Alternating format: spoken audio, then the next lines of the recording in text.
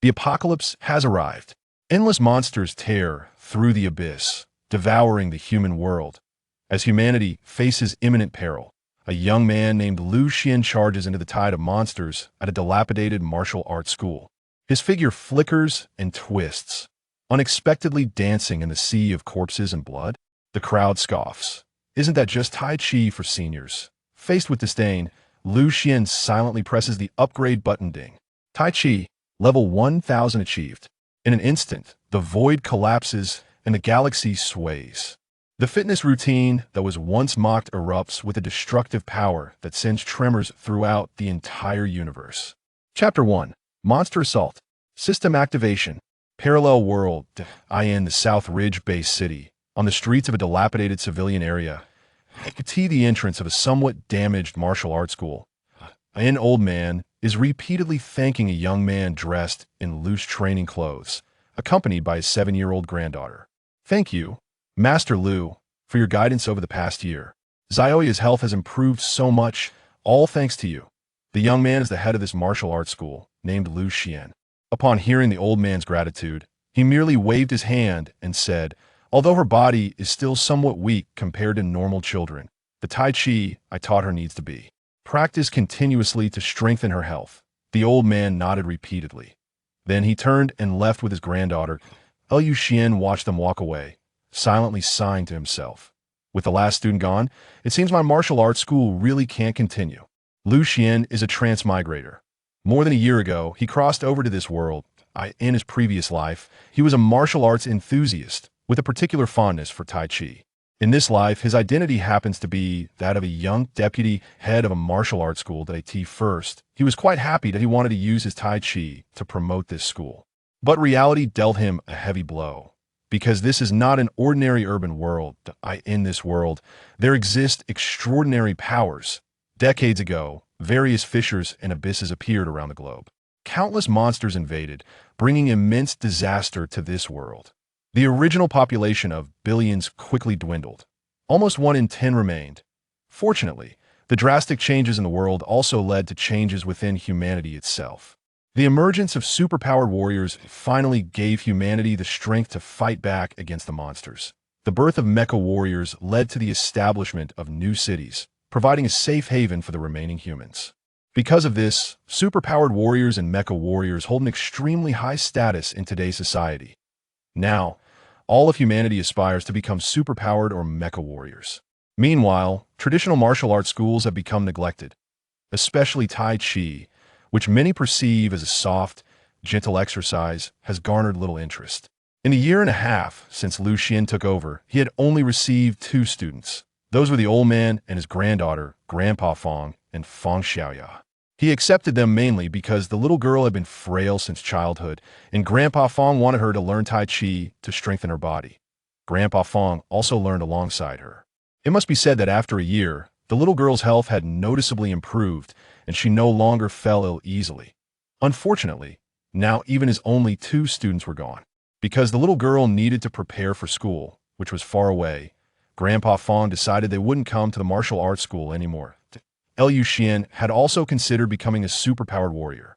But unfortunately, he was already 20 years old and had yet to activate any powers. Basically, it was unlikely he would become a superpowered warrior in this lifetime. As for becoming a mecha warrior, that was usually reserved for elite candidates selected from the military and trained from a young age, so he held no hopes there. Now, with no students left in the martial arts school, Xuan was at a loss about what to do next. After watching the grandfather and granddaughter leave, at that moment, chirp, a piercing eagle's cry suddenly came from the high sky. Boom, boom, boom. Terrifying sound waves swept down. The glass on nearby buildings shattered and broke, flying in all directions. Everyone on the street instantly fell into panic and chaos. Xuan suddenly turned to look behind him. He saw a huge crack opening up in the sky. Massive eagle-like monsters like fighter jets dove straight down toward the ground. Xuan's pupils contracted. This was a monster attack on the city. He quickly glanced at the grandfather and granddaughter who had just left. He saw that they were right beneath a giant glass window. Countless shards of glass rained down like a storm toward them. Fong Xiaoya was completely frozen in fear.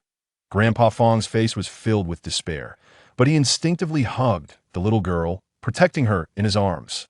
"Get out of the way!" Xian shouted and rushed toward the grandfather and granddaughter, who were covered by the glass shards and tea that moment, that a series of mechanical voices suddenly echoed in his mind. Ding! God-level martial arts system binding successful. Detecting host's weak physique, strengthening host body. Ding! Mission triggered. Save martial arts students. Reward: 20 experience points. A warm current appeared out of nowhere, instantly flowing through Xian's entire body. At the same time, information about the system and its functions flooded into Xian's mind. Xian's heart shook violently. In his previous life, he loved reading novels, so he naturally understood what was happening now. The golden finger has finally arrived. However, at this moment, he had no time to comprehend the system. Saving people was a matter of urgency. He couldn't just stand by and watch his student die right before his eyes. It was this urgent feeling that instantly propelled him to the peak of his speed. He was astonished to find that his speed had reached an astonishing level. In just an instant, he covered the distance of several dozen meters. Is this the effect of the system strengthening his physique? The moment that thought crossed his mind, he had already reached the grandfather and granddaughter. Grandpa Fong originally thought he was doomed, desperately holding onto his granddaughter, hoping to shield her from the glass shards with his body. But in that instant, he suddenly felt someone grab his collar. In the next moment, both he and his granddaughter were moving. They saw themselves rapidly leaving their previous position. Countless glass shards fell where they had just been, especially a particularly sharp and large shard of glass that hit the ground with a terrifying crash. Grandpa Fong knew that if they had been struck just now, even with his protection, his granddaughter would at least have been seriously injured. But now, they were actually being led by Xian, weaving and dodging through the rain of glass shards. Those dense glass shards brushed past them, but could not inflict any harm. In an instant, Xian, along with the grandfather and granddaughter, had burst out of the area covered by glass and sought refuge under an eave, dazed. Shocked, this was the inner feeling of Grandpa Fong and his granddaughter at that moment. They never expected that the person they previously thought was just doing a soft and gentle exercise, Xian, would have such astonishing speed. Others around also witnessed this scene and were momentarily shocked. What the hell? The curator Liu is actually so powerful. Did you see that? It was simply too cool. Turns out curator Liu is also a supernatural warrior. While everyone was in disbelief, Xian had already heard the system's prompt. Ding. Congratulations, host, you have completed the task, and the reward has been credited. Xian was overjoyed and immediately focused his thoughts that a light curtain appeared that only he could see. Chapter 2. Tai Chi. Level up 10 levels. Personal attribute panel. Name: Xian. Skill: Tai Chi LV10.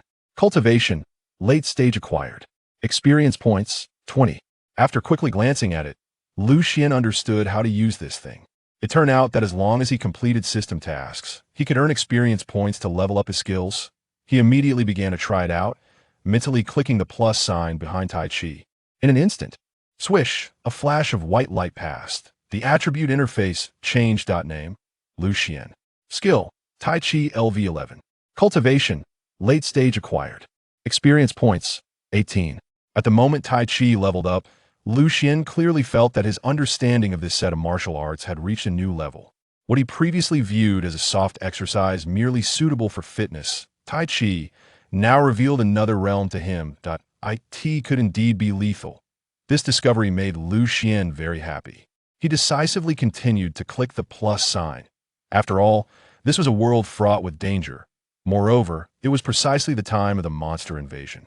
He couldn't miss any opportunity to enhance his strength. Swish, swish, swish. Tai Chi was directly upgraded to LV20. Layers of profound insights rapidly surfaced in Xian's mind. As he quickly digested them, his aura gradually changed. Nearby, others were still busy dodging, and no one noticed him.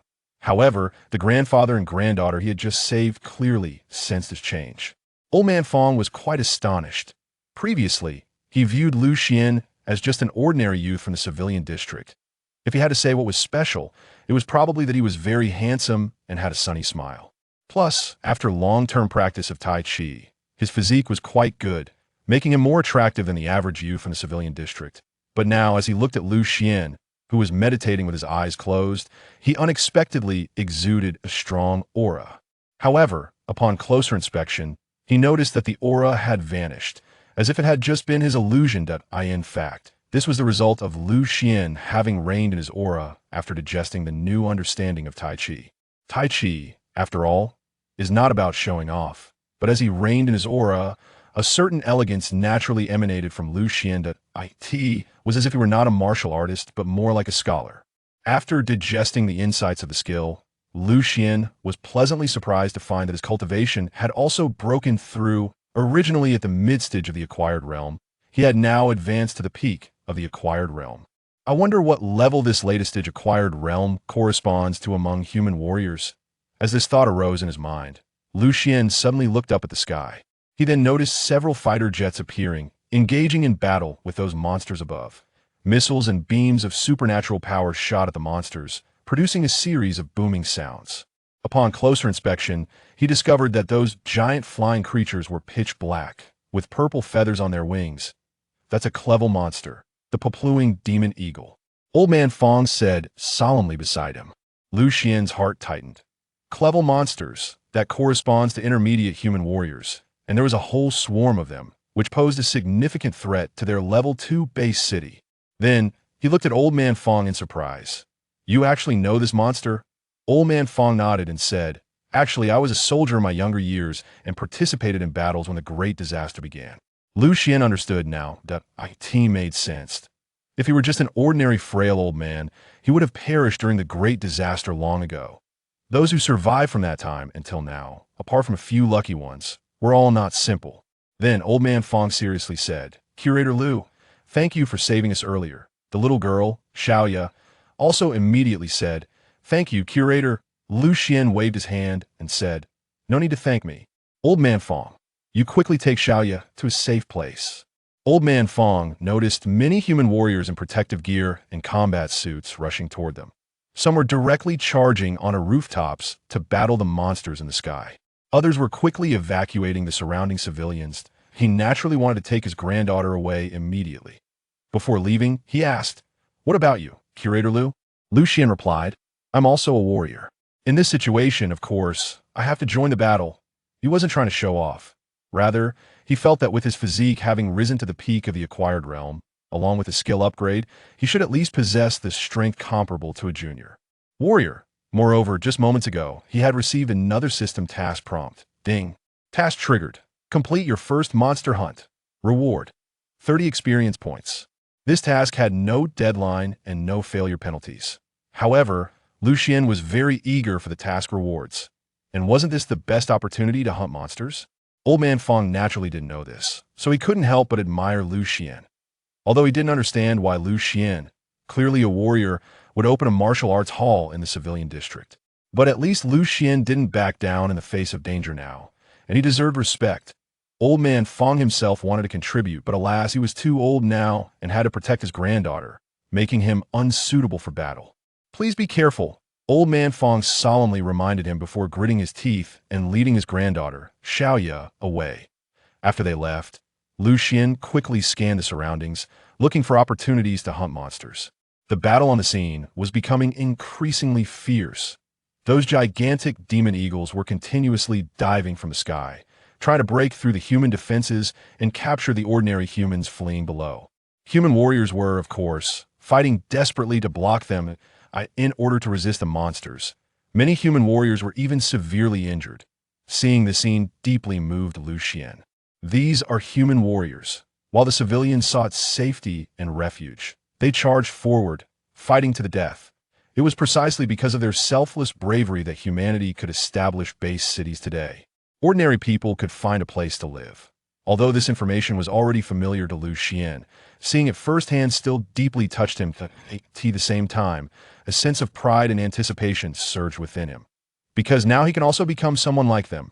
While Xuan was thinking about this, a figure suddenly appeared in front of him. It was a female warrior dressed in tight combat armor.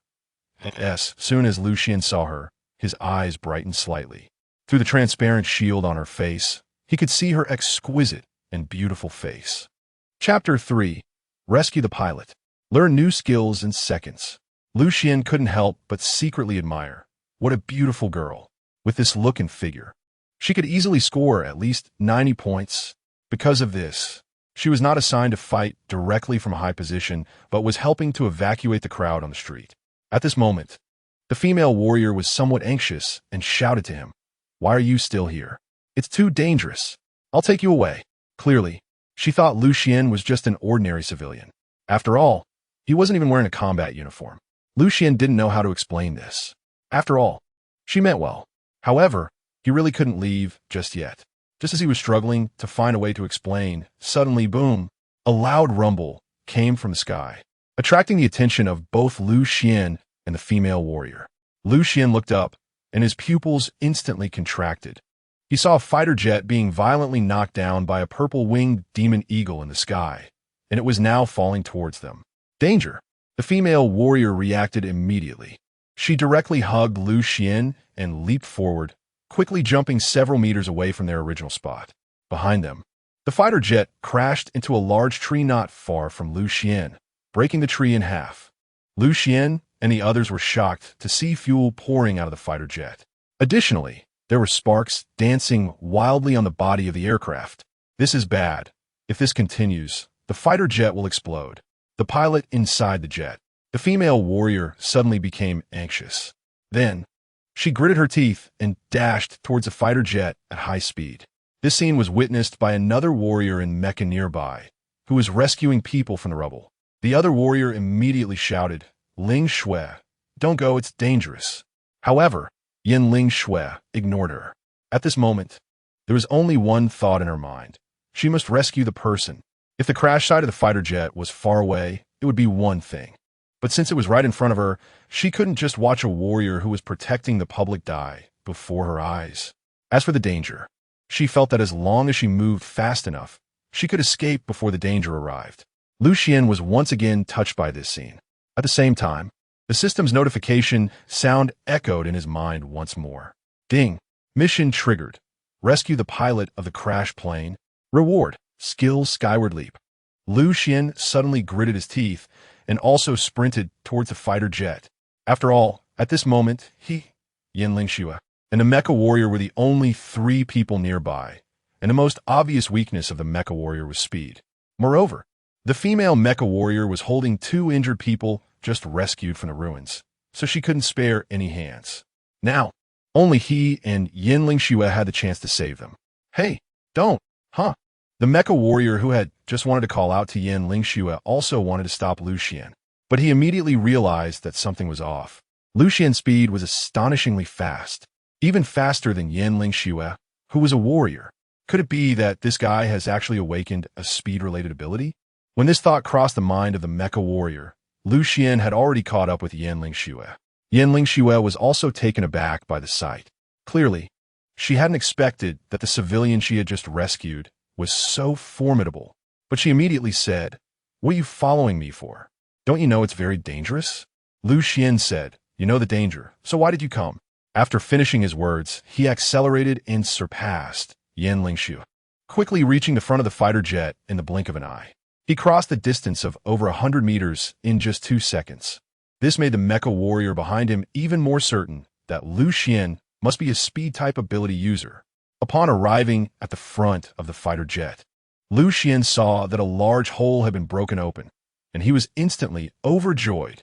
It should be noted that this fighter jet was made of sturdy alloy, and with his strength, he couldn't have damaged it from the outside. But now, with this hole, it would be easy for him to rescue someone. So, he directly leaped through the hole and entered the cockpit. Inside the cockpit, the pilot had already fainted. Lu Xian wanted to take him out, but he found that he couldn't unbuckle the seatbelt on him. For a moment, Lu Xian also became anxious. Fortunately, Ling Shui had rushed into the cabin. "Let me do it." She squeezed in beside Lu Xian and pressed a button on the seat. The seatbelt was immediately released automatically. Lu Xian was overjoyed and immediately picked up the unconscious pilot, leaping out of the aircraft. After landing, he immediately started running. Behind him, Ling Shui also jumped out of the fighter jet. Just as she was about to run, she suddenly turned her head to the side and discovered that the plane was already on fire. Not good. She immediately leaped over to Lu Xian's side. Then, Her body suddenly twisted, facing the direction of the fighter jet. She raised her hand sharply. A brilliant blue light radiated from between her hands. The ability activated. Snow shield. Buzz. The light transformed into a huge white shield, blocking in front of her. At that moment, the plane exploded. Boom! A violent explosion occurred. Yan Lingxue was blasted away. The direction was right towards Lu Xian. Just a few dozen meters away, Lu Xian felt an incredible wave of heat coming at him.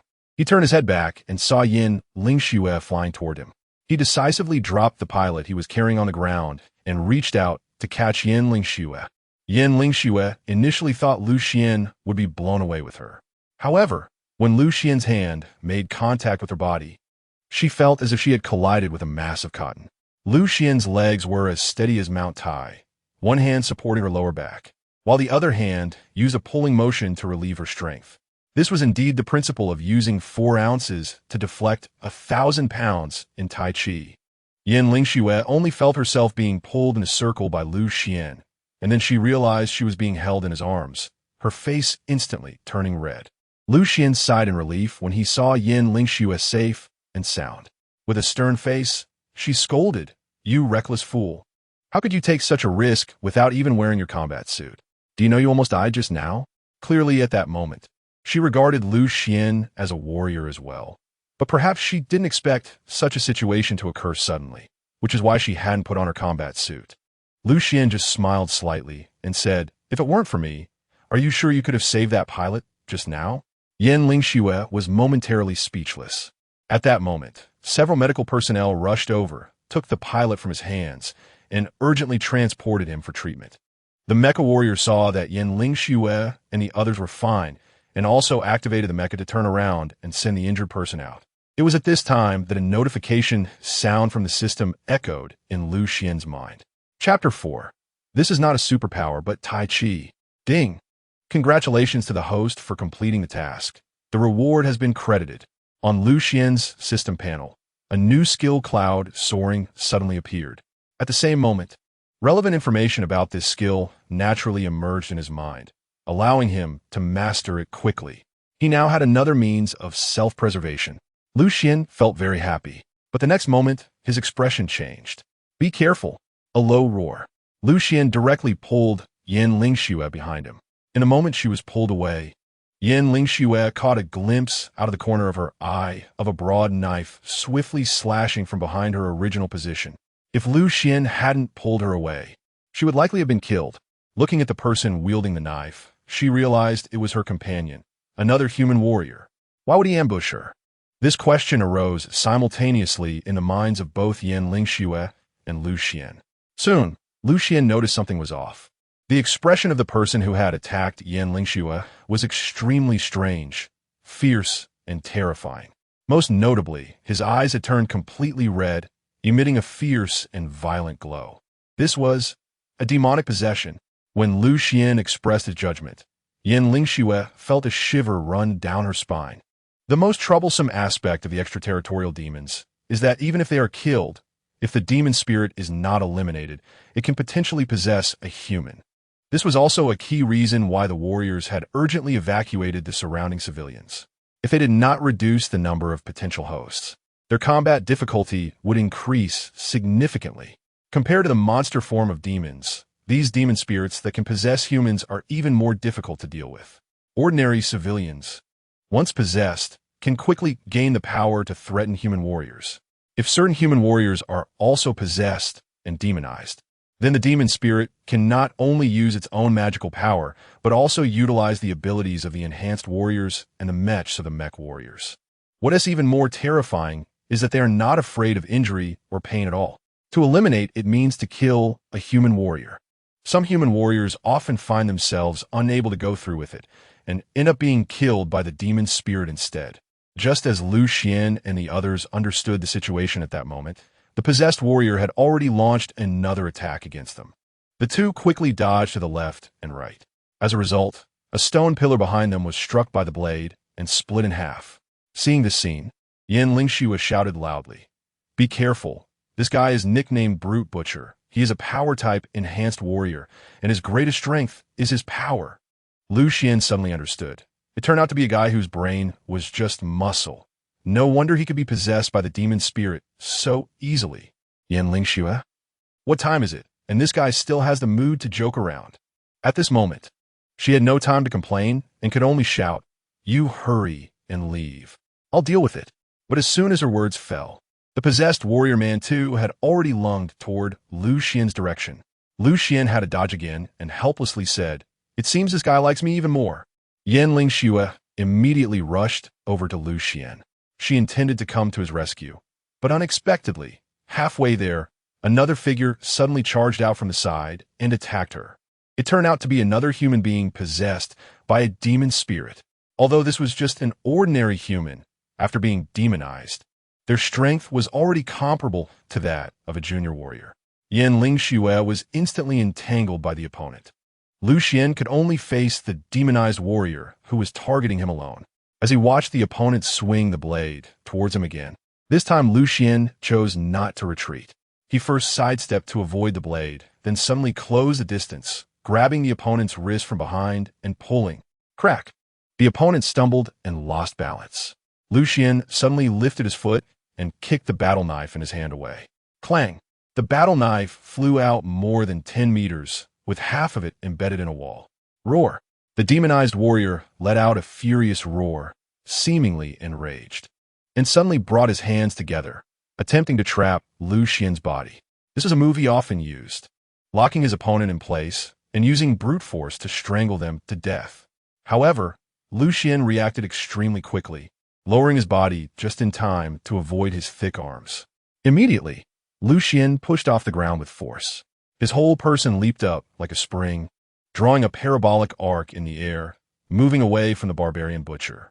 But just as he was about to land, his pupils contracted slightly. He had suddenly discovered that a third demonized being had emerged right where he was about to fall. The opponent was staring at him with a fierce expression, drooling as if waiting to swallow him whole the moment he landed. Seeing his body rapidly descending, Lu Xian immediately utilized the skill he had just acquired, Cloud Ladder. He quickly pushed against the air beneath him, using it to counteract his downward momentum, and his body slightly ascended again. He then evaded the demonized being and finally landed safely. But as he landed, he faced the simultaneous attacks of two demonized beings. Yan Lingxue, who was battling another demonized being, couldn't help but sweat for Lu Xian upon witnessing this scene. However, Lu Xian himself remained calm and appeared quite relaxed. He drew in his chest, straightened his back, sank his shoulders, and dropped his elbows, striking a posture that looked quite strange to her. The Tai Chi starting position. Yan Lingxue couldn't recognize it for a moment and was somewhat confused. What is this guy doing? Before she could figure it out, she saw the two demonized beings charging towards Lu Xian. Yan Lingxue's heart tightened, but Lu Xian himself was smiling. He drew circles with his hands, and a wondrous, soft force guided the punches coming from both sides. The next moment, bang, those two fists that were originally aimed at him actually struck each other. They were both sent flying away by the impact. Yan Lingxue was also stunned by this scene, exclaiming, "What kind of special ability is this?" Lu Xian smiled and changed his posture, saying, "This is not a supernatural ability, but Tai Chi." Tai Chi. Yan Lingxue was astonished. As a citizen of the great Xia kingdom, she certainly had heard of Tai Chi before. Upon closer inspection, she recognized that Lu Xian's movements were indeed Tai Chi. However, in her impression, it seemed like just an exercise for the elderly, right? This wasn't a movie. She had never heard of it having any combat power in reality. Just as Yan Lingxue was confused, the demonized foe she had temporarily controlled with her ice and snow abilities regained its ability to move again. She had to refocus her attention on the demonized foe. At the same time, the two demonized beings beside Lu Xian also got back up and launched another attack at him. Chapter 5. Let go of that monster, let me do it. The two demonized beings were extremely frenzied, recklessly charging at Lu Xian. However, no matter how fierce their onslaught was, Lu Xian remained relaxed and natural. His stance was steady as he continuously executed one Tai Chi move after another. The movements flowed like clouds and water, gentle and even. Yet, these gentle movements left the two demonized beings spinning in circles. They couldn't even touch the corners of his clothing, and instead, they inexplicably struck each other. As a result, both demonized beings thought the other was doing it on purpose and became enraged. They then abandoned their attack on Lu Xian and began to fight each other. On the other side, after Yan Lingxue once again controlled her opponent with her abilities, she turned her attention to Lu Xian's side and happened to see the scene of the two demonized beings battling each other. In an instant, she was once again dumbfounded. What was happening? Why were the two demonized beings fighting each other? Yan Lingxue looked bewildered. Lu Xian heard her voice and just smiled, saying, "Maybe they have a grudge against each other." After saying that, he even strode over to Yan Lingxue's side, and together they swiftly killed the frozen demonized creature. Just as they finished off one demonized creature, a notification sound echoed in his mind. Ding! Congratulations, host, on completing your first monster hunting task. The reward has been credited. Lu Xian felt a surge of joy in his heart and immediately checked the system panel, only to see that his account had surprisingly gained 35 experience points. Wait, wasn't the task reward 30 points? Why does his account show 35 points now? Lu Xian was a bit puzzled, but soon, his gaze fell on the demonized being that had been frozen by Yan Lingxue and then had its heart shattered by his punch. Could it be that killing monsters alone also grants experience points? He quickly confirmed his suspicion. After all, there was no other explanation for how he gained 5 experience points out of nowhere. Without thinking too much, he decided to upgrade his cloud stepping technique first. During the battle, he had noticed that his Tai Chi fist was quite powerful, but the newly acquired cloud stepping was only at level 1, which was a bit too weak. Considering the overall enhancement, he directly consumed 10 experience points to upgrade cloud stepping to level 10. With 25 experience points left, he upgraded Tai Chi fist. Originally, Tai Chi fist was at level 20, and each upgrade from level 21 onwards consumed 3 experience points. With 25 points, Lu Xian could only upgrade at 8 levels. As a result, his personal attribute panel changed.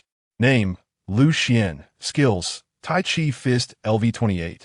Cloud stepping LV10. Cultivation, postnatal great perfection. Experience points, 1 point. It was at this moment that Lu Xian noticed that the two demonized beings he had lured into fighting each other had also determined a winner. Naturally, the warrior with the power ability emerged victorious. The other demonized individual had their heart directly pierced by a punch.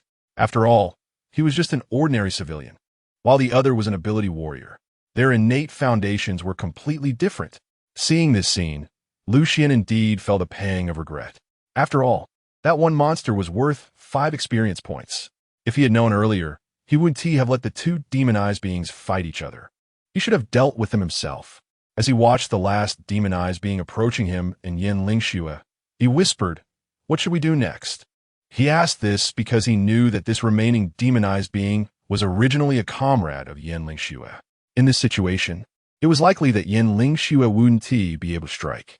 Yan Lingxue took a deep breath and gritted her teeth, saying, "Since he has been demonized, he is beyond saving.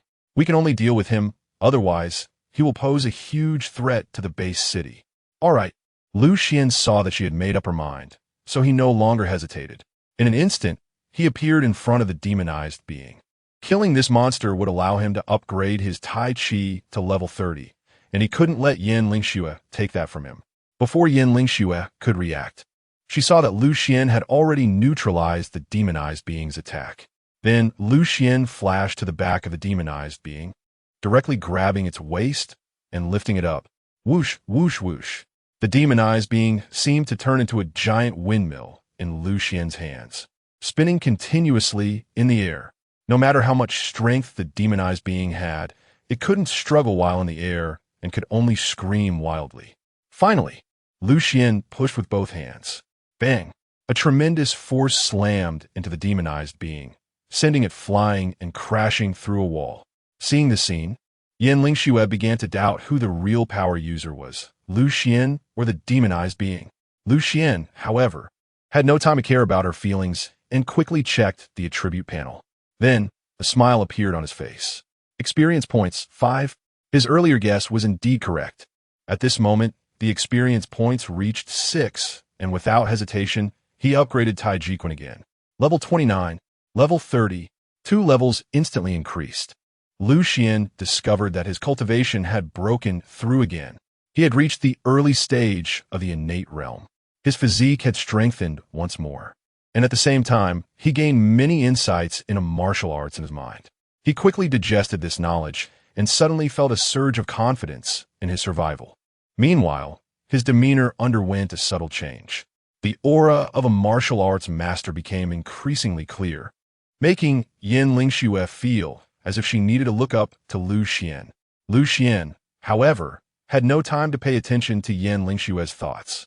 Having tasted success, he was scanning the area for more opportunities to hunt magical creatures. Suddenly, his eyes lit up and he charged forward. While running, he shouted loudly, "Let go of that fairy, no! Let go of that magical creature, let me handle it." Yan Lingxue was startled by him. Upon closer inspection, she realized that Xuan was heading straight for a purple-winged magic eagle that was entangled by 3 ability warriors with steel cables. The 3 ability warriors, who were originally engaged in battle with the purple-winged magic eagle, were also taken aback by Xuan's sudden appearance.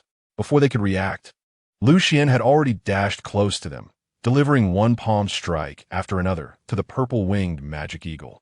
The magic eagle, already injured, was crushed to death by Xuan's continuous attacks, its heart being the weak point for most magical creatures. After taking it down, Xuan naturally gained another 5 experience points. He looked at the 3 ability warriors who were still in shock and smiled, saying, "No need to thank me." After that, he spotted another target and swiftly charged over again. How come he came out to fight without even wearing battle gear? Did you figure out what ability he just used? I can't tell. Who is this guy? I don't know him either. Chapter 6. The Hunt for Lord-Level Magical Creatures. While the 3 were discussing, Xuan had already arrived near another battlefield. There was also a purple-winged magic eagle temporarily under control here. Demonic beast, take my punch. Xuan rushed forward and delivered a sudden strike, killing another purple-winged demon eagle. Immediately, he hurriedly came and went. When he arrived near the 3rd purple-winged demon eagle, it seemed to sense danger. It actually abandoned the human it was about to kill and attempted to flap its wings to fly away. Not so fast. Xuan would not let it go as it wished, and he immediately used the cloud ladder technique to chase into the sky. Yan Lingxue, who followed closely behind Xuan, was even more shocked upon seeing this scene. She incredulously said, "This guy actually masters the rare flying ability? Could he be a dual ability warrior?" Clearly, Yan Lingxue still did not believe that Xuan was truly using Tai Chi. She thought that Xuan must have mastered some kind of special ability, but was merely using Tai Chi to conceal his true power. This kind of approach is not uncommon. Some ability warriors have unique abilities, and to avoid revealing their powers, they will use similar methods to cover them up. However, seeing Xuan standing in midair at this moment, Yan Lingxue was sure that Xuan had definitely mastered the flying ability. A dual ability warrior, as the name suggests, is a warrior who has mastered 2 abilities. In her long life, Yan Lingxue had only encountered 3 such individuals. Those 3 were all extremely powerful and were highly valued and trained by the Human Warrior Alliance. Yan Lingxue never expected that she would meet a dual ability warrior in such a manner. While she was still emotionally fluctuating over Xuan, he had already caught up in the air and taken down the purple-winged magic eagle. One must say, the upgraded Tai Chi at level 30 was incredibly powerful. Xuan only felt that the energy within him was continuous, and he had a sense of becoming braver as he fought. However, he also realized his shortcomings. His speed was still not fast enough. If he hadn't chased early and let the purple-winged demon eagle fly a bit higher, he might not have caught up. Thinking of this, he decisively allocated all the experience points he had just gained to the skill Sky Cloud Leaping. Swish, swish, swish. Sky Cloud Leaping leveled up 7 times, reaching LV 17. As Xuan dashed towards another purple-winged demon eagle, he felt his speed increase significantly again. In just a few breaths, he crossed the distance of hundreds of meters and rejoined another battlefield. Moments later, he took down another demonized being, helping a group of people break through encirclement and once again gained 5 experience points. He finally upgraded Sky Cloud Leaping to LV 20. As for speed, he was finally good enough for now. Yan Lingxue, on the other hand, couldn't pay attention to Lu Xian for the time being. The battle situation was becoming increasingly intense, and she had to immediately join the fight. Meanwhile, in a massive crack high above, a gigantic purple-winged demon eagle, several times the size of an ordinary one, suddenly flew out, surrounding the crack. The pilots in the fighter jets and the human warriors standing on the rooftops of the buildings below all changed their expressions upon witnessing this scene. This is a high-level demon lord. Damn, how could such a creature appear in a secondary base city like ours? We're doomed. We have no chance of winning. Get it together. We can't give up. We must hold on until the high-level warriors come to support us. Even if we die, we must at least buy time for the civilians to evacuate. After a moment of chaos, all the warriors went mad. Everyone temporarily ignored the ordinary purple-winged demon eagles and concentrated their fire on that lord.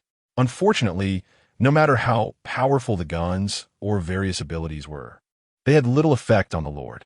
The lord suffered almost no significant damage. In fact, it seemed a bit impatient and suddenly flapped its wings. Boom! A terrifying gale carrying demonic energy swept out in all directions. The attacking fighter jets were violently blown away. The pilots on the planes experienced blackouts, and their consciousness fell into chaos. Instantly, those fighter jets lost control and began to plummet from the sky. Not good. The human warriors on the buildings below were all alarmed. They couldn't care about attacking for the moment, and hurriedly dodged the rampaging fighter jets. The scene fell into chaos. Seeing this, the purple-winged demon eagle lord showed a hint of satisfaction in its fiery red eyes. It then arrogantly surveyed the battlefield below, seemingly considering where to start its destruction. Just then, something below caught its attention. It was a seemingly frail human. At that moment, he was rampaging through the chaotic streets, and wherever he went, the human warriors who were originally in danger were suddenly relieved. The demons they faced were quickly slain. Seeing this, the purple-winged demon eagle lord became somewhat displeased. Suddenly, it dove down from the sky, rapidly attacking the figure on the ground. The figure that caught its attention was none other than Lu Xian. Lu Xian had just hunted a purple-winged demon eagle and was about to look for his next target. At that moment, a notification sounded. Task triggered. Escape from the hunt of the purple-winged demon eagle lord. Reward. Item dragon sword. Hearing this system prompt, Lu Xian's pupils suddenly constricted. Escape from the hunt of the purple-winged demon eagle lord? Doesn't that mean? He felt all the hair on his body stand on end and suddenly looked up to see a terrifying shadow descending from the sky. Before he could react, he was swallowed whole by the massive purple-winged demon eagle lord. Lu Xian. Not far from Lu Xian, Yan Lingxue saw this scene and couldn't help but cry out in sorrow. She never expected to feel such sadness for someone she had only just met.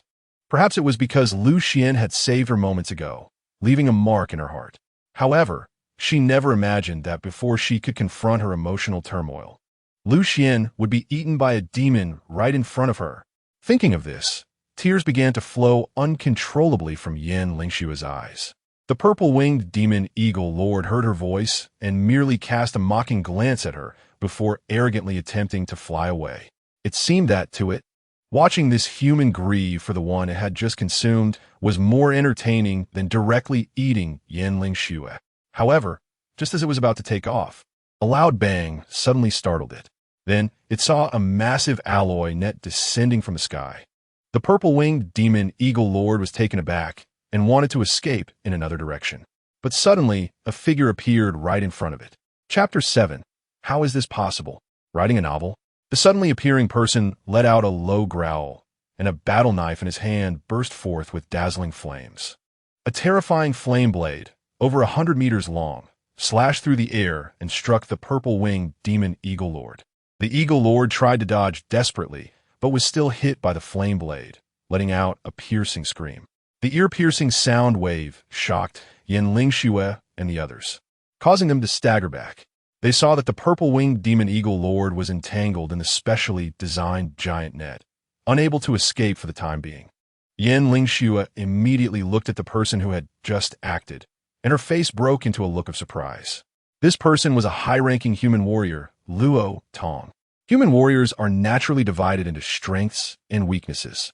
According to their overall strength, they are classified into 3 levels: warrior, war general, and war god.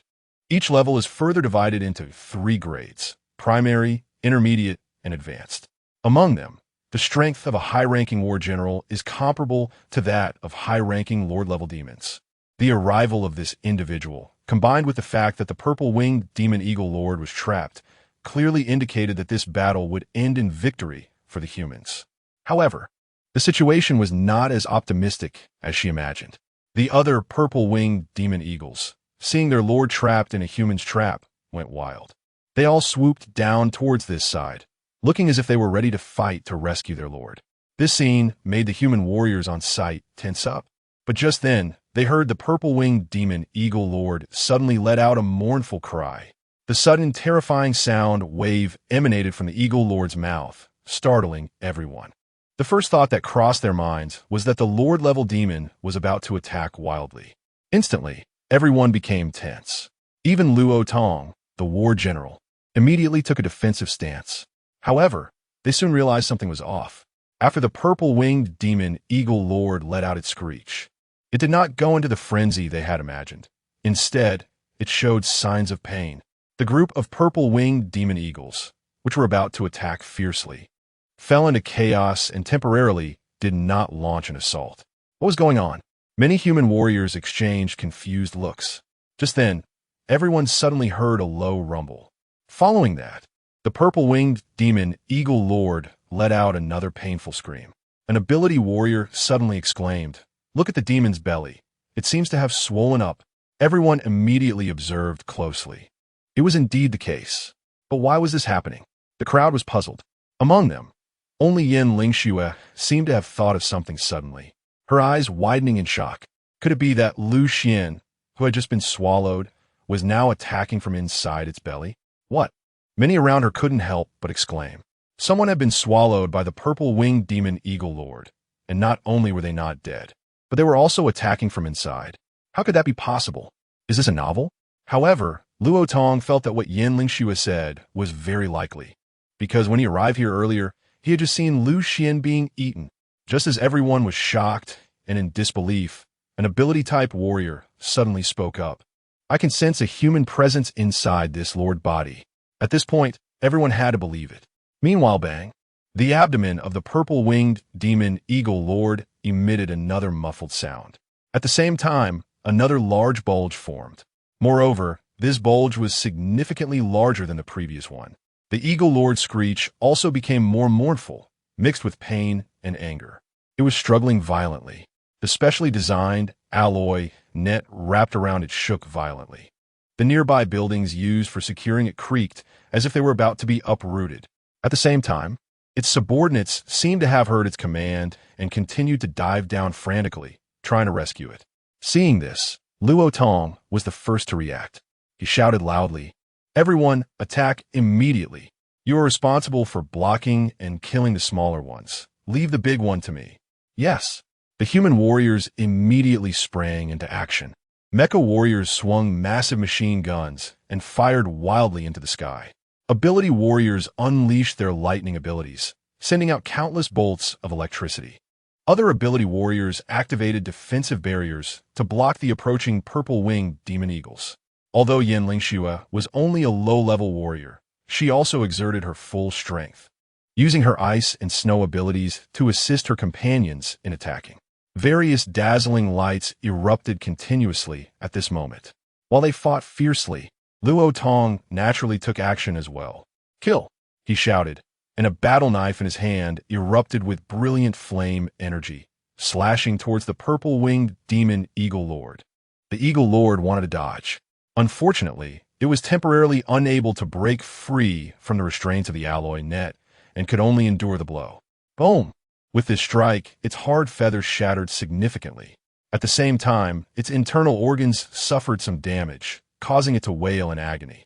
Of course, what troubled it even more was its abdomen. At this moment, just as Yin Lingxue had speculated, Lu Xian was indeed attacking the abdomen of the purple-winged demon eagle lord. He forcibly fixed his feet against the wall of the demon eagle's esophagus to prevent himself from falling into its stomach and being digested. His fists were constantly building up power, attacking again and again. Although the interior of a Lord-level monster is relatively weaker compared to its surface, its defense is still astonishing. Regular attacks would be automatically neutralized by the elasticity of its internal flesh membranes. However, Lu Xian's Tai Chi fist had already upgraded to level 30, and his cultivation had reached the innate stage, allowing him to produce internal energy. Therefore, each punch he delivered had incredible destructive power, directly penetrating the internal organs of the purple-winged demon eagle lord. Moreover, Lu Xian was even more cunning, as he targeted the same spot with each attack. As a result, the effects of his attacks stacked up continuously, and he finally broke through the esophagus of the purple-winged demon eagle lord. In an instant, blood flowed everywhere. Such a serious injury naturally drove the purple-winged demon eagle lord into a frenzied struggle. Lu Xian did not stop his attack. His body directly drilled out from the crack and continued to punch. No matter how it struggled, I still practiced Tai Chi. Lu Xian didn't even know how many punches he had thrown or how many layers of obstacles he had penetrated within the body of the purple-winged demon eagle lord. He suddenly realized that he had arrived at a special area. Chapter 8. The Spirit Possession, the Mystery of the Chi Force. That was the heart of the purple-winged demon eagle lord. Lu Xian's face showed a hint of joy. He had not expected that he would accidentally end up here. Next, as long as he shattered this heart, he would naturally take down this Lord-level monster.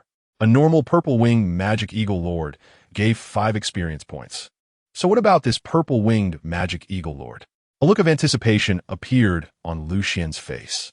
Then, he decisively crawled over in that direction. Just as he was about to attack, he suddenly saw a strange purple-black gas burst out from the gigantic heart. This is a demon spirit. Lu Xian's expression changed drastically. The surrounding space was very narrow, and various blood vessel tissues obstructed him, making it impossible to dodge. As a result, the strange gas enveloped him directly. Instantly, Lu Xian felt a chill run through his entire body. Without a doubt, the demon spirit was preparing to possess him. At this moment, a strong sense of unease arose in Lu Xian's heart. After all, he had no idea how to resist a demon spirit possession. However, he thought to himself, since he had the system, he couldn't possibly die for being possessed by this demon spirit, right? Just then, a notification sounded. Ding! Congratulations, host, for completing the task. Escape from the hunt of the purple-winged magic eagle lord. Rewards have been credited. Ding! Congratulations, host, for completing the achievement task. Slay a Lord-level monster. Reward skill, Tai Chi, swordsmanship, 100 experience points. 2 notifications rang out in Lu Xian's mind one after another. In an instant, Lu Xian felt something heavy in his hand, and a delicate, long sword appeared. At the same time, a new skill and 100 experience points appeared on his attribute panel. This left him somewhat bewildered. How did he suddenly complete 2 tasks? Then he realized, right, since the demon spirit was going to possess him, the original purple-winged magic eagle lord must have died. However, his expression changed again. In this situation, getting these rewards seemed unable to help him resist the demon spirit possession. Did he just activate the system today, only to face tragedy? Meanwhile, outside, the purple-winged magic eagle lord, which had been struggling violently, suddenly went stiff and stopped moving. Luo Tong, who was attacking it, frowned. He temporarily halted his actions and observed cautiously. Soon, the detection equipment on him indicated that the life force of this lord had vanished. However, he did not let down his guard. Monsters were much more cunning than ordinary mutated beasts. Besides Luo Tong, Yan Lingxue had been closely watching the purple-winged magic eagle lord as well. She had been hoping that Lu Xian could create a miracle and break out from within the magic eagle lord. Just then, boom, a beam of sword light suddenly shot out from the purple-winged magic eagle lord. Be careful. Luo Tong's expression changed, and he quickly retreated, warning the others around him. The others hurriedly backed away.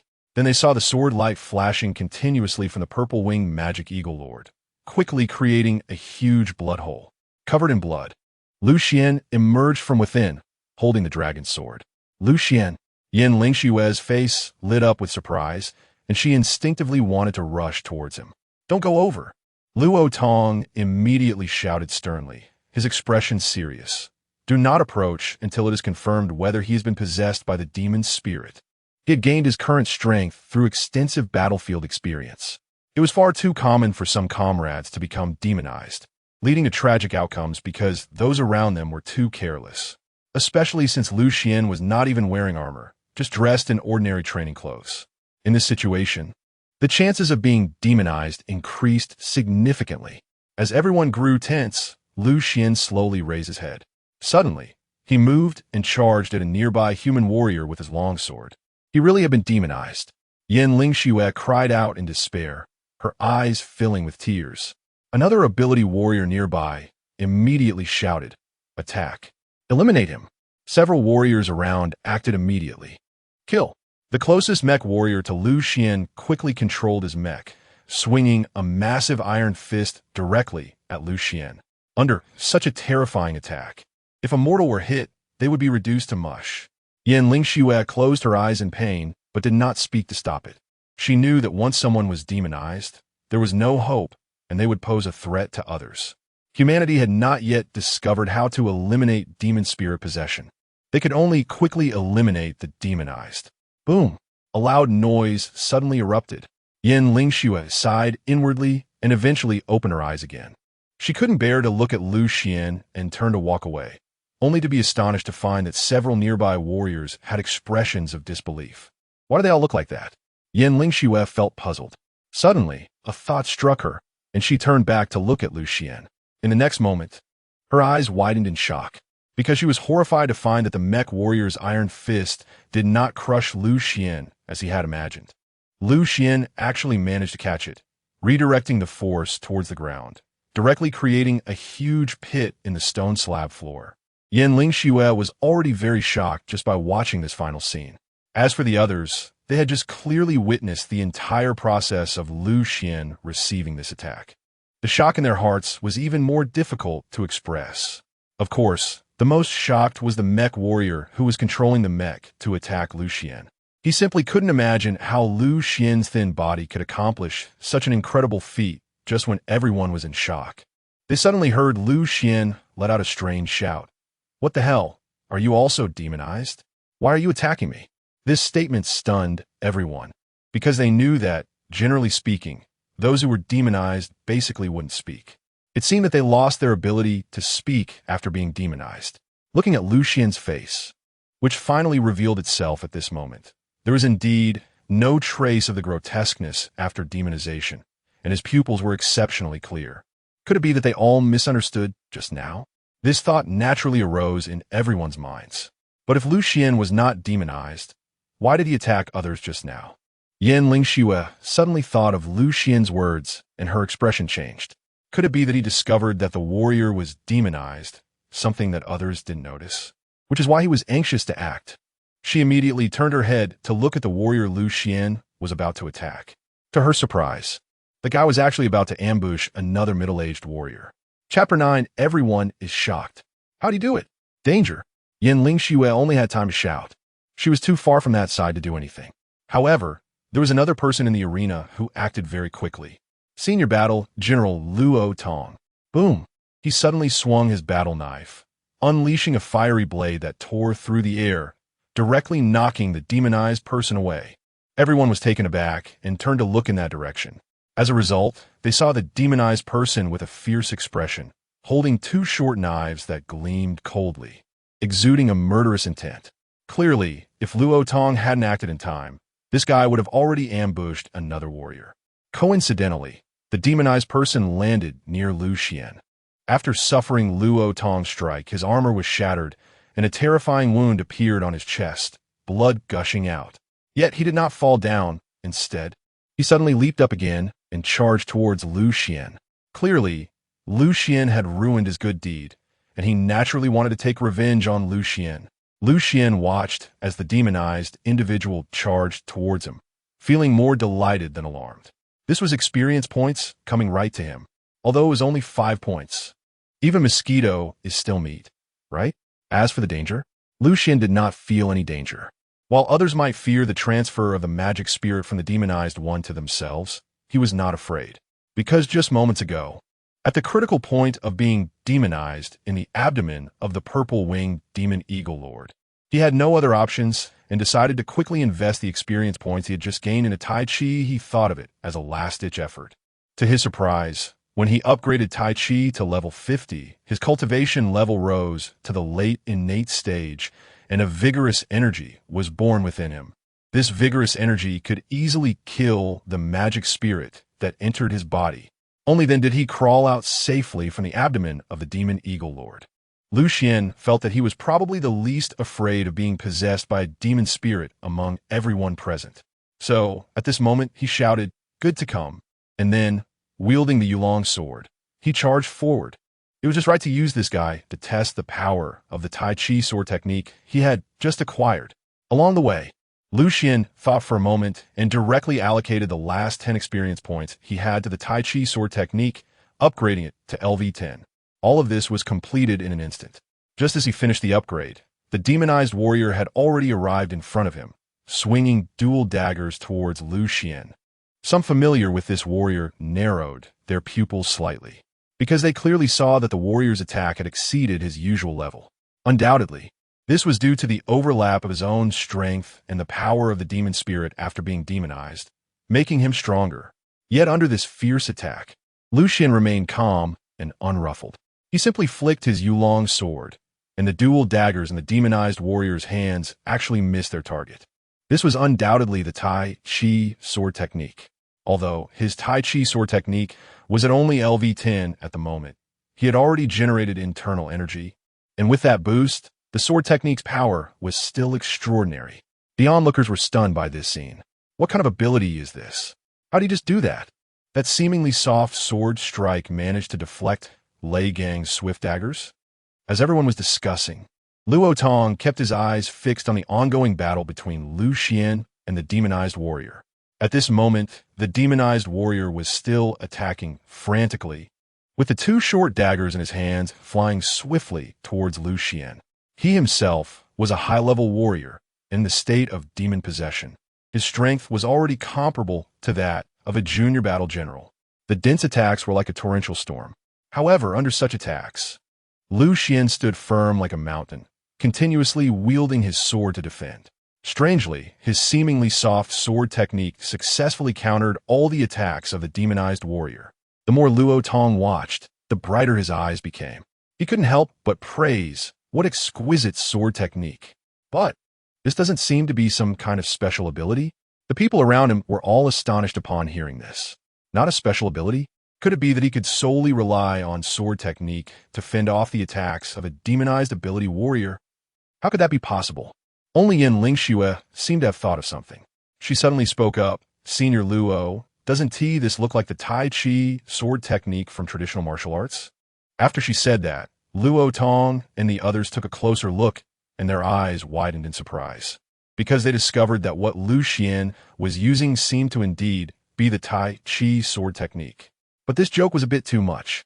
If the Tai Chi sword technique was really that effective, why would they need these ability warriors and mecha warriors? I don't believe it. This absolutely cannot just be pure Tai Chi sword technique. I also don't believe it. He must have used some special ability, merely leveraging the Tai Chi sword technique for practical combat. Traditional martial arts have already been studied by many, and even for strengthening the body, the effects are very limited. That's right. How could traditional martial arts have such practical combat capability? Almost everyone did not believe that what Xian was employing was truly the Tai Chi sword technique. Luo Tong did not speak, his gaze still fixed on Xian. It was as if he sensed something, and he suddenly sighed softly, saying, "You are right. He indeed possesses this sharp energy. Although I don't know what kind of ability it is, it should not be the power that traditional martial arts possess." As he said this, he felt a bit regretful in his heart, because he had just thought that if Xian could truly use traditional martial arts to exert power comparable to high-level warriors, wouldn't humanity have another way to become stronger? Unfortunately, it seemed he was overthinking it. After all, if traditional martial arts really had such power, the strong among humanity would have long developed and spread it to the people worldwide.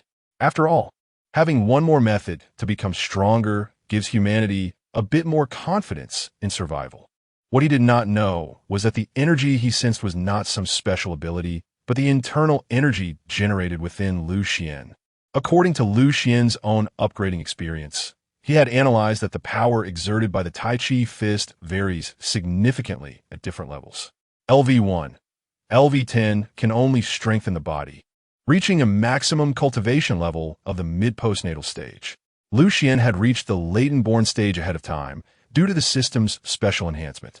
LV10, LV20 can generate Mingjin, with a maximum cultivation level of postnatal perfection, equivalent to a junior warrior. LV20, LV30 can generate Onjin, with a maximum cultivation level of the mid-born stage, equivalent to a mid-level warrior. LV30, LV40 can generate Huajin, with a maximum cultivation level of a latent-born stage, equivalent to a high-level warrior. LV40, LV50 can generate Gongqi, with a maximum cultivation level of inborn perfection, equivalent to a junior battle general. As for how to upgrade beyond that, Xuan knew, but he felt that this system seemed to allow him to upgrade infinitely. Battle generals, even battle gods, would not be his limit. Chapter 10. Rejecting the invitation of elite warriors. Swish. Swish. Two sharp beams of light from the daggers, accompanied by a chilling demonic aura, sliced through the air. Many onlookers felt their scalps tingle. However, Xuan remained exceptionally calm, lightly dodging with a shift of his body. The next moment, Xuan's aura changed from soft to incredibly fierce. He counterattacked in an instant. Puffed. A sword pierced through the heart of the demonized warrior. Immediately, the demonized warrior's whole body stiffened, and purple-black demonic energy quickly emerged from his heart. This scene made everyone tense up, because if that purple-black demonic energy were to attach itself to someone else, another demonized warrior would immediately be born. Fortunately, this situation ultimately did not occur. After the demonic energy appeared, it quickly melted away as if encountering spring sunshine. Thus, this demonized warrior was completely dealt with. At the same time, Xuan's account also gained 5 more experience points.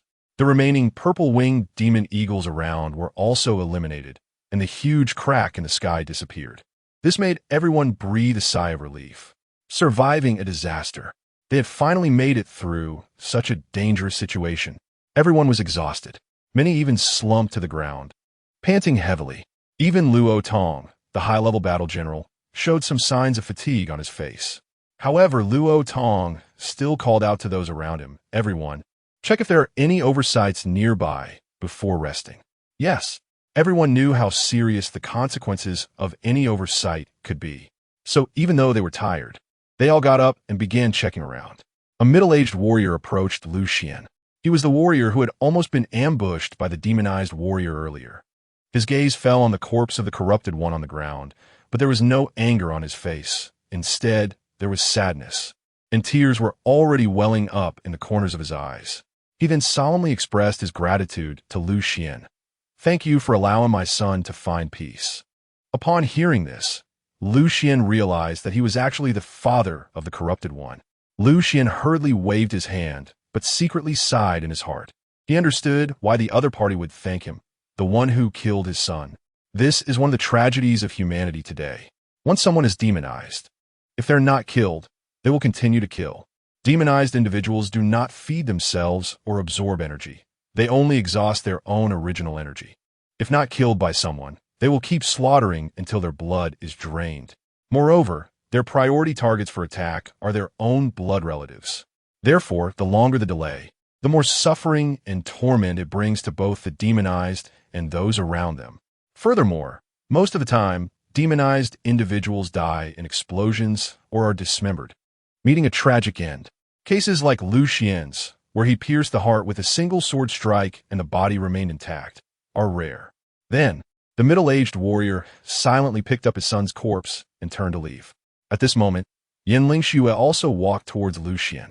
She was clearly exhausted, her face pale, and her breath had yet to calm down. She looked Xuan up and down, trying to see if he was injured. However, she found that despite the fierce battle just now, Xuan still looked energetic and his breathing was steady, as if nothing had happened. This made her inwardly exclaim, "This guy is really abnormal." She hadn't realized before that there was such a talented warrior in Nanling Bay City. In her view, Xuan had immense potential. With a little training, he could become a battle general. Thinking of this, she directly spoke to Xuan. "What's your name?" Xuan. "Interested in joining my team?" Yin Lingshue's eyes widened in surprise. She truly did not expect that this senior, Luo Tong, would value Xuan so highly. A battle general team that could only be formed by high-ranking battle generals and was a team that countless warriors aspired to join. After all, with a high-ranking battle general in the team, the other members are mostly battle generals as well. In such a team, one can access various precious resources and have strong protection. It's simply fantastic. Thinking of this, she couldn't help but look at Xuan. In her view, this was a once-in-a-lifetime opportunity. She felt very excited, and Xuan must be overjoyed. But when she saw Xuan's expression, she was astonished to find it was different from what she had imagined. Xuan surprisingly did not show any signs of excitement. Instead, he appeared to be deep in thought, weighing his options. Yin Lingxue was momentarily stunned. She had only one thought in her mind. Did this guy hit his head during the battle just now? Otherwise, how could he possibly have such a demeanor in the face of such a huge opportunity? She opened her mouth, wanting to say something. However, Xuan did not give her a chance to speak. Xuan remained silent and said, "Thank you for your kindness, Senior Luo, but I currently have no intention of joining the warrior team. I just want to run my own martial arts school well." "You actually want to give up joining my team for the sake of running a martial arts school?" Luo Tong looked astonished. Yin Lingxue was even more incredulous. She suspected that Xuan might be crazy. However, Xuan nodded earnestly and said, "In my opinion, becoming a warrior is to contribute to humanity. And opening a martial arts school to teach disciples to become stronger is also contributing to humanity. I simply prefer the latter. Of course, I won't refuse situations like today that require fighting." Luo Tong opened his mouth. He wanted to say that running a martial arts school had no future and that being a warrior was the right path. However, he ultimately didn't say it. On one hand, he felt that Xuan's dedication to the martial arts school might have some special reason behind it. On the other hand, he felt a bit embarrassed to say it. Xuan scratched his head and said, "Well, I haven't been certified as a warrior yet, so I don't have a battle network communication code, only a regular phone." As soon as he said this, Luo Tong was once again surprised. "Wait, are you saying that you are not a warrior yet?" Human warriors are not just those who awaken special abilities or learn to control mechs. They must undergo testing, and only after passing can they be registered and certified. Xuan shook his head and said, "No, I'm just the head of small martial arts school." After speaking, he pointed to the shabby martial arts school at the end of the street. Fortunately, despite the intense battle just now, many buildings around were damaged. But his martial arts school did not suffer much harm. This made Luo Tong and Yin Lingxue even more surprised. After all, they had just witnessed Xuan's battle, which clearly demonstrated a level of strength equivalent to a high-level warrior, and he was even close to reaching the level of a battle general. They never expected that Xuan was actually not a warrior. Yin Lingxue finally couldn't help but ask, "With such high strength, why haven't you registered as a warrior?" A look of doubt also appeared in Luo Tong's eyes. Chapter 11. This is definitely a super genius. For humans today, becoming a warrior is a great honor. In contrast, those who clearly have strength but are unwilling to contribute to humanity will naturally be looked down upon by everyone. Xuan naturally knew this. He couldn't tell them that his strength was gained during the recent battle. So, he could only say, "I also only recently felt a significant increase in my strength. That was actually my first real combat, so I didn't know how strong I was before." In fact, this was the truth. He had only gained such a rapid increase in strength after obtaining the system yesterday. However, this statement led to a misunderstanding in Luo Tong's ears. Could it be that this guy Xuan also just recently awakened his abilities? This left Luo Tong even more shocked. It is known that when ability warriors awaken, their strength does indeed soar. Generally speaking, the greater the increase at the time of awakening, the more astonishing the potential. Looking at Lu Xian's age now, Luo Tong couldn't help but gasp. This was definitely a super genius. If properly trained, becoming a high-ranking war general was almost a certainty. There was even a chance he could become a war god. Just thinking about this made Luo Tong extremely excited. Lu Xian also just found out that there was such a thing. He said helplessly, "So this time I've been working in vain?" Luo Tong laughed heartily and said, "Don't worry, this time I'll vouch for you, and your reward won't be less." "Thank you, Senior Luo." Lu Xian expressed his gratitude sincerely. He could tell that Luo Tong genuinely valued talent, while he himself seemed a bit ungrateful. However, the reason he was so persistent about the martial arts school was because he had just received a new task from the system: teach 10 disciples how to use Tai Chi to defeat enemies. Reward: 300 experience points. This is comparable to hunting 3 Lord-level monsters or 60 ordinary Popluing demon eagles to obtain the reward. Lu Xian naturally would not refuse. What surprised him even more was that the system also informed him that once his disciples hunted magical creatures, he would also gain experience points. Although he could only earn a small amount of experience points from each magical creature his disciples hunted, it would accumulate over time as the number of disciples increased. It was precisely for this reason that he decisively decided he must promote his martial arts school, well, to attract more people to learn Tai Chi. Luo Tong said again, "As for the communication code, how about this? I'll give you a communication watch I used to use." Saying that, he took out a very exquisite watch from his body and handed it to Lu Xian. He said, "This is what I used before. I happened to change to new equipment today, so I still had it on me, and now I'm giving it to you." "Thank you, Senior Luo." Lu Xian quickly took it and expressed his gratitude again. "With your words, I can rest assured." "Yes." Immediately, Luo Tong opened the communication watch. After exchanging communication codes with Lu Xian, he turned and left. After watching him leave, Lu Xian began to ponder. How could he complete this apprenticeship task as quickly as possible? The system's task requirement was not just to learn Tai Chi, but also to ensure that the students had a certain level of lethality. Therefore, the students must at least possess some talent. Otherwise, it would be impossible for him to complete the task in a short period. Just then, Yin Lingxue suddenly asked, "Is your martial arts school just teaching Tai Chi?" Lu Xian smiled and nodded, saying, "I will teach Tai Chi Xuan." He has now learned the Tai Chi sword technique and will naturally acquire more martial arts in the future, which he will also pass on to the disciples of the martial arts school. To his surprise, Yin Lingxue immediately said, "Then can I come and learn from you?" Lu Xian's expression became somewhat strange. He was just worried about where to recruit disciples, and unexpectedly, someone came to him voluntarily. Yin Lingxue, as an ability warrior, naturally belonged to the talented individuals. Moreover, with her ice and snow abilities, Tai Chi could also exert a different kind of power. Furthermore, with Yin Lingxue's outstanding looks and figure, Lu Xian couldn't think of a reason to refuse. So, he nodded directly and said, "Of course." Seeing the joy on Yin Lingxue's face, he was also moved. My action this time should have attracted some people's attention, right? So he added, "I'm actually here to open a school and accept disciples. So if you have friends who want to join, they can come together." "Really? That's great." The joy on Yin Lingxue's face became even more pronounced. Although many people had just concluded that Lu Xian's so-called Tai Chi was essentially still an ability, Yin Lingxue felt that it was not that simple. Therefore, she was very curious about Lu Xian. She believed there must be quite a few people who were as curious as her. Moreover, the strength Lu Xian had just demonstrated was undoubtedly that of a high-level warrior. Many beginner warriors like her would love to have a high-level warrior to guide them.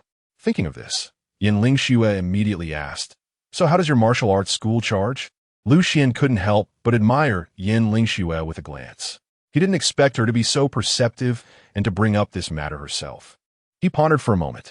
The fee standard of his previous martial arts school was clearly not suitable for now. After all, he was now comparable to a high-level warrior. Continuing to charge the previous low price was really undervaluing himself. He decisively decided to raise the price. Originally, he charged each student 500 yuan per month, but now he decided to raise it directly by 100 times. So he said, "The student fee is charged monthly at 50,000 yuan per month." As soon as these words came out, An expression of disbelief suddenly appeared on Yin Lingshue's beautiful face. Lu Xian frowned. What's wrong? Do you think it's too expensive? He suddenly regretted asking for such a high price. It would be frustrating if he scared the students away. Yin Lingxue shook her head repeatedly and said, No, I actually think it's too cheap. Other advanced warriors charge at least 100,000 or even several 100,000 for guidance. Just as Lu Xian was considering changing the price to 5,000, his heart skipped a beat upon hearing her words. He had forgotten that ability warriors are all wealthy. Moreover, it seemed that these ability warriors were even richer than he had originally imagined. Yin Lingxue had no doubts about Lu Xian's words and felt a warm sensation in her heart. She quickly asked, Then how much do others charge? Chapter 12. It seems that Yin Lingxue is quite the wealthy lady. Lu Xian gritted his teeth and said, As for the others, the fee is 500,000 a month. For those you introduce, we can offer a discount. Let us make it 400,000. After all, Lu Xian's strength is enough to kill even high-level warriors who have been demonized. As long as he completes the warrior certification, he will at least be a high-level warrior. And he could even directly become a junior war general. It would be strange if his companions, who are only at the junior or intermediate warrior level, aren't tempted by guidance from such a strong figure. After speaking, he turned and walked towards his martial arts hall. Yin Lingxue, however, did not rush to leave. Instead, she hurried to keep up with Lu Xian's pace. As they walked, Yin Lingxue asked, Director Lu, how many students do we currently have in our martial arts hall? Lu Xiandao. There are only 2, and neither of them can be considered formal students. Yin Lingxue said in surprise. Only 2 students? Lu Xian casually said, I have been busy with my own cultivation and haven't taken in many students. I will accept more in the future. Yin Lingxue smiled and said, Then am I not your first official student? Senior sister? Lu Xian nodded and said yes. Soon, the 2 arrived at the martial arts school. Yin Lingxue looked at the dilapidated martial arts school and couldn't help but frown. Lu Xian saw this and still wanted to fool around a bit, saying something like he was not attached to external things. Unexpectedly, Yin Lingxue spoke up first, saying, It's all the fault of those damned purple-winged demon eagles. The martial arts hall has been destroyed like this. She actually thought the martial arts hall was ruined because of the recent monster attack. Lu Xian didn't explain and directly said, compared to those collapsed buildings, this is already considered lucky. After saying that, he prepared to start cleaning with a broom. Unexpectedly, Yin Lingxue said, Director, how can you handle this kind of thing personally? I'll call my family right now and have them send some people to help clean up and repair the martial arts hall. Lu Xian was slightly taken aback. It sounds like Yin Lingxue is quite the rich lady. With someone willing to help, Lu Xian was naturally happy to accept. While Yin Lingxue was calling for people, he took the opportunity to run to the bathroom in the martial arts hall to take a shower. Yin Lingxue acted quickly as well, and before long, a group of over 20 people arrived at the entrance of Lu Xian's martial arts hall. Lu Xian did not expect her to create such a big scene. Among them, there were even 2 construction mechs that had come. From the looks of it, Yin Lingxue was not planning to just tidy up the martial arts hall, but was preparing for a large-scale renovation. Of course, Lu Xian did not refuse. After all, the martial arts hall needed to recruit disciples vigorously next, and having a more attractive facade would be more convincing, right? Moreover, he had reduced a significant amount of tuition fees for Yin Lingxue. It is worth mentioning that the original plaque of the martial arts hall was also damaged during this skirmish, so Lu Xian simply had someone customize a new one. It turned out that his martial arts hall was called Lu's Martial Arts Hall, but after considering it, he ultimately decided to change it to Tai Chi Martial Arts Hall. Yin Lingxue was indeed, just as Lu Xian had guessed, a wealthy woman. It was said that those who came to help were from a construction team under her company. Furthermore, when they arrived, they also delivered a very cool blue supercar to her. Such things could only be enjoyed by the wealthy before the apocalypse, and even more so in this era. Yin Lingxue had just gone through a battle and was sweating profusely, getting quite dirty in the process. However, before leaving, she saw Lu Xian and felt a stir in her heart. She hurriedly asked, Hall Master, where do you live? How about I give you a ride? Lu Xian said, No need, I usually live near the martial arts school.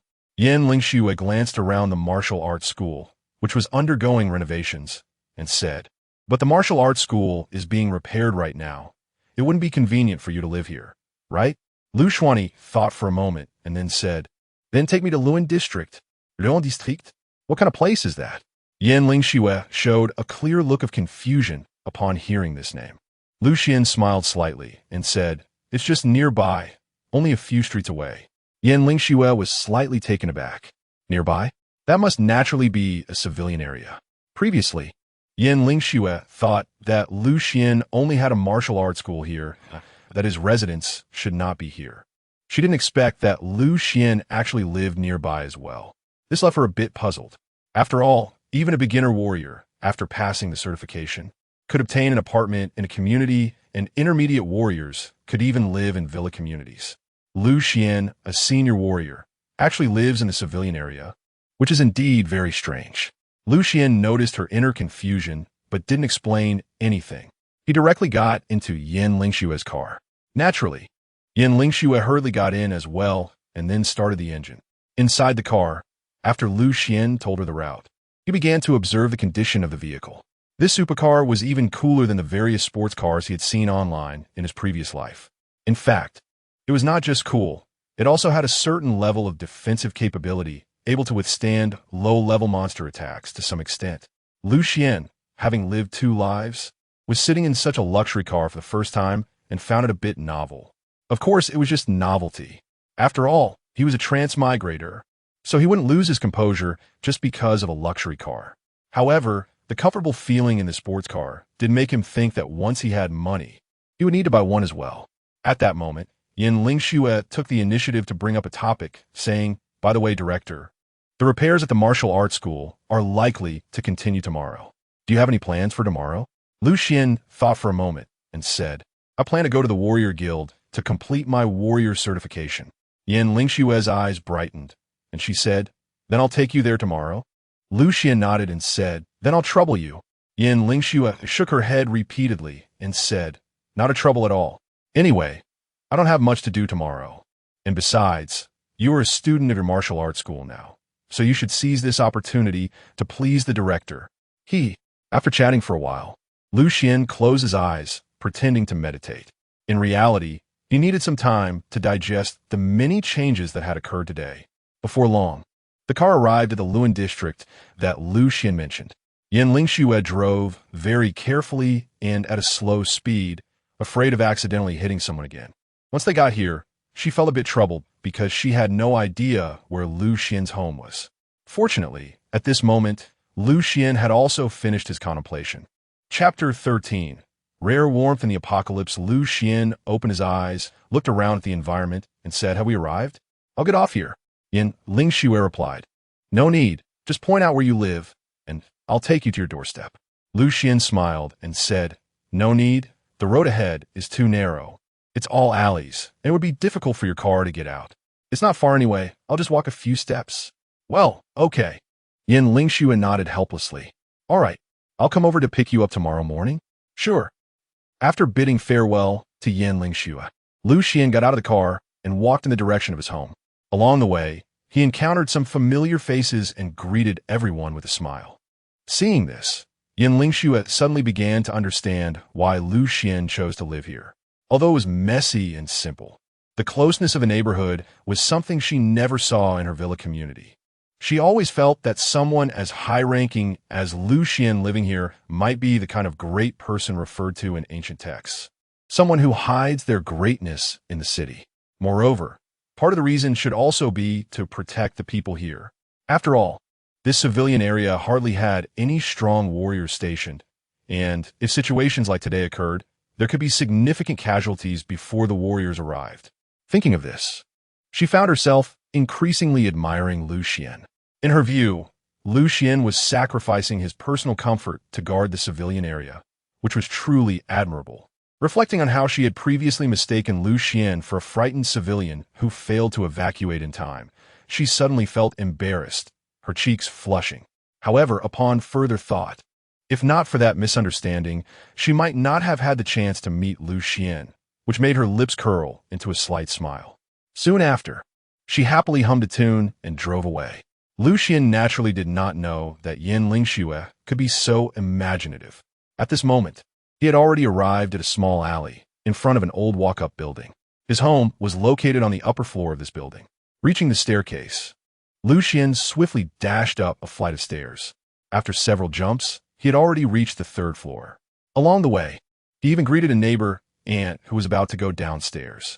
The neighbor Aunt heard the voice, but hadn't seen Xuan yet by the time she turned. Xuan had already slipped past her and reached the upper floor. After a few more quick movements, Xuan arrived at the 8th floor. His home was right here. Just as Xuan was about to take out his keys to open the door next door suddenly opened. The sound of the door opening caught Xuan's attention. He turned to see a middle-aged woman with graying hair walking out, seemingly preparing to take out the trash. This woman lived in the same working-class neighborhood, and her clothing was quite simple. However, she had a pair of lively big eyes that were now looking at Xuan with a hint of concern. This neighbor's family was one of the few in the world who still cared about him. Feeling their concern, Xuan's heart warmed. After all, in this apocalyptic era, it was truly not easy to retain some warmth. Aunt Jo looked him up and down, and after confirming that he was indeed fine, she breathed a sigh of relief. She repeatedly said, "It's good that you're fine. You really scare me today." Aunt Jo's daughter, Zhou Ling, quickly came out of the house and asked Xiange, "Have you eaten? If not, come to my house for dinner. My dad is cooking, and it will be ready soon." Xuan hurriedly said, "No need. I can just find something to eat at home," Zhou Ling said as she grabbed Xuan's hand and walked toward her home. Aunt Jo had no objections to this and smiled, saying, "That's right, Xiao Lu. It's just a matter of adding an extra pair of chopsticks. Why be so polite? If you really feel uncomfortable after dinner, you can help this girl with her studies." "That works." Xuan agreed readily. In fact, it wasn't his first time going to Aunt Zhou's house for a meal, and Zhou Ling often asked him for tutoring. Zhou Ling's father, Zhou Hai, heard the noise outside and came out from the kitchen. After greeting Xuan, he went back to his work. Zhou Ling said to Xuan, "Xiange, dinner will take a while, so why don't you help me with my homework first?" Xuan nodded, then walked into Zhou Ling's room. The Lu family is too small, with only one bedroom and one living room. Currently, the bedroom is for Zhou Ling, while her parents have to sleep on the sofa bed in the living room. Thinking of this, Xuan became even more determined to quickly obtain his warrior certification. Once he certifies as a senior warrior, he will enjoy excellent benefits. Money and housing can be quickly acquired. If he is willing to join the military, his benefits could be even higher. Of course, the obligation he would have to take on is to follow the organization's arrangements and participate in various life and death battles. After all, he is alone now and can't even live in a single villa by himself. However, he hasn't mentioned this to Zhou Ling and her parent for the time being, as he himself is not sure if he can successfully open his warrior core. After Xuan focused on tutoring Zhou Ling for a while, Zhou Hai and his wife also finished preparing dinner. The Lu family sat happily around the dining table, enjoying their meal. Xuan was eating while asking Zhou Hai, "Uncle Zhou, how's your work recently?" Zhou Hai smiled bitterly and shook his head, saying actually work was fine, but I heard today that the contractor was attacked by monsters in the Ning'an district and died. Our construction team is probably going to disband. This made Xuan fall silent for a moment. This is the tragedy of those living in this world, as no one knows when they might lose their lives in a monster attack. Yet, for the sake of survival, people have to go out and struggle. Moreover, monster attacks often happen suddenly, like today, when a spatial crack opens somewhere in a human city and then the attack begins. Essentially, there are almost no real safe zones on Earth now. At the same time, this is also one reason why everyone wants to become a warrior. Only by becoming stronger can one protect oneself and ensure the safety of those around them. Thinking of this, Xuan suddenly had an idea and said, "I happen to have a friend whose family runs a construction team. How about I refer you to her and see if you can join her team's construction crew?" Chapter 14. The neighbor's little sister turns out to be a martial arts genius. In his opinion, the construction team under Yan Lingshua's company, if not safer, should be relatively more stable. Moreover, since it was a suggestion, Yan Lingshua would probably not refuse. Hearing this, Zhou Hai's eyes lit up slightly, but then he hesitated and said, "Wouldn't that be too much trouble for your friend?" Xuan shook his head and said, "What's the trouble? Her construction team needs to hire people anyway, and Uncle Zhou, your skills are not bad." "Well, it's settled then. Thank you, Xiao Lu." Zhou Hai happily raised his cup and said, I won't say much. I'll just toast you with tea instead of wine." Aunt Zhou and Zhou Ling also raised their cups to Lu Xian and said, "We toast you too." After all, changing to a new construction team sounds simple, but in today's world, it's not like in peaceful times. It's hard to say how long it will take to get started, and there is no income during that time.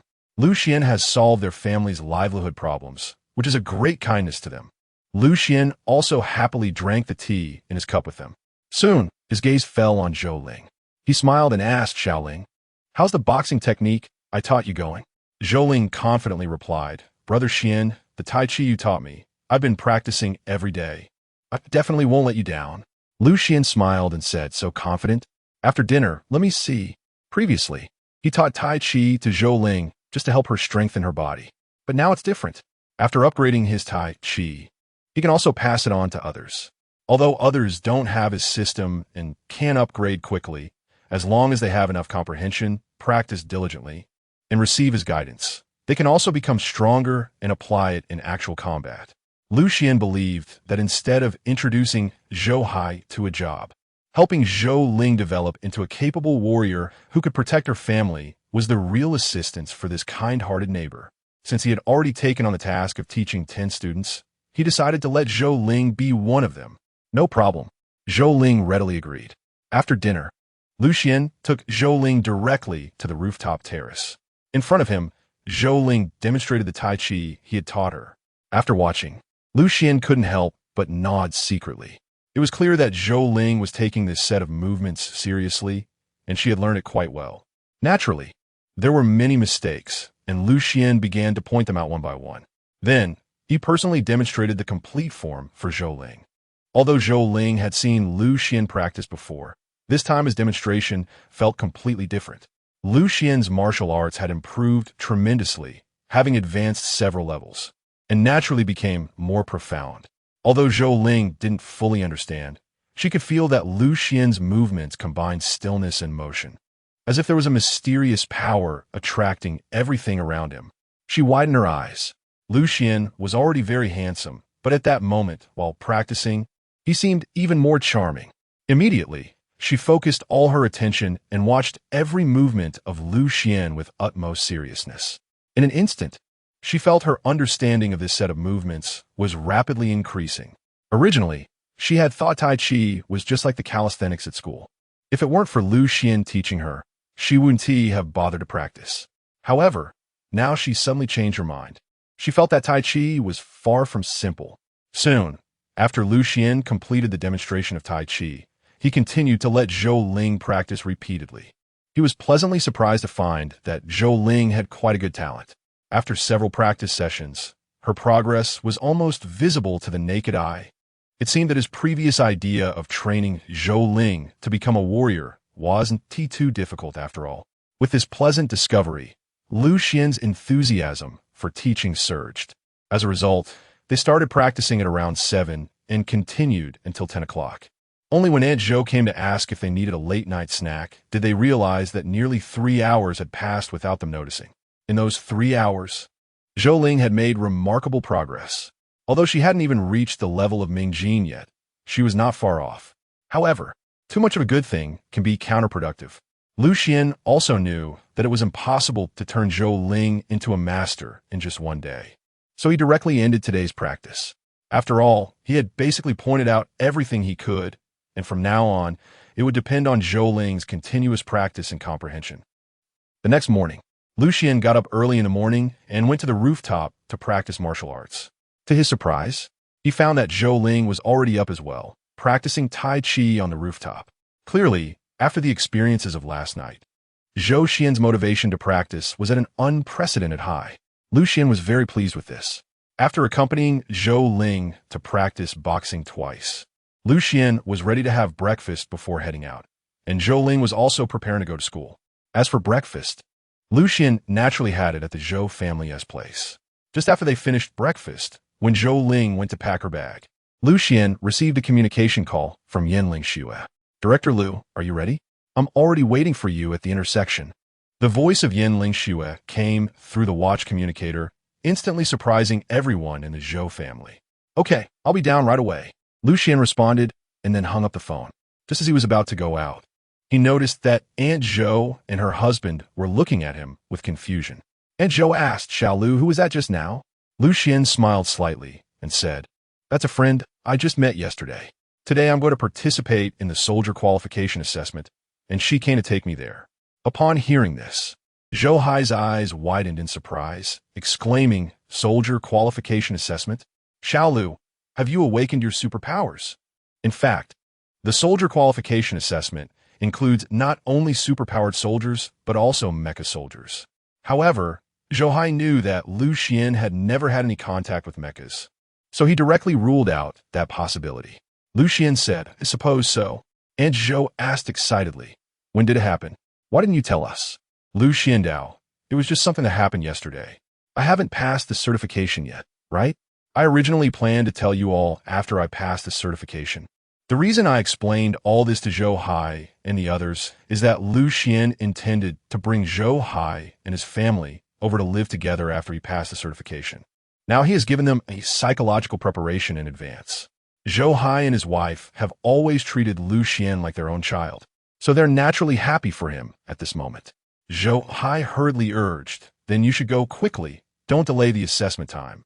Aunt Zhou immediately said, "Yes, yes, yes. Xiao Lu, you must work hard. We are waiting for your good news." "All right, then I'm heading out." After Lu Xian and Aunt Zhou said their goodbyes, they walked straight out of the Zhou family, heading downstairs. As soon as they got downstairs, Zhou Xian saw Yan Lingshua's supercar. The fair-skinned, beautiful, long-legged Yan Lingxue was leaning against the car door, waiting for his arrival. Chapter 15. Yes. It must be because I'm handsome. Good morning, director. Yan Lingxue smiled and waved to Lu Xian. Good morning. Lu Xian was not polite with her and directly opened the car door and sat down. This scene happened to be seen by Aunt Zhou on the balcony. She hurriedly shouted, "Old man, come take a look." Zhou Hai walked over, and upon seeing Lu Xian in the sports car, was somewhat surprised. With a hint of worry, he said, "Old man, could it be that Xiao Lu has fallen for some rich young lady?" Zhou Hai knew what she was thinking. She was simply afraid that Lu Xian wouldn't recognize the gap between them, leading to emotional hurt in the end.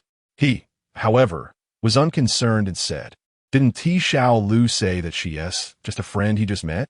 Moreover, he is now on the path to becoming a certified warrior. Even if he really likes someone with the noble status of an ability warrior, a rich young lady is nothing he can't afford." Aunt Zhou retorted, "Do you think I don't know that? But if he really falls for someone else, what about our girl?" Zhou Hai looked puzzled. "What does this have to do with our girl?" Aunt Zhou whispered, "Haven't you noticed that Xiao Ling has always liked Xiao Lu?" Zhou Hai was shocked and said, "That can't be true. Haven't they always had a sibling-like relationship?" Aunt Zhou was completely speechless. She wanted to say more, but suddenly noticed that Zhou Ling's door had opened. She quickly approached Zhou Ling and found her expression normal, seemingly unaware of what had just happened, which relieved her. Then, she advised Zhou Ling a few words, and Zhou Ling left. What she didn't know was that after Zhou Ling went out, her mouth suddenly pouted. She said with a dissatisfied expression, "Isn't it just that he is a bit taller and has longer legs? What is so great about that? I won't just give Brother Xian to you." While saying this, her delicate brows furrowed, clearly indicating that her mood wasn't as relaxed as her words suggested. If she really wanted to continue competing with Yan Lingxue, besides growing taller, she would also need to find a way to become a warrior. The Warrior Guild is a place for warriors to certify their strength. It is also where daily combat missions are released. Additionally, the guild is equipped with various training equipment and a library for warriors to train and learn. At this time, there were many warriors coming and going at the entrance of the South District Warrior Guild. Some had just taken on missions and were preparing to leave. Others had just completed missions and were coming to submit them. Some were discussing their recent progress or casually chatting. However, most of the truly powerful warriors were in a hurry. As for those who lingered, they were either just beginner warriors or not warriors at all. Many were just rich kids training at the venue and hoping to meet more warriors. These people were also referred to as reserve warriors. At that moment, a roar of a sports car engine caught their attention.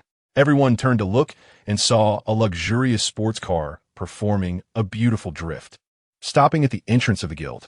Such sport cars are eye-catching in the civilian area and are quite rare near the Warrior Guild.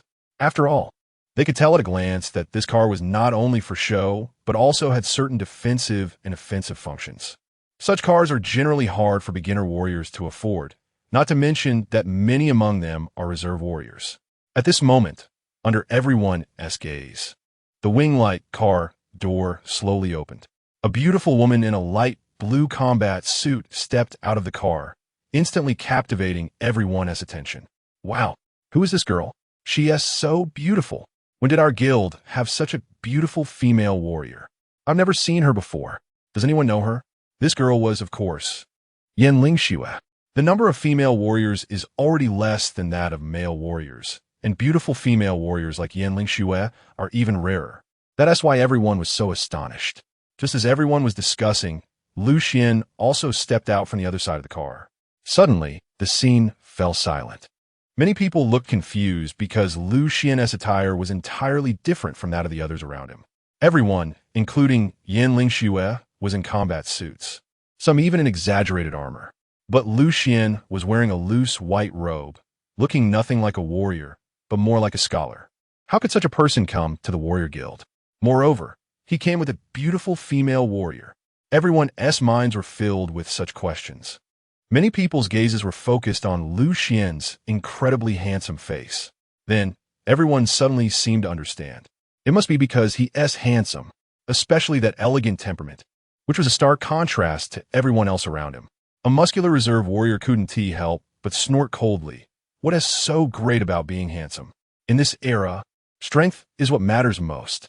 However, when he said this, his tone was clearly sour. In fact, it wasn't just him feeling sour. Others around were maliciously speculating. This guy is so handsome. Could he be the kept boy of this beautiful warrior? Such things are not uncommon in this era. After all, in such times, the weak like to cling to the strong for a more comfortable and secure living environment.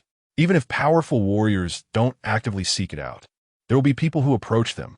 However, most of the time, it's beautiful women depending on ugly male warriors or handsome men depending on ugly female warriors.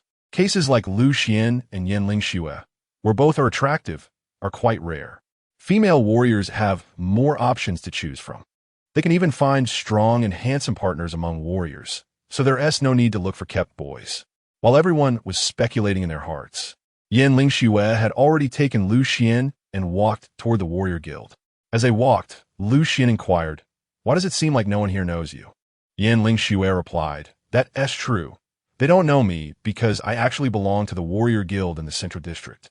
I participated in that operation yesterday just because I happened to be nearby." Speaking of this, she felt a bit fortunate. Luckily, she happened to be here with her companions yesterday. Otherwise, she wouldn't have had the chance to meet Lu Xian. Lu Xian suddenly realized. The Nanling Bay City is now divided into 5 areas: East, South, West, North, and Central. Each area has a warrior guild. Generally speaking, warriors join the guild closest to their residence. Since Lu Xian lives in the South area, Yanling Xue naturally took him to the warrior guild in the South area. Chapter 16 Hiss. Am I seeing things? Today was Lu Xian's first time visiting the warrior guild. Once inside, he discovered it was incredibly spacious, with an environment that was very luxurious, comfortable, bright, and filled with a sense of technology. This made Lu Xian more acutely aware that the world he was in was not only fraught with dangers, but also possessed various technologies that surpassed those of his previous life. The two of them, one handsome guy and one beautiful girl, naturally attracted a lot of attention along the way. Some people were quite curious about their intentions. Soon, Lu Xian and the others arrived at the warrior certification office. Those who had been watching them immediately speculated whether Yanling Xue was preparing to take the intermediate warrior exam. However, to their surprise, it was the overlooked pretty boy who spoke up. Lu Xian said to the staff behind the counter, "Hello, I would like to undergo the ability warrior certification." The staff member was a cute girl with short hair, and her eyes brightened slightly upon seeing Lu Xian. She smiled politely and said, "All right, sir. May I ask what type of ability you have awakened?" Lu Xian said, "I'm not too sure about this either, but it just feels like my strength and speed have greatly improved." He was speaking the truth, as his abilities had indeed enhanced in all aspects after the system upgrade. However, this statement fell on the ears of some onlookers nearby, causing many to snicker. "Haha, This pretty boy really knows how to act. Yeah, saying he has improvements in all areas. What kind of supernatural ability could have such an effect? He probably wants to show off in front of that beautiful warrior. Unfortunately, he ended up looking foolish instead. That beautiful warrior must be feeling quite embarrassed. The crowd whispered and laughed, eager to see if Yan Lingxue would show any signs of embarrassment. To their surprise, Yan Lingxue remained calm throughout. This left them puzzled. What's going on? This female warrior can't possibly not understand such basic common sense, right? Little did they know, Yan Lingxue had witnessed Lu Xian's displayed power firsthand. She deeply understood that Lu Xian was not exaggerating at all. In fact, she secretly hoped that what Lu Xian said about Tai Chi truly could enhance overall strength. If that were the case, she, who was already preparing to join the Tai Chi martial arts school, would gain even more. The girl behind the counter, hearing Lu Xian's words, was also somewhat confused. However, she did not show any unusual expression on her face. She just smiled and said, "In that case, let's proceed with the test." Lu Xian nodded and said, "No problem." Seeing this, the surrounding trainee soldiers were even more surprised. This guy actually dared to take the test. Could it be that he wasn't just talking nonsense, but really had some skills? After all, if Lu Xian lacked confidence and went to take the test only to be exposed, the outcome would be quite embarrassing, just as everyone was filled with doubt. The female receptionist had already led Lu Xian and Yan Lingxue toward a spacious hall not far away. Inside, there was a punching power testing machine. Since strength abilities are relatively common, this machine was specifically designed for such tests. The female receptionist quickly activated the punching power testing machine, gestured for Lu Xian to start, and said, "Please go ahead." Lu Xian nodded and stood in front of the punch force testing machine. Many people around curiously gathered to watch. Among them, of course, were some who had participated in the battle yesterday. However, most of them had been responsible for evacuating the crowd during the battle. Moreover, Lu Xian was covered in blood after the fight yesterday, so even if they had seen him before, they couldn't recognize him at first glance. Lu Xian took a deep breath. Instantly, his entire demeanor changed. He stood with his legs apart, as if rooted to the ground, exuding a solid and steady aura. The female receptionist's eyes brightened slightly, and she nodded to herself. Although she herself was just a junior master, she had received many testers and knew well that the feet are the source of strength. The more stable the horse stance, the more power the body could exert. Conversely, if the footing was unsteady, no matter how strong the force, it would be difficult to unleash. She thought to herself, "This handsome young man seems to be quite capable." Then she felt a bit relieved that she hadn't shown any signs of displeasure earlier. Otherwise, if Lu Xian really passed the test and became an ability warrior, wouldn't that make her an enemy? Just then, Lu Xian made his move. He slightly bent his body, resembling a strong bow gathering strength. And his tightly clenched fist was like an arrow on the bowstring, poised to launch. The next moment, bang, Lu Xian shot out, and with a powerful punch, he struck the punching bag. Ding! The punching force tester immediately displayed a number. 8,940 kilogram. As soon as this number appeared, the onlookers around couldn't help but gasp in surprise. My God, close to 9,000 kilograms. Hiss, am I seeing things? In our guild, there are no strength-type advanced warriors who have reached this level, right? Who is this guy? He looks so weak, yet his strength is so terrifying. Even the people around, who may not be warriors yet, often hang around the warrior guild. They all know the classification standards for strength-type, superpowered warriors. Generally speaking, a punching force exceeding 1,000 kilograms can be certified as a primary warrior. A punching force over 3,000 kilograms is classified as an intermediate warrior, and a punching force reaching over 6,000 kilograms is considered an advanced warrior. As for the higher-ranked battle general level, the punching force is above 10,000 kilograms. At this moment, Lu Xian's displayed punch strength had clearly reached the level of a high-level warrior, approaching that of a junior battle general. Such a level of power could almost crush everyone present. Some people, shocked, suddenly realized that they had just been speaking ill of Lu Xian, and their faces turned pale. They had unknowingly offended a powerful individual nearing the battle general level. This was simply asking for death. Yan Lingxue, upon seeing Lu Xian's test results, was not surprised at all. She even took pleasure in observing the expressions of those around her. She had heard everything that everyone said earlier, but chose not to explain anything, just to see their expressions at this moment. You were asking for it. Now you're being slapped in the face. The female receptionist was also somewhat surprised. She rarely saw someone with such tremendous strength who had not yet undergone the warrior assessment. However, thinking of certain exceptionally talented warriors who possessed astonishing power upon awakening, she wasn't overly astonished. Moreover, she did not draw a conclusion immediately, but instead said, "Please test a few more times." Clearly, she wanted to see if Lu Xian's performance level was stable. If Lu Xian could demonstrate even greater strength, he might even be directly certified as a junior battle general. Lu Xian nodded, and then once again gathered his strength to punch. Chapter 17. This guy's simply insane. Bang, bang, bang. He unleashed 3 punches in quick succession, and several numbers appeared on the punch power testing machine. 9,658 kilograms, 9,867 kilograms, 9,980 kilograms, each punch more powerful than the last. The crowd, originally shocked, was now completely dumbfounded. The highest score was 9,980 kilograms. Just a little bit more, and he would reach the standard of a junior battle general. This was no pretty boy. He was clearly a fierce tiger. The female receptionist was both surprised and a bit regretful, saying, "Sir, your punch power test has reached the level of a high-level strength-type warrior. Just a little bit more, and you could reach the level of a junior battle general." Lu Xian simply smiled and nodded. In fact, he hadn't even used his chi just now. If he were to unleash his full power, he could definitely reach the level of a junior warrior. However, the chi itself doesn't provide a significant boost to strength. Its greater advantage lies in its destructive power. If he were to use chi, it would be like a supernatural being directly attacking a machine with their powers. The measured punching force might not be much higher, but the machine would likely be destroyed. Achieving the level of a senior warrior is already quite good. He could buy some more nutritional fluids later to enhance his physical fitness, and he would probably be able to reach the level of a senior warrior. Lu Xian felt quite satisfied, but Yin Lingxue seemed to feel that this level of stimulation was not enough. She spoke up, "Director, didn't you say that you felt improvements in other areas as well? How about we test your speed?" The female receptionist was slightly taken aback. In fact, after Lu Xian's punching power met the standard, he could be directly certified as a high-level warrior, and there was no need to test other aspects. Of course, if the person participating in the assessment wanted to test themselves, the Warrior Guild would not refuse.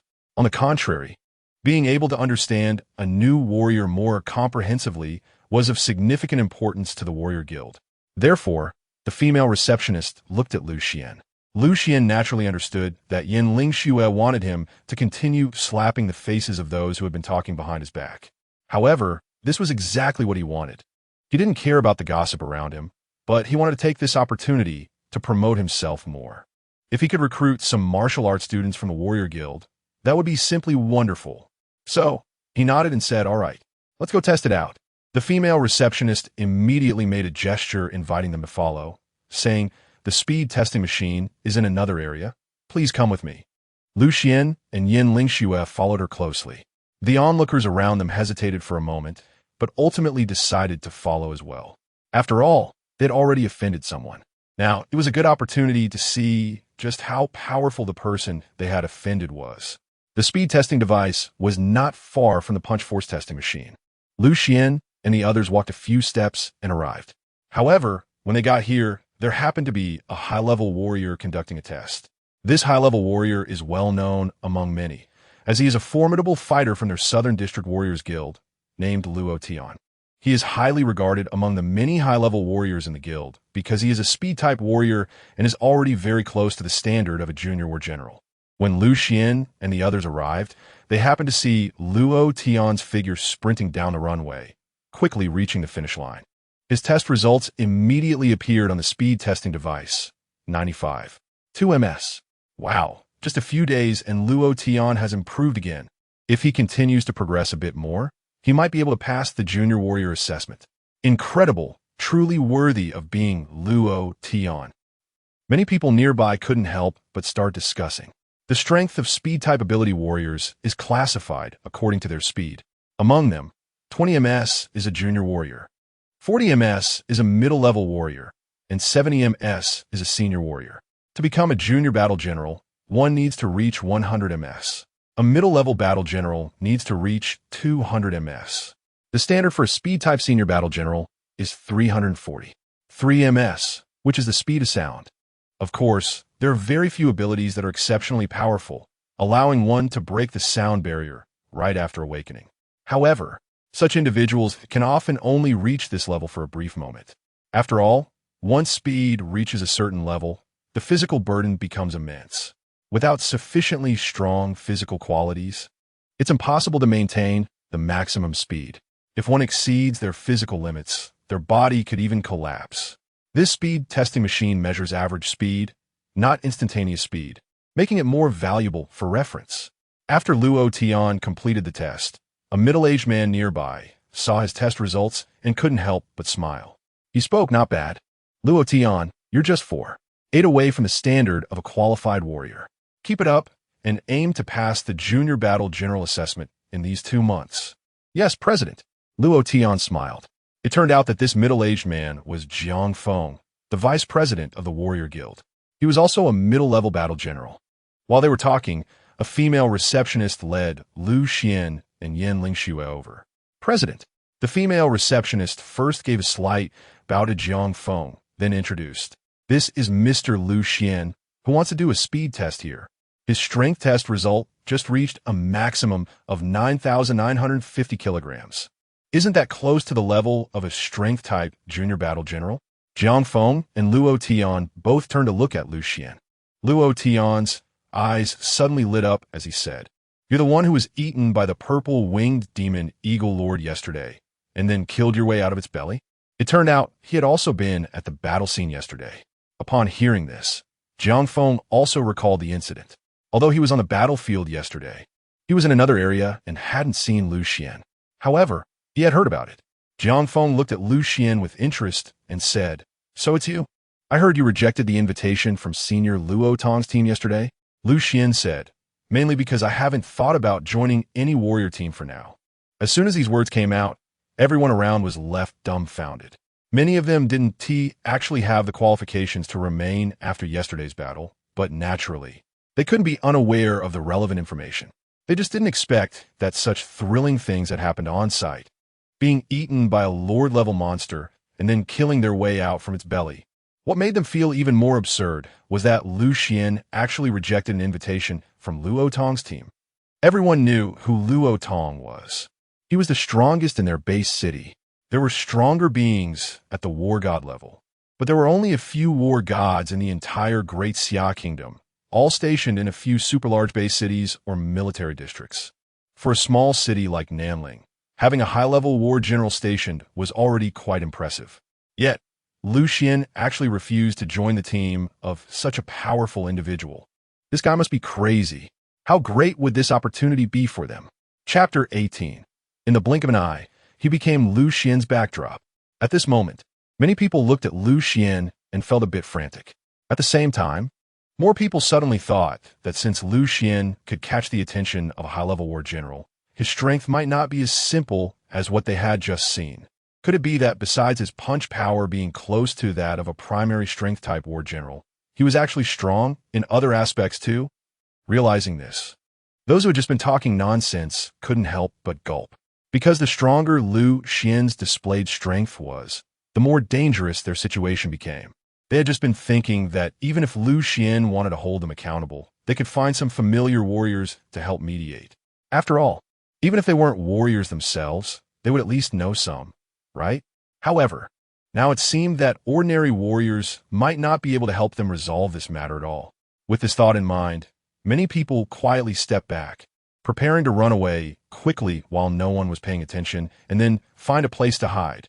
They thought that since there were so many of them talking just now, Lu Xian probably wouldn't remember all of them, right? Jiang Feng didn't know what had just happened. He smiled and said, "All right, if you want to conduct a test, then let's start." Yesterday, Senior Luo told me that if you come for the warrior assessment, he will help you complete it quickly and also facilitate the reward for the monster you hunted yesterday. Hearing this, Lu Xian couldn't help but have a better impression of Senior Luo Tong. At the same time, he felt a bit embarrassed. After all, the man had been so good to him, yet he had rejected his invitation. However, he couldn't help it. After all, he still had system tasks to complete. Jiang Feng continued. Okay, with a testing watch and stand on the track. The testing rules are to run 3 laps continuously and take the average speed. Understood? Understood. Lu Xian nodded. The track was shaped like a figure 8 and was not flat. It had ups and downs. This should be to test the warrior's speed performance from multiple aspects. Seeing that Lu Xian was ready, Jiang Feng directly shouted, "Start." In an instant, Lu Xian shot out like a cannonball. So fast. Luo Tian's pupils constricted slightly from the sidelines of the testing area. Although the test results hadn't come out yet, he could feel, just from visual observation, that Lu Xian's speed seemed to be even faster than his. The length of the speed testing track was 1,000 meters. Everyone felt that within a few breaths, Lu Xian had already dashed to the finish line. Beep. The speed test apparatus instantly displayed his first lap test result. 101. 1 ms. Wow. Everyone around was in an uproar. My God. His speed is actually faster than Luo Tian's. 101. 1 ms. This has already surpassed the standard for a speed-type primary war general. Incredible. He hadn't even undergone the warrior assessment with such strength before. Perhaps he just forcefully erupted, and it might not be sustainable. Only Yin Lingxue didn't feel surprised at all, because she had already known how fast Lu Xian was from their previous collaboration in rescuing the fighter pilot and during the later combat. Just as everyone was exclaiming, Lu Xian had already reached the finish line for the second time. Beep. 105. 6 ms. This data made those who thought Lu Xian couldn't maintain his performance suddenly close their mouths. As for Luo Tian, he suddenly felt a bit awkward. Just a moment ago, he had a small breakthrough and was praised by everyone. Who would have thought that in the blink of an eye, he would become Lu Xian's backdrop? What shocked him even more was that Lu Xian's speed had not yet reached its limit. It seemed to have increased a bit for the third lap. 108. 9 ms. The third test result appeared in the blink of an eye. The average score of the 3 tests was quickly calculated. 105. 2 ms. Exactly 10 ms higher than Luo Tian's test result. Such test results left everyone utterly speechless in shock. Don't just look at this 10 ms difference. Some had struggled for years over such a small gap without being able to surpass it. While everyone was in shock, a hearty voice resonated throughout the venue. Ha ha ha. Very good. Vice President Jiang Feng's face was filled with excited smiles as he quickly walked up to Lu Xian. He said, "You kid, really with such strength. Why haven't you come for the warrior assessment before?" Lu Xian humbly said, "Actually, I only made rapid progress recently. I wasn't this impressive before." He quickly added, "Let's go. I'll personally handle the paperwork for your warrior certification. Congratulations on becoming a junior war general." For a moment, many people around looked at Lu Xian with eyes full of envy and admiration. To participate in the warrior assessment for the first time and directly become a junior war general, with the branch president personally assisting him in the paperwork. What an honor that is. Lu Xian readily agreed to this. However, just as he was about to follow Jiang Feng to input his information, a voice suddenly came from outside the crowd. Wait a minute. Lu Xian and Jiang Feng paused slightly, then turned their gazes towards the direction of the sound. The others naturally followed suit and looked over as well. Then, they saw a man in exquisite armor striding over. Senior Luo Tong, Lu Xian, Jiang Feng, and Luo Tian recognized each other at a glance. Soon, however, they were all a bit puzzled. Why did Luo Tong suddenly come here? And why did he stop them? Such confusion also appeared in the hearts of the other people around them. Some suddenly had a thought. It seemed that they had just heard that Lu Xian had refused this senior Luo yesterday. Could it be that this senior Luo was angry and wanted to come over to make things difficult for him? Just as they were thinking this, they heard Luo Tong speak. Luo Tong said, "Lu Xian, why don't you test your nerve speed as well?" As soon as these words were spoken, the surrounding crowd was even more astonished. As far as they knew, nerve speed tests were generally only conducted by psychic ability warriors. This is because psychic ability warriors can enhance their perception with mental power and can even dodge bullet attacks. The nerve speed test is to measure their dodging limits. However, from the previous 2 tests, it was clear that Lu Xian was very strong in terms of strength and speed. These two aspects should not be closely related to psychic abilities, right? Why did this General Luo suddenly want him to test his nerve speed? Chapter 19. Why are there so many aspects that are so impressive? Lu Xian himself was also somewhat puzzled. He didn't think Luo Tong was trying to make things difficult for him. He just couldn't figure out Luo Tong's intentions.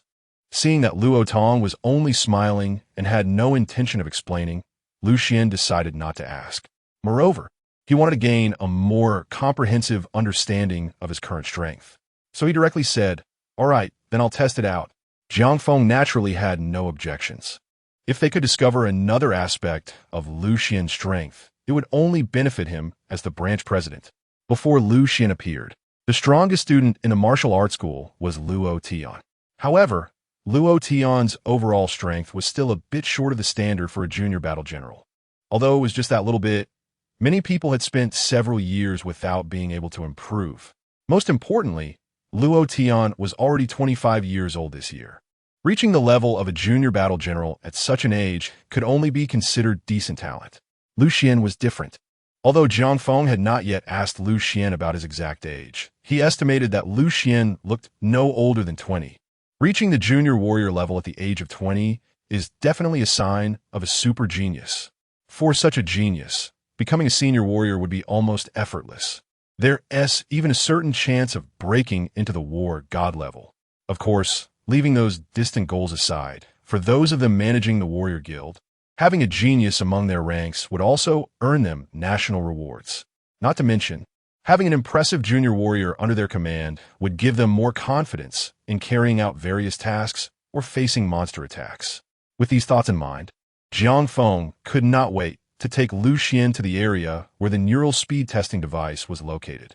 This device was placed in a separate room. Unlike the punch force testing machine and the speed testing device, the neural speed testing device was not opened casually on a regular basis. Because the equipment was very precise and naturally expensive, it would not be easily activated unless some trainees achieved significant breakthroughs. At this moment, Jiang Feng personally came over, unlocked the device, and then activated it. Many warriors who followed were envious. It was worth noting that among them, quite a few had never even tried a single test. Because, unless they were psychic ability warriors, there was generally no need to test this device. "Come on, Lu Xian, go in and test it." Luo Tong personally called to Lu Xian. "Is this your first test? Remember, when you stand inside that circle, a red light wall will appear around you, and the cannons will shoot rubber bullets. You must avoid those rubber bullets for 1 minute while not leaving the area covered by the red light. Do you understand?" This made many people who were still lost in thought suddenly close their mouths. After all, this attitude did not seem like Luo Tong was targeting Lu Xian at all. "Understood." Lu Xian nodded. "Then you can go ahead and start the test," Luo Tong said. Lu Xian strode towards the testing circle. Jiang Feng asked Lu Xian, "Are you ready?" "Ready," Lu Xian replied. "Then let the test begin." As Jiang Feng's voice fell, he directly pressed the neural response testing button. Dozens of ports on the machine, resembling cannon muzzles, began to operate. In an instant, beams of red light shot out, enveloping Lu Xian from various angles. Many soldiers nearby widened their eyes slightly. "Is this the neural speed test? It feels like being in a hail of bullets. I feel like if it were me, I wouldn't be able to dodge even a few." As these thoughts crossed everyone's minds, they were stunned to see Lu Xian's figure move within the testing circle. Whoosh, whoosh, whoosh. His figure moved like swaying willow leaves, incredibly agile as he weaved through the beams of light. He actually managed to dodge numerous beams. Oh my god, how did he do that? His speed has reached the standard of a junior warrior. That shouldn't be too surprising, right? But it's not just about speed. The neural response has to be fast enough, otherwise you wouldn't even be able to catch those beams.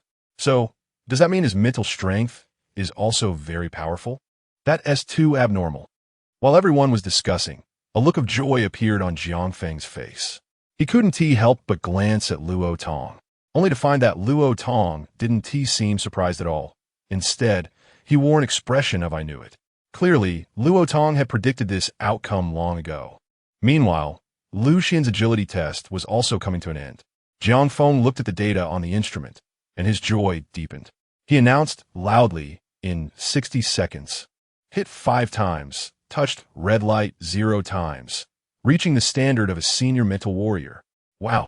The surrounding senior students were once again in an uproar. Incredible. He actually reached the standard of a senior mental warrior. My God, how old is he? He seems to be 4 or 5 years younger than Luo Tian. I didn't expect that in our southern district, there would be a warrior even more talented than Luo Tian. What kind of ability does he have? His strength, speed, and neural response are all so impressive. Luo Tian, you guys can admire him all you want, but can you not drag me into this? It's too heartbreaking, my friends. However, like everyone else, he was also very curious about what kind of ability Lu Xian had. How could he be so strong in so many aspects? He himself was only close to the junior warrior standard in terms of speed. His strength was merely at the intermediate warrior level. He hadn't tested his neural speed, but he felt that it probably wouldn't be very good either. Lu Xian is simply crushing him in every aspect. Lu Xian walked out of the testing area and saw Yin Lingxue looking at him with excitement, saying, "Wow, Director, you are amazing.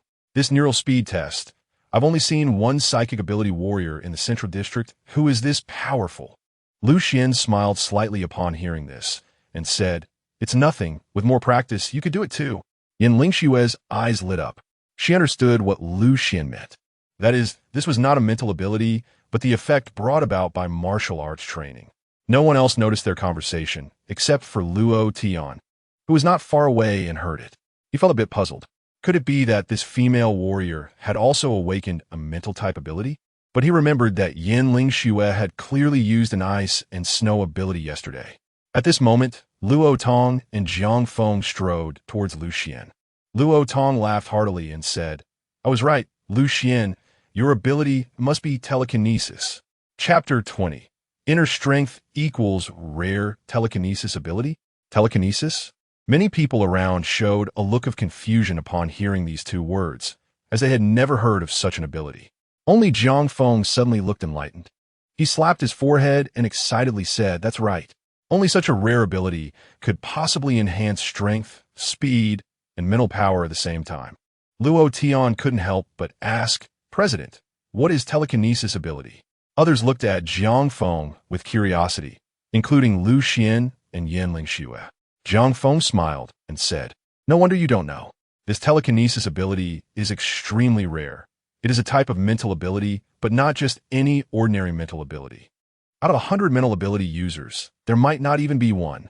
Hiss, so rare." Many people around gasped. Luo Tong spoke up, "Rare as it is, it's also very powerful. Most other mental abilities only enhance mental power, but once this telekinesis ability is awakened, it can quickly enhance strength, speed, and other aspects." As he spoke, his gaze remained on Lu Xian, asking, "Do you feel like there is a special energy within you that automatically activates when you use your fists and feet?" Lu Xian nodded with a strange expression.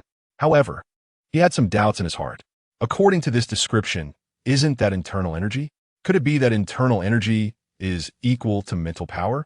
But he quickly felt that something was off, because a martial artist cannot be unaware of the internal energy they have cultivated, unless the so-called mental power and internal energy are actually very similar, with one being a power awakened from within oneself, and the other being cultivated through martial arts. The others suddenly realized this. Then they all looked at Lu Xian with envy. After all, who wouldn't envy an ability that could bring so many enhancements? Jiang Feng then looked at the female receptionist who was still standing nearby and said, "Please record Mr. Lu's information and note that he is a mental power ability user." Lu Xian was suddenly moved upon hearing this. He did not oppose anything and was even pondering in his heart, perhaps he could treat inner strength as a kind of mental power that could be cultivated in the future. The subsequent matters became much simpler. The Warrior Guild quickly helped Lu Xian complete his warrior certification. Once certified, he became a junior war general. The many warriors and trainee warriors around witnessed everything that happened. They all felt a strong sense of envy towards Lu Xian. Some people thought Lu Xian was incredibly lucky to have awakened such a powerful ability. Lu Xian was naturally very happy. However, Yin Lingxue was even happier than him. Suddenly, Yin Lingxue spoke up and said, "What about those who were whispering that Lu Xian is a pretty boy?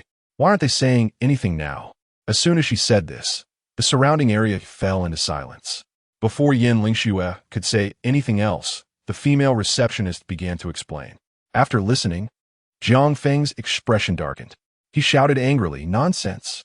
When did our warrior guild become a gossip center? Are these guys just bored and have nothing better to do?" In fact, under normal circumstances, he wouldn't care about such things. However, Lu Xian was someone he valued greatly. If Lu Xian had been driven away by some baseless gossip, he would have suffered a huge loss. Thinking of this, he directly told the female receptionist, "You go check the surveillance and see who was talking nonsense just now." The female receptionist cautiously replied, "President, I just checked, and they're mostly reserve warriors." Jiang Feng said in a deep voice, "Then let them not come anymore." Upon hearing this, many people couldn't help but gasp. This punishment was too severe. The female receptionist also felt it was a bit harsh and was about to say something, but was interrupted by Jiang Feng. Jiang Feng snorted coldly and said, "Anyway, I don't see that these guys really want to become warriors." At this point, everyone fell silent. The few people hidden in the crowd who had been gossiping were now regretting their actions deeply. They never expected that just for saying a few idle words, they would suffer such a huge loss. The female receptionist quickly agreed and then hurried off to check the surveillance. Jiang Feng then turned to Lu Xian and said, "Lu Xian, if you have any requests, feel free to bring them up, and I will definitely give you a satisfactory answer." Lu Xian pondered for a moment and said, "Please give me a copy of the list later." Jiang Feng was slightly taken aback. Those who were secretly regretting felt a tightening in their hearts, and cold sweat immediately broke out. Could it be that Lu Xian was looking for an opportunity to take revenge on them? Many people around gasped in shock. Obviously, Lu Xian's words seemed even more ruthless than Jiang Feng's in their eyes. It is important to know that a junior warrior already has considerable influence in the Nanking Bay City. Moreover, Lu Xian is a rare psychic ability warrior. Just now, both Jiang Feng and Luo Tong felt that he had unlimited potential. As a result, many powerful warriors and factions would undoubtedly want to win over and befriend Lu Xian. As soon as Lu Xian said this, it meant that those who wanted to cooperate with him in the future would similarly blacklist those people he just mentioned. This would undoubtedly be a huge blow to them and the forces behind them. Of course, there were some who felt that no matter what Lu Xian said, he was still just a junior battle general. They had stronger figures behind them and felt indifferent. But at that moment, Luo Tong spoke up. He said, "Give me a copy of the blacklist too. I will also add them to my blacklist." What? At this, those people completely panicked. They never expected that Luo Tong would value Lu Xian to such an extent. It is important to note that Luo Tong is currently the strongest in Nailing Bay City. If they were blacklisted by him, it would be a devastating blow. If their families found out about this, they might be directly expelled from their families. Thinking of this, many felt their faces turn pale, their hands and feet cold, and they hurriedly ran out of the crowd. Chapter 21. Suddenly Rich. Worth hundreds of millions. Thud. A preparatory warrior couldn't handle the stress and rushed in front of Lu Xian, kneeling down. "I'm sorry, General Lu, I was wrong," he shouted. "I shouldn't have talked nonsense just now. You can hit me. As long as you can vent your anger, hit me however you want. Please don't blacklist me." This person was the same muscular warrior who had just said that being handsome was nothing special. As he knelt down, several other preparatory warriors who had been gossiping also ran out, all kneeling before Lu Xian. Some even apologized while slapping themselves. Seeing this, others followed suit and started slapping themselves too. Watching this scene, Lu Xian remained very calm. At this moment, he deeply felt the importance of strength in this world.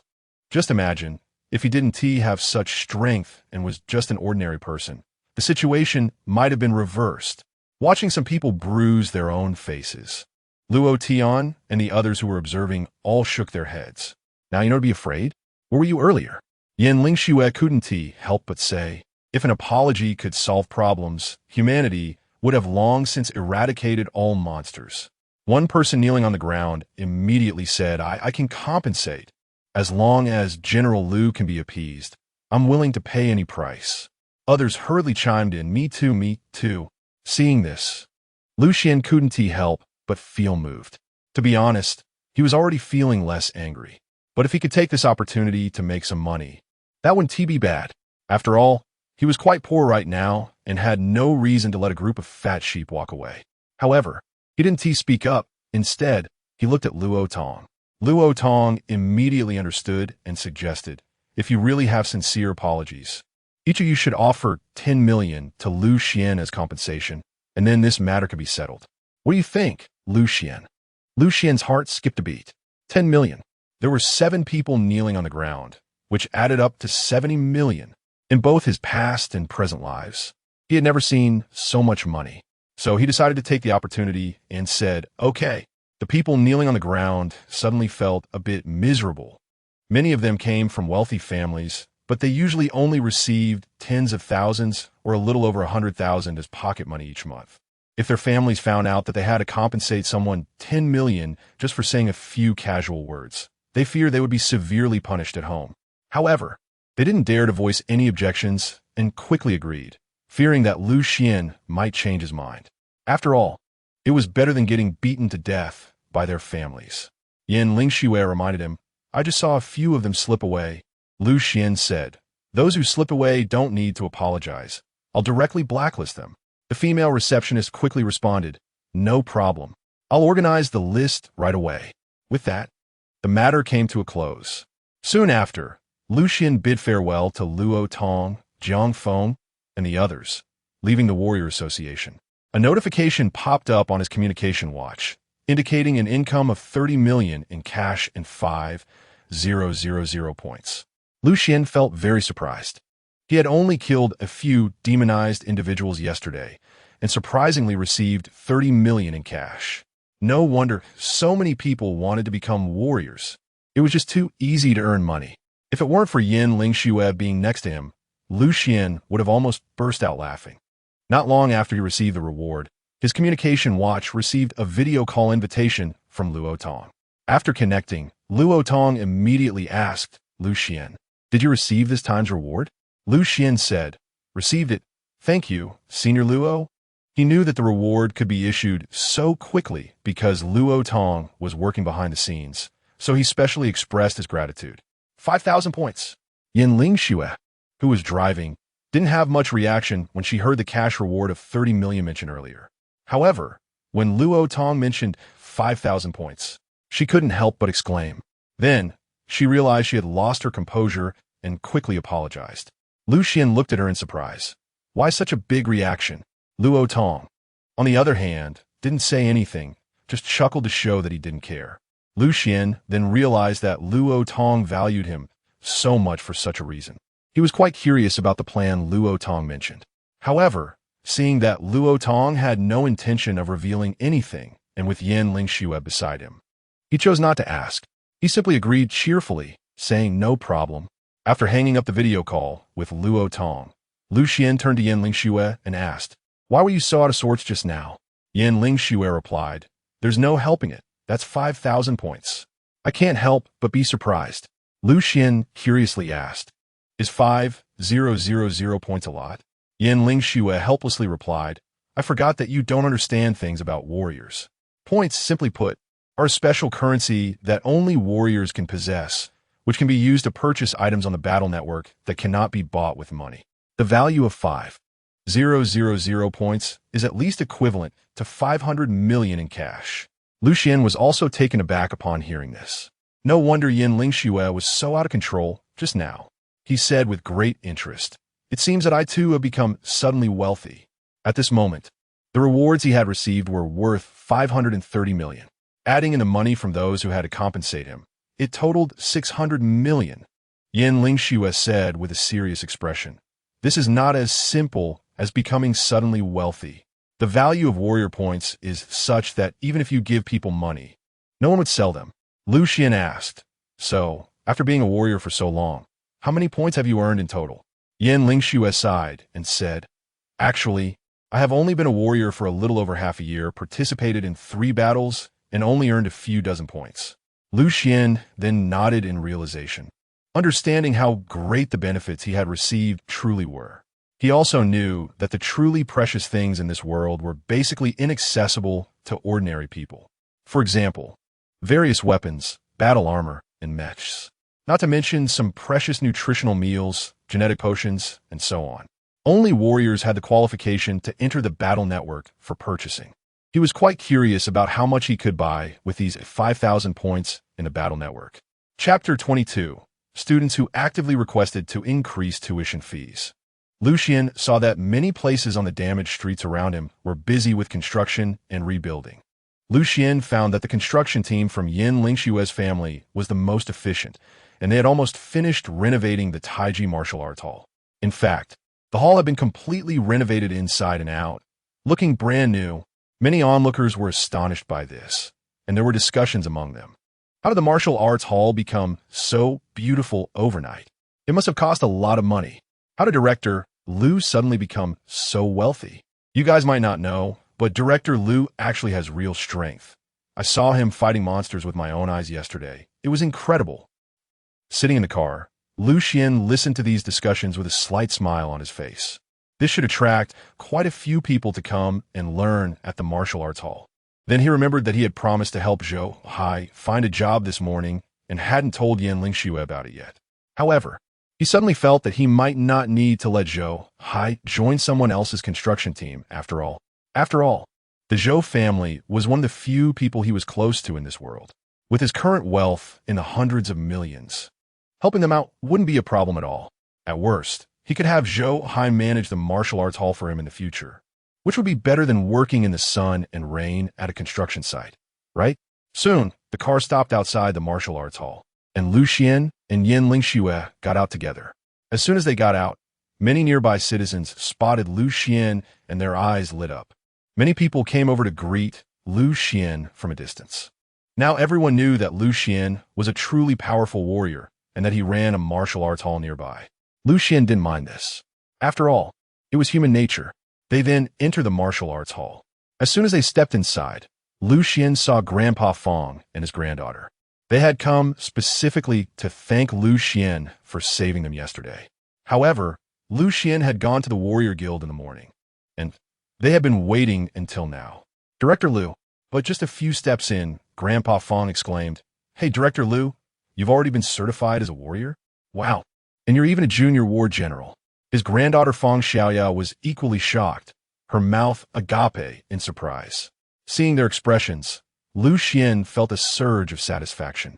It was as if he had been a hidden master all along and was now revealing his true identity as an extraordinary expert. He smiled and said, "Well, I participated in a battle yesterday, so my strength was exposed. So I just went ahead and completed the warrior certification." Fong Xiaoya immediately looked at Xuan with admiration. She was holding some things in her hand to give to Xuan. Xuan really couldn't refuse and had to accept it.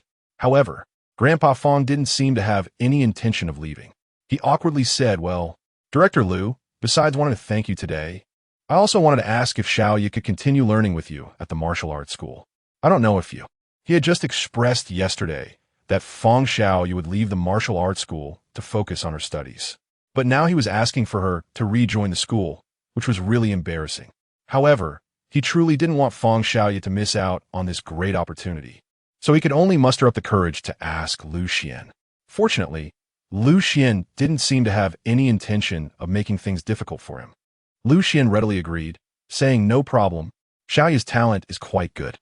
If she practices well, she might reach my level in the future." In his view, Fong Xiaoya's talent was indeed impressive, and she already had a foundation.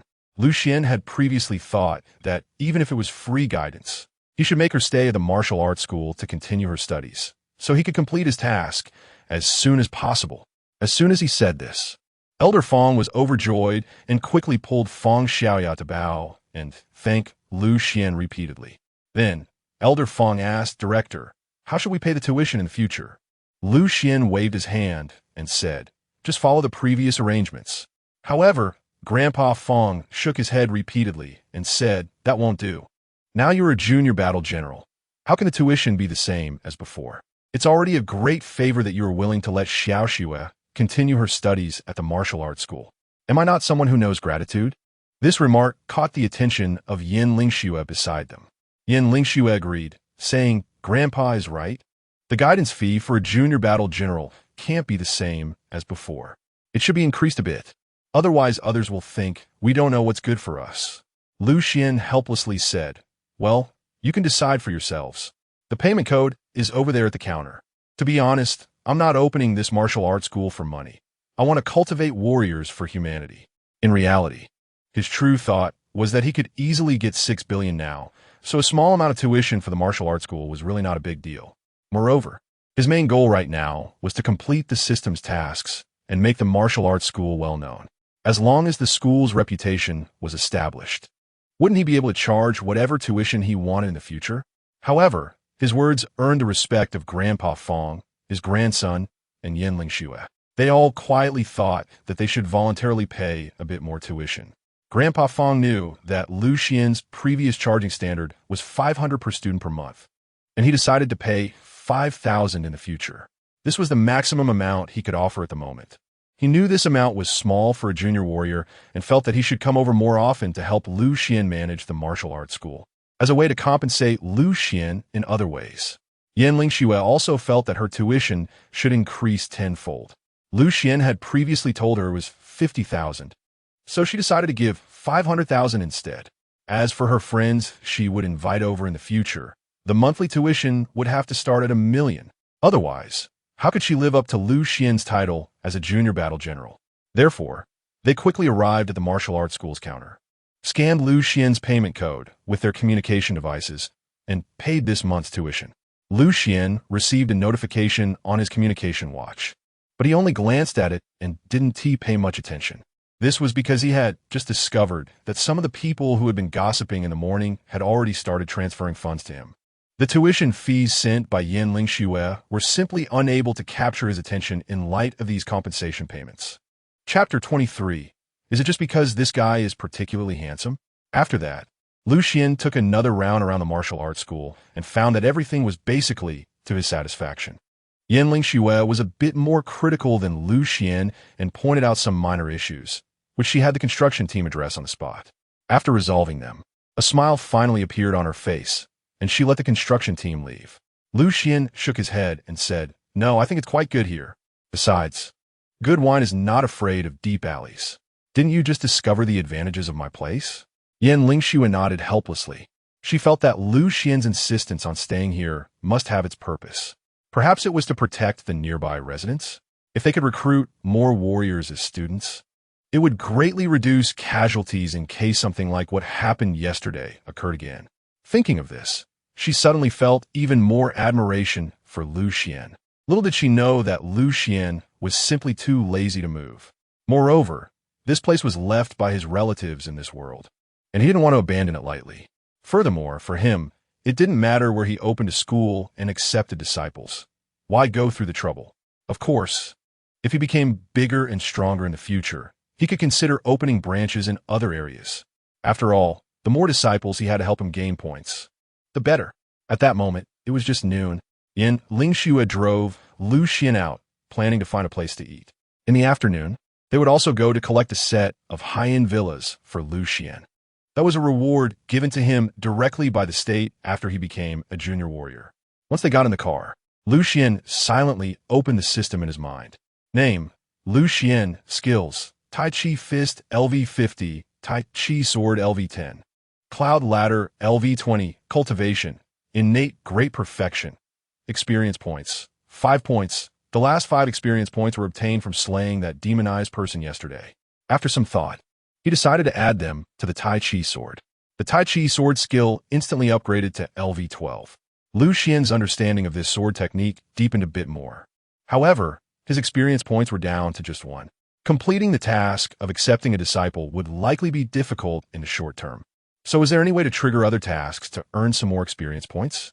Although he considered himself somewhat powerful now, Lu Xian still felt that he was too weak. At the very least, with his current strength, if he were to encounter a high-level Lord-class monster like yesterday, he would still be no match in a direct confrontation. He needed to continue to improve his strength. Just as Lu Xian was pondering these thoughts, Yen Lingxue suddenly slammed on the brakes. Lu Xian's body couldn't help but sway as he asked in confusion, "What's wrong?" Yen Lingxue said helplessly, "An annoying guy is blocking our way." Lu Xian looked ahead and indeed saw a fiery red supercar appearing in front of them. The door of the red supercar opened, and a girl dressed in a red combat suit, flamboyant and striking, got out of the car. This girl had a beauty that was not inferior to Yen Lingxue. With a tall figure, exquisite features, and an air of confidence about her. "Director, you sit tight. I'll go down and teach her a lesson," Yan Lingxue said to Lu Xian before angrily opening the car door. She walked up to the other person and directly asked, "Li Qing, what do you mean by suddenly blocking my way?" Li Qing smiled and said, "It's nothing. I just saw you and wanted to say hello." Yan Lingxue's expression darkened, and she angrily retorted, "Is this how you say hello?"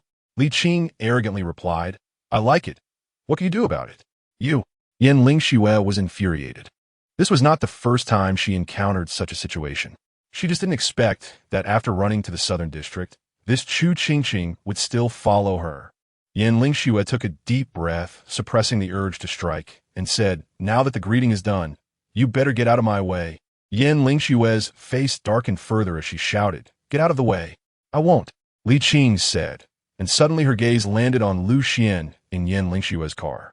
Upon seeing Lu Xian, her eyes widened in surprise, exclaiming, "Wow, so handsome." Then she was shocked and said, "Wait, isn't that right? Yan Lingxue, you actually have a man in your car?" It was clear that she was very surprised, since she and Yan Lingxue had grown up together. She naturally knew Yan Lingxue's character. In the past, Yan Lingxue had always kept her distance from males, not to mention letting a man in her car. She had never even seen her get close to a man. What was going on today? Did it have to do with this guy being exceptionally handsome? Beyond that, she couldn't think of any other possibilities. Thinking of this, Li Qing revealed an expression as if she had seen through the truth. She clicked her tongue and said, "TSK, TSK, Yan Lingxue, I didn't expect you to like this type." Yan Lingxue replied, "What nonsense are you talking about?" Li Qing said sarcastically, "Still playing dumb? I caught you red-handed." Yan Lingxue facepalmed and said, "Stop talking nonsense. This is our martial arts school's director." "Martial arts school director?" Li Qing was momentarily stunned, confused as she asked, "What is that?" Lu Xian, who was enjoying the sight of the two beauties arguing from the car, knew it was time for him to step in. He got out of the car with a smile and said, "Hello, I am Lu Xian, the director of the Tai Chi martial arts school." Her bright eyes widened again in shock, exclaiming, "You're actually a junior warrior? You're too young." She even suspected whether Lu Xian was impersonating a warrior. However, upon reflection, that seemed impossible. Not to mention impersonating a warrior. Even impersonating a soldier was a serious crime. Beside her, Yan Lingxue couldn't help but smirk, saying, "Now you know to be afraid, right? Hurry up and move your car. If you delay the junior warrior's business, can you take responsibility?" She indeed didn't dare to act recklessly in front of a junior warrior. So, she quickly moved her car. Yan Lingxue, as if she had won a battle, hurriedly got in the car and left with Lu Xian. Watching her leave with her head held high, Li Qing felt quite displeased. Then, she suddenly remembered that Lu Xian had mentioned the name of the martial arts school earlier and quickly opened her communication watch to access the network. At that moment, she saw a discussion in a communication group about the Tai Chi martial arts school. Chapter 24, The Shocked Zhou Family. The Envious Neighbors. It turned out that the events that happened at the Southern District's Warrior Association that morning had already spread to the Warrior Association groups in other districts. Originally, the incident where Lu Xian emerged from the belly of the purple-winged demon eagle had already attracted a lot of attention. Moreover, the fact that several preparatory warriors had suffered severe injuries due to careless talk that morning made everyone discuss it with great interest. Li Qing quickly read through the relevant information and instantly understood who Lu Xian was. Tai Chi martial arts school? A psychic warrior? How interesting. A smile appeared on Li Qing's face. That Yan Lingxue kept calling him the junior warrior director, but she suddenly changed her tone at the end. Probably trying to hide something, right? If you don't want me to know, I will definitely find out. Then she drove off, intending to check out the so-called Tai Chi martial arts school. On the other hand, Lu Xian and Yan Lingxue arrived at a high-end restaurant and had lunch together. After that, Yan Lingxue drove Lu Xian to a villa community called Jin Fenglin. This was the best villa community in the entire Southern District. The whole community was filled with beautiful mutated maple trees with golden patterns. Before Lu Xian and the others arrived, the Warrior Guild had already notified this place in advance. Therefore, when they got here, they were immediately warmly welcomed. Soon, Lu Xian selected a villa. The villa that caught his eye was ranked 6th in this community, which meant it was villa number 6. It featured a retro Chinese style, but combined very well with various modern technologies, creating a perfect blend of technology and classic design. It was more spacious and exquisite than other villas. However, because of this, it was not included in the free offerings. If a warrior chose it, they would need to pay an additional fee of 50 million. Xuan hardly hesitated at this and directly nodded in agreement. After all, he wasn't sure of these tens of millions now. It wouldn't be easy to find another house that he liked as much. After selecting the house and completing the paperwork, the villa management arranged for someone to start cleaning. Xuan got out of the car and went upstairs, while Yin Lingxue quickly called to help contact a moving company. When they reached the upper floor, Xuan had just arrived at the door when he saw that the Zhou couple was already waiting there. "Xiao Lu, how did your warrior assessment go today?" Aunt Zhou asked anxiously. Immediately, the eyes of the Zhou couple lit up. Xuan nodded. "Great. I knew it. Huh." Zhou Hai laughed heartily, but soon he realized something was wrong. "What?" Zhou Hai and his wife both exclaimed in shock. Clearly, they thought Xuan might have passed the warrior assessment, but they never expected that Xuan had directly passed the assessment and become a junior battle general. Or rather, they had no idea that one could directly become a junior battle general by passing the warrior assessment. Their exclamations also startled the other neighbors around them. The neighbors thought something had happened and quickly opened their doors to inquire about the situation. After learning the reason, everyone fell into shock, finding it hard to believe. Xuan didn't have time to be watched by them and directly looked at Uncle Zhou and Aunt Zhou, saying, "Uncle Zhou, Aunt Zhou, after I became a soldier, I obtained a villa and am now preparing to move in. I would like your family to move there with me." As soon as these words were spoken, the noisy crowd around them suddenly fell silent. Everyone stared blankly at Xuan. Uncle Zhou and Aunt Zhou also suspected that they might have misheard. Xuan laughed and said, "You heard me right. I'm inviting your family to move with me to the villa in Jinfeng community. I wonder if Uncle Zhou and you would be willing?" This. Zhou Hai and his wife exchanged glances, but hesitation appeared on their faces. Aunt Zhou said, "We would actually love to move to a villa community, but wouldn't this disturb you?" Xuan waved his hand and said, "What is the disturbance? My villa is very large, and it feels too lonely living here by myself. It would be livelier with a few more people. Besides, I really can't bear to miss Aunt Zhou's cooking." Upon hearing this, all the neighbors around cast envious glances at the Zhou Hai couple. However, the Zhou Hai couple still seemed a bit hesitant. Xuan decisively said, "It's settled then. I've already called the moving company to help us. We'll move today."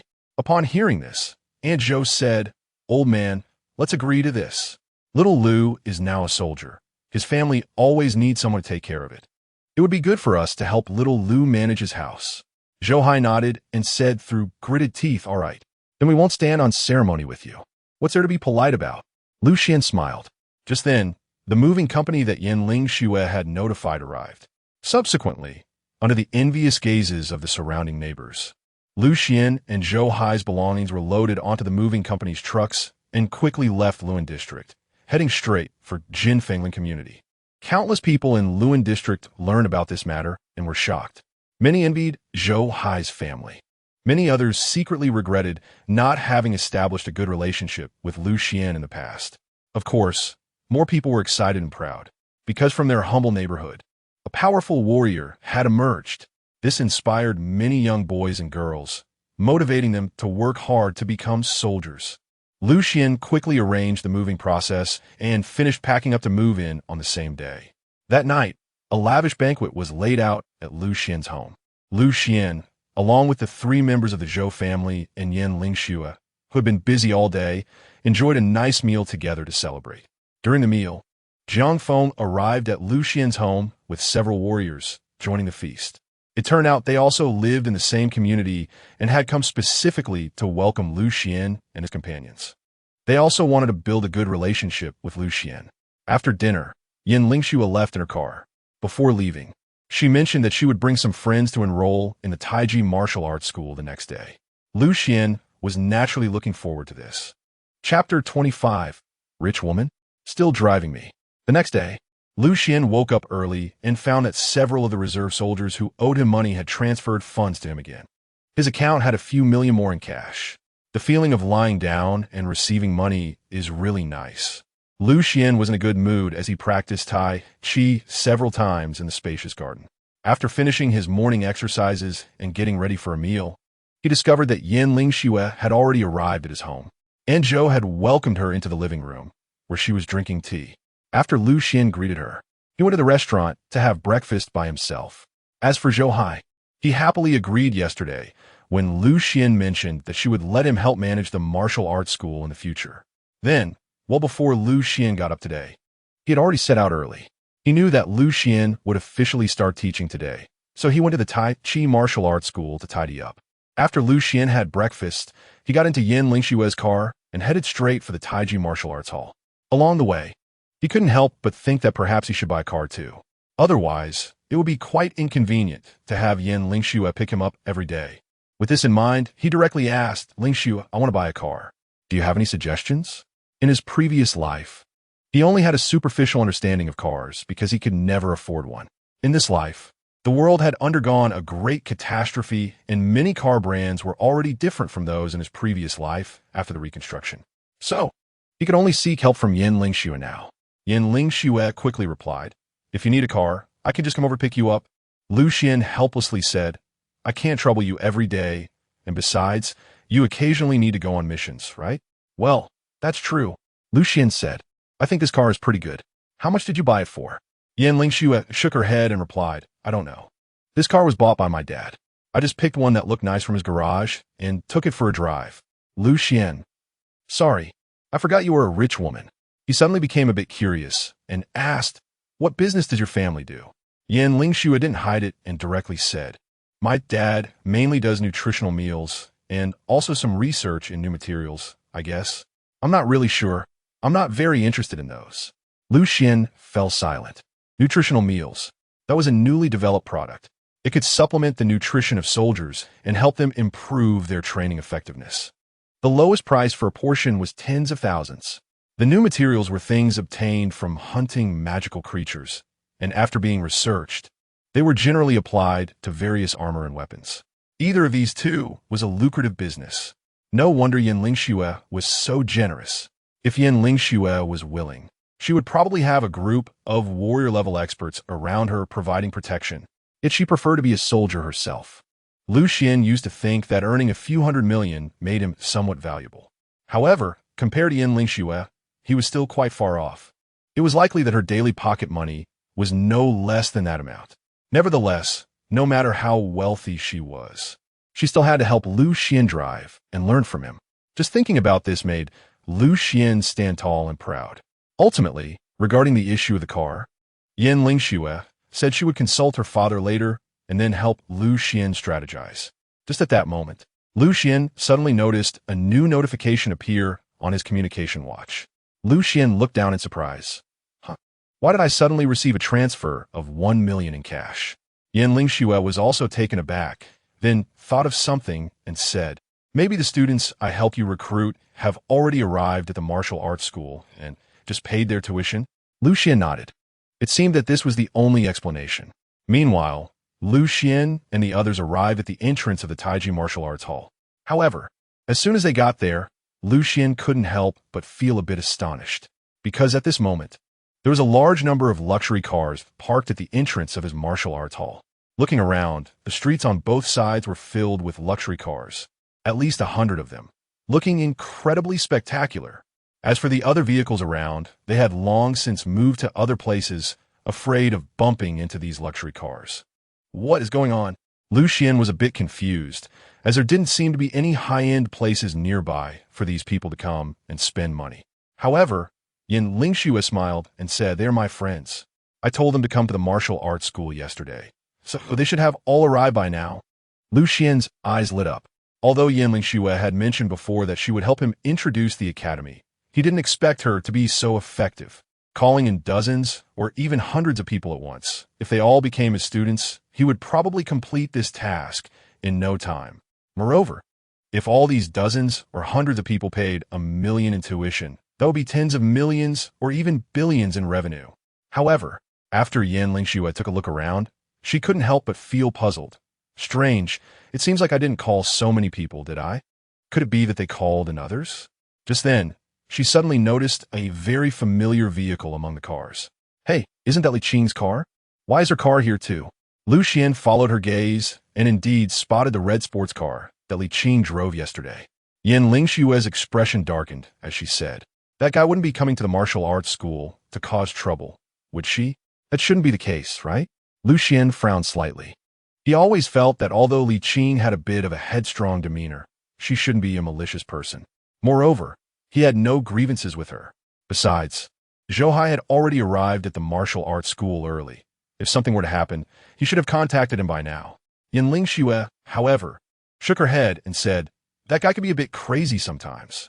But don't worry, Director. I definitely won't let her cause any trouble." As she spoke, she quickly parked the car and strode angrily towards the martial arts school. Xuan naturally followed them in. He wasn't worried about these people causing trouble in his martial arts gym. After all, he was now a junior battle general. Anyone who dared to act recklessly in his place should be prepared to pay the price. The only thing that concerned him was that Zhou was still inside the gym. If a conflict broke out between the fighters and Zhou got hurt, that would be a problem. The two stepped into the gym. "Li Qing, you." Lingxue was ready to confront Li Qing angrily when she was stunned to find that the situation in the gym was completely different from what she had imagined. She had initially thought that the atmosphere in the gym would be tense, or that it might even be vandalized. However, upon entering, she discovered that it was surprisingly harmonious inside. The person she thought had come to cause trouble, Li Qing, was actually standing by the counter, directing a group of young men and women. Chapter 26. This is simply sending him money. Everyone is lining up properly, then registering and paying their tuition fees. One by one, by the counter, Li Qing was directing those in line who were preparing to register. When she saw Lingxue and Xuan approaching, her eyes lit up. Noticing the look of astonishment on Lingxue's pretty face, she couldn't help but smirk slightly. Then, she directly ignored Lingxue and strode towards Xuan. Xuan was a bit confused by her enthusiasm. It seemed that he wasn't that familiar with her, right? Li Qing didn't wait for Xuan to say anything and directly introduced him to those who were queuing to sign up. "Everyone, take a good look. This is our Tai Chi Martial Arts Hall's director, the junior combatant, Mr. Xuan." Everyone's gaze immediately focused on Xuan. Some of these people were brought by Lingxue, while others were brought by Li Qing. Most of them had never seen Xuan before. They had only heard some rumors about him. At this moment, seeing Xuan's handsome appearance, some girls' eyes brightened. They suddenly felt that with such outstanding looks, even if the director's strength wasn't as strong as rumored, it didn't matter. However, when the boys saw Xuan's not-so-muscular build, they frowned slightly. Clearly, in their eyes, Xuan didn't look like someone with strong power. Li Qing said again, "What are you waiting for? Hurry up and greet him." "Hello, Director." "Hello, Director Liu." Everyone greeted Xuan in unison. Xuan smiled and waved to everyone, saying, "Hello, everyone. Thank you for waiting." After all, the curator's demeanor must be established first. Moreover, he is now a battle general, and in front of a group of junior warriors and even reserve warriors, he has nothing to fear. Then, his gaze turned to the person behind the counter who had just been helping the students with their registration. This person was Zhou. Xuan smiled and said, "Thank you for your hard work, Uncle Zhou." Zhou waved his hands repeatedly and said, "It's not hard at all. I'm just not very familiar with the procedures. And I was so busy that I haven't even finished processing Miss Li's rank yet." Xuan couldn't help but glance at Li Qing, realizing that the tuition fee he had just received on the way was actually transferred by Li Qing. "All right, Zhou, note that." However, as soon as they finished speaking, Li Qing quickly raised her hand and said, "Director, my family sells computers, and I'm quite familiar with this area. How about I take care of this matter?" Seeing this, Xuan was even more surprised. Why was Li Qing so proactive? Not only was she the first to pay the tuition, but she was also helping Zhou on the spot, and now she was being so assertive? Li Qing looked puzzled and said, "What do you mean by what I want to do? Can't you see I'm helping the director solve a problem?" Lingxue snorted and said, "You would be so kind? I think you're just trying to gain favor for no reason, either a thief or a schemer." Li Qing raised her eyebrows and said, "Lingxue, what nonsense are you talking? Don't use the mindset of a petty person to judge a gentleman." Lingxue replied, "Anyway, I don't care what scheme you're plotting. You'd better put away your little tricks and leave here quickly. Li Qing pouted and said, that's really funny. This martial arts school isn't yours. Why do you have to drive me away? Is there a rule from the director that only you can come to the martial arts school, and I can't? You. Yan Lingxue was instantly furious. Lu Xian had been quietly watching the two of them argue from the side. At the same time, he noticed that many of the students waiting to sign up showed expressions of helplessness. Clearly, they were mostly familiar with Yan Lingxue and Li Qing, and this wasn't the first time they had seen such a scene. This made him feel a stirring in his heart. There was no doubt that Li Qing had always enjoyed competing with Yan Lingxue since childhood. This time, upon learning that Yan Lingxue had come to his martial arts school to study, she actually followed along and even rushed to perform in front of him. Li Qing was clearly trying to provoke Yan Lingxue and tease her. Thinking of this, Lu Xian couldn't help but smile slightly. He felt that this situation seemed to have no downside for him. On the contrary, because of Li Qing, he had just received 1,000,000 intuition fees on the way here. This was practically like receiving money for nothing. If every student had such a rival, Lu Xian would be more than happy for them to bring their rivals over. Moreover, if the students were spurred on by the competition between Yan Lingxue and Li Qing, he might be able to complete the system task even faster. With this in mind, Lu Xian deliberately cleared his throat, interrupting the argument between Li Qing and Yan Lingxue. Then he said, all right, Lingxue, you don't need to be so sensitive. Since she is so eager to help, let's leave this matter to her. Li Qing immediately stood tall, as if she had won a victory, and proudly said to Yan Lingxue, see, the director has agreed. After that, she ignored Yan Lingxue and turned to Lu Xian. Director, don't worry, I will handle this beautifully. After saying this, she walked aside and contacted someone through her communicator. Seeing this, Yan Lingxue became even more anxious. She quickly said to Lu Xian, Director, you can't be fooled by her. She must be thinking of something bad. Lu Xian said calmly, Li Qing has already paid the tuition, so she shouldn't have any bad intentions, right? Yan Lingxue opened her mouth as if to say something, but Lu Xian interrupted her and said, however, your suspicion is not without reason.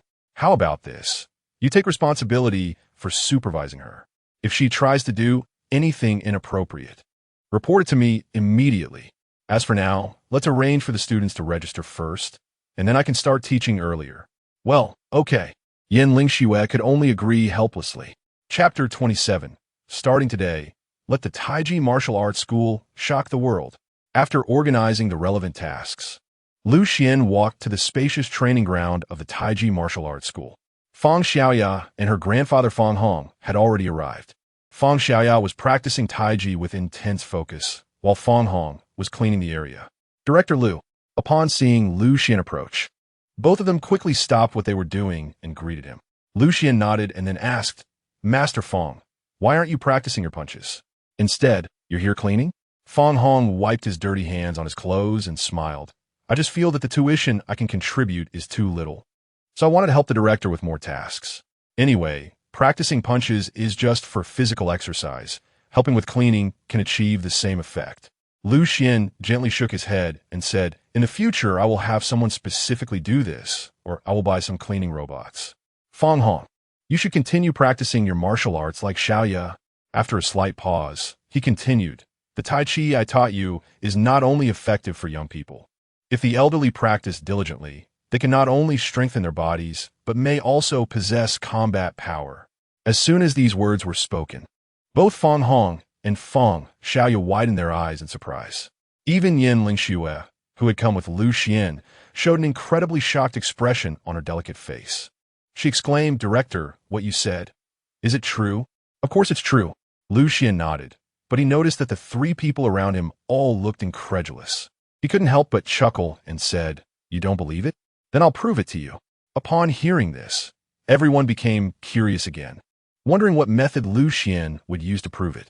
Lu Xian said, you practice Tai Chi for me to see. Fang Hong looked a bit confused, but still began to perform Tai Chi as Lu Xian requested. His movements attracted the attention of some new students who had just completed their registration and payment. After taking a glance, their expressions turned strange. Some even regretted being lured over here. To them, Fang Hong's current practice looked soft and feeble. just like the popular senior citizen exercise routine Tai Chi before the Great Disaster. Is this really what they were going to learn here? Could this actually be used in real combat? Some expressed deep doubts. They felt as if they had been tricked by Yan Lingxue and Li Qing. If it weren't for Lu Xian being a legitimate junior battle general who couldn't fake it, they might have considered asking for a refund. After all, while most of them came from wealthy backgrounds, they weren't rich enough to casually throw away $1 million. As for those who hadn't paid yet, they were secretly relieved. Luckily, they moved a bit slower. They still had time to back out now. Lu Xian naturally noticed the gazes of those around him and guessed their thoughts. However, he did not pay any attention to it. Lu Xian was just carefully observing Fang Hong's Tai Chi soon. Fang Hong finished performing a set of Tai Chi moves. Lu Xian stepped forward and pointed out several of his mistakes. "Do it again," Lu Xian said after finishing his demonstration. Fang did. Then he started practicing each move again. This time, Lu Xian didn't let him finish all at once, but corrected his mistakes one by one. He indicated where he should be quick, where he should be slow, where he should be forceful, and where he should be flexible. For some moves, he even demonstrated them personally. The new students nearby suddenly noticed something different when Lu Xian started his demonstration. They felt that the Tai Chi he was demonstrating had a completely different momentum. Not only were the movements extremely graceful, but there was also an inexplicable attraction that seemed to draw them in, as if he were a vortex pulling them into it. Everyone quieted down, their expressions becoming incredibly serious. It felt as if something astonishing was about to happen. Just as Lu Xian finished guiding Fang Hong and let him practice on his own again, everyone suddenly felt that Fang Hong's aura was different. This time, his boxing style combined firmness with softness and stillness with movement. With every gesture, there was even a sound of the wind howling. All the onlookers, except for Lu Xian, widened their eyes in astonishment. How did he suddenly become so imposing? It's strange, they thought. Clearly it's the same set of moves. Why does the effect this time feel completely different from before? What the hell? Why do I suddenly feel that this old man is very dangerous? I'm clearly just a novice warrior. Huh? You feel that way too? I thought it was just my illusion. Everyone was shocked. Their faces were filled with disbelief. What they didn't know was that Fang Hong had already reached a highly proficient level in this Tai Chi, and he was not far from achieving Ming Jin. Lu Xian had known this beforehand, so at this moment, he deliberately took this opportunity to start with Fang Hong and begin completing the system task. Therefore, when he guided Fang Hong just now, he had already secretly activated the Gang Qi, leaving behind seeds of Gang Qi in some key acupoints on Fang Hong's body. As a result, when Fang Hong practiced Tai Chi again, he directly achieved a breakthrough, and his Ming Qi was born. This led to the current effect. At this moment, Fang Hong was too focused to care about the reactions of those around him and had completely entered a state of concentration. And his momentum grew stronger and stronger. It seemed that an astonishing power was gradually accumulating within him. Suddenly, his whole body shook violently, producing a sound like popping beans. He finally opened his eyes wide, and in his previously murky eyes, an astonishing brilliance burst forth. Then he leaped up suddenly, delivering a punch that sent a nearby wooden dummy flying over 10 meters, with debris scattering everywhere. This scene stunned everyone. Fang Hong himself also wore a look of disbelief. Clearly, this was not something an ordinary old man could achieve. Immediately, he appeared as if he had suddenly become 20 years younger, his gaze as sharp as it was during his military days. The people around sensed his change and were even more astonished. Fang Hong then turned around abruptly, deeply bowing to Lu Xian with clasped fists, and said solemnly, "Thank you, Director, for your rebirth." At this moment, Fang Xiaoya also suddenly awakened. She noticed the change in her grandfather and quickly followed Fang Hong's example, bowing to Lu Xian. "Thank you, Director." Lu Xian just waved his hand and said, "If you really want to thank me, then starting today, let the Taiji Martial Arts Academy shock the world." Yes. Chapter 28. Are the old sweepers all extraordinary masters? Everyone in the audience fell silent for a long time before suddenly awakening. Immediately, the surroundings erupted in an uproar. Wow, amazing. I didn't expect this old man to be so powerful. I thought he was just a sweeper. Could it be true what the novels say? That old sweepers are all extraordinary masters? Damn, the old sweepers are indeed extraordinary masters. He obviously just had a sudden increase in strength after the director's guidance. Hiss. The director is too amazing.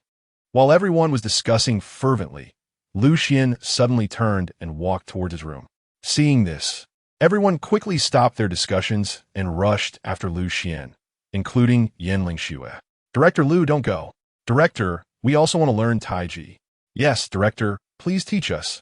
I'll go get the tuition fee right now. Please impart your extraordinary martial arts to me. In response to the crowd's pleas, Xuan's steps did not falter. He simply waved his hand and said to everyone, "You just arrived at the academy. Go learn the basic moves from Grandpa Fong and his grandson first. I will naturally guide you later." Hearing this, everyone stopped following Xuan and instead turned their attention to Grandpa Fong and his grandson. Clearly, they understood that Xuan, as a battle general, could not always provide them with guidance. After all, they only paid a small amount of tuition each month. Xuan was already doing well by guiding them after they had finished learning the basic moves. So, they all eagerly pleaded with Fong Hong and Fong Xiaoya to teach them. At this moment, Fong Hong also understood what Xuan meant when he didn't let him sweep the floor. It turned out that he wanted him and his granddaughter to help lead these new students into the basics. Naturally, he wouldn't refuse Xuan's task, and even wished to help Xuan with more things. Meanwhile, Li Qing had already arranged for a high-spec computer to be brought in. Moreover, a comprehensive input form had been set up, which could even directly pull some public information of the registered students from the national network. This would definitely increase the efficiency of the registration process. Even Lingxue was no exception. What was going on? Li Qing was somewhat confused. A female warrior she had brought along quickly called out to her, "Sister Qing, come join us. Instructor Fong is about to start." Instructor Fong? Hearing this title made Li Qing even more bewildered. After arriving at the martial arts school, she had inquired about a lot of information but hadn't heard anything about an instructor Fong. She then looked towards Fong Hong and Fong Xiaoya, who were standing at the front of everyone. If she remembered correctly, these two seemed to have the surname Fong. The title of instructor Fong couldn't be referring to one of them, could it?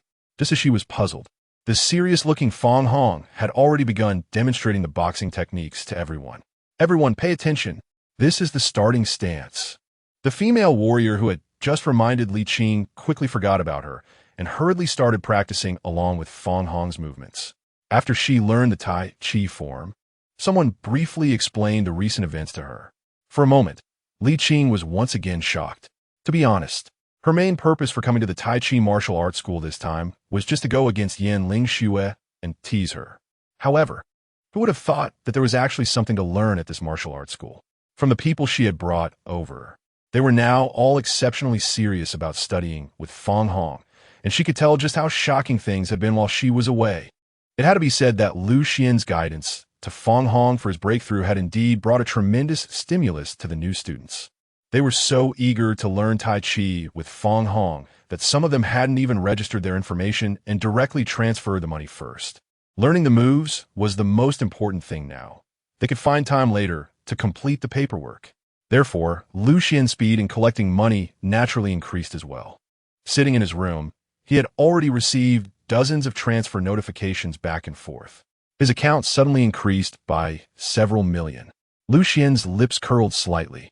From now on, I'll point out 1 or 2 students each day as examples. While completing tasks, it will also serve to motivate these guys a bit. As for now, Xuan opened the communication watch and quickly entered a special website, the Battle Network, a site that only warriors are qualified to access. It was time for him to check it out and see if there was anything he could buy. After the age of catastrophe, although there are still some nations in existence, the more influential entity is the Warrior Alliance. This Warrior Alliance was formed by the official representatives of various countries and the top warriors from around the world, aimed at uniting human strength to better combat disasters. The Warrior Guild operates under the Warrior Alliance. In addition, the Battle Network serves as a global connection for warriors under the Warrior Alliance. Upon entering the Battle Network, Xuan first saw a very simple yet elegant homepage. It featured various sections such as the homepage, mission board, forum, marketplace, library, and more. The homepage displayed various trending news articles. Xuan quickly skimmed through the information and found that it mostly related to warriors. For example, a certain battle commander level squad was wiped out while exploring a monster abyss. Another example is a certain war god powerhouse who single-handedly entered a certain abyss and killed a king-level monster.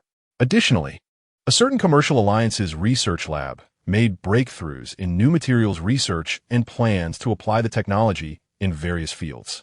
Xuan even saw news about the South Ridge Bay City being attacked by Lord-level monsters, but it was only in a rather inconspicuous position. Clearly, this was because the incident was not considered major news for the entire world. After all, South Ridge Bay City was just a second or third-tier Bay City. Compared to first-tier Bay Cities that are frequently attacked by king-level monsters, events here indeed struggle to attract much attention. This realization made Xuan, who was feeling somewhat complacent, suddenly calm down quite a bit. He recalled that his current strength was only that of a junior warrior, and if he were to encounter a lord-level monster alone, he might not even be able to escape. There was truly nothing to be proud of. Chapter 29. Tai Chi Supercar and Moonshadow Battle Robe. Moreover, based on Xuan's experience from reading novels in his past life, in a world fraught with danger, there were definitely countless more terrifying existences that had yet to appear. If he didn't quickly enhance his strength, the next time he encountered a monster attack, he might not be as lucky as this time. With this in mind, Xuan stopped looking at the homepage news and directly opened the mall section to start browsing the trading information.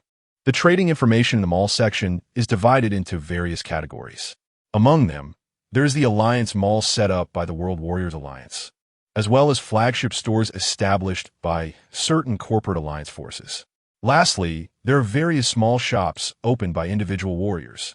Generally, the items sold in the stores of warrior alliances or major forces are relatively rare and expensive. For example, some special ability secrets, advanced battle armor, weapons, high-level mechs, fighter jets or nutritional meals, gene potions, and so on. The amounts often reach hundreds of millions, and there are even points requirements. Once purchased, items are escorted to the buyers by warriors. Some items, not available locally, even need to be dispatched from other cities, requiring warrior-level experts to transport them through the various abysses and wildernesses between cities via fighter jets. As for the small shops opened by ordinary warriors, they are relatively cheaper. Generally, the goods or materials obtained during their hunts for monsters or certain skills they created themselves. However, cheaper is relative.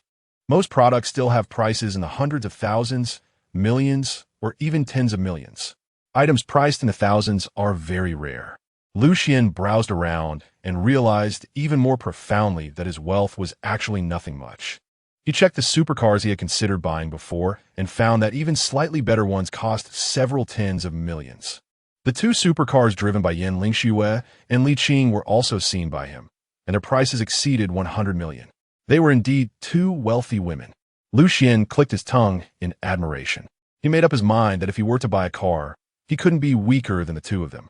Then, he seriously started searching among various models. Suddenly, a supercar caught his eye. Xuan took a liking to it almost at first sight. This supercar was not only cool in appearance, but it also featured a black and white design. The main body was white, complemented by black rims, and the windows had various embellishments, making it look incredibly beautiful. This was simply the sports car made for him. A smile appeared on Xuan's face. The price of this car was not low either, reaching 180 million. According to the introduction, it incorporated numerous new technologies, definitely at the forefront of the world. However, Xuan didn't bother to look closely and decisively place the order. The black and white design of the car perfectly matched his Tai Chi. The temperament was just right. Just based on its appearance, it was enough for him to place the order. As for the internal aspects, he believed that if this car dared to sell for such a high price, there must be a reason for it. After placing the order, Xuan began browsing other products again.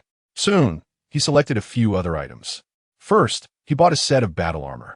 No, more accurately, it should be called a battle robe, named Moonshadow Battle Robe. Unlike others who would want to be completely wrapped up, the armor he chose was very lightweight and exquisite. In fact, most people would not even think of it as battle armor, but more like a moon-white ancient-style long robe. However, according to the introduction, It was said to be made from a special fiber extracted from magical creatures, possessing defensive capabilities on par with other B-grade battle armor. Of course, such an introduction was likely hard for many to believe. Moreover, with a price tag of $90 million, it was considered expensive even among B-grade battle armor. So the sales of the Moonshadow battle robe were dismal, with only a handful of orders. Xuan felt that since the research institute named Yunyan dared to release this item, there should be no problem with it. Otherwise, if there were serious discrepancies between the product quality and description, buyers could directly file complaints. At that time, not only would the other party have to compensate the buyer for their losses, but they would also have to pay a hefty additional amount, which would lead to a significant drop in their reputation. The punishment for this is much stricter than what Xuan knew from various online stores in his previous life. After purchasing the combat robe, Xuan continued to look for other items, mainly those needed for the martial arts school. Although the Tai Chi martial arts school had been renovated by Yin Lingshue's family construction team and now looked quite upscale and luxurious, some equipment was still lacking. Just now, Fang Hong's breakthrough had shattered the only wooden dummy used for practice in the school. Although that wooden dummy was actually left by Xuan's ancestors in this world, and he had hardly used it himself, as practicing Tai Chi didn't require it. However, this made Xuan feel that he should purchase some training equipment, and it had to be of good quality. Yet, after browsing them all for a long time, he found that many of the devices were basically very conventional items. For example, the punching power testing machine from the Warrior Guild, or some regular dumbbells, sandbags, and similar items. Xuan was just thinking about it. He couldn't find traditional martial arts training equipment like wooden dummies or plum blossom poles at all. Reflecting on the fact that traditional martial arts are now almost neglected in this world, Xuan began to understand. After all, there are still countless people who doubt that his Tai Chi is just a series of moves, believing that the real lethality comes from supernatural abilities. This shows how awkward the current situation of traditional martial arts is, and naturally, there are not many people buying the so-called training equipment, let alone selling it. Not to mention, what Xuan wanted to buy was equipment suitable for warrior-level training, which must be made from special alloy materials. It seems I can only find someone to customize these things, Xuan thought to himself. However, this raised another problem. He didn't know anyone who could customize these items. He wondered if he should ask Yin Lingfei or Li Qing.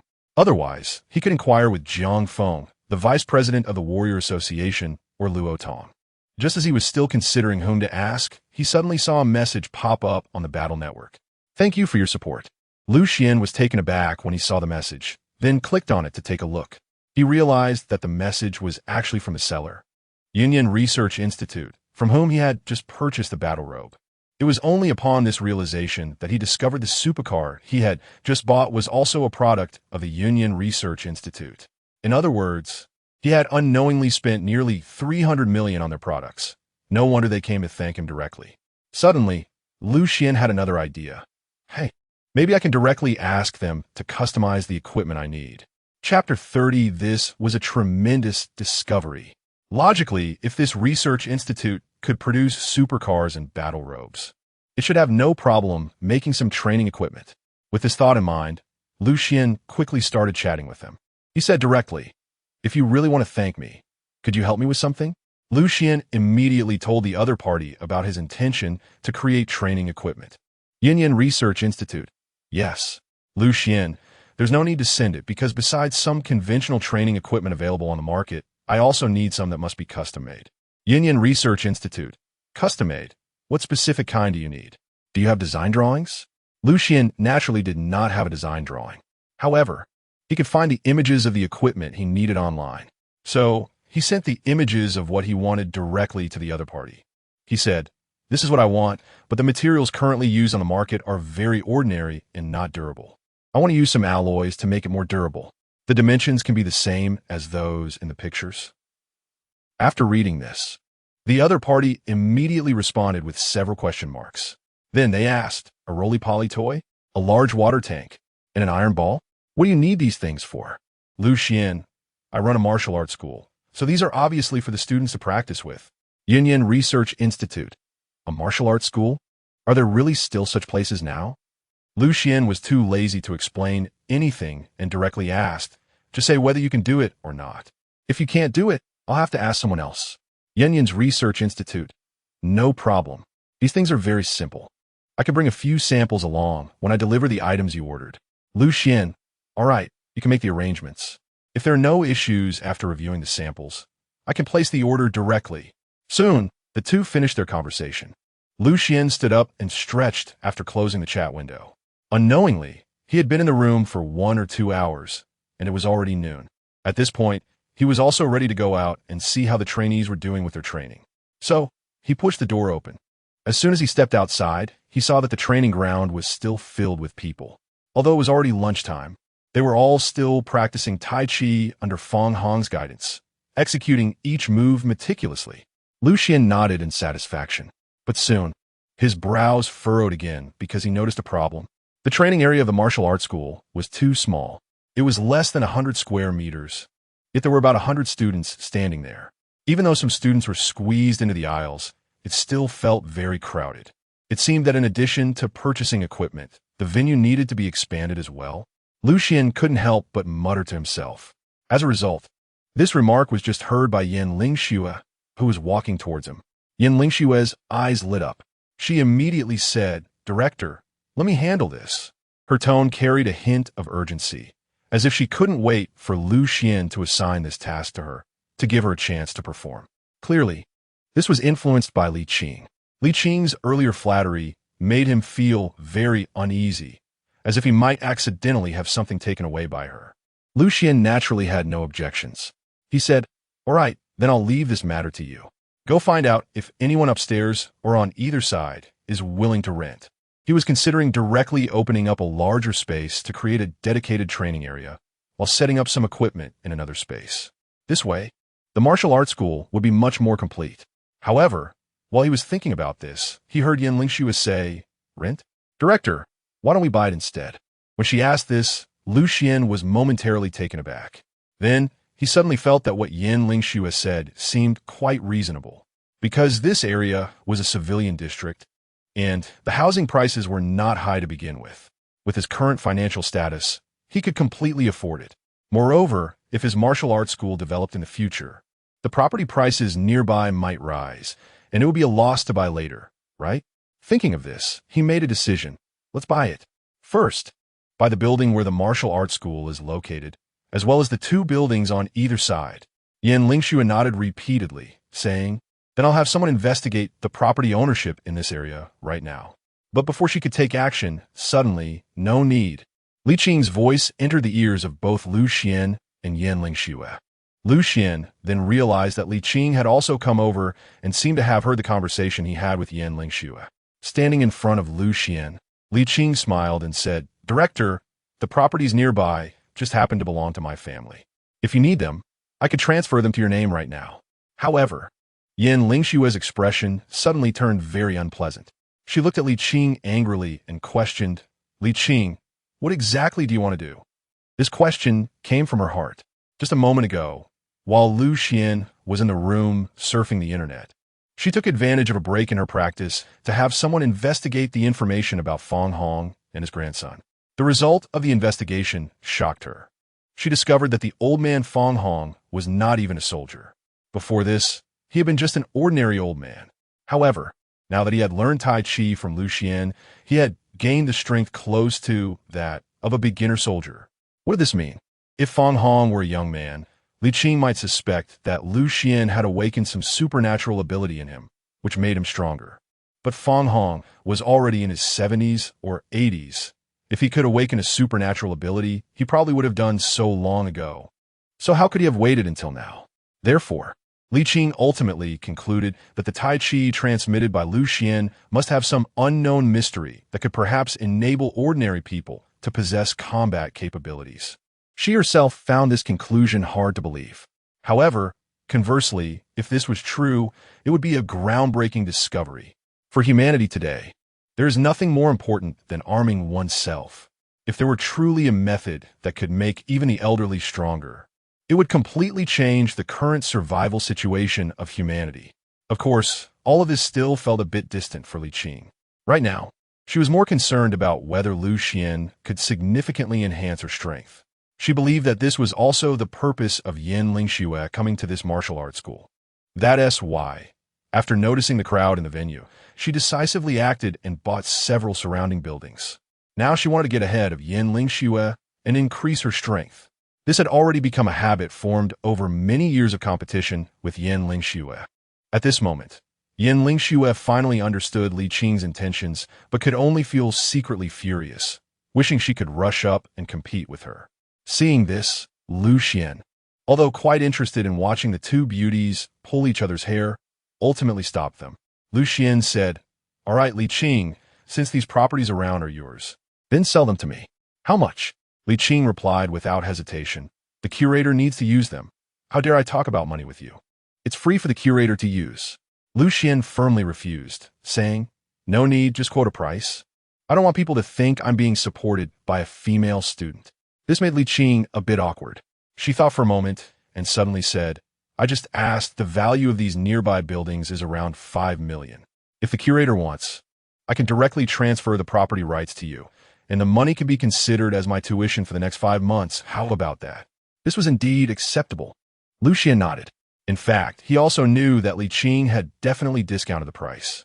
Although the value of houses in the apocalypse was far less than in peacetime, it wouldn't be so cheap that several 10-story buildings added up to only 5 million. However, since the female student wanted to curry favor with him, Lu Xian couldn't hurt her feelings, right? So, he readily accepted the property rights of the buildings that Li Qing transferred online. Then, he noticed that Yin Lingxue had been sulking beside him. He felt a stir in his heart and said, "Since Li Qing has already acquired the properties around here, then I'll leave the renovation work to you." As soon as he said this, Yin Lingxue's eyes lit up, and she readily agreed. No problem. However, Li Qing seemed a bit dissatisfied and said, "Curator, actually, there's no need to trouble her. I can also find someone to do the renovation. We can't trouble you with everything." Lu Xian smiled and said, "If you have time, focus more on practicing your martial arts. 3 days later, I will personally assess the learning outcomes of you and Ling Shui. I hope you won't disappoint me." "No problem."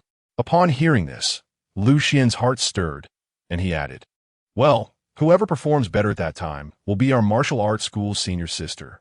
As soon as these words were spoken, the eyes of Li Qing and Yin Lingxue brightened even more.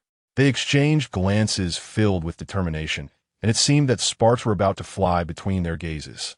Lu Xian nodded in satisfaction. It seems that these two trainees are also stable. After all, both of them have already awakened their abilities.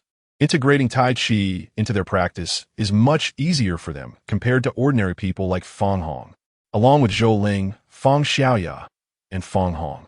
It can be said that there are already 5 people who meet the system's requirements. In this case, he only needs to train 5 more people from the remaining trainees. With this thought, he began to survey the remaining trainees.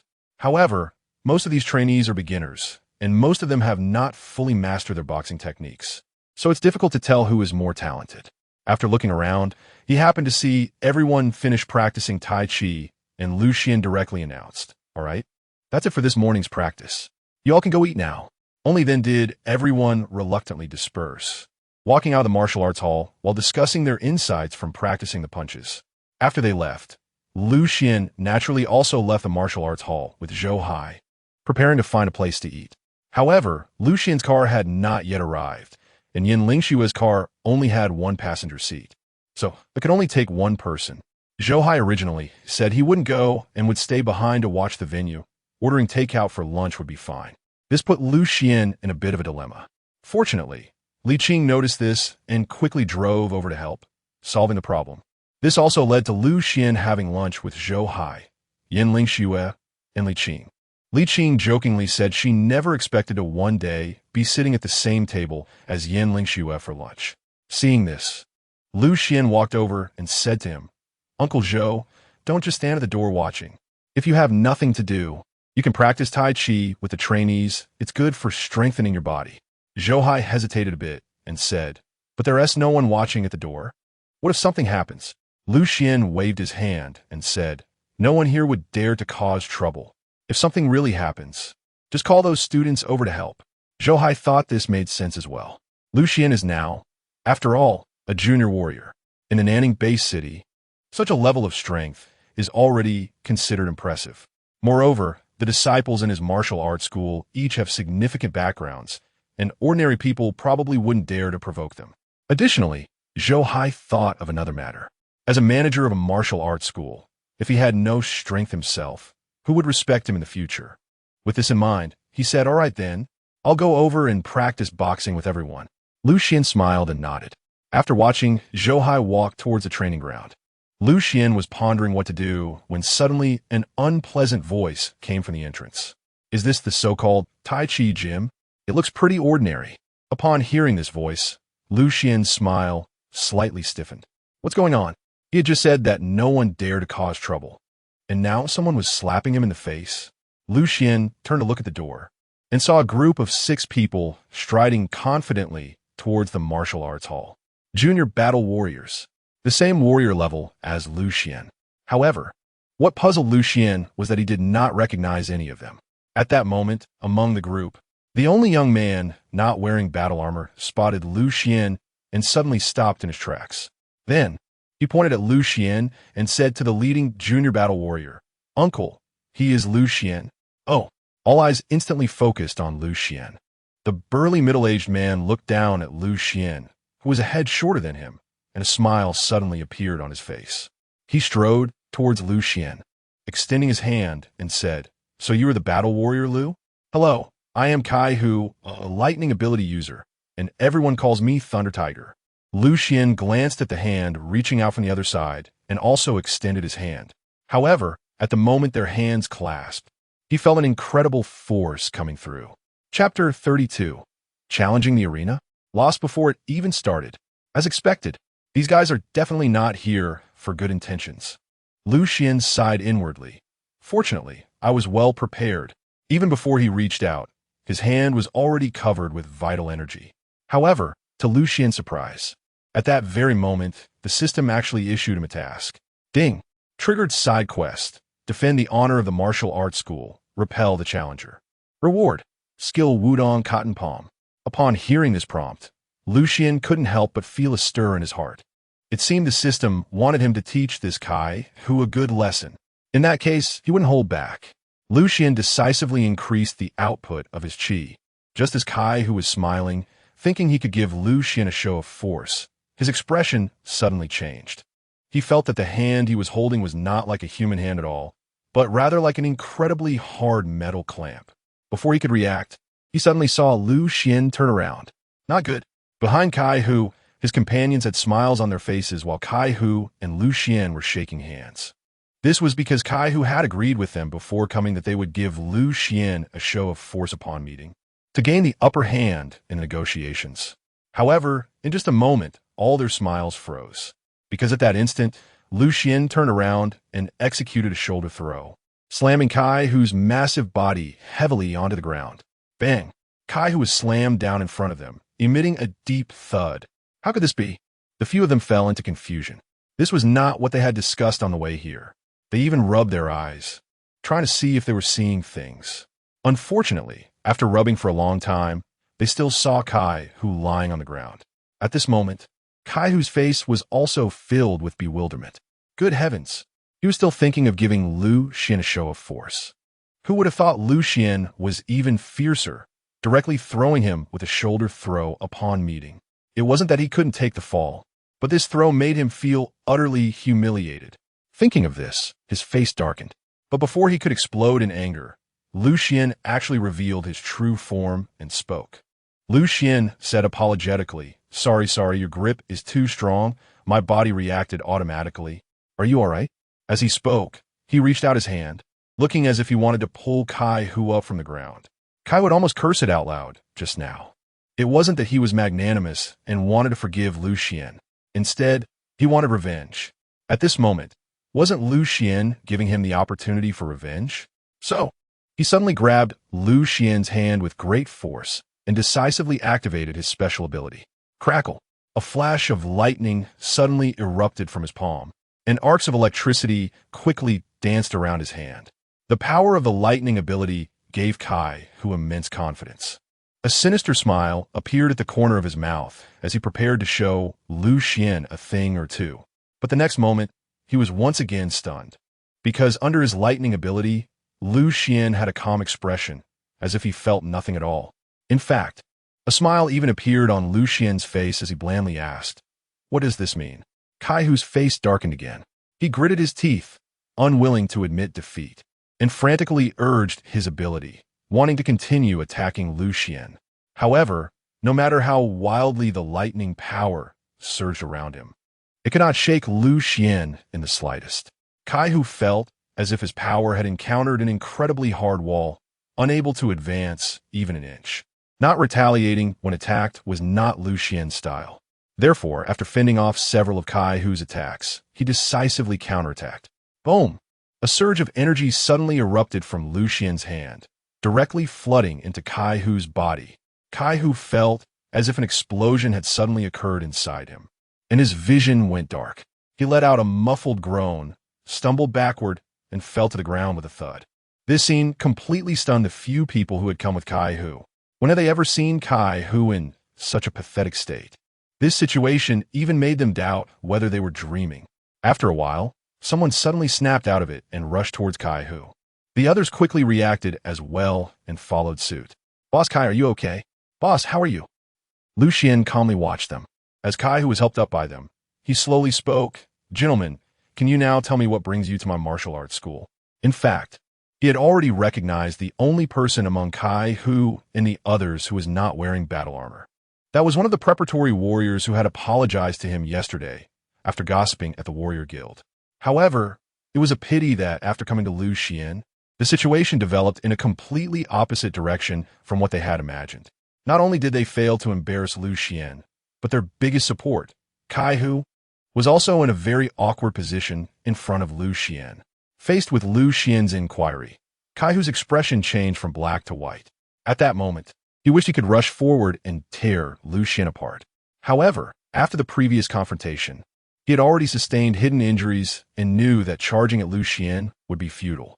In fact, he might even humiliate himself again. Ultimately, he pushed away the people beside him, glared at Lu Xian, and said, "Lu Xian, right? You're quite good. This time I admit defeat. We're leaving." After saying that, he turned and walked towards the exit of the martial arts school. The few people he brought were somewhat at a loss, but dared not stay any longer, quickly following after him, especially the preparatory warrior, who was scared out of his wits and almost stumbled as he ran out. At the same time, a system notification sound echoed in his mind. "Ding! Congratulations, host, for completing the side quest. The reward has been credited." Instantly, a set of profound palm techniques appeared in his mind. A new skill, Wudong Soft Palm, was at hand. This martial art consisted of 36 moves, with techniques primarily based on palm strikes, flowing and expanding like cotton, the movements continuous and unbroken, the palm techniques forming a loop, requiring internal strength to be firm yet externally soft and exploding quickly and swiftly. Chapter 33. Knockdown at first glance. As Lu Xian walked into the hall, he quickly digested the set of palm techniques in his mind and initially mastered them. Just as Lu Xian walked away, two boys emerged from a corner nearby. Both of them had excited expressions on their faces and were holding a mobile phone, repeatedly watching something. It turned out that the two students had just gone to the restroom a moment ago. Wow, the director was just too cool. That guy was the infamous Thunder Tiger, and he didn't dare to make a sound when he came here, directly getting scared off. This guy clearly wanted to challenge the dojo, but who would have thought that he would be scared away by the director before even saying a word? Hee. If we post this video, Thunder Tiger's reputation will be ruined. As the two discussed, their admiration for Lu Xian deepened even more. According to what these two students knew, Lu Xian had just completed the warrior assessment yesterday and was directly certified as a junior war general. They didn't expect Lu Xian to be so powerful, easily driving away the long-famous Thunder Tiger. They felt that this matter shouldn't be kept to themselves and must be shared with others, because everyone had seen the video they recorded. Not only that, but the fearless Li Qing also posted this incident on the Battle Network. Suddenly, many people on the internet were stirred up. In the Southern District Warrior Guild, Luo Tian had just finished a training session, drenched in sweat, and was resting nearby while drinking water. At that moment, a voice suddenly caught his attention. "Wow, this is quite impressive.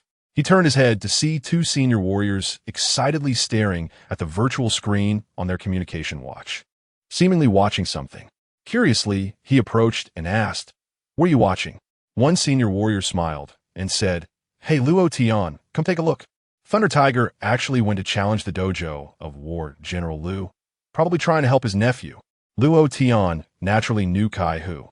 He then remembered that among those who offended Lu Xian yesterday, one was indeed Kai Hu's nephew, who usually acted quite flamboyantly in the guild. He curiously asked what happened. Did they fight? The senior warrior shook his head repeatedly and said no. When Thunder Tiger got there, he was knocked down by War General Lu right away. And he was knocked down twice in a row.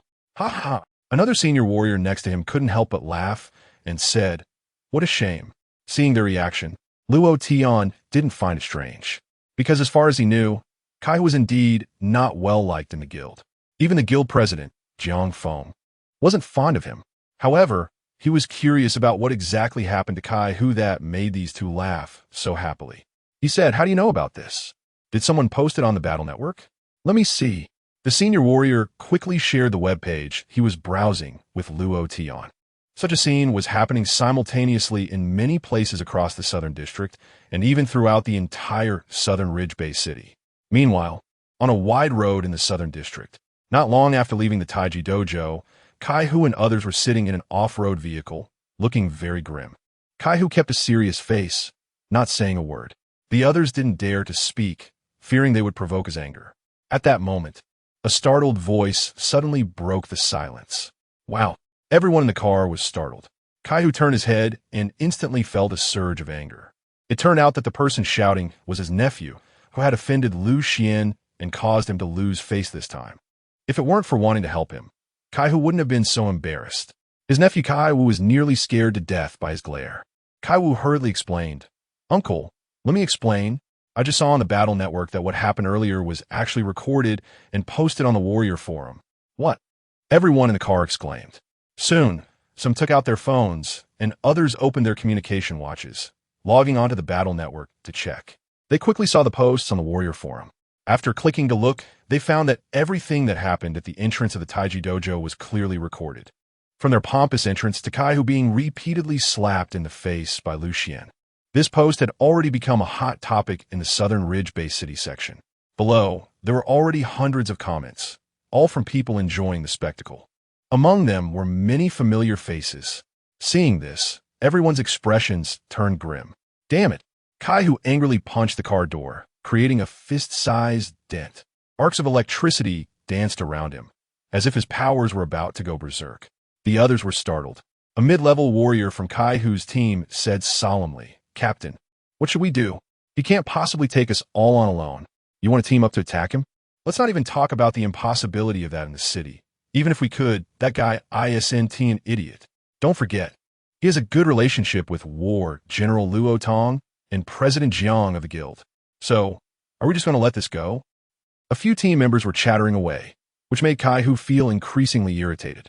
"Shut up," he shouted, silencing everyone. Kai Hu took a few deep breaths to barely suppress his inner fury.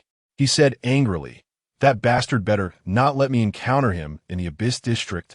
The others around him couldn't help but shiver at his words. They naturally understood that Kai Hu intended to directly deal with Lu Xian when they met in the Abyss District. After all, in the city defense army wouldn't care about provocations like earlier. But if it came to a real fight, the city defense army wouldn't allow it, let alone killing. However, the wilderness outside the city, especially the Abyss District, was different. Chapter 34 Hiss. The director is too rich. Outside the base, anything could happen. Even if one couldn't personally kill, they could use some unexpected incidents to deal with the enemy. Of course, such things were officially prohibited. But in places like the wilderness and the Abyss District, the Warrior Guild couldn't monitor in real time, which provided some people with loopholes. As warriors of the guild, while enjoying the benefits paid by the guild, they also had to bear corresponding responsibilities. This meant that they had to take on missions every now and then. Warrior-level missions were generally in the wilderness area. War general-level missions were usually in the more dangerous Abyss District. Therefore, the possibility of Kai Hu encountering Lu Xian in the Abyss District was indeed quite high. After all, in the entire southern ridge-based city. There were only a few war generals. They would see each other often. They will have plenty of opportunities in the future. In fact, they can leverage their connections within the Warrior Guild to learn about the task information and locations that Xuan has received. Then, they can find a way to stir things up. Just as Kai Hu and the others were discussing how to deal with Xuan finally noticed the activity on the battle network. However, after glancing at the post, he simply smiled it off. But he didn't care, because once he completed this mission from the system, his strength would undoubtedly reach a new level. It wouldn't be long before he could at least reach the intermediate battle general level, or even the advanced battle general level. Why should he care about a mere Kai Hu? Just then, he suddenly received a message. After reading it, a look of surprise appeared on his face. So soon? It turned out that the person who sent the message to Xuan was the head of the Union Research Institute, from whom he had ordered a supercar, battle robes, and training equipment in the morning. The other party stated that the items he ordered were ready and asked if it was convenient for him to receive them in the afternoon. This clearly caught Xuan off guard. He originally thought it would take a few days for the customized items to be completed and delivered together. He didn't expect that they could be delivered in just half a day. Union Research Institute. All right, I will arrange for the delivery in the afternoon. After closing the communication interface, Xuan couldn't help but mutter, "It seems that the head of this research institute is very efficient." However, he was a bit puzzled about why this research institute had such a name. Someone who didn't know might think it was researching electronic cigarettes. However, when the head of the research institute delivered the items he ordered to his door, he understood. It turned out that the head of this Union Research Institute was actually a woman. "Hello, I'm the head of the Union Research Institute, Xiao Yunyan." This was the first sentence she said when she met Xuan. Xuan glanced over and noticed that even when delivering goods, the person was wearing a white lab coat. The individual appeared to be quite young, possibly in their 20s, with a delicate face adorned with black-framed glasses. She possessed outstanding looks, a curvy figure, and an air of scholarly elegance that made her seem humble and approachable at first glance. However, Xuan quickly shifted his focus to the items she had brought. The first thing that caught his attention was, of course, the Tai Chi supercar. The color scheme and design lines perfectly matched Xuan's preferences, even more beautiful than what he had seen online. He felt a strong attachment to it at first sight. Many students nearby were also watching, and upon seeing Xuan's supercar, they began to chatter excitedly. "Wow, this supercar is stunning. I didn't expect a black and white supercar to look so cool. I saw this model online. It costs 180 million. Wow, the curator is so rich. When will I be able to afford such a luxury car?" Amidst the discussions among the students, Xuan turned to Xiao Yuyan and asked, "Can I take it for a test drive?" "Of course." Xiao Yuyan nodded.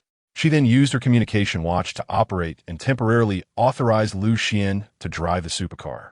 Xuan only needs to use his communication watch to unlock the car and can directly drive the supercar. Seeing Xuan getting into the supercar, Xiao Yuyan naturally sat in the passenger seat. She introduced, "This car has the most advanced intelligent driving system. In addition to automatic driving, it can also be driven manually." Then, she told Xuan how to activate the automatic driving. The car quickly started on its own, and an artificial intelligence voice sounded inside the car. "Hello, master. I am your intelligent driving assistant. Where'd you like to go?" When Xuan heard this voice, his expression became somewhat strange. He realized that the voice was exactly the same as Xiao Yunyao's. If he hadn't noticed that Xiao Yunyao's mouth wasn't moving, he would have thought it was her calling him master. Xiao Yunyao also felt a bit awkward at this moment and quickly explained, "I had tried this voice system before and set it up like this. It can also be configured to any voice you want."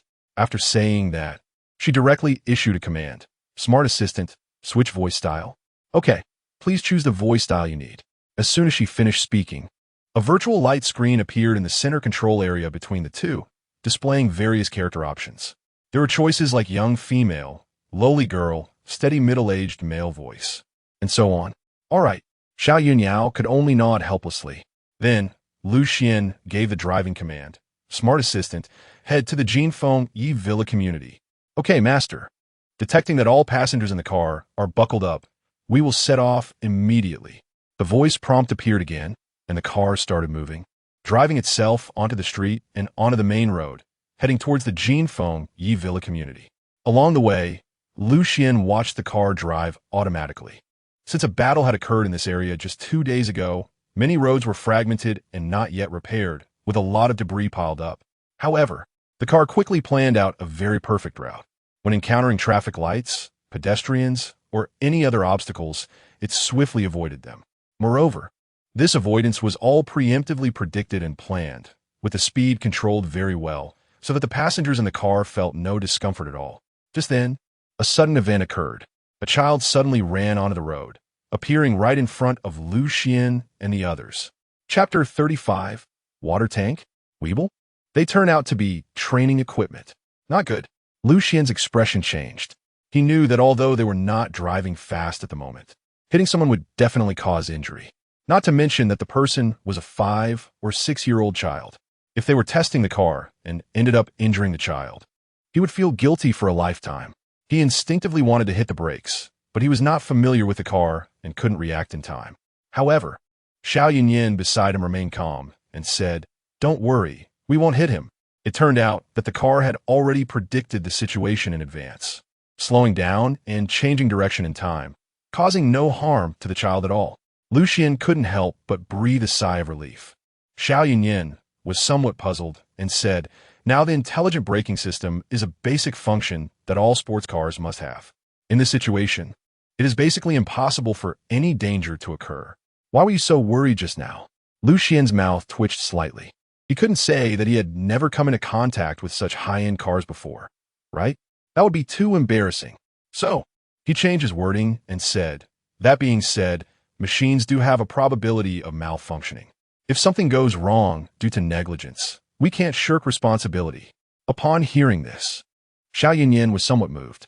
It should be noted that in this era, warriors were highly respected, and many warriors even held themselves in high regard. A battle general like Xuan actually cared about the safety of ordinary civilians, which suddenly increased Xiao Yinyan's favor towards him. Before long, the cars smoothly arrived at the entrance of the Golden Maple Leaf community. Smart driving assistant. "Master, you have arrived at the destination community entrance. Do you wish to enter the community?" "Okay." Switching to manual driving mode. After the prompt from the smart driving assistant, Xuan found that the car had come to a steady stop. For example, how to activate the car's built-in defense system, etc. The driving experience on this journey still left him very satisfied. He asked, "What about the other things?" After experiencing the supercar perfectly, Xuan was even more looking forward to the other items. The battle robe is in the car. Xiao Yinyan walked directly to the front of Xuan's supercar and opened the storage compartment. Inside was a neatly folded set of moon-white battle robes, which was exactly the moon shadow battle robe that Xuan had purchased. Yan Lingxue and Li Qing leaned over to take a look and couldn't help but exclaim, "Wow, what a beautiful battle robe. The curator will definitely look handsome wearing it." The other female students nodded repeatedly, showing their agreement. Of course, most of them were just thinking about it and wouldn't actually purchase it, because for many of them, although the battle robe looked good, its defensive power was certainly not as good as that of battle armor. If they had money, they would still prefer to buy powerful battle armor. As for Xuan himself, although he hadn't tried it on, he felt very fond of it just by looking at the style. He noticed that besides the moon shadow battle robe, there was also something else in the storage compartment. It was a pair of boots, with an overall style consistent with the moon shadow battle robe, clearly meant to be a set. Xiao Yinyan introduced, "These are the moon step boots. In addition to having certain defensive capabilities, they also assist with speed enhancement." Xuan was puzzled and said, "But I didn't order this item." Xiao Yinyan replied, "It's a complimentary gift, originally matched with this battle robe. Since you bought the supercar and the battle robe, I just decided to give it to you as well." In fact, she had changed her mind at the last minute. Before coming here, she actually intended to sell this pair of battle boots to Xuan. However, the incident that happened on the way had greatly increased her fondness for Xuan. She felt that Xuan was someone who genuinely wanted to protect the people, and if she gave the battle boots to him, it would be her way of contributing to the protection of a human world. Thus, this pair of battle boots, originally priced at over 10 million, was given to Xuan just like that. "That's great." Xuan accepted it with a smile. Although he possessed lightness skills and speed enhancements didn't have much effect on him, it was still better than nothing. Moreover, the defense for his feet was indeed very important. After all, once he entered the abyss area, anything could happen. In his past life, he had even read in a novel about a big shot who accidentally stepped on a poisonous insect's corpse and ended up dying from the poison in a pathetic manner. This incident made him cautious. However, Xuan wasn't in a hurry to try them on and continued to ask, "What about the custom items I ordered?" Xiao was a bit surprised. "Why do you seem more concerned about those items than the battle robe and boots?" Nearby, Yin Lingxue, Li Qing, and the other observing students couldn't help but feel curious as well. What other items could be more important than that beautiful battle robe in the eyes of their director? Xuan just smiled and said, "Anyway, the items have already been delivered, so it's the same whether I try them on now or later. Besides, if I didn't trust your research institute, I wouldn't have placed such an expensive order on my first try." Naturally, Xuan's last sentence was just a casual remark, but Xiao Yunyin took it very seriously. She felt that this was Xuan's acknowledgement of her, which made her a bit touched. Then, she clapped her hands, and a truck slowly drove over from behind. It turned out that she had come directly in a Tai Chi supercar, and there was a truck following behind it, which contained several samples of martial arts equipment that Xuan had customized. When the truck's cargo compartment opened, the items were revealed to everyone. However, after taking a glance, Yin Lingxue and the others were a bit dumbfounded. What were these things? They looked like a large water tank and a roly-poly toy. There seemed to be something inside the water tank, possibly a metal ball. Goodness, it was actually made of C-class alloy. What on earth is the director doing with these items? As the students discussed among themselves, Xuan called out to them, "Come on, you guys quickly move these things to the martial arts gym." The male students decisively stepped forward to show off, while the female students curiously gathered around Xuan. Li Qing asked, "Director, are these items custom-made decorations?" But using C-class alloy for decorations is just too wasteful. Xuan smiled and said, "Decorative items? Wrong. These are the training equipment you will need in the future." Chapter 36. Aren't you just washing your hands? Training equipment? The surrounding martial arts students, as well as Xiao Yuyin who came to deliver goods, all had a look of disbelief when they heard these words, because they really couldn't figure out how these items could be used for training. Could it be that lifting the large water tank is a way to practice weightlifting? Xuan had already guessed that they would be confused. He didn't explain anything. Instead, he assigned some male students to move things into the martial arts hall and asked them to fill a large vat with water. He himself took his battle boots and battle robe and went into the room to change. Afterward, when he reappeared in front of everyone, many people felt their eyes brighten at once, especially Yin Lingxue, Li Qing, and Xiao Yunyao, the girls. One word, handsome. Xuan originally had a striking appearance. After years of practicing martial arts, he had made significant progress in his cultivation. Although his stature was not particularly tall, he was well-proportioned and exuded an extraordinary aura. At this moment, wearing a moon-white battle robe and battle boots only added to his charm. As a result, many female students were captivated, unable to take their eyes off him. His handsomeness was distinctly different from that of ordinary warriors. The refined demeanor he possessed was truly a rarity in this era. Some male students who had previously felt confident about themselves now felt a sense of inferiority in front of Xuan. Xuan did not pay attention to their reactions, but walked straight up to the wobbly doll. He assumed the initial posture of Tai Chi. A transcendent air of a master naturally emanated from him. He calmly said, "Tai Chi emphasizes overcoming the strong with the weak, using 4 ounces to deflect 1,000 pounds, and particularly focuses on the balance of the human body. The more balanced the body, the easier it is to achieve relaxation and sinking. The more relaxed and sunk the body is, the more easily the energy sinks to the soles of the feet, just like a wobbly doll, with a stable base that takes root in the ground." As he spoke, his hands had already begun practicing Tai Chi push hands against the wobbly doll, explaining as he practiced, the energy should sink into the dantian and even further into the soles of the feet. The body must be as stable as a mountain, to go against rigidity with softness, to entwine and round out in stillness, thus achieving the ability to respond with flexibility and extension. achieving a state where one responds quickly to quick movements and slowly to slow movements, with hands everywhere and an integrated whole. The surrounding students then understood that this wobbly doll actually had such training effects. Not only could they practice how to manage force and release it, but they could also learn how to master the center of gravity of their bodies, remaining unshaken even when faced with immense force. Xiao Yunyan, witnessing this scene, was completely bewildered. She had never seen Lu Xian in action and did not know that this young director was actually teaching Tai Chi in this day and age. There were so many nuances to fitness routines, and practicing required alloy equipment. No, many of the people around seemed to be ability warriors. Why were they all so mesmerized? What on earth was happening? Just as Xiao Yunyan was confused, Lu Xian had finished his demonstration, withdrawing his hands. Next to him, Yin Lingxue excitedly raised her hand and said, "Director, can I give it a try?" Li Qing and the other students around also looked eager to give it a go. "Of course you can."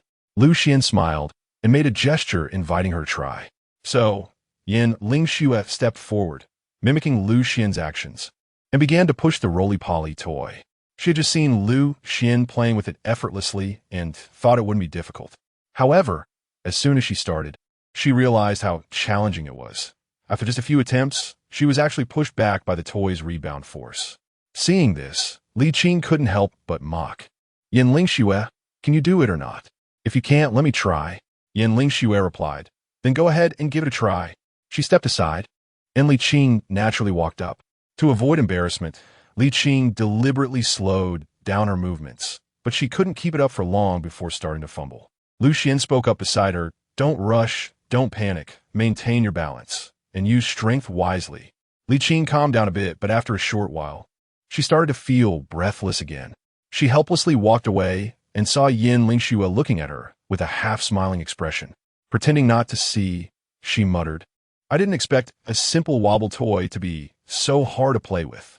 The other students were also curious and tried their hand at it, and they were basically in the same situation as Li Qing and Yin Lingxue. Xiao Yunyan then asked Lu Xian, "Mr. Lu, what is the purpose of this metal sphere you wanted?" As soon as she said this, everyone's gaze turned to Lu Xian. He casually flicked the metal sphere on the ground with his foot, and it leaped up into his hand. This scene left Xiao Yunyan and the male student who had just brought in the metal sphere looking shocked. Goodness, this metal sphere weighs at least several dozen to 100 pounds. Yet, Lu Xian managed to lift it so effortlessly with just a flick of his foot. What shocked them even more was that Lu Xian then began to toss it back and forth between his wrist and elbow, as if he were playing with a basketball. What an incredible control of strength. After playing for a while, Lu Xian finally stopped and said, "When you can play with it like a regular basketball, you can graduate from the martial arts academy. Let me try." Li Qing decisively stepped forward and took the metal sphere from Lu Xian's hands. However, she was shocked to find that just holding it was already quite strenuous, let alone playing with it. After all, she was just a girl, and even though she had awakened her powers, her strength was only slightly above that of an ordinary girl. It was not her specialty. Before long, she was drenched in sweat and had to quickly put the metal sphere down. Seeing her like this, Yin Lingxue knew without trying that she wouldn't fare much better. She noticed that this time Lu Xian didn't explain the secret of practicing with the metal sphere, which led her to deep thought. Then, her eyes lit up as she asked, "Director, what you just demonstrated, is it the so-called realm of lifting weights as if they were light?" Lu Xian nodded and looked at her appreciatively, saying, "Your comprehension is quite good." Yin Lingxue immediately became excited, her pretty face turning red. On the other side, Li Qing happened to walk in front of a large water tank filled with water, her eyes lighting up. "I've worked up a sweat, perfect for washing my hands." But just as she was about to wash her hands, she heard Lu Xian say, "This tank of water is not for you to wash your hands." Li Qing asked in confusion, "Then what is it for?" Lu Xian just smiled and stepped forward, rolled up his sleeves, and began to stir in the water tank. Li Qing looked confused. "Director, aren't you just washing your hands?" Chapter 37. The Curiosity Overload of Xiao Yunyan. The other people around also looked puzzled, because at this moment, Lu Xian's actions indeed seemed like washing his hands. Moreover, this hand-washing action was a bit playful. They even suspected that Lu Xian wanted to wash his hands. which was why he deliberately called Li Qing over. Lu Xian laughed heartily. The crowd carefully looked at the water tank and saw a whirlpool spinning continuously. Yin Lingshue's mind suddenly sparked, and she said, I understand now. The curator wants us to use this water tank to experience the roundness of Tai Chi and the techniques of issuing soft power. The others finally understood. Old man Fong Hong had been quietly watching from the side and couldn't help but exclaim, the curator has really gone to great lengths to help everyone achieve success as soon as possible. The crowd's expressions turned solemn as they looked at Lu Xian's departing figure. Their eyes were filled with admiration and respect. Among them, some had previously spent money seeking guidance from battle general-level experts. However, those people not only charged exorbitant fees, but also did not provide such attentive guidance, nor did they design various useful training equipment for them. Because of this, everyone's enthusiasm for practicing martial arts increased even more, as they did not want to disappoint Lu Xian's efforts.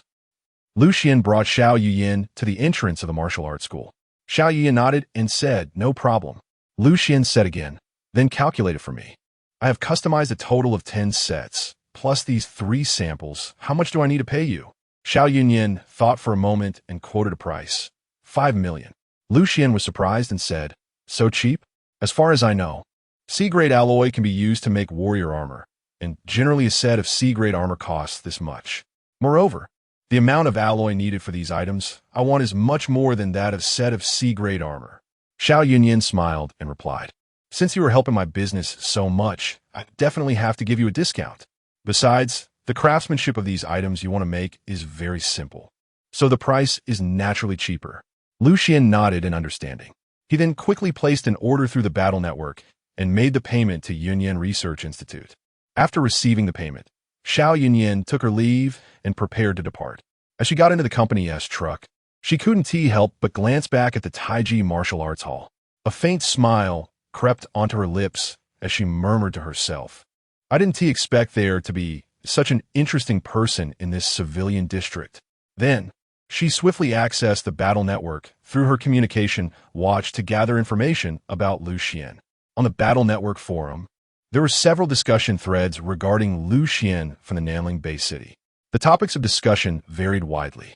A rare psychokinetic ability user. The first to wield psychokinetic powers through Tai Chi Xuan. The first person to be swallowed by a lord-level monster and ultimately kill his way out. And the recent incident of someone trying to challenge the hall, but ended up getting beaten. The more information she uncovered, the more astonished she became. However, she soon realized that aside from the initial discussions about Lu Xian's Tai Chi Xuan, most people were now focusing on his psychokinetic abilities. Almost everyone concluded that Lu Xian's so-called Tai Chi Xuan was merely a manifestation of his psychokinetic powers. Some even mocked those who went to learn from Lu Xian, believing they were wasting their money. Yet, having just come from the Tai Chi martial arts hall, Xiao Yunyan felt that things weren't that simple. She had recognized Li Qing and Yin Lingxue while at the hall. She didn't believe these two would be the fools mentioned in those posts. Moreover, she sensed that those mocking comments seemed somewhat deliberate. Perhaps they were made by those who had offended Lu Xian at the Warriors Guild and were now retaliating. Of course, these matters had nothing to do with Xiao Yunyan. She just had a vague feeling that Lu Xian would soon astonish everyone else. This made her secretly look forward to it. On the other side, Lu Xian naturally had no idea that Xiao Yunyan was thinking so much. Even if he knew, he wouldn't care.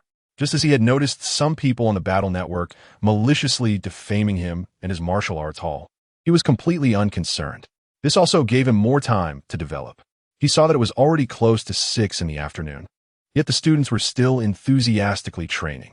Some were practicing punches, others were doing paired Tai Chi push hands, and some were queuing up to play with the training equipment that Xiao Yunyan had just sent. The entire martial arts hall was vibrant and full of energy. This made Lu Xian nod in satisfaction. After all, he didn't need to worry about things here. Whenever the students had any doubts, Fong Hong and Fong Xiaoya generally took care of them. This made him feel that cultivating these two named disciples was indeed a wise decision. Lu Xian, however, looked indifferent and said, it's nothing. Anyway, there isn't anything valuable in the martial arts school. Lu Xian couldn't refuse him, so he had no choice but to agree. Thus, the two of them got into the Tai Chi supercar that Xuan had just bought and left the martial arts school directly. It's worth mentioning that Xuan's supercar was somewhat different from the ones Yan Lingxue and Li Qing had. It had 4 seats. When they got home, and during dinner, Zhou Ling insisted on going to the martial arts school after hearing Zhou Hai talk about the situation there. Xuan simply drove them over and introduced Zhou Ling to everyone in the martial arts gym. He directly made Zhou Ling a part-time instructor at the gym. This way, Xuan's own job became even easier. Xuan was contemplating whether he should stay at home for 2 days like a salted fish, waiting for the students at the martial arts school to solidify their basics before he came over to guide a few of them and complete the system's tasks. However, at that moment, he suddenly received a video call from Luo Tong. Chapter 38, S-Level Mission, Revenge in the Abyss Zone. Luo Tong? What does he want from me now? Xuan was a bit puzzled. Nevertheless, he immediately accepted the communication invitation. Swish! A phantom figure of Luo Tong appeared before Xuan. With a helpless expression, he said to Xuan, I'm sorry to disturb you so late. Xuan waved his hand and said, let's skip the pleasantries. What happened? Just tell me directly. Luo Tong replied seriously, there is a batch of special items being transported from the Yanqing base city to the military district. When they passed through the 4th Abyss Zone near us, they encountered an attack from monsters, and now the plane has fallen into the 4th Abyss. Luo Tong nodded and said, that's right. This is an S-level mission issued by the state, and all battle generals within the South Ridge base city can participate. Many people have already signed up, and I noticed you haven't registered, so I specifically contacted you. If I remember correctly, you haven't executed an Abyss mission since becoming a battle general, right? Xuan shook his head and said, indeed, there is none. That's just right. Let's take this opportunity to complete this month's task. Xuan thought for a moment and felt that since he had nothing to do at the martial arts school recently, it would be good to take on a task. After all, as a battle general level expert, he was required to complete at least 1 S-level task or 5 L-level tasks each month, and he had not yet fulfilled his task quota for this month. However, he did not immediately agree to the task and asked with some confusion, even for an S-level task, Senior Luo, doesn't he need to take action personally, right? You really can't hide anything from you. Luo Tong said with a smile. Actually, there's another thing. This Abyss Zone, happens to be the lair of the purple-winged demon eagle that attacked our base city last time. Xuan was slightly surprised and said, what a coincidence. Luo Tong nodded and said solemnly, so, actually this time besides carrying out the mission, I also want to accomplish another thing. That is to repay tooth for tooth. Blood for blood. Hearing these words, Xuan couldn't help but feel a surge of blood. That's right. Their base city had been attacked before, and it certainly couldn't be left unpunished. If certain demonic creatures weren't made to fear, incidents of attacks on humans would only increase in the future. Xuan asked, what do you plan to achieve? Luo Tong chuckled and said, of course, I intend to directly eliminate the forces of the purple-winged demon eagle, and let other demons see the consequences of provoking us humans. Xuan frowned and asked, but if that's the case, we might have to invest a lot of time and manpower in the Abyss Zone. What if there are attacks in the base city again? According to human research, the formation of the Abyss Zone may be caused by a special rift created by the overlapping of the space where Earth is located with other worlds. That is the junction of 2 worlds. The Wilderness Zone is the indirect area between the Abyss Zone and the human base city. Monster tribes generally live in the Abyss Zone, but they often come to the Wilderness Zone to carry out activities. In addition, there are often some special spatial rifts that appear on Earth, directly forming temporary passages connecting the Abyss Zone and the human base city. Once a monster tribe discovers that spatial rift, they will launch attacks on humans. So far, humans have not been able to research any patterns regarding the appearance of these rifts. Therefore, generally speaking, the strong in human base cities do not all go out to fight. Instead, they keep at least half of them stationed in the city to guard against unexpected events. Luo Tong naturally knew what Xuan was worried about. He smiled and said, don't worry, I reported the relevant matters to the higher-ups.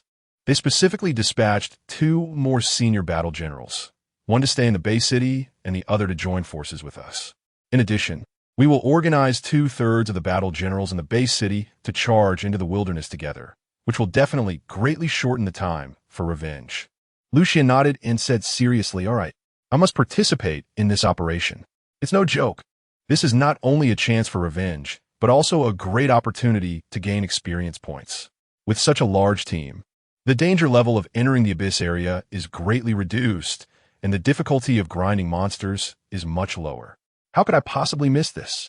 Moreover, I can also conveniently complete this month's task quota. It's a win-win situation, so why not? This time, I want to level up several other skills to over level 50. Luo Tong said again. Then you should sign up quickly. This time, there's also a limit on the number of participants for the task. Don't let others fill it up first. After saying that, he directly hung up the call. Lucian immediately opened the battle network and entered the missions section.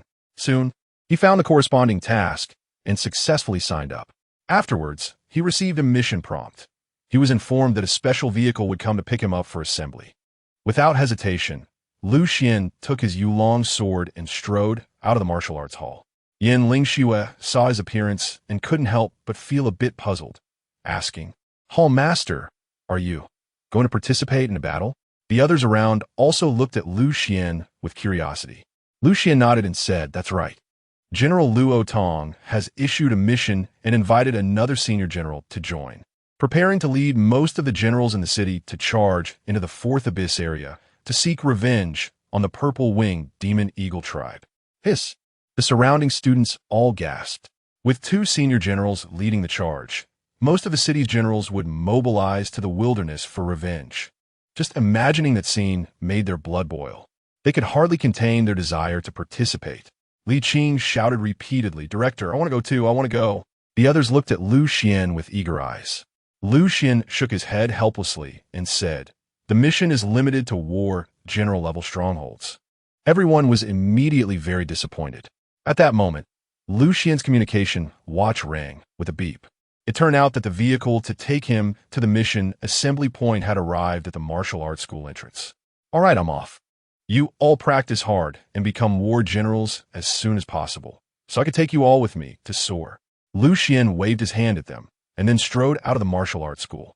A military green off-road vehicle was already waiting at the door. After Lu Xian got into the car, it quickly started and sped away towards the distance. After about 10 minutes, Lu Xian arrived at the meeting point. He noticed that quite a few people had already gathered around. These individuals were all high-level combat forces from the Nanling base city. All of them were battle general-level experts. As Lu Xian looked around, he suddenly spotted a familiar face. It was Kai Hu had just tried to challenge him at his martial arts gym during the day, but was instead forced to retreat. Chapter 39, Senior Female Battle General. A true psychokinetic ability user. When Lu Xian saw Kai Hu in the crowd, he couldn't help but smile. This was because Kai Hu was glaring at him with a dark expression. However, Lu Xian waved at him with a big smile and said, Mr. Kai, you should come to my martial arts school more often. He said this to genuinely express his gratitude to Kai Hu. After all, he had gained an additional skill. Wood on cotton palm, thanks to Kai Hu. However, upon hearing this, Kai Hu's expression darkened even more. In his eyes, Lu Xian's words were nothing short of an insult. Moreover, it was a public humiliation. Many people around had clearly already learned about the events that had happened in the afternoon. Although they didn't say anything, they cast strange glances at him. For a moment, Kai Hu couldn't help but feel like rushing over to fight Lu Xian. However, another warrior beside him quickly stopped him. The person said in a deep voice, Don't be impulsive. This kid is just trying to provoke you. If you act out now and get caught by General Luo and the others, you'll be in trouble. After hearing this, Kai Hu calmed down immediately. He glared fiercely at Lu Xian, but remained silent. This made Lu Xian feel somewhat regretful. He had actually been a little eager to see if Kai Hu would attack him again and whether it would trigger another side quest. Unfortunately, he was interrupted, and Lu Xian could no longer know the outcome. Just then, several vehicles quickly drove from afar and soon stopped nearby. Jiang Feng and others got out of the cars in succession. They were all intermediate warriors. These individuals held significant positions within the entire Nanling base city. Some were district leaders or vice presidents of certain warrior guilds, while others held important positions elsewhere. Though their strength levels were just a notch above Kai Hu and the others, this slight difference in strength combined with their status was enough to make the surrounding junior warriors greet them respectfully. When Jiang Feng arrived on the scene, he immediately noticed Xuan. There was no way around it. Xuan was the youngest and handsomest junior warrior among all those present. Xuan, you arrived quite early. Jiang Feng smiled and walked over, chatting casually with Xuan.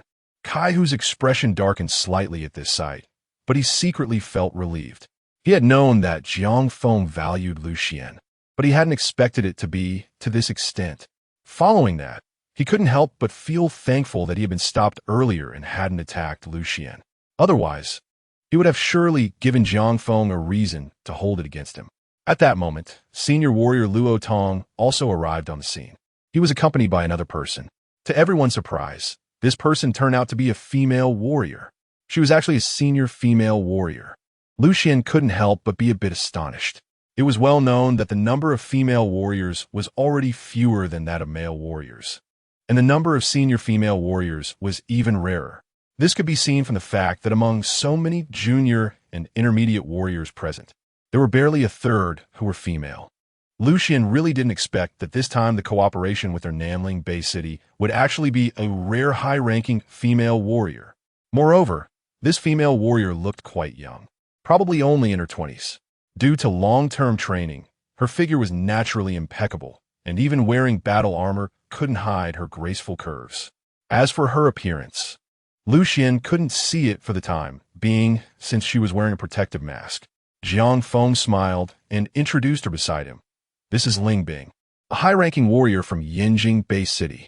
By the way, it's a coincidence that she's also a psychic warrior. Psychic warrior? Xuan couldn't help but feel a stir in his heart upon hearing this. He had known before that psychics were extremely rare, and in the entire South Ridge Bay City, there were no other psychic warriors among the existing fighters besides him. He never expected that as a fake psychic warrior, he would encounter a real one so soon. However, this was a good opportunity for him. At least he could observe up close how a true psychic warrior fought. While he was thinking about this, Luo Tong had already introduced Ling Bing to everyone. Then Luo Tong led Ling Bing over to where Xuan and the others were.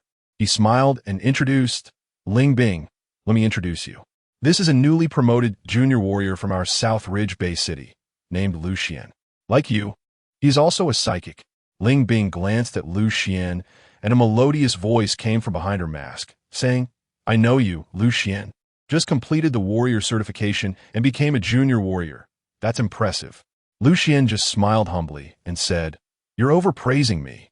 Luo Tong added from the side, Ling Bing, I want him to be assigned to your team for this battle, so he can learn more from you about the application of psychic abilities. What do you think? Ling Bing did not hesitate and nodded directly in agreement, saying, No problem. Luo Tong smiled and said, Then let's arrange the personnel grouping now and set off. All right. Immediately, Luo Tong announced to everyone that this battle would be divided into two teams, led by him and Ling Bing respectively. The principle for team allocation was that each of them would select their own members. Luo Tong quickly brought over 2 tablets that listed the names of the personnel participating in this operation. This time, there were a total of 200 battle warriors. Among them, there were 178 junior battle warriors, 20 intermediate battle warriors, and 2 senior battle warriors. Luo Tong and Ling Bing quickly each selected 88 junior battle warriors and 10 intermediate battle warriors. Kaihu happened to be assigned to Ling Bing's team. On the other hand, Jiang Feng and a few others who were familiar with Xuan were assigned to Luo Tong's side. However, Xuan did not mind. After the grouping was completed, the teams naturally formed into 2 rectangular formations. Luo Tong scanned the numerous battle warriors in front of him, all dressed differently, but exuding a fierce aura. His expression was serious as he shouted loudly, Set off. We are going to clear the lair of the purple-winged demon eagle. Yes. Following that, under the leadership of Luo Tong and Ling Bing, Xuan and the others boarded various armored vehicles. The 2 teams seemed to transform into 2 torrents of steel, swiftly leaving the Bay City and heading straight for the wilderness. The revenge operation of the Nanling Bay City officially commenced. Chapter 40. Ling Bing in a daze. What is Xuan doing? Late at night, the moon is bright and the stars are sparse. in the eastern wilderness area of the Nanling base city. Everywhere, there are broken walls and ruins. On the shattered roads, armored vehicles are moving forward rapidly. Xuan sat in an armored vehicle, gazing out the window. Surrounding him were various dilapidated buildings, along with a profusion of weeds and trees growing vigorously. Is this the wasteland? Xuan thought to himself. Since crossing into this world, he had mostly lived within the base city. Although the conditions were harsh, they weren't too different from the life he had experienced on Earth in his previous life. He had seen some footage of the wasteland in this world online, but seeing it in person still stirred something within him. Especially when he compared the scene before him with the world he had come from, the impact on his heart was even stronger. Just then, a pleasant voice interrupted his thoughts. What are you thinking about? Xuan smiled and shook his head, saying it's nothing. I just feel a bit emotional seeing how the cities of humanity have turned into this. Lingbing understood and said, that's quite normal. When I first entered the wilderness zone, I felt the same way as you. However, seeing such a scene, I believe that instead of lamenting the past, it's better to work harder to improve our strength so that we can protect the current human base cities from becoming such ruins. Xuan nodded and said, that's true. Just then, a loud, piercing roar suddenly echoed, catching their attention. What's happening? Xuan asked in confusion. We must be under attack. Prepare for battle. Lingbing said in a low voice, suddenly standing up. The vehicle quickly came to a stop, and everyone inside rushed out. Xuan also came out of the car. He looked around and saw pairs of blood-red pupils emerging from the darkness in the distance. Clearly, those were monsters. In fact, if one entered the wilderness area during the day, the safety factor would be slightly higher. However, this time the operation required efficiency, aiming to complete the task in the shortest time possible, and everyone participating in the operation were all battle generals. The monsters in the wilderness area generally did not have high strength levels and posed no threat to them at all. At this moment, after getting out of the car, Lingbing directly ordered in a deep voice, kill, quickly clean them out, and then continue forward. As soon as she finished speaking, she was shocked to find that Xuan beside her had actually rushed out first. This guy is too impatient. Lingbing felt a bit speechless. Xuan gave her the feeling that if she acted slowly, all the monsters would be snatched away by others. What she didn't know was that her feeling was actually correct. Xuan was indeed afraid that the magical creatures would be snatched away by others. After all, these were all experience points. If he acted too slowly and everyone cleared them out quickly, he would be quite frustrated. However, Xuan's actions seemed to have angered the magical creatures around him. Roar! A magical creature suddenly let out a loud roar and charged towards him. Xuan immediately dodged. Whoosh! The huge claw brushed past Xuan's chest, raising a fierce gust of wind. In midair, Xuan looked at the monster that attacked him and discovered that it was a cat-like creature with a fierce appearance, about the size of a calf. While Xuan was assessing his prey, a dark shadow suddenly enveloped him. Xuan glanced and realized that it was a long, slender cattail, with sharp barbs glinting coldly. The cat-like monster that missed its attack took this opportunity to swing its tail and strike him. C-class monster, hook-tailed cat. The most prominent feature of this type of monster is its long, hooked tail with poisonous barbs. If one gets entangled carelessly, even an ordinary intermediate warrior would find it hard to escape. However, the unfortunate thing is that the human it is provoking right now is Xuan. Xuan suddenly borrowed strength from the air beneath his feet, performing the cloud ladder technique. With a slight shift of his body, he avoided the sharp hook tail. At the same moment, the dragon sword in his hand was drawn out with a whoosh. The sword light flashed and disappeared. The slender cat tail fell in response, directly severed by Xuan's sword. Meow! The hook-tailed cat let out a piercing scream, but soon the cry was cut off, because after severing its tail, Xuan decisively struck again, piercing its heart with a single sword. Uffed! The hook-tailed cat breathed its last. A wisp of demonic energy spilled from its heart, quickly dissipating into the air. At the same time, the system's notification sound echoed in Xuan's mind. Experience points, 5. Xuan felt a surge of joy in his heart, and without any hesitation, he swiftly charged towards another demon beast. While the others had just begun their battles and hadn't had the chance to hunt any demon beasts, Xuan was already engaged in a fierce fight with another one.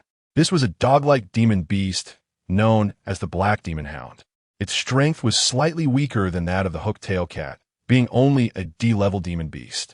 In front of Xuan, it had almost no ability to fight back and was directly slain by Xuan upon their first encounter. Experience gained, 1. Xuan was hunting D-level monsters for the first time and discovered that the experience points for D-level monsters were only 1 point. It was too unprofitable. He decisively decided to abandon those D-level monsters and spend all his time on C-level and above monsters. Just then, he saw Kaihu fighting a pig-like monster with tusks and long spines not far away. He rushed over immediately. Kaihu noticed his approach and was startled. Good gracious! He hadn't even had the chance to take action against Xuan, and this guy was so brazenly preparing to attack him first. Without thinking, Kaihu instinctively retreated, wanted to put some distance between himself and Xuan. As a result, by retreating, the pig-like monster was completely exposed in front of Xuan. Xuan completely ignored Kaihu, directly attacking and killing the iron-haired demon pig, earning 5 experience points again. Don't mention it. After leaving this, Xuan shifted his position again, heading towards other monsters. Meanwhile, Kaihu was left standing there, utterly confused. What? What is going on? Xuan was actually not going to attack him, but was going to help him kill monsters? But hadn't he and Xuan already formed a grudge? Why was Xuan doing this? Kaihu looked confused, feeling utterly perplexed when Xuan had already engaged with the third monster. A mid-level battle general watching Xuan's actions couldn't help but laugh and said, "Is this kid treating the battlefield like a game? Farming monsters? Yes, even competing with others for kills." Chapter 41. Why is everyone throwing monsters my way? The mid-level battle general who spoke was a middle-aged man with a scarred face. He was not from Anamling Bay City, but had come with Ling Bing from the Yanjing Bay City. Ling Bing stood to the side, watching Xuan's actions, and suddenly her heart stirred. She slowly said, "I heard from Luo Tong that this Xuan is from the civilian district and has been orphaned since childhood." As soon as she said this, the mid-level battle general fell silent. He suddenly understood Xuan's actions at this moment. It was likely that his family had perished at the claws of monsters, and now that he possessed the strength to hunt monsters, he naturally wanted to kill more, to seek revenge, and vent his anger. Such things were not uncommon, especially among those with backgrounds similar to Xuan's. Another mid-level battle general, a woman in heavy mech armor also from the Yanjing Bay City, frowned. She said, "Having this drive in his heart is a good thing, but it can also be a bad thing. If he encounters a powerful monster, this drive might affect his calm judgment on the battlefield, and it could easily lead to disaster. Then let us take advantage of the fact that he hasn't encountered a powerful monster yet, and let him kill to his heart's content." Ling Bing said in a calm tone. As soon as these words were spoken, the two immediately understood. "Haha, good idea. Let's help this kid out." The two mid-level battle generals laughed heartily and then moved in unison. The middle-aged male battle general was a speed-type ability user, holding dual knives. He flashed and was already near Xuan. The middle-aged female battle general, controlling her mech, took large strides and rushed forward, with a series of rumbling sounds echoing as she ran towards Xuan. Xuan didn't pay much attention to their approach. However, just as he had just slain another monster and was about to look for other targets, he suddenly heard a loud shout. "Lu kid, these two guys are up to you." Xuan turned his head and noticed a middle-aged man who appeared to be a mid-level warrior, rushing towards him with 2 hook-tailed cats. When he got close, the middle-aged warrior suddenly flashed and disappeared from the line of sight of the hook-tailed cats. A speed-type mid-level warrior. Xuan was somewhat astonished. What did he mean by that? The 2 hook-tailed cats, upon realizing that the person they were originally chasing had disappeared, were momentarily confused, but soon focused all their attention on Xuan. Hiss! Hiss! They let out low hissing sounds and decisively pounced towards Xuan. Xuan suddenly woke up. For a moment, he didn't care about what the intermediate warrior meant and quickly took up his sword to fight. He narrowly dodged the first pounce of the scorpion-tailed cat, but immediately saw another scorpion-tailed cat swinging its tail towards him. "This move won't work on me." Xuan let out a low shout, suddenly exerting force under his feet. Instead of charging outward, he turned to close in on the side of the second hook-tailed cat. He dodged the tail that was like a whip, but his body was positioned between the hook-tailed cat's body and its tail. The hook-tailed cat raised its claws to attack, but suddenly saw Lu Xian swing the Yulong's sword in his hand. Swish! The sword light flashed by, followed by a soft sound. Meow! The hook-tailed cat let out a piercing scream. Its tail was severed by Lu Xian's sword. In intense pain, the hook-tailed cat was provoked into a ferocious state. At the same time, the first hook-tailed cat also came over, surrounding Lu Xian from both sides, both crazily launching attacks at him. Swish, swish, swish. For sharp claws tore through the air, continuously sweeping toward Lu Xian. The speed was so fast that it left lingering shadows in the air. However, Lu Xian did not panic. He continuously used his movement technique to evade, managing to dodge all the attacks from the two hook-tailed cats. Each time he dodged, the movement wasn't very large, but it was just enough to avoid the cat's claws. As he dodged, blurry afterimages of his body also appeared around him.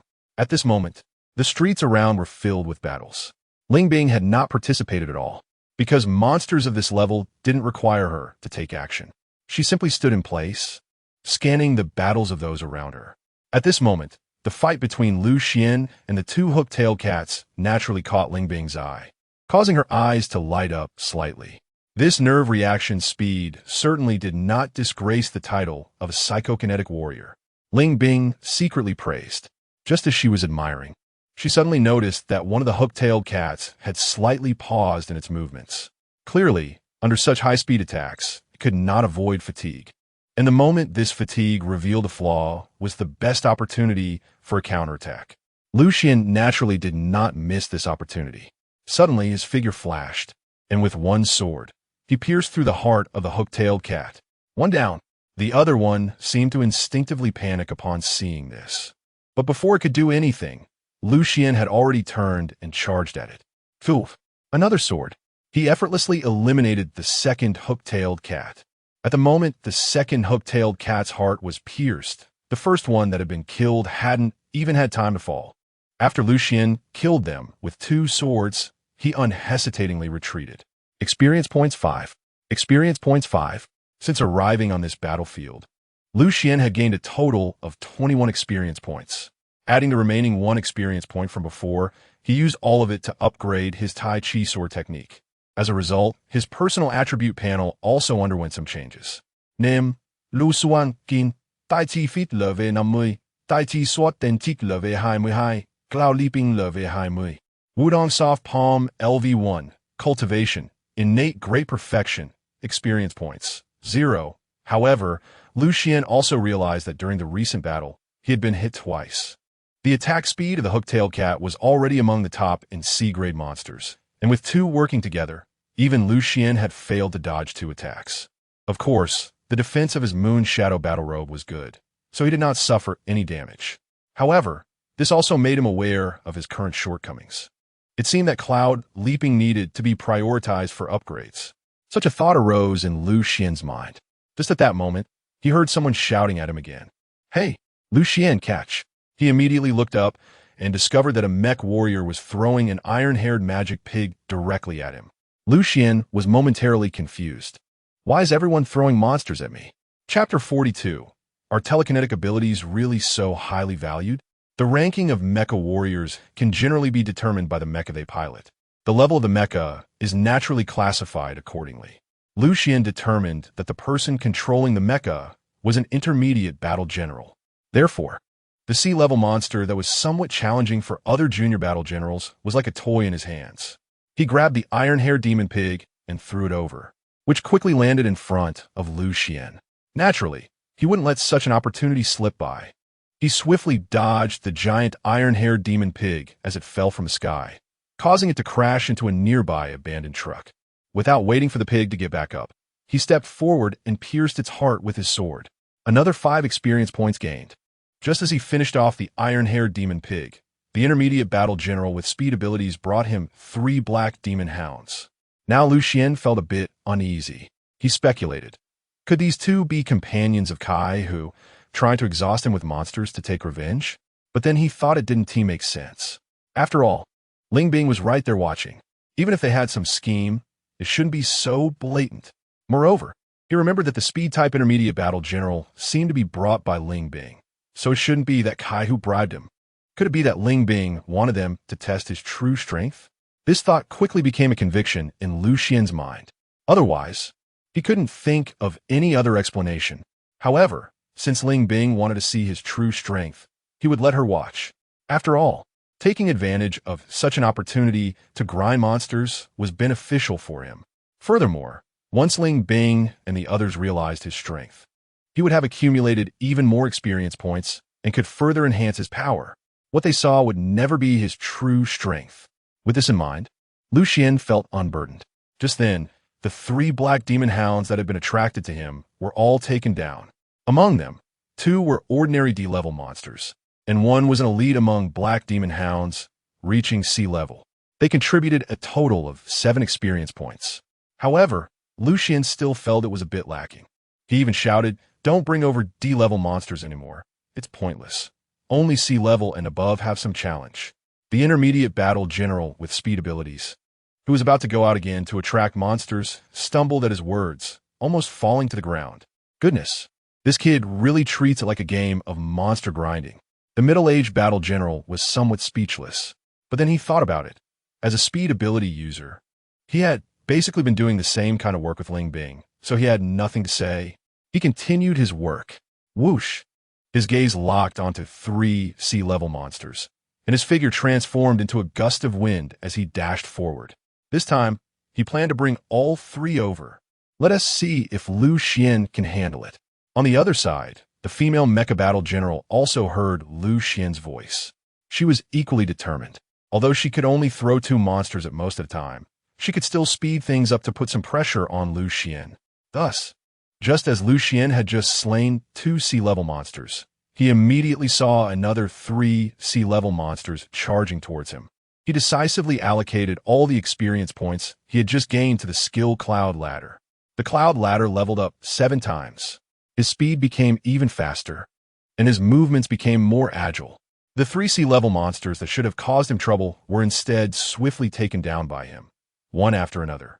Thanks to his astonishing speed, this kid is impressive. The middle-aged female mecha battle general couldn't help but marvel. The speed ability battle general also nodded in approval. At this point, less than 10 minutes had passed since the battle began, and Lu Xian had already slain 12 monsters. Most of them were C-level monsters. Such hunting ability was difficult even for them, the intermediate battle generals. Lu Xian felt that the speed was still not fast enough and shouted, "Keep coming." He seemed unwilling to waste time waiting for the monsters and charged directly towards a C-level magical creature without waiting for the 2 intermediate battle generals to bring the monsters over. Meanwhile, the situation on the battlefield had basically stabilized. A large number of magical creatures were being hunted down by the human side, allowing them to quickly gain the upper hand. The other battle generals naturally became more relaxed, no longer needing to be so tense during combat.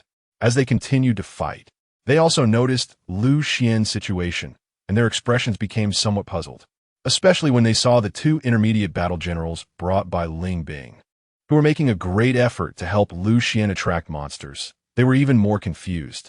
What is going on? Could it be that this General Ling intends to train Lu Xian and is letting others hone his combat abilities? Someone proposed this guess, and it was quickly affirmed by others. For a moment, many people couldn't help but feel a sense of envy towards Lu Xian. They had previously known that Luo Tong valued Lu Xian, but they didn't expect that even another high-level battle general from the Beijing base city would think so highly of him. Who would have thought that a psychic ability user would be so valued? Why weren't they? Among the crowd, Kai-Hu felt that everything was going wrong. Although he hadn't thought that he would be executing missions with Lu Xian so quickly, he had indeed considered how to take the opportunity to get rid of Lu Xian on the way here. But now, with this situation, how could he act with Ling Bing, the high-level battle general, paying so much attention to Lu Xian?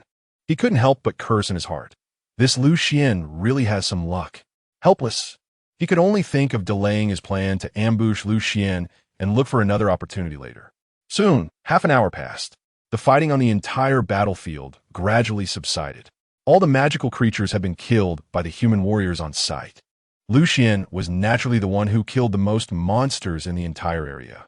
He had slain a total of 35 monsters. Such a record made the mid-level warriors gasp in amazement, secretly calling him a freak. This kid was still a junior warrior, yet he was already so powerful. What would happen when he became a mid-level or even a high-level warrior? Throughout the battle, Ling Bing had not made a move. As the battle came to an end, she directly ordered, "Rest in place temporarily. Also collect the spoils." Yes, all the warriors responded in unison. The monsters in this area had basically all been killed, and there wouldn't be any other monsters attacking them in the short term. Next, they would naturally collect valuable items from the monsters they had slain. Chapter 43. Continuous upgrades. Significant increase in strength. The monsters had many materials and substances that ordinary animals simply did not have. In other words, although the wilderness was dangerous, as long as one could survive, almost every battle was a chance to make a lot of money. Generally speaking, D-level monsters were usually looked down upon by the surrounding warriors. After all, they were a waste of time, a burden, and wouldn't sell for much. With the effort, it would be better to hunt some C-level or even B-level targets. However, even the smallest ant is still meat. Moreover, with so many people around to collect these items, the safety factor was extremely high, and they could also take a break, so why not? At this moment, while others began to collect the monsters they had just hunted, Xuan remained still. He looked at the two mid-level warriors who had been helping him lure the monsters earlier and smiled, saying, "You too.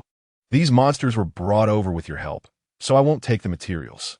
I'll give them back to you." The male and female warriors were both a bit surprised upon hearing this. They had just heard Ling Bing mention that Xuan came from a poor background and lived in a slum. Someone from such a background would be so proactive in giving the spoils to them. This made them think even more highly of Xuan. However, they refused Xuan's kindness. The middle-aged man with a scar on his face said, "No need. We came here to support you this time, and we can't take these things with us. You keep them." Xuan scratched his head and said, "How can I accept this?" The middle-aged female warrior chuckled and jumped out of the mech.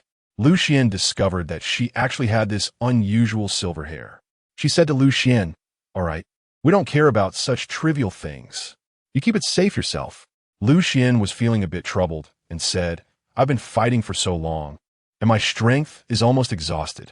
It's a bit difficult to move now, and with so many monsters, I'm afraid I won't be able to harvest them all."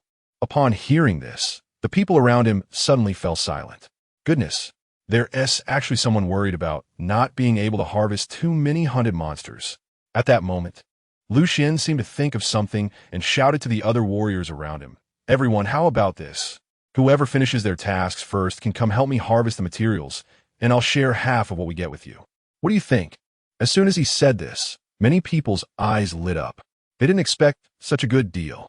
A few others immediately stepped forward and got to work. Xuan smiled slightly upon seeing the situation and said to everyone, "Thank you all."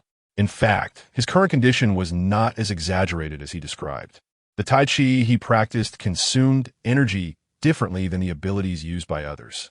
However, he also knew that the nail that sticks out gets hammered down. Moreover, those two mid-level battle generals had shown such favoritism towards him that it might have aroused some discontent among the veteran battle generals. If he didn't do something, he might end up being isolated for no reason. So, he found this excuse to defuse the situation. After all, it was just some worthless materials. As for the few dozen items, with so many battle generals present, wasn't there enough to share? If not, then there was nothing he could do. At least with his attitude, many people's grudges against him disappeared, and they developed a favorable impression of him instead. Some people had caught on to his intentions, such as the middle-aged battle general with a scarred face. He couldn't help but glance at Xuan and whispered in admiration, "Good kid, not very old, but quite shrewd in handling affairs." The silver-haired female battle general also nodded in appreciation. Among the crowd, Kaihu's expression grew even darker upon seeing this scene. He felt that if this continued, it would become increasingly difficult for him to deal with Xuan in the future. Unfortunately, he could only watch helplessly as Xuan built good relationships with others. Unable to do anything at all, Xuan turned around and found a place to sit down, really putting on a look of starting to rest. In fact, he secretly opened the system panel. Name: Lu Xian. Skills: Taijiquan LV50, Taijijian LV22, Tianzong LV27. Wudong Mianzhong LV1. Cultivation: Innate Great Perfection. Experience points: 103. He had accumulated over 100 experience points. Next, it was time to level up properly. First, he consumed 24 experience points to raise Taijijian to level 8. Then he spent 9 experience points to upgrade Tianzong to LV30. Looking at the remaining 70 experience points, he pondered for a moment and decided to allocate them all to Tianzong in the wild areas. Enhancing his agility and lightness skills was essential for better survival. Finally, with the remaining 10 experience points, he didn't waste any and added them all to the newly acquired Wudong Mianzhong. As a result, his personal attribute panel underwent some changes. Name: Lu Xian. Skills: Taijiquan LV50, Taijijian LV30, Tianzong LV40. Wudong Mianzhong LV10. Cultivation: Innate Great Perfection. Experience points: 0. The upgrades of several martial arts also brought various profound insights into his mind. He closed his eyes, silently absorbing and integrating. 30 minutes later, all the materials at the scene had basically been harvested. Ling Bing directly ordered, "Continue to set off." Lu Xian suddenly opened his eyes and stood up. At that moment, there was a subtle change in the aura around him. Such a change would be difficult for most people to notice, but Ling Bing saw it at a glance. She couldn't help but chuckle and said to Lu Xian, "It seems that the intense training just now was not in vain." Clearly, she believed that the fierce battle earlier had caused a transformation in Lu Xian's state of mind, leading to the current change. Lu Xian didn't explain either. He just said, "Indeed, it wasn't in vain." After all, his overall strength had significantly increased, so it was certainly not wasted. Moreover, those who helped him harvest the monsters had long placed all the loot that belonged to him right in front of him. After a rough estimate, it was worth at least around 20 million, and this was just from entering the wilderness, and it was still only in the wild area. Lu Xian became increasingly eager to enter the Abyss Zone. Within the Abyss Zone, C-rank monsters are merely the lowest tier. B-rank monsters, and even A-rank, which are Lord-level monsters, are not uncommon. Chapter 44. Entering the Abyss Zone. The spectacular Spiral Mountain Range. After the team finished their adjustments, they quickly set off again. Over 20 armored vehicles moved through the wilderness. They drove fiercely for dozens of kilometers without encountering another monster attack. Clearly, they had been quite ruthless during the previous cleanup. It wasn't until they traveled over 100 kilometers, nearing the Abyss Zone, that they encountered an attack again. However, they quickly resolved the battle as well. Lu Xian did not rush to grab monsters this time, but he still killed a few magical creatures and earned 20 experience points. At this moment, they stopped the vehicle outside the Abyss area. Because of the upcoming formation, it was basically no longer possible to take the vehicle. Lu Xian stepped down from the armored vehicle and looked ahead, where he saw a massive pit. It resembled a black hole that seemed capable of devouring everything, looming over the earth. Why is this place called the Abyss Zone and not something else? It's precisely because these areas are like enormous cracks that have appeared directly on the ground. According to research, these cracks are the result of 2 different spaces overlapping, causing violent space-time disturbances. The emergence of these Abyss Zones has left the world in a state of disrepair. Unfortunately, despite humanity's ability to enter the Abyss Zones and take the initiative, a way to eliminate the Abyss remains undiscovered. 20 people were left behind to guard the armored vehicle. Ling Bing decisively issued the command again.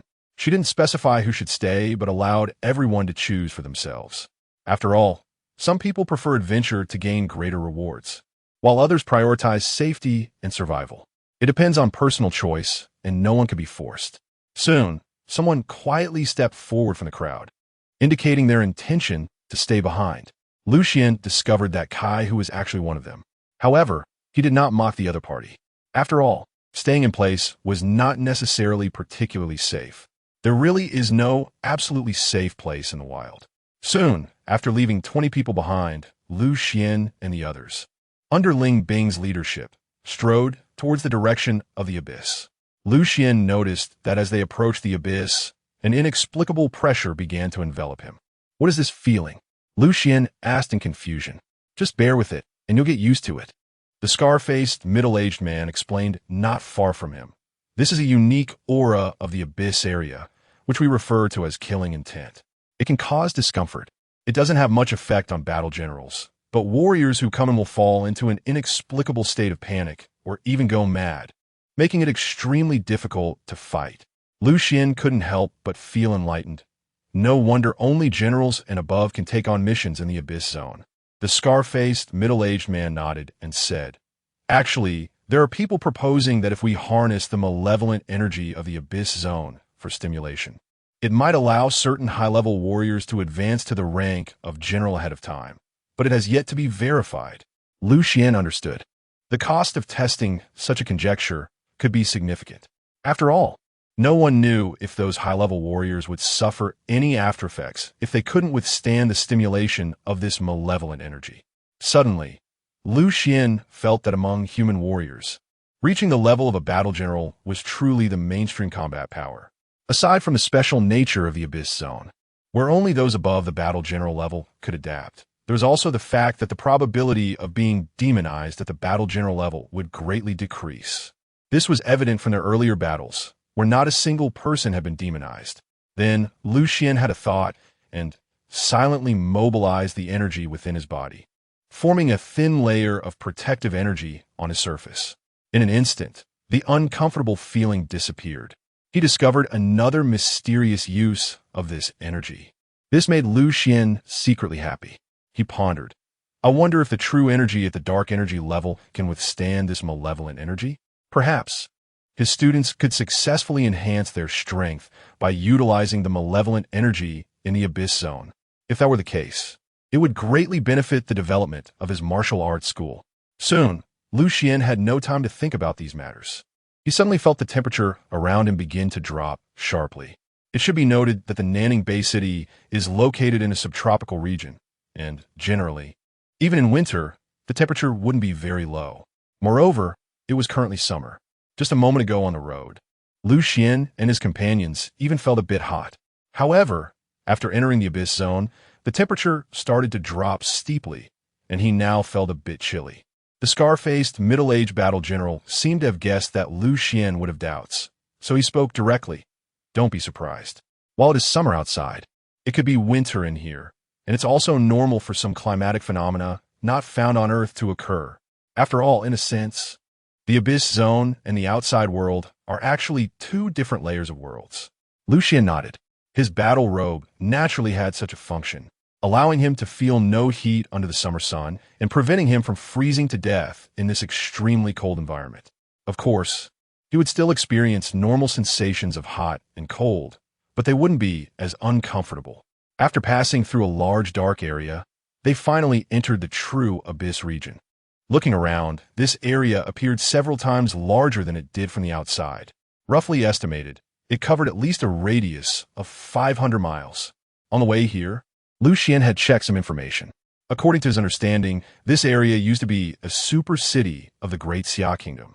However, when the Great Catastrophe occurred, everything here, including the population, buildings, and so on, directly vanished under the shock of time and space, turning into the Abyss region it is today.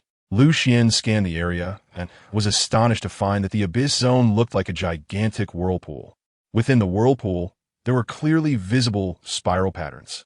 Upon closer inspection, these patterns seemed to be spiraling mountain ranges. It was truly spectacular. Could these be the result of the space-time shockwave that occurred back then? Just as Lu Xian was observing everything, Ling Bing suddenly stopped. "What's wrong?" Lu Xian felt a bit puzzled. The others also looked at Ling Bing in confusion.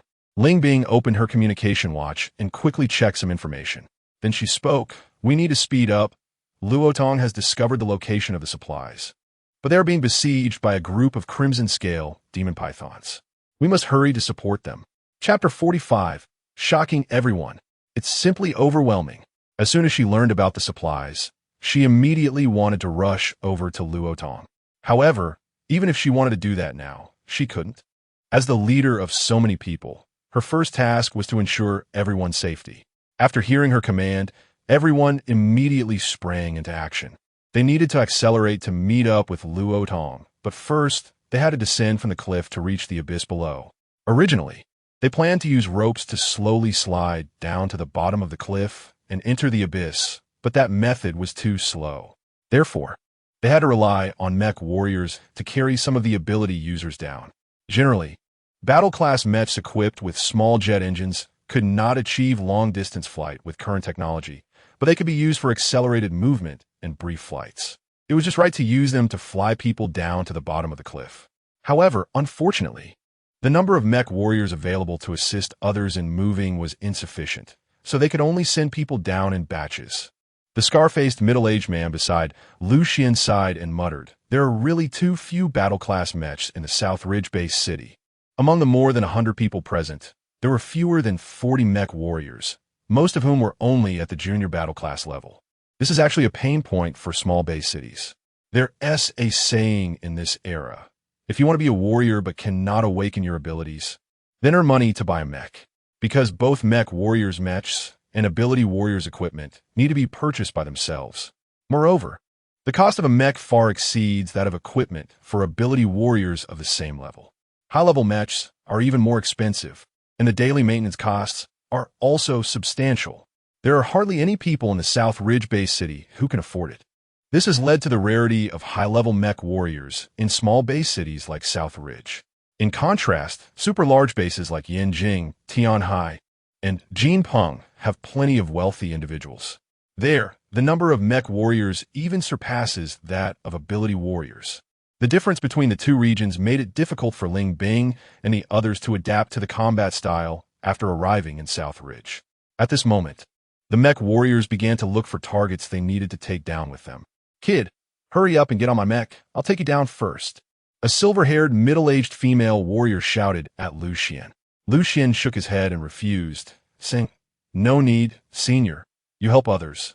After saying this, he suddenly pushed off the ground, and his body plummeted down towards a cliff.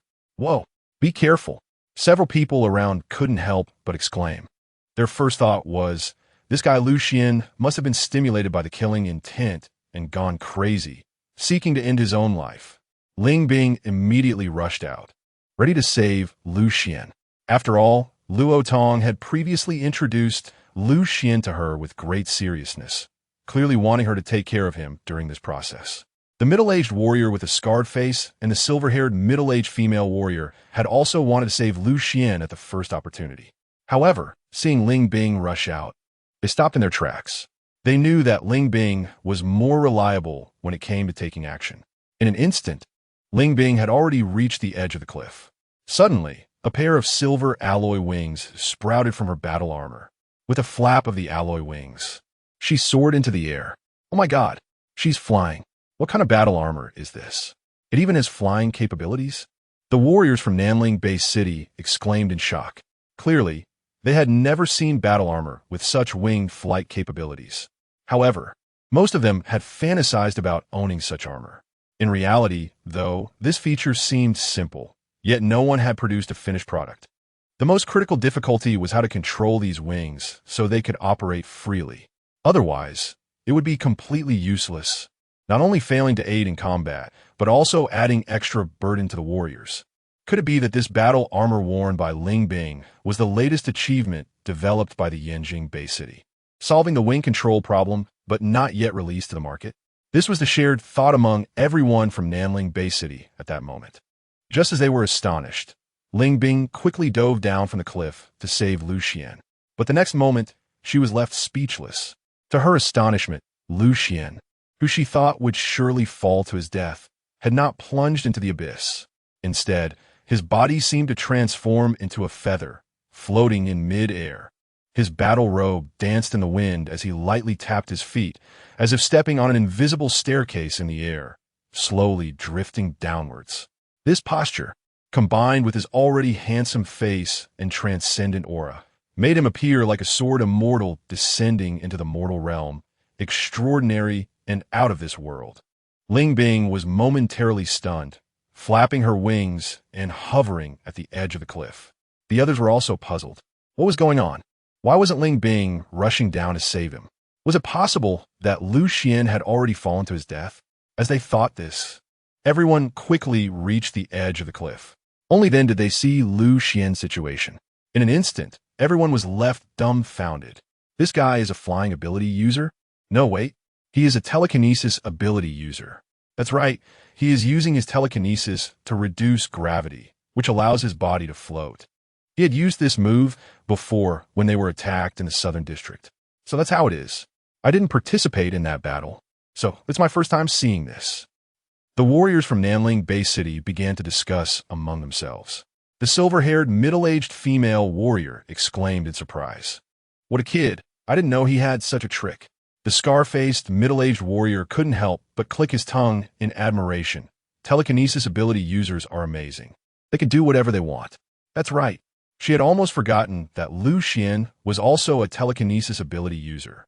She herself could manipulate the wings on her battle armor, using telekinesis to achieve flight. Lu Xian could naturally use telekinesis to directly affect items like battle boots, achieving the effects of slowing down descent or even standing in mid-air. Immediately, she calmly waved her hand at the others and said, "Don't worry about him. Let's get everyone else down as quickly as possible." Yes. The middle-aged warrior with a scarred face and his companion no longer paid attention to Lu Xian and turned to assist others in accelerating their descent into the abyss. Chapter 46. B-Class Monster. Sorbeak Mina. Lu Xian did not expect that his previous actions would shock everyone behind him so much. He originally thought that since he had already demonstrated the cloud soaring technique during the battle, everyone should have been aware of it. However, it was clear that he had overestimated others' understanding of that battle. At this moment, he was slowly descending towards the ground with the help of the cloud soaring technique. His eyes scanned left and right vigilantly, one hand gripping the hilt of his dragon-slaying sword, ready to draw it at any moment. This was his first time in the abyss area, and he was curious about everything, but at the same time, he was very cautious. After all, he did not want to carelessly meet his end for no reason. Soon, he would be grateful for his caution, just as others behind him began to enter the abyss. And he had only descended about 300 meters. Danger appeared. Whoosh! A sudden, urgent sound of something slicing through the air came. Lu Xian's expression changed. This voice. A flying beast is attacking. He suddenly looked up and saw a bird's beak, sharp as a sword, rushing towards him. Behind those iron claws, there were indeed a pair of huge gray wings. That is, a B-rank monster, the sword-beak Black Mina. Lu Xian's heart jolted as he recognized the monster that attacked him, although he had long known that the abyss area was fraught with danger. Encountering a B-rank monster right after entering still caught him off guard. It should be noted that B-rank monsters, also known as elite monsters, are comparable to the level of intermediate battle generals. However, surprise aside, Lu Xian's movements were not delayed in the slightest, because the sword-beak Mina was incredibly fast. He had no time to dodge and could only abruptly raise his long sword to clash against the sharp bird's beak. Clang! The piercing sound of the collision rang out. On the blade of Lu Xian's sword, a spark suddenly erupted. At the same time, Lu Xian also felt a tremendous force. At this moment, he was in midair, and maintaining a brief suspension of his body was already extremely difficult. Under the influence of this immense force, he was violently knocked away. Fortunately, Lu Xian quickly utilized the Tai Chi technique to dissipate the force in his hands. Otherwise, he might have been unable to hold onto his sword at this moment. He immediately adjusted his posture in the air, continuously employing the cloud ladder technique beneath his feet, while his gaze remained fixed on the sword-beaked demon bird. Sure enough, before he could stabilize himself, the sword-beaked demon bird had already launched another attack at him. Lu Xian was already prepared. As it approached again, Lu Xian still used his sword to block. Not only did he neutralize the attack, but he also took the opportunity to create distance between them once more. After another missed strike, the sword-beaked demon bird seemed to be enraged, suddenly turning its head again and flying towards Lu Xian to peck at him. Lu Xian could only immediately assume a stance, preparing to block the opponent's attack once again. But what he didn't expect was that the beak of the sword-billed magpie hadn't reached him yet, as a piercing cry came from its mouth first. The sound was like spring thunder crashing, causing Lu Xian to feel dizzy, as if warm liquid was flowing from his ears. Not good, he thought to himself. As danger approached, he suddenly pushed off the air with his foot. Bang! A surge of energy erupted from beneath his feet, propelling him several meters sideways, allowing him to dodge the sword-billed magpie's attack once more. At the same time, the earlier dizziness eased slightly. He felt a bit angry as well. Without waiting for the sword-billed magpie to attack again, he pushed off the ground once more, actively closing in on the sword-billed magpie. Kill! He shook his long sword in his hand. A brilliant sword light suddenly erupted, cutting through the air like a crescent moon. Tai Chi Swat-Gi Puchi. With this strike, the sword-billed magpie couldn't evade in time. Its neck was instantly pierced by the sword chi, blood gushing forth. The sword-billed magpie let out another cry.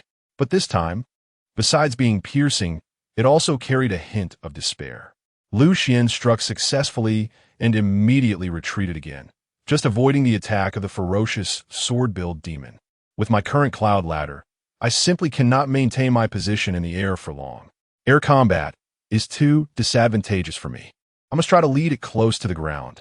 With this thought in mind, Lu Xian's figure continuously retreated backward while also rapidly falling downward. The sword-billed demon naturally chased after him frantically. However, due to its injuries, its speed was also affected.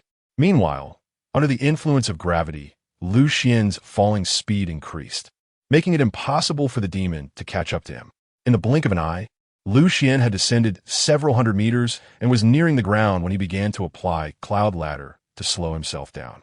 After all, if he fell to the ground at such a high speed, even with his current physical condition, he would be seriously injured. However, while he was slowing down, the sword-billed demon's speed did not decrease. Thus, the distance between them began to shrink again.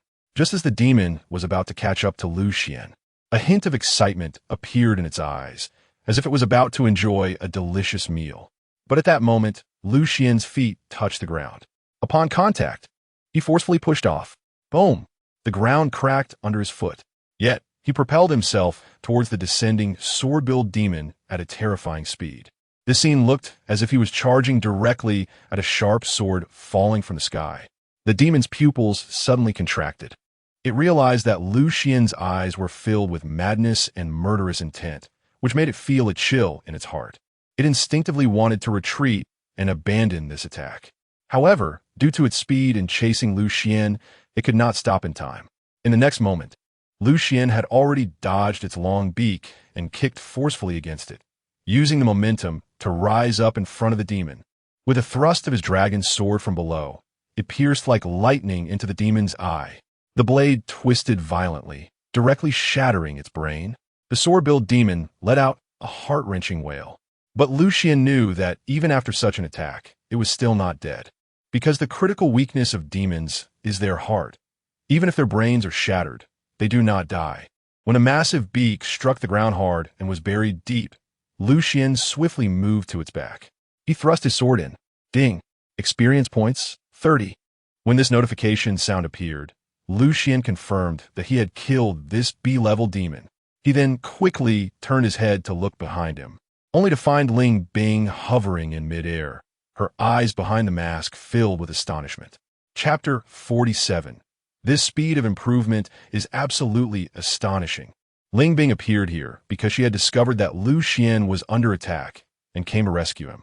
However, she did not expect that when she arrived, she would see Lu Xian swiftly and decisively slaying the sword-billed demon. This was a genuine elite-level demon. Moreover, it had been chasing Lu Xian in the air. Ling Bing imagined that even if she encountered it, she would definitely have some trouble. But Lu Xian, merely a junior warrior, not only survived but also effortlessly killed it. How could she not be shocked? She even doubted whether she could have been so decisive if she had been the one to face the sword-billed demon. When Lu Xian saw Ling Bing, he immediately noticed the alloy wings on her back. With a curious expression, he asked, "Your battle armor actually has wings?" "I haven't seen this style on the battle net." She calmly replied, "This is my private custom design. Ordinary warriors can't use it, so of course, it's not on a battle net." Seeing this, Lu Xian quickly dealt with the sword-beaked magic bird he had defeated. In fact, the most valuable part of this creature was its exceptionally sharp beak, which seemed suitable for weapon forging. After cutting off the sword-beaked magic bird's beak, Lucian swiftly headed towards where the others were. Unfortunately, when he arrived, he found that the battle was almost over, and all the monsters attacking them had basically been killed. He felt a bit regretful for not being able to gain more experience points. However, he didn't mind much. After all, encountering B-level monsters right after entering this abyss meant there would definitely be more exciting challenges waiting for him. With this in mind, he immediately leveled up again. Before entering the abyss, he had gained 20 experience points, plus the 30 points just now, totaling 50 points. Just enough to level up his skill, Cloud Step, by 10 levels, reaching level 50. Brush, brush, brush. Lucian experienced a series of continuous upgrades, and his personal attributes panel kept refreshing. Soon, his experience points reset to 0 again, and a second level 50 skill appeared on his attribute interface. Name: Lucian. Skills: Tai Chi LV 50, Tai Chi Swordplay LV 30, Tian Zong LV 50, Wudong Soft Palm LV 10, Cultivation, Innate Great Perfection. Experience points: 0. At the same time, he felt that his understanding of Tian Zong had also reached a new height. He was pleasantly surprised to discover that after reaching LV 50, Tian Zong had undergone a qualitative change. Now, he could hover in the air for a longer period and move more flexibly. In addition, he knew that his speed would definitely improve as well. Lucian's lips curved slightly, and he secretly thought, at my current speed, I can probably already match that of a speed-type intermediate warrior. In other words, his overall strength has completely reached the level to be promoted to an intermediate warrior in the warrior guild. This rate of improvement is absolutely astonishing. Indeed, the wild is the best place to enhance strength. This is true for other warriors, and even more so for him. Just as Lucian quietly upgraded his strength, everyone else had basically finished packing up. Due to the urgency to meet up with Luo Tong and the others, they hardly collected any materials from the sword-beaked demon birds. Like Lucian, they only cut off their beaks and left everything else on the ground. Ling Bing issued the order to set off again, and everyone immediately moved forward with all their strength. Next, they entered a rapid march mode. During their journey, they unknowingly reached noon. Along the way, they encountered multiple attacks from magical creatures. The lowest level of these creatures was C-grade, with B-grade ones being quite common. Fortunately, there were many ability warriors in Lucian's team who could generally find ways to counter them, until they spotted an A-grade magical creature, the purple-eyed explosive ape, from a distance. This was troublesome. Just as Lucian felt they were about to fall into a tough battle, Ling Bing took action personally. You all go ahead. I'll draw it away.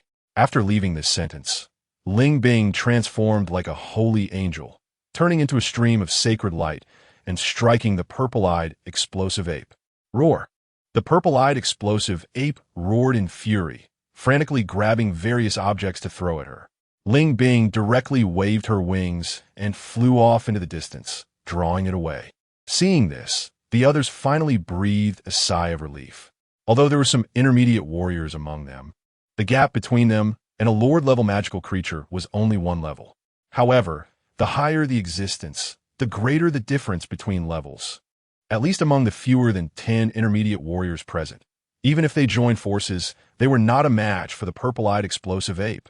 Lucian looked worriedly at the distant figure of Ling Bing and quietly said to the middle-aged man with a scarred face, "Will Ling Zhang be okay?" The middle-aged man with the scar just smiled and said, "No need to worry. She's Ling Bing. Besides, even if she can't win, she can always fly away, right?" "That's true." Lucian nodded and didn't say anything more. After Ling Bing left, the scarred-faced, middle-aged man naturally took on the role of directing, leading everyone to continue advancing towards the location of Luo Tong and the others. Lucian took a look and saw that apart from being slightly disheveled and her armor being a bit dirty, she was basically unharmed. Not long after Ling Bing rejoined them, they finally arrived near the location where Luo Tong and the others were. It was a very large valley, filled with scattered rocks everywhere. Luo Tong and the others were trapped in the center of the valley. Surrounding them were large, red-scaled pythons with 2 heads. Each of these pythons was at least 2 to 3 meters long and had sharp spines all over their bodies. Even more astonishing was that they could spit out a strange toxic fire that could easily corrode rocks. Lucian took just one glance and knew that this type of magic creature could not be engaged in close combat. Otherwise, they would definitely suffer a huge loss. Chapter 48. A difficult situation. Lu Xian's bold moves. At this moment, Lu Xian and the others were on high ground outside the valley. From a distance, they could see Luo Tong and the others fighting against a group of crimson-scaled magic pythons using earth manipulation. They were surrounded by a thick defense that resembled a wall that should have been built by Earth-type ability users using their powers and the surrounding environment. Above the circular wall stood numerous mech warriors, continuously firing their guns to shoot at the crimson-scaled magic pythons attempting to attack the wall. However, the scales of the crimson-scaled magic pythons were almost like metal. Such gunfire caused very limited damage to those crimson-scale magic pythons. Lu Xian noticed that the mecha warriors were carrying some alloy boxes on their backs, which were not there before. That must be the law supplies that Luo Tong and the others found. In the center of the circular wall, there was a huge stone pillar. On top of the pillar stood several ability warriors, using various abilities. Some were launching attacks, some were continuously reinforcing the protective wall, and others were helping their teammates heal and recover. However, it was evident that they were all quite exhausted. After all, they had been fighting here for quite some time without any rest. After looking around, Lu Xian suddenly felt puzzled. Where is Senior Luo Tong? Ling Bing said in a deep voice. He is injured and should be resting inside the wall. What? Many people around changed their expressions, because Ling Bing had not mentioned this before. Ling Bing explained, a lot of the supplies were taken to the lair by that crimson scale python. He took the risk to enter the lair to grab them, and ended up fighting with the crimson scale python lord, resulting in his injury. Upon hearing this, everyone understood why Luo Tong was so eager to have them come over. The number of crimson scale pythons was simply too many. Moreover, their strength was astonishing. Just now, they had seen dozens of B-level crimson scale pythons with golden scales. There were even hundreds of C-level ones. That was equivalent to dozens of intermediate warriors and hundreds of junior warriors besieging Luo Tong and the others. And this was only what they could see. No one knew if there were more hidden in the nearby snake dens. Under such a siege, once the ammunition of the mecha warriors on Luo Tong's side ran out and the stamina of the ability warriors was exhausted, what awaited them would be death.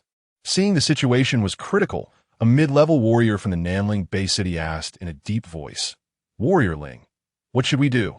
Ling Bing fell in a deep thought. The number of crimson scale pythons in front of them was simply too many. They were still too few compared to the crimson scale pythons. Charging in recklessly might save Luo Tong and the others, but it would likely come at a significant cost in casualties. When fighting against monsters, one must achieve the greatest killing effect with the least loss. Moreover, the biggest problem now was that Luo Tong had previously mentioned in the communication that although he had injured the Crimson Scale Python Lord, it seemed that it was not dead, and they did not know where it was hiding now. According to Luo Tong's speculation, it was very likely that it was uncertain whether it was dead, so it was waiting for an opportunity and could appear at any moment. If it suddenly showed up, it could cause them tremendous casualties. After pondering for a while, Ling Bing still couldn't think of a good plan. This suddenly made her a bit irritable. The others also had no ideas. Most of them only understood combat and were not good at strategies. Lu Xian carefully observed the situation in the valley and suddenly had an idea. After thinking for a moment, he said to Ling Bing, Ling Zhanjiang, I have an idea. Please consider whether it's feasible. As soon as he said this, the eyes of everyone around turned to him in unison. Many looked somewhat astonished. Most of them had indeed thought of solutions, but the special circumstances made them hesitant to speak up. After all, if something went wrong because of their suggestion, they couldn't bear the consequences. They didn't expect that Lu Xian, a junior warrior, would dare to be the first to speak up, regardless of whether Lu Xian's plan was reliable. Just this courage made many of them feel admiration. Ling Bing's gaze fell on Lu Xian, and she simply said, Speak. In fact, she didn't have high hopes for Lu Xian's idea. However, when Lu Xian expressed his thoughts, her eyes suddenly lit up. Almost as soon as Lu Xian finished speaking, she decisively said, Let's do it as you suggested. The others around were taken aback. Although they recognized that Lu Xian's plan was indeed good, they didn't expect Ling Bing to agree so easily. A silver-haired, middle-aged warrior couldn't help but say, "Miss, I sent this a bit hasty?" But Ling Bing replied solemnly, "We don't have much time. Can you think of any better alternatives?" The others shook their heads in unison. "Then let's proceed, as Lu Xian suggested." Ling Bing looked at Lu Xian seriously and said, "Now it's up to you." "No problem." Lu Xian nodded, then quickly selected a few people and hurried with them towards the entrance of the valley. Soon, Lu Xian had settled the people he brought just outside the valley. He himself, however, was alone, carrying a machine gun borrowed from a mecha warrior, and approached an entrance to the valley. Then, he charged directly into the valley. "Demonic beast! D!" A loud shout erupted from his mouth, and, at the same time, the machine gun in his hand began to unleash a frenzied barrage at the nearest red-scaled demon python. Tat-tat-tat-tat. The deafening sound of gunfire instantly echoed throughout the valley. Inside the valley, whether it was the red-scaled demon pythons or the human warriors desperately holding their ground in the center, all were startled by the commotion. Behind the walls, the injured Luo Tong was hiding here, along with several battle-hardened warriors who had come over to rest after fighting. Hearing the noise outside, the eyes of the soldiers beside Luo Tong lit up. "Our reinforcements have arrived? Did Commander Ling bring them?" They immediately looked up at their comrades standing on the wall. However, their comrade quickly delivered a surprising piece of news. "Only one person has come." "What?" Luo Tong and the others were momentarily stunned. Could it be that there are other human warriors nearby who discovered our situation and rushed to our aid? Someone speculated. Luo Tong nodded. "It's very possible. But if he is alone, charging over here is just asking for death." He couldn't help but feel a bit guilty at this moment. If it weren't for his desire for quicker revenge, risking a solo charge into the lair of the red-scaled demon pythons instead of waiting for Ling Bing and the others, perhaps they wouldn't be in this situation now. If he indirectly caused the death of a well-meaning warrior who came to rescue them, then his sin would be too great. Just then, a comrade on the wall reported another piece of news. That guy came in, fired a few shots, and then suddenly ran out. Chapter 49. What a clever way to lure the snake out of its hole. It was actually Lu Xian's idea. Ran away. Luo Tong and the others were momentarily in disbelief. What's going on? Wasn't this person here to save us? Why did he leave so quickly? Could it be that he realized the situation was wrong and hurriedly fled? He sighed with relief and said, "It's good that he ran. At least he won't be dragged down by us to his death." The others nearby nodded helplessly. They thought, if this person could escape, perhaps he could relay the message to others and bring more reinforcements. Some were anxious and irritable, saying, "Why haven't Commander Ling and the others arrived yet? We can't hold on much longer." Luo Tong also felt the anxious emotions of everyone and said solemnly, "I'll contact Ling Bing again and ask where they are." Just as he was about to dial the communication signal, a message popped up on his communication watch. The source of the message was, unexpectedly, Ling Bing. After quickly checking the message, Luo Tong's expression suddenly became a bit stunned. The others beside him couldn't help but feel puzzled. Someone couldn't help but ask, "Captain, what's wrong with you?" Another person suddenly changed his expression and said anxiously, "Could it be that Ling Bing and the others ran into trouble and can't make it over here?" As soon as this was said, the expressions of the others changed as well. "Really? That's great." Everyone suddenly became a bit excited. But soon, someone asked in confusion, since they have arrived, why haven't they started to provide support? Luo Tong's expression was strange as he replied, "They have already started." "Started? Where?" "Yeah, we didn't notice any movement at all." Everyone looked around in bewilderment. Luo Tong cleared his throat twice and said, "The person who just charged into the valley and then ran out is one of them." "What?" Now everyone was even more confused, staring at Luo Tong in disbelief. Although they didn't speak, Luo Tong could see from their expressions that they wanted to ask him if he was joking. After all, who sends just one person as reinforcements and then runs away after firing a few shots? That's just too absurd. In fact, Luo Tong also found it hard to understand what Ling Bing meant. Because the communication message had a word limit, Ling Bing's previous message didn't explain clearly. That's why Luo Tong had shown such an expression earlier. Fortunately, at this moment, Ling Bing's second message arrived. After Luo Tong read it, he finally understood. He sighed with relief and said, "So that's it. This is indeed a good method.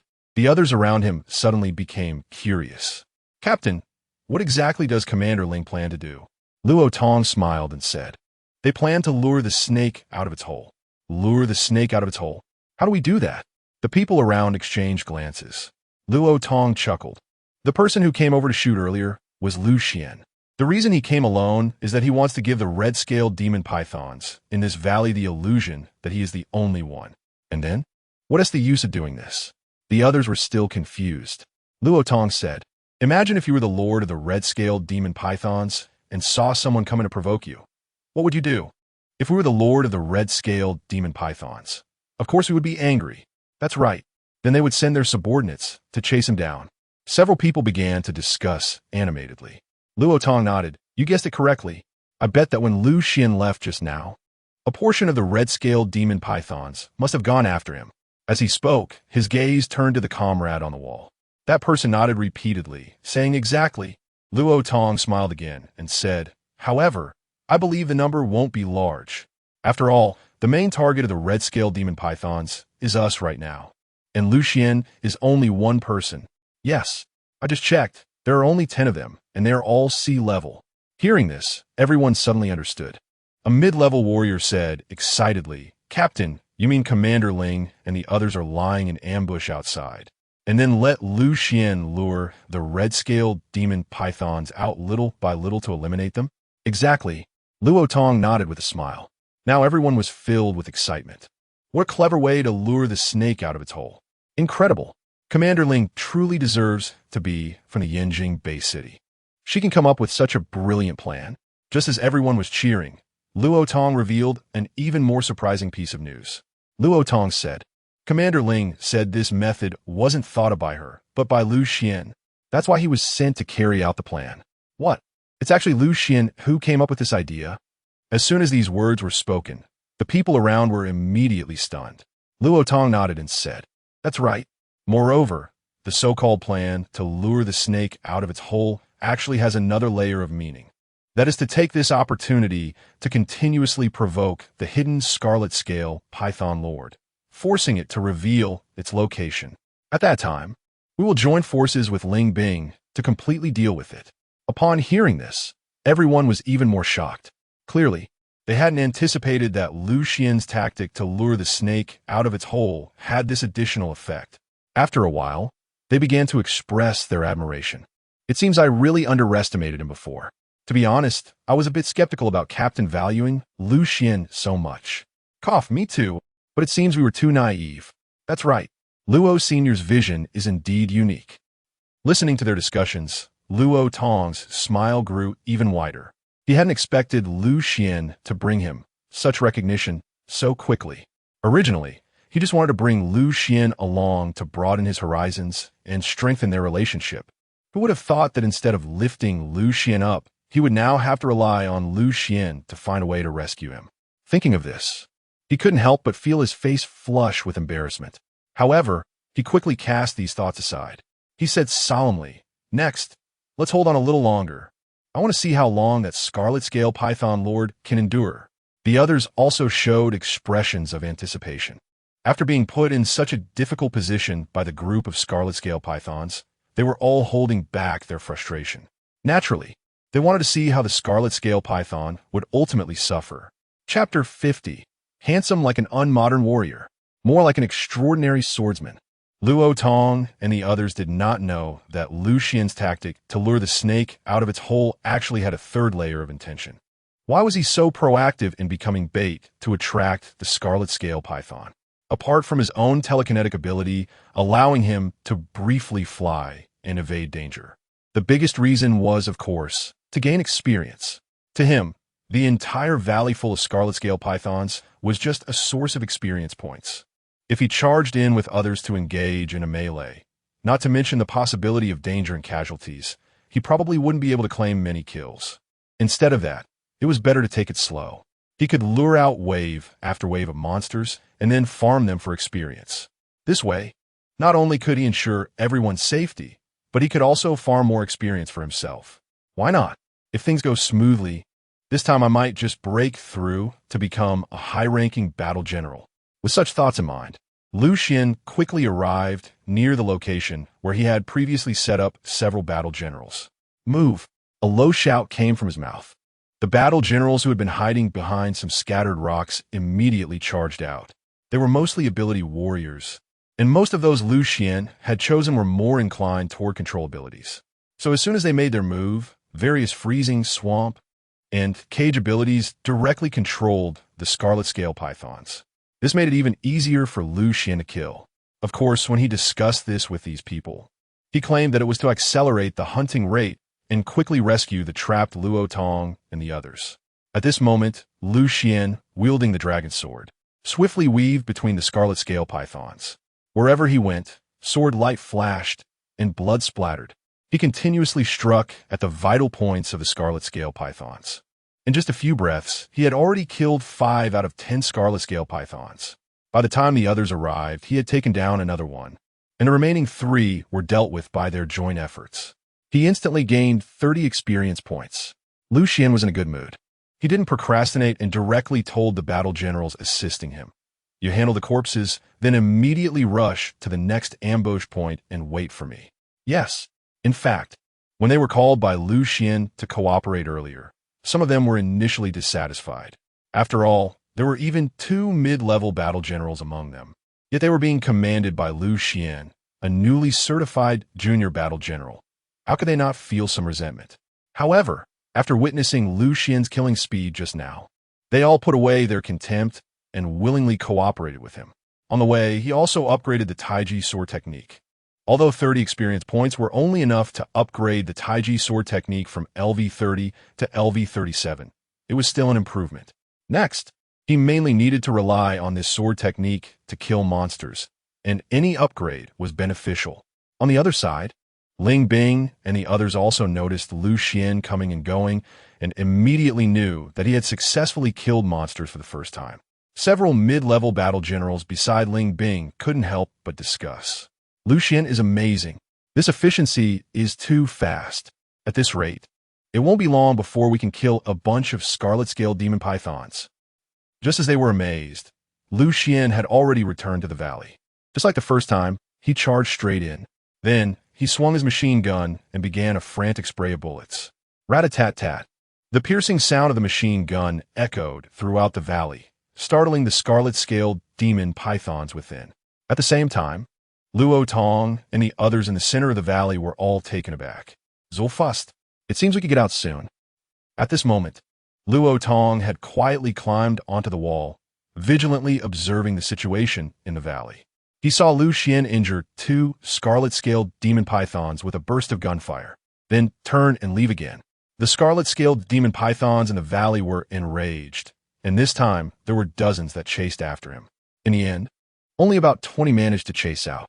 Seeing this, Luo Tong's heart sank. Indeed, the scarlet-scaled demon python lord is not dead. It must be hiding somewhere, still giving orders, which is why we have this situation. However, he was not anxious. He had already taken some medicine for his injuries earlier, and with the healing from a companion who was a healing-type ability warrior, he had recovered quite a bit. Moreover, there was Ling Bing outside the valley, ready to act at any moment. At that time, they would definitely be able to work together to take down the scarlet-scaled demon python lord. On the other side, Lu Xian was moving rapidly while glancing back, and he discovered that there were as many as 24 scarlet-scaled demon pythons chasing after him. Lu Xian thought for a moment and decisively decided to take out a few of them on the way. So, he suddenly slowed down. The few red-scaled demon pythons in front, seeing this, thought he was unable to run anymore, immediately accelerated crazily to chase after him, opening their bloodied mouths, ready to tear him apart and swallow him whole. In the distance, Ling Bing, who was observing the situation through the electronic telescope on her mask, couldn't help but exclaim, "Not good." Clearly, she also thought that Lu Xian had exhausted too much energy and had slowed down. But in the next moment, swish, 3 streaks of sword light flashed, followed by 3 sprays of blood bursting open. Experience points, 15. Lu Xian struck successfully, but at the same time, he was about to be surrounded by 21 other red-scaled magic pythons. He decisively leaped into the air, with a leap of cloud and soaring. He stepped out with 1 foot and a white mist rose beneath him, lifting him off the ground just in time to evade several massive snake heads attacking him. In midair, he swung his long sword again, and a circle of sword energy burst forth in an arc, scattering in all directions. Taking advantage of this opportunity, Xuan escaped from the snake swarm and began to run again. Seeing this, Ling Bing finally breathed a sigh of relief. The silver-haired middle-aged warrior beside her couldn't help but exclaim, "Good kid, that was incredibly cool. I thought I was watching a period martial arts drama." As soon as he said this, he received agreement from others around them. Indeed, at this moment, Xuan was dressed in a moon-white battle robe, vastly different in style from everyone else. Coupled with his long sword, he looked nothing like a modern warrior, but rather like a white-clad swordsman from a martial arts film. Incredibly handsome. Chapter 51. Can you even guess the matters of the telekinetic ability users? On the way, Xuan employed the same tactic again, ambushing and killing 4 more red-scaled magic pythons, earning 20 experience points. Then he finally led these enraged red-scaled magic pythons to the designated location. Immediately, several ambushed warriors sprang into action. Thus, they successfully replicated the earlier feat, slaying all 24 red-scaled magic pythons without any casualties. Xuan killed 7 monsters on the road, and then killed another 7 here. He single-handedly killed a total of 14. He gained 70 experience points in total, adding the 2 points left from before. His balance is 72 points. He decisively continued to upgrade Tai Chi swordsmanship, LV 38, LV 39, LV 50. In that instant, his understanding of Tai Chi swordsmanship was further sublimated. At the same time, the chi in his body also underwent a transformation, gaining a sharp feeling. His entire aura suddenly changed dramatically, as if he had become an unparalleled divine weapon.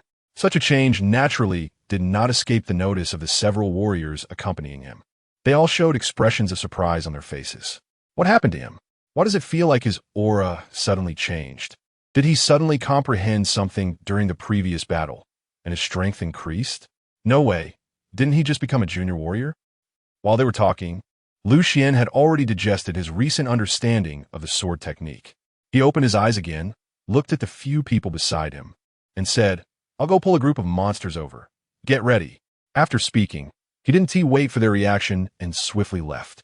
The others exchanged glances as he left, and ultimately could only turn and head to the 3rd location Xuan had previously mentioned. However, what they didn't know was that Xuan had changed his strategy this time and did not quickly pull a group of monsters like the last 2 times. Because when he returned to the valley, he suddenly felt that instead of wasting bullets to attract monsters, it would be better to rush in and kill a few monsters directly and then leave. This way, it should attract more hatred. Moreover, he could also gain more experience points. Of course, this was also because after upgrading Tai Chi swordsmanship to level 50, he felt that his ranged attack power had further improved, which gave him the confidence to do this. So, this time before rushing into the valley, he directly threw away the machine gun he was carrying. Outside the valley, Ling Bing and the others were momentarily stunned when they saw this scene. What is he doing? Why did he suddenly throw away his gun? Did he run out of bullets?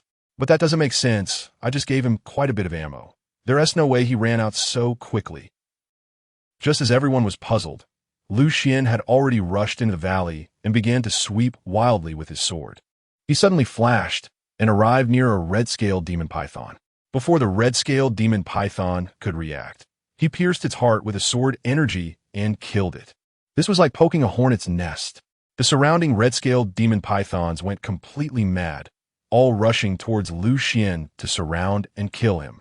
Ling Bing and the others outside the valley, as well as Luo Tong and the others in the center of the valley, couldn't help but feel anxious for Xuan upon seeing this scene. But Xuan himself remained very calm, and his movements suddenly became soft and slow. The light and airy movements looked very beautiful, but they couldn't make anyone feel any power behind them. Seeing this, Ling Bing and the others became even more anxious, especially Luo Tong. At this moment, he wanted to rush out to save Xuan, regardless of his own injuries or having to guard against the red-scaled demon python lord. On the other side, Ling Bing also began to mobilize her psychic power, preparing to fly with the wings behind her. But just as they were about to rush out, something strange happened. As those red-scaled demon pythons approached Lu Xian, it was as if they were caught by an invisible force, swaying unsteadily. Even the poisonous fire they spewed was redirected to other places, ultimately landing on their companions. Hiss! Hiss! The few red-scaled demon pythons let out hissing sounds, filled with a sense of despair. Clearly, this poisonous fire was not something they could easily endure. Luo Tong, who had been ready to act, was suddenly dumbfounded upon seeing this scene. What is going on? Weren't these red-scaled demon pythons supposed to attack Lu Xian? Why did it suddenly turn into them attacking each other? Then he remembered that Lu Xian was a psychic ability user. It seemed that the strange situation earlier was due to psychic manipulation.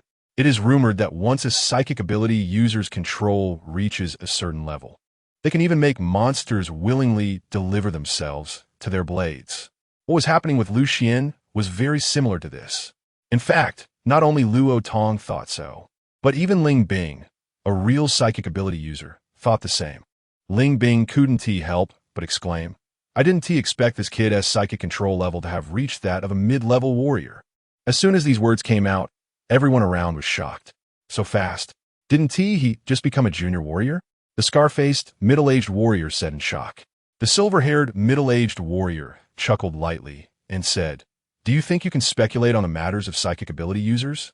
The scar-faced, middle-aged warrior immediately fell silent. Meanwhile, in the valley, taking advantage of the chaos among the red-scaled demon pythons, Lu Xian suddenly struck again. Sword energy shot out fiercely, directly killing all the red-scaled demon pythons. However, this situation further provoked the other red-scaled demon pythons. In an instant, a large number of red-scaled demon pythons crazily charged towards Lu Xian. Among them, there were even 2 B-rank elites. Seeing this, Lu Xian no longer hesitated and turned to flee outside the valley. A group of around 60 to 70 red-scaled demon pythons naturally continued to chase after him.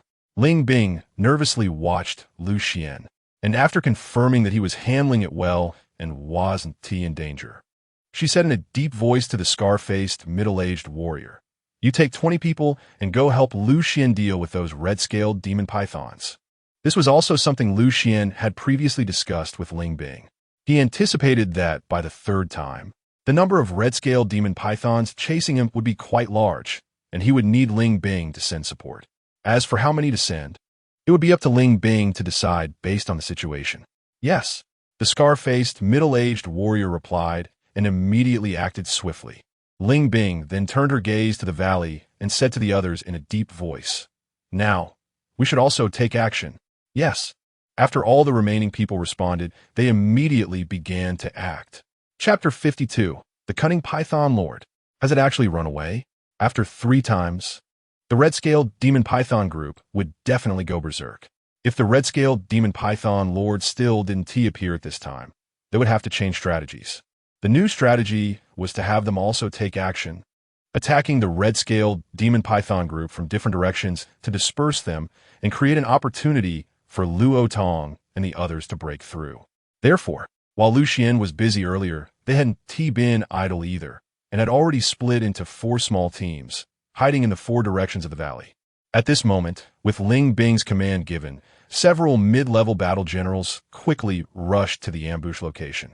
Soon after, a command from Ling Bing came through the headset, and they all moved into action. Boom! The sound of gunfire erupted simultaneously from 4 directions. The mecha warriors launched their attack. They charged at the forefront, unleashing a frenzy of various firearms, continuously bombarding the crimson-scaled demon python in the valley. In an instant, chaos ensued among the crimson-scaled demon pythons in the valley. They no longer just surrounded the position where Luo Tong and the others were located, but split into large groups, each rushing toward the various attack points. However, at that moment, the mecha warriors suddenly turned around and ran away, just like Lu Xian did earlier. The crimson-scaled demon pythons naturally would not let them go and continued to chase after them wildly. However, if they were drawn away, the valley would be left with over 300 fewer crimson-scaled demon pythons. there would only be a little over 100 left, making it incredibly easy for Luo Tong and the others to break out. However, the crimson-scaled demon python, lord hiding in the shadows, obviously did not want this to happen. So, just as its subordinates were preparing to charge out, a piercing screech suddenly echoed through the valley. However, what the crimson-scaled demon python lord did not know was that this command it issued was exactly what Ling Bing and the others wanted. Locked on, Ling Bing, who had been watching from a high point outside the valley, leaped up almost immediately. With a sudden flap of her metallic wings, she transformed into an arrow and shot toward a corner of the valley. At the same time, Luo Tong also leaped out from his hiding place and charged over. The crimson-scaled demon python lord, hiding in a cave, sensed something was wrong but did not reveal itself, instead commanding its subordinates to gather quickly to protect it. However, before its subordinates could gather, Ling Bing in the air unleashed a barrage of silver metallic feathers from her wings, shooting down toward the ground. Whoosh, whoosh, whoosh. The sound of piercing air rang out continuously. In an instant, it was as if a rain of bullets had descended. The crimson-scaled demon pythons were heavily injured, with some unfortunate ones being directly killed on the spot. In a moment, even the entrance of the cave on the ground was forcibly blasted open. The obstructing rocks shattered. The crimson-scaled demon python, lord hiding inside, could no longer remain concealed. If it stayed in the cave, it might be directly killed by Ling Bing. Therefore, it raised its head and spewed a large cloud of poisonous fire toward the cave entrance. Ling Bing had anticipated this, so as soon as the poisonous fire appeared, she instantly retreated. Then a massive python, over several dozen meters long, surged out from the cave. Its body was covered in blood-red scales, interspersed with golden scales that formed complete patterns. Without a doubt, this was the A-grade demon creature, the Python Lord. However, it already had 2 blood holes on its body, clearly the wounds left by Luo Tong earlier. As soon as the Python Lord burst out of the cave, its long body lunged straight at Ling Bing, its massive jaws snapping toward her. Ling Bing quickly dodged, but just as she avoided the jaws and thought she was temporarily safe, a giant tail came flying at her like lightning. Not good. Ling Bing's expression changed. At that moment, she realized that the previous attack with the jaws was merely a feint. The real attack was this tail. Now, as she tried to dodge, she found that the Python Lord's jaws were blocking her escape route. Fortunately, at that moment, Luo Tong finally arrived. Kill! A streak of fiery blade light slashed through the air, instantly cleaving the Python Lord's tail in 2. Ling Bing seized the opportunity to escape. Are you okay, General Ling? Luo Tong asked in a deep voice. I'm fine. Ling Bing replied calmly. That's good. This crimson-scaled demon python lord is very cunning. We need to be careful, Luo Tong reminded. Ling Bing nodded and said, let's work together and take it down quickly. Good. Luo Tong agreed. However, just as they were preparing to join forces to slay the Python Lord, something unexpected happened. The massive body of the Python Lord, which had swum to the side, suddenly froze. Ling Bing seemed to realize something and exclaimed, not good. It's shedding its skin to escape. What? Luo Tong's expression changed. He immediately leaped forward to check and indeed found that what was left on the ground was just a large layer of python skin. As for what lay beneath the skin, it turned out to be another bottomless cave.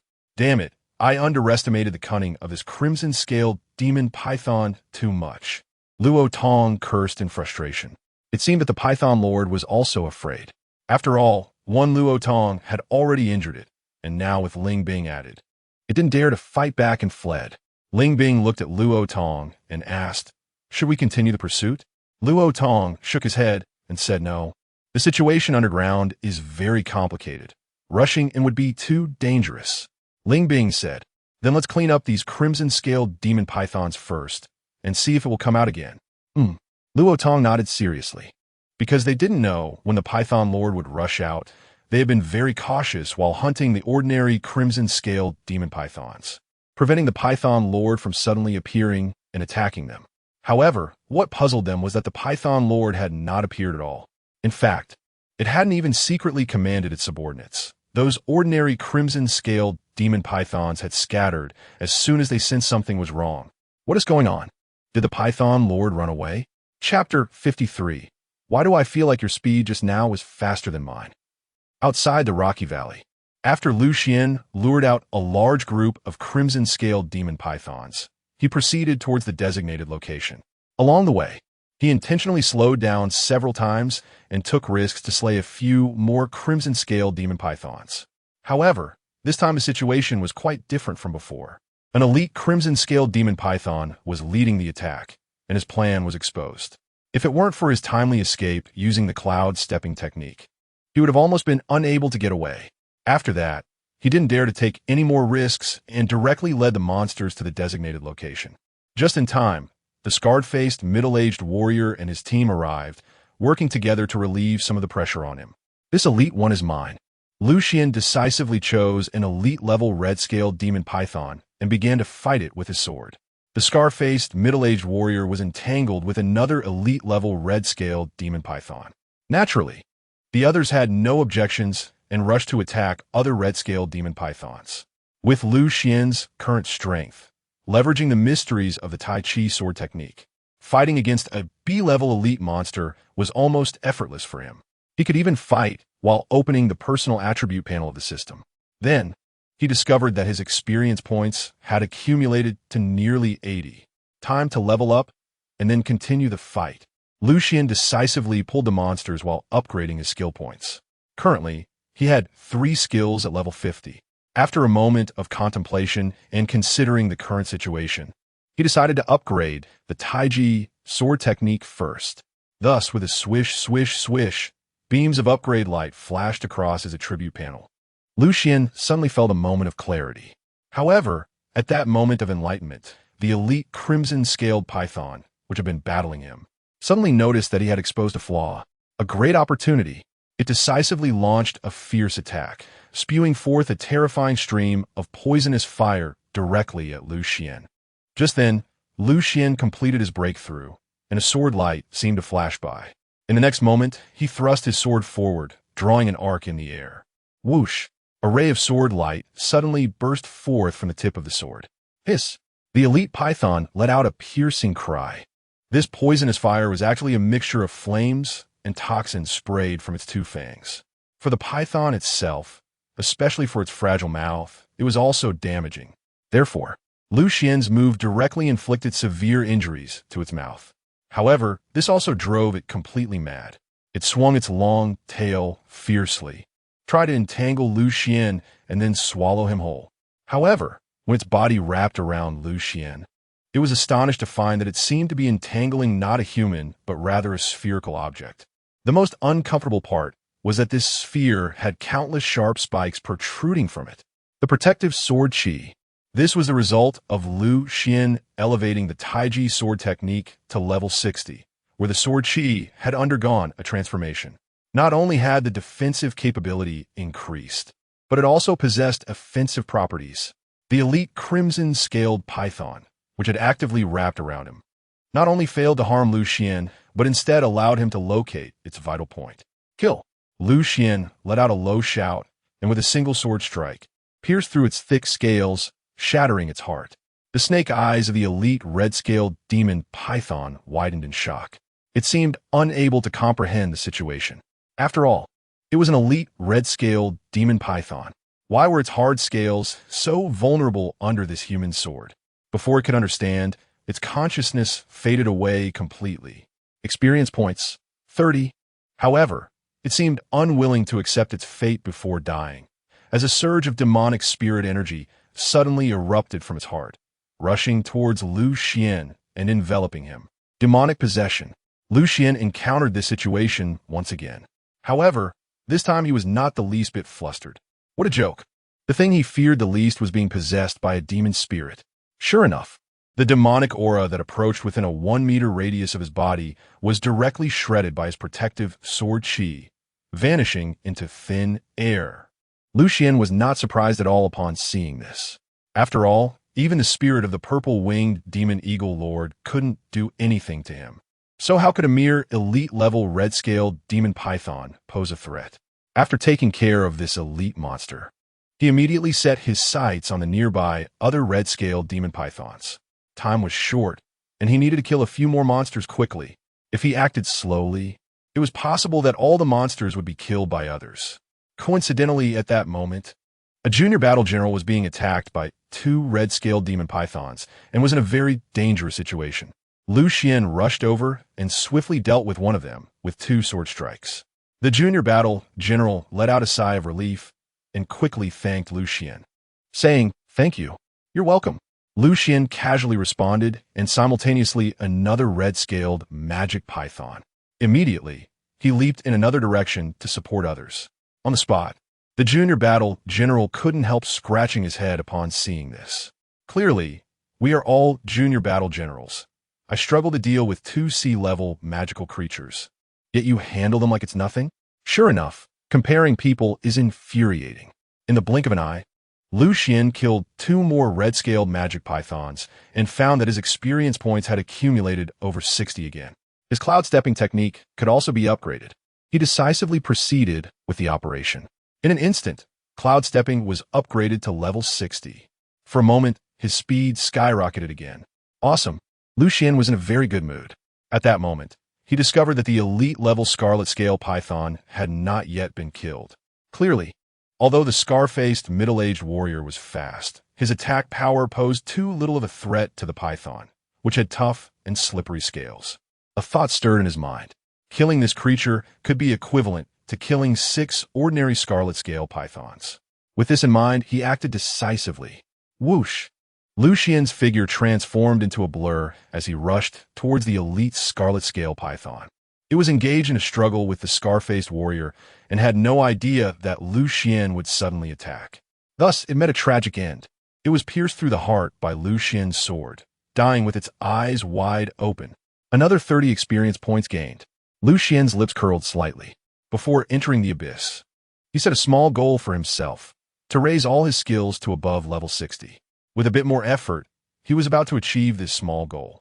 In fact, he would soon exceed it.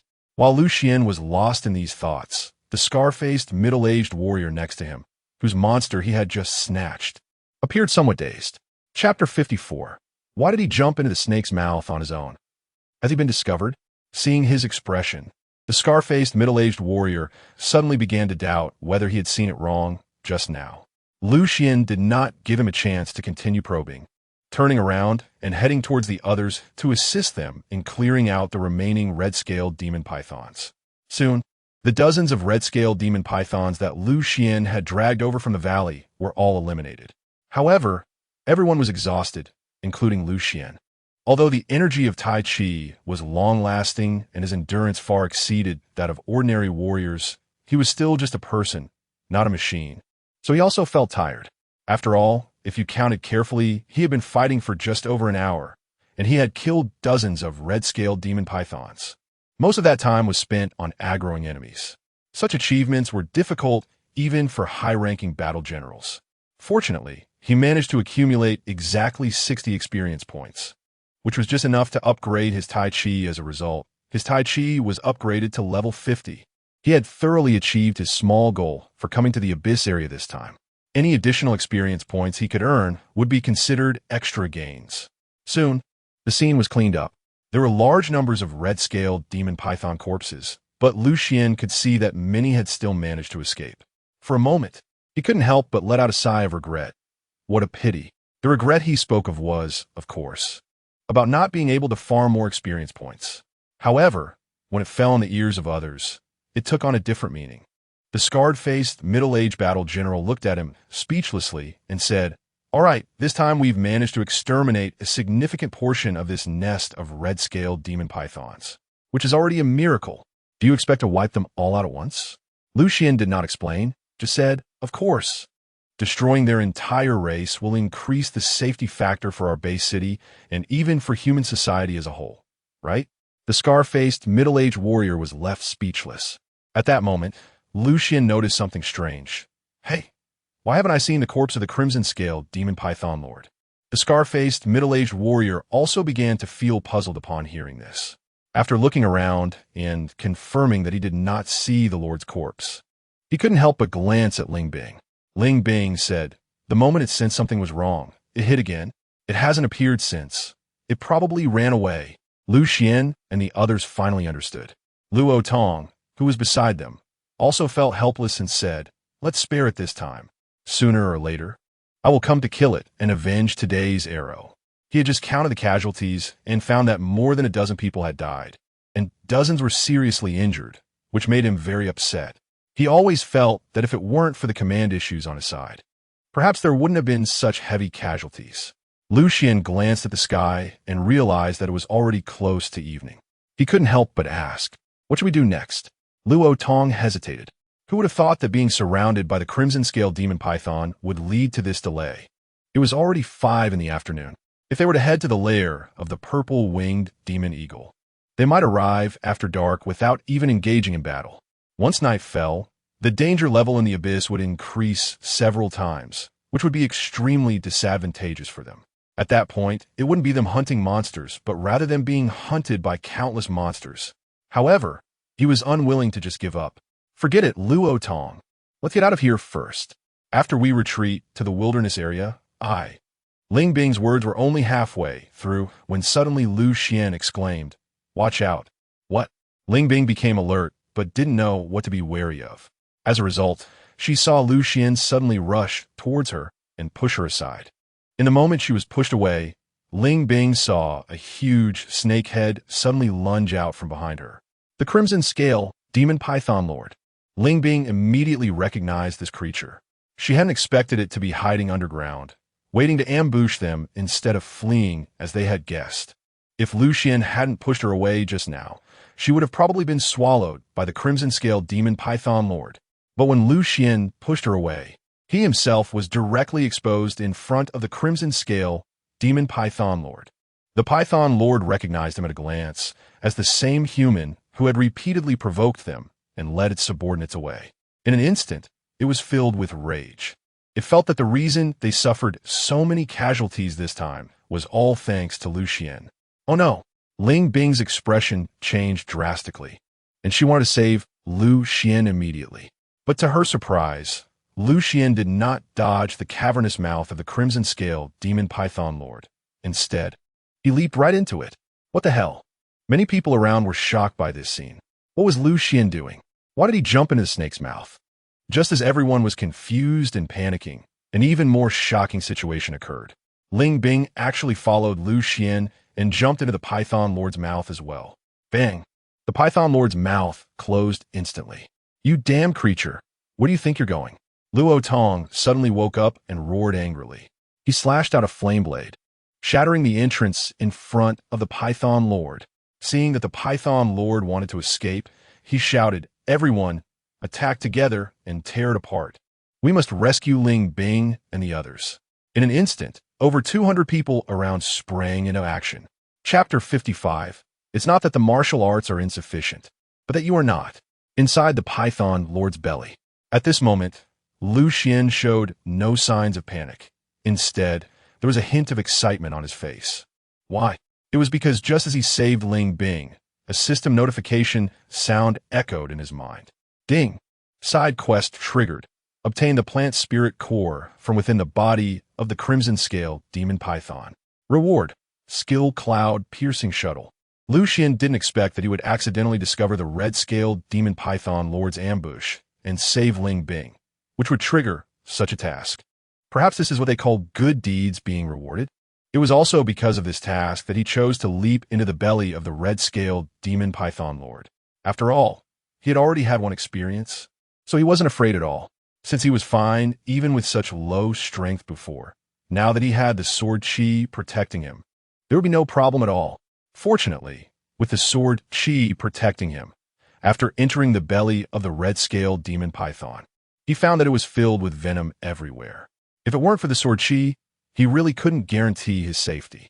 However, what he didn't expect was that just as he entered the belly of the red-scaled Demon Python Lord and hadn't had time to find the spirit core of the grass and trees mentioned by the system, he suddenly heard a light sound coming from behind him. He turned his head in surprise and found that Ling Bing had also entered. At this moment, Ling Bing was activating the metallic feathers around her, protecting herself from the venom. However, she still looked a bit flustered. Seeing this, Lu Xian quickly rushed over to grab her and pulled her into the protective range of his sword chi. This finally helped her out of trouble. Ling Bing didn't expect that she originally came in to save Lu Xian, but instead, she was saved by him. Lu Xian asked, "How did you get in here?" Upon hearing this, Ling Bing couldn't help but feel a bit speechless and said, "I was just about to ask you how you inexplicably jumped into the snake's belly to seek death." Lu Xian naturally couldn't reveal the system task, so he could only distract her and said, "I just had a sudden idea. This demon python lord is so cunning that it might escape. But if I enter its belly and attack from inside, it definitely won't be able to get away." Upon hearing this, Ling Bing was shocked. "Have you gone crazy?" she exclaimed. "This is too reckless. Do you know that the inside of a magical creature is filled with dangers? If you're not careful, you'll be done for." Lu Xian could only pretend to be silly and said with a smile, "Look, I'm fine, aren't I? Besides, this isn't my first time being swallowed by a demon lord." Upon hearing this, Ling Bing remembered that when Luo Tong introduced Lu Xian to her, he had mentioned that Lu Xian had once been swallowed by the purple-winged demon eagle lord. At this moment, she was completely speechless. Just as she was thinking about how to teach Lu Xian a lesson so he wouldn't act so recklessly in the future, Lu Xian suddenly exclaimed, "Huh? Why is there light over there?" Hearing Lu Xian's voice, Ling Bing couldn't help but look in the direction he was staring at and indeed saw a faint green light coming through. This made her feel very confused. She hadn't heard that there were any luminous substances inside a demon's body. Lu Xian decisively said, "Let's go take a look." Ling Bing could only follow him immediately. It was at this moment that she noticed a layer of invisible energy surrounding Lu Xian's body, effortlessly pushing away various obstacles around them. Those toxic liquids and acids couldn't come close at all. This made her a bit surprised, and she said, "Is this your way of using telekinesis?" Lu Xian replied, "I guess so. I call it protective vital energy." Protective vital energy? Ling Bing was at a loss for words upon hearing these words again. Well, after a day of contact and understanding, she realized that Lu Xian was definitely an enthusiast of martial arts culture. Otherwise, how could all the ways he used his abilities after awakening be related to martial arts? However, she couldn't help but admire the fact that Lu Xian managed to use it remarkably well. Those that didn't know would think it was real martial arts. What Ling Bing didn't know was that what Lu Xian was actually using was indeed martial arts, and not some kind of supernatural ability. It's just that fixed thinking led everyone to believe that Lu Xian was using supernatural powers. Lu Xian was too lazy to explain this. For him, lacking strength now and being misunderstood was a good thing. Once his strength was sufficient, he would naturally rectify the name of martial arts. At that time, he would tell everyone that it wasn't martial arts that were lacking, but rather it was them.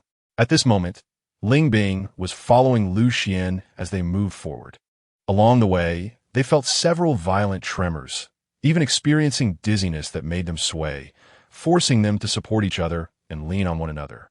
They knew that the commotion was likely due to Luo Tong and the others attacking outside. Should they contact Luo Tong and ask them to pause for a moment? As Ling Bing was thinking about this, she realized they had already arrived near the source of the light. This was when she saw the true appearance of the light source. Ling Bing was completely stunned.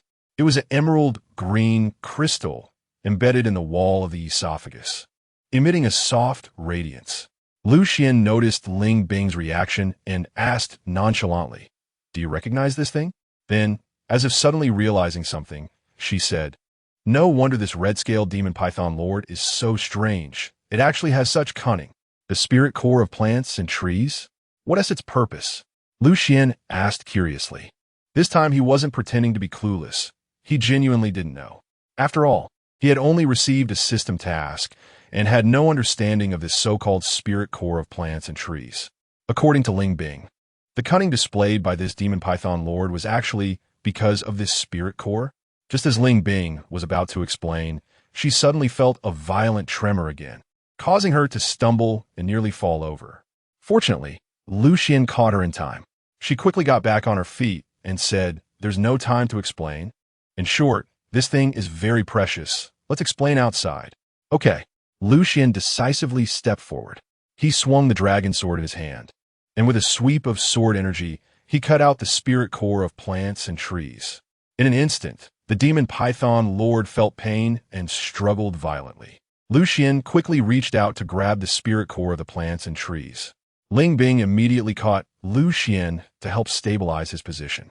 She said in a deep voice, "Let's work together and fight our way out." At the same time, a prompt from the system also sounded in Lu Xian's mind. Ding! Congratulations to the host for completing the side quest. Obtaining the spirit core of plants and trees from the body of the Crimson Scale Demon Python Lord. The reward has been issued. Now Lu Xian felt completely at ease. He nodded to Ling Bing and said, "All right." Immediately, the dragon soaring sword in his hand radiated a brilliant sword light. At the same time, the alloy feathers behind Ling Wei suddenly floated up. In the next moment, the two of them almost simultaneously made their move. Chapter 56. Isn't this a treasure tailor-made for me? In the vast valley, large areas of the stone forest had already been shattered and were in complete disarray. Luo Tong and a dozen or so intermediate battle generals were fiercely fighting against the Crimson Scale Demon Python Lord. The reason there were only a dozen intermediate battle generals was that several had already been injured in the previous battle. Meanwhile, the junior battle generals were basically unable to play any role in such a fight and might even become a burden. Therefore, Luo Tong directly ordered them to retreat to the surroundings, surrounding the entire valley to prevent the Demon Python Lord from escaping or any unexpected incidents from occurring. Kill! Luo Tong wielded his battle knife, and his fire ability erupted continuously, transforming into dazzling flames that slashed madly at the Demon Python Lord. The surrounding intermediate battle generals each displayed their own abilities. Some used their powers to bind the Demon Python Lord's body. Others seized the opportunity to launch sudden attacks on the Demon Python Lord. There were also those who obstructed the Demon Python Lord, preventing it from escaping. Among them, most were assisting Luo Tong, while the scarred-faced middle-aged battle general and the silver-haired middle-aged battle general fought desperately. Clearly, they wanted to rescue Ling Bing at all costs. However, the Demon Python Lord had tough skin and flesh, and its defense was even stronger than that of an ordinary Lord-level creature, making it impossible for them to break through its body for a while. This made them very anxious. After all, the longer they dragged it out, the more dangerous Ling Bing, who was trapped in the snake's belly, would be. Just then, the Crimson Scale Demon Python Lord, which had been frantically counterattacking them, suddenly shook violently and froze. Seeing this, everyone felt a tightness in their hearts. Was the Demon Python Lord brewing some powerful move? Everyone became alert and on guard. Hiss! Hiss! Hiss! The Demon Python Lord suddenly opened its mouth wide, its whole body becoming extremely ferocious, emitting a piercing roar. Seeing this, everyone became even tenser. Everyone retreat. Luo Tong immediately issued the order and also quickly retreated to the back. When a monster goes berserk, anything can happen. Although he was eager to rescue Lu Xian, he could not take the risk of putting himself and others' lives on the line. However, the development of the situation was beyond his expectations. The Demon Python Lord did not attack the others around it. Instead, it suddenly appeared to be in great pain, lifting its head high. In the next moment, boom, a terrifying storm erupted directly from its mouth, shooting into the sky. Luo Tong and the others were horrified to discover that this seemed to be a storm formed by condensed sword energy mixed with alloy feathers. As the storm spun wildly, it forced the Demon Python Lord's mouth wide open and then tore it apart. This is Miss Ling Bing's ultimate move, the Golden Feather Storm? She's indeed fine. The silver-haired, middle-aged battle general shouted in surprise. However, the scarred-faced, middle-aged battle general was puzzled. Why is there such a strong sword energy mixed in? Before they could figure it out, they saw the upper body of the massive Demon Python Lord being torn apart by the storm of sword energy and alloy feathers. Then, as the storm dissipated, Lu Xian and Ling Bing's figures appeared from the center of the storm. The surrounding crowd did not expect that they had actually killed their way out from the belly of the snake. However, seeing the two safe and sound, everyone breathed a sigh of relief. "Are you okay?" Luo Tong quickly approached to inquire about the situation. "We're fine." Lu Xian shook his head. He immediately expressed his gratitude. "Ling Bing, thank you for saving me." Everyone else also believed that the incredible storm just now was definitely Ling Bing's doing. Ling Bing did not explain anything, only saying, "It's nothing, it's almost dark. Let's hurry and leave." MHM. Luo Tong nodded and quickly instructed everyone to pack up and leave. Standing next to Ling Bing, Lu Xian suddenly spoke. "You still haven't explained what this thing is." Ling Bing said, "Simply put, after the Great Cataclysm, humans gave birth to ability users. Many animals were demonized into monsters, and some plants also mutated, and this is the core of the mutated plants. It's a rare treasure." Lu Xian asked curiously, "What is its function?" Ling Bing explained, "For magical creatures, consuming such things can help them evolve and even enhance their intelligence. Just like that magical python lord we saw earlier. If it is given some time to digest this, it might have a chance to reach S rank." S rank. Lu Xuantong's pupils constricted slightly. The so-called S-class magical beast is also known as a king-level magical beast. This corresponds to an existence comparable to the level of human war gods. It is rumored that magical beasts of this level not only possess immense strength, but also have intelligence that is not inferior to that of human war gods, making them very difficult to deal with. With Ling Bing's mention, Lu Xian understood why the system wanted him to obtain this item. It turns out that this plant spirit core is so precious. Lu Xian asked again, "Is this thing useful for humans?" Ling Bing replied, "For ability users. Carrying it can not only enhance physical strength, but also help in enhancing their abilities. A junior warrior can quickly become a senior warrior with the help of this item, and even reaching the level of a war god is not impossible." After a slight pause, she added, "However, there are pros and cons. If an ability warrior carries this item into the abyss area, they will attract the attention of various monsters and could even become a live target." She had originally thought that after saying this, Lu Xian would show a nervous expression. But to her surprise, Lu Xian not only remained calm, but instead looked quite excited. "Isn't this a treasure custom-made for me?" While others fear encountering monsters, he does not. In fact, he is hoping for more monsters to come his way to gain experience points.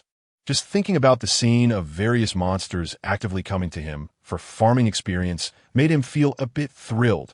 Noticing Ling Bing's puzzled gaze, Lu Xian restrained his emotions. He cleared his throat and said, "I'm just a bit excited to receive such a valuable item for the first time." After a brief pause, he then asked, "So, how should we handle this item?" Although he really wanted this with Spirit Core, it was indeed something they discovered together, so he should ask for Ling Bing's opinion. Lu Xian originally thought he could pay Ling Bing a certain amount based on the item's value and then take it for himself. Who would have thought Ling Bing would directly say, without hesitation, "This thing is for you." Chapter 57. Definitely the biggest gain of this trip. Lu Xian couldn't help but be astonished. After Ling Bing's explanation earlier, he had come to a deep understanding of the preciousness of this spirit core. According to his conservative estimate, this thing was worth at least several billion. After all, it was something that could enable Qingyi to create high-level warriors. Ling Bing clearly knew its value as well. However, without a second thought, she directly offered it to him. This situation felt somewhat unreal, to the point where Lu Xian began to doubt whether he had misunderstood. "No need," Ling Bing said somewhat helplessly. "I actually already have one of these, and having another one wouldn't be of much use. Besides, this was originally something you discovered, so why should I take it?" Clearly, she had also noticed that Lu Xian's strength was definitely not as simple as that of a junior warrior. Others might not know, but how could she not see that Lu Xian could have killed his way out of the Crimson Phosphor Python's belly even without her? In other words, her earlier action of rushing in was actually unnecessary. Of course, Lu Xian's willingness to share half of his spoils with her did earn him a bit more favor in her eyes.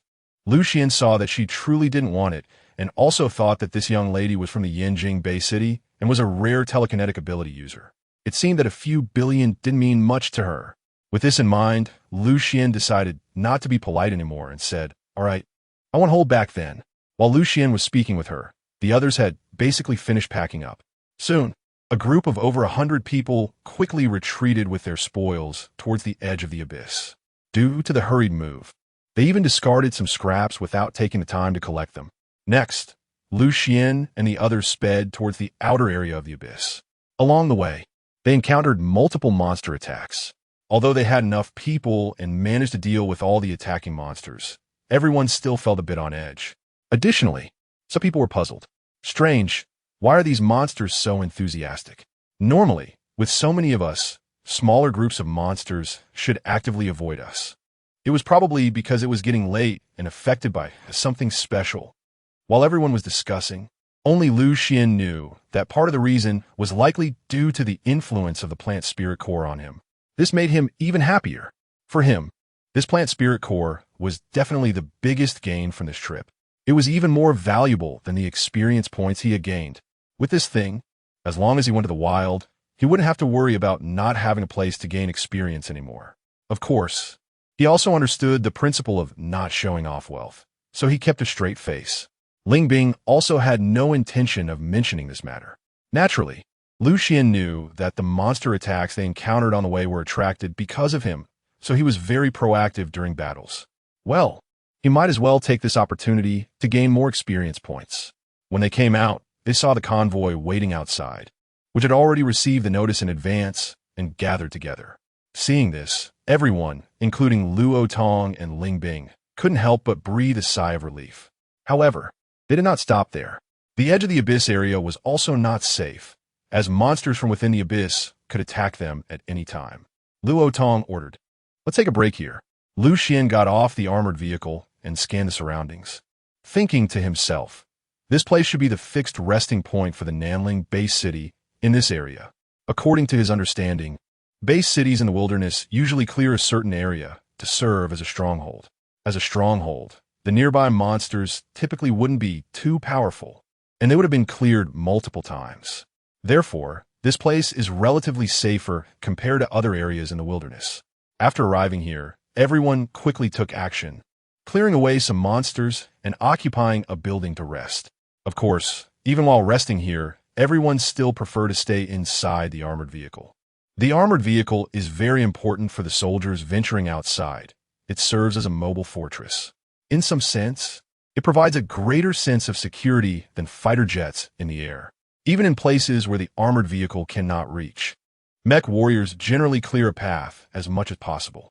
While resting in the wild, everyone cannot truly relax. They usually split into two shifts. One group patrols and keeps watch, while the other group rests. Xuan was assigned to patrol during the late night. He had a premonition that the spirit core of grass and wood on him would attract some monsters, but he estimated that a battle would not start immediately. Therefore, he quickly began to rest, preparing to recharge for a good fight later in the night. In fact, just as he expected, before the shift change in the late night, he suddenly heard the sounds of battle. He, who was originally sitting cross-legged, suddenly opened his eyes and stood up. Not far away, the scar-faced, middle-aged warrior resting against the car window also opened his eyes. Seeing Xuan's actions, he said, "Keep resting. It's not your time to fight now. If you don't rest well, you won't be able to protect them in the best condition later in the night." Xuan paused slightly and said, "What if they can't hold on anymore? When they can't hold on, they will naturally call for our help, and that's when we will act." After saying this, the scar-faced, middle-aged warrior closed his eyes again. Xuan hesitated for a moment, but ultimately chose to stand up, open the car door, and walk out. The scarred-faced, middle-aged warrior noticed his movement, but showed no intention of stopping him. After all, who hasn't come from the passionate days of youth? What he didn't know was that Xuan's reason for doing so was not just as he thought. A larger part of it was that Xuan felt these monsters were coming for him, and he had no reason to let others shield him.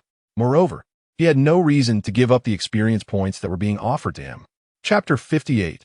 The Birth of Dan Qi, a realm above innate. Half an hour later, all the attacking monsters were killed. After sitting down, he focused his mind and directly brought up his attribute panel.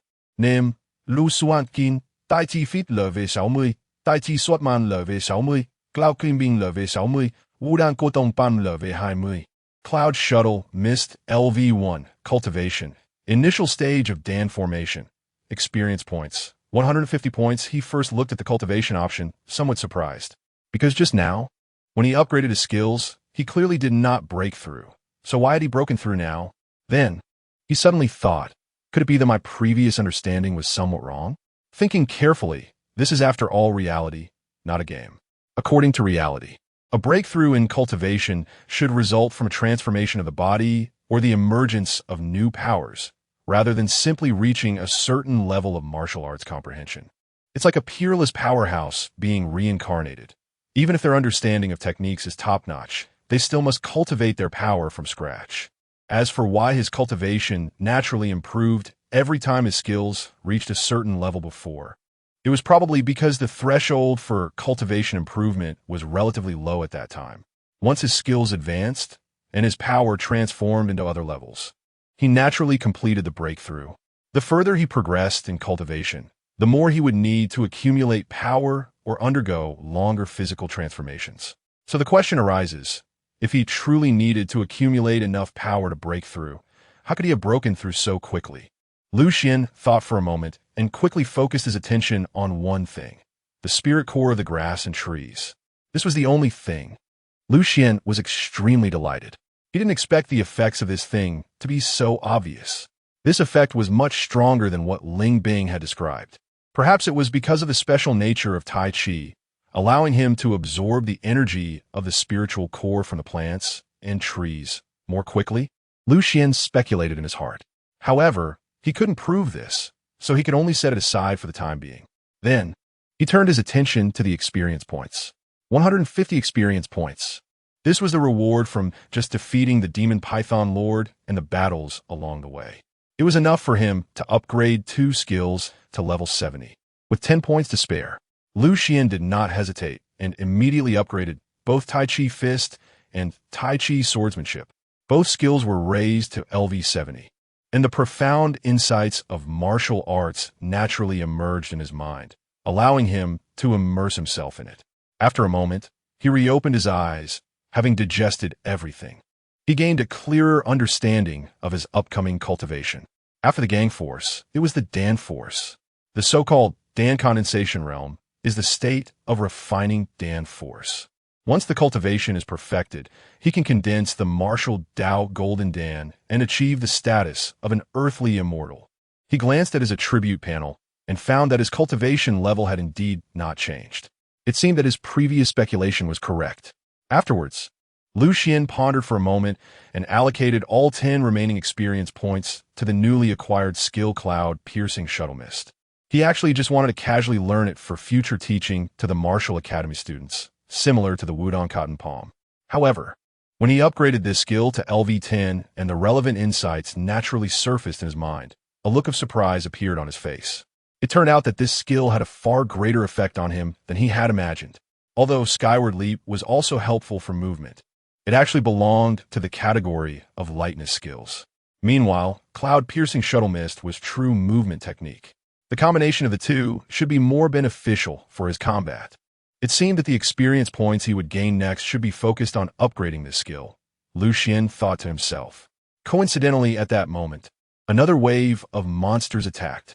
Xuan decisively got up again, walked out of the armored vehicle, and continued to participate in the battle. Subsequently, the fighting continued without pause. Wave after wave of monsters came, finally overwhelming those responsible for the Night Watch. Although these monsters were not as high in level as those from the Abyss area, their sheer numbers were too much to handle. Therefore, they had to wake up those who were originally resting to come and help fight. As for Xuan, he hardly took any breaks and kept fighting. This battle continued until the next morning when the sun rose, and it finally began to calm down. This was partly because the ferocity of the monsters decreased during the day, and partly because most of the nearby monsters that could attack them had already been killed. A burly female warrior, exhausted and panting, leaned directly against the armored vehicle to rest. While catching her breath, she said, "Damn it, I'm dead tired. What the hell is going on here? Why does it feel like all the monsters have gone crazy?" Others also expressed their agreement. Jiang Feng, the president of the Southern District Warrior Guild, spoke up. Senior Luo Tong, could it be that there's something special in the supply crates that attracted the surrounding monsters? Luo Tong frowned, somewhat agreeing with Jiang Feng's speculation. He turned his gaze to Ling Bing. However, Ling Bing shrugged and said, "The supply crates are all locked. I don't know what's inside." He clearly did not want to give up just yet. Upon hearing his decision, many junior warriors breathed a sigh of relief. After all, the wilderness looked somewhat eerie, and they were worried that continuing to fight might lead to unexpected incidents. Only Xuan frowned. So he spoke up, "Senior Luo Tong, can I also apply to join the battle?" Luo Tong wanted to refuse directly upon hearing this, but before he could speak, Ling Bing jumped in first. Ling Bing said, Luo Tong, since Lu Xian wants to go, let him join. After all, his strength has already fully reached the intermediate warrior level, and more practice can help him break through to the advanced warrior level sooner. Luo Tong pondered for a moment and finally nodded, saying, all right then, Lu Xian, you can come along with us.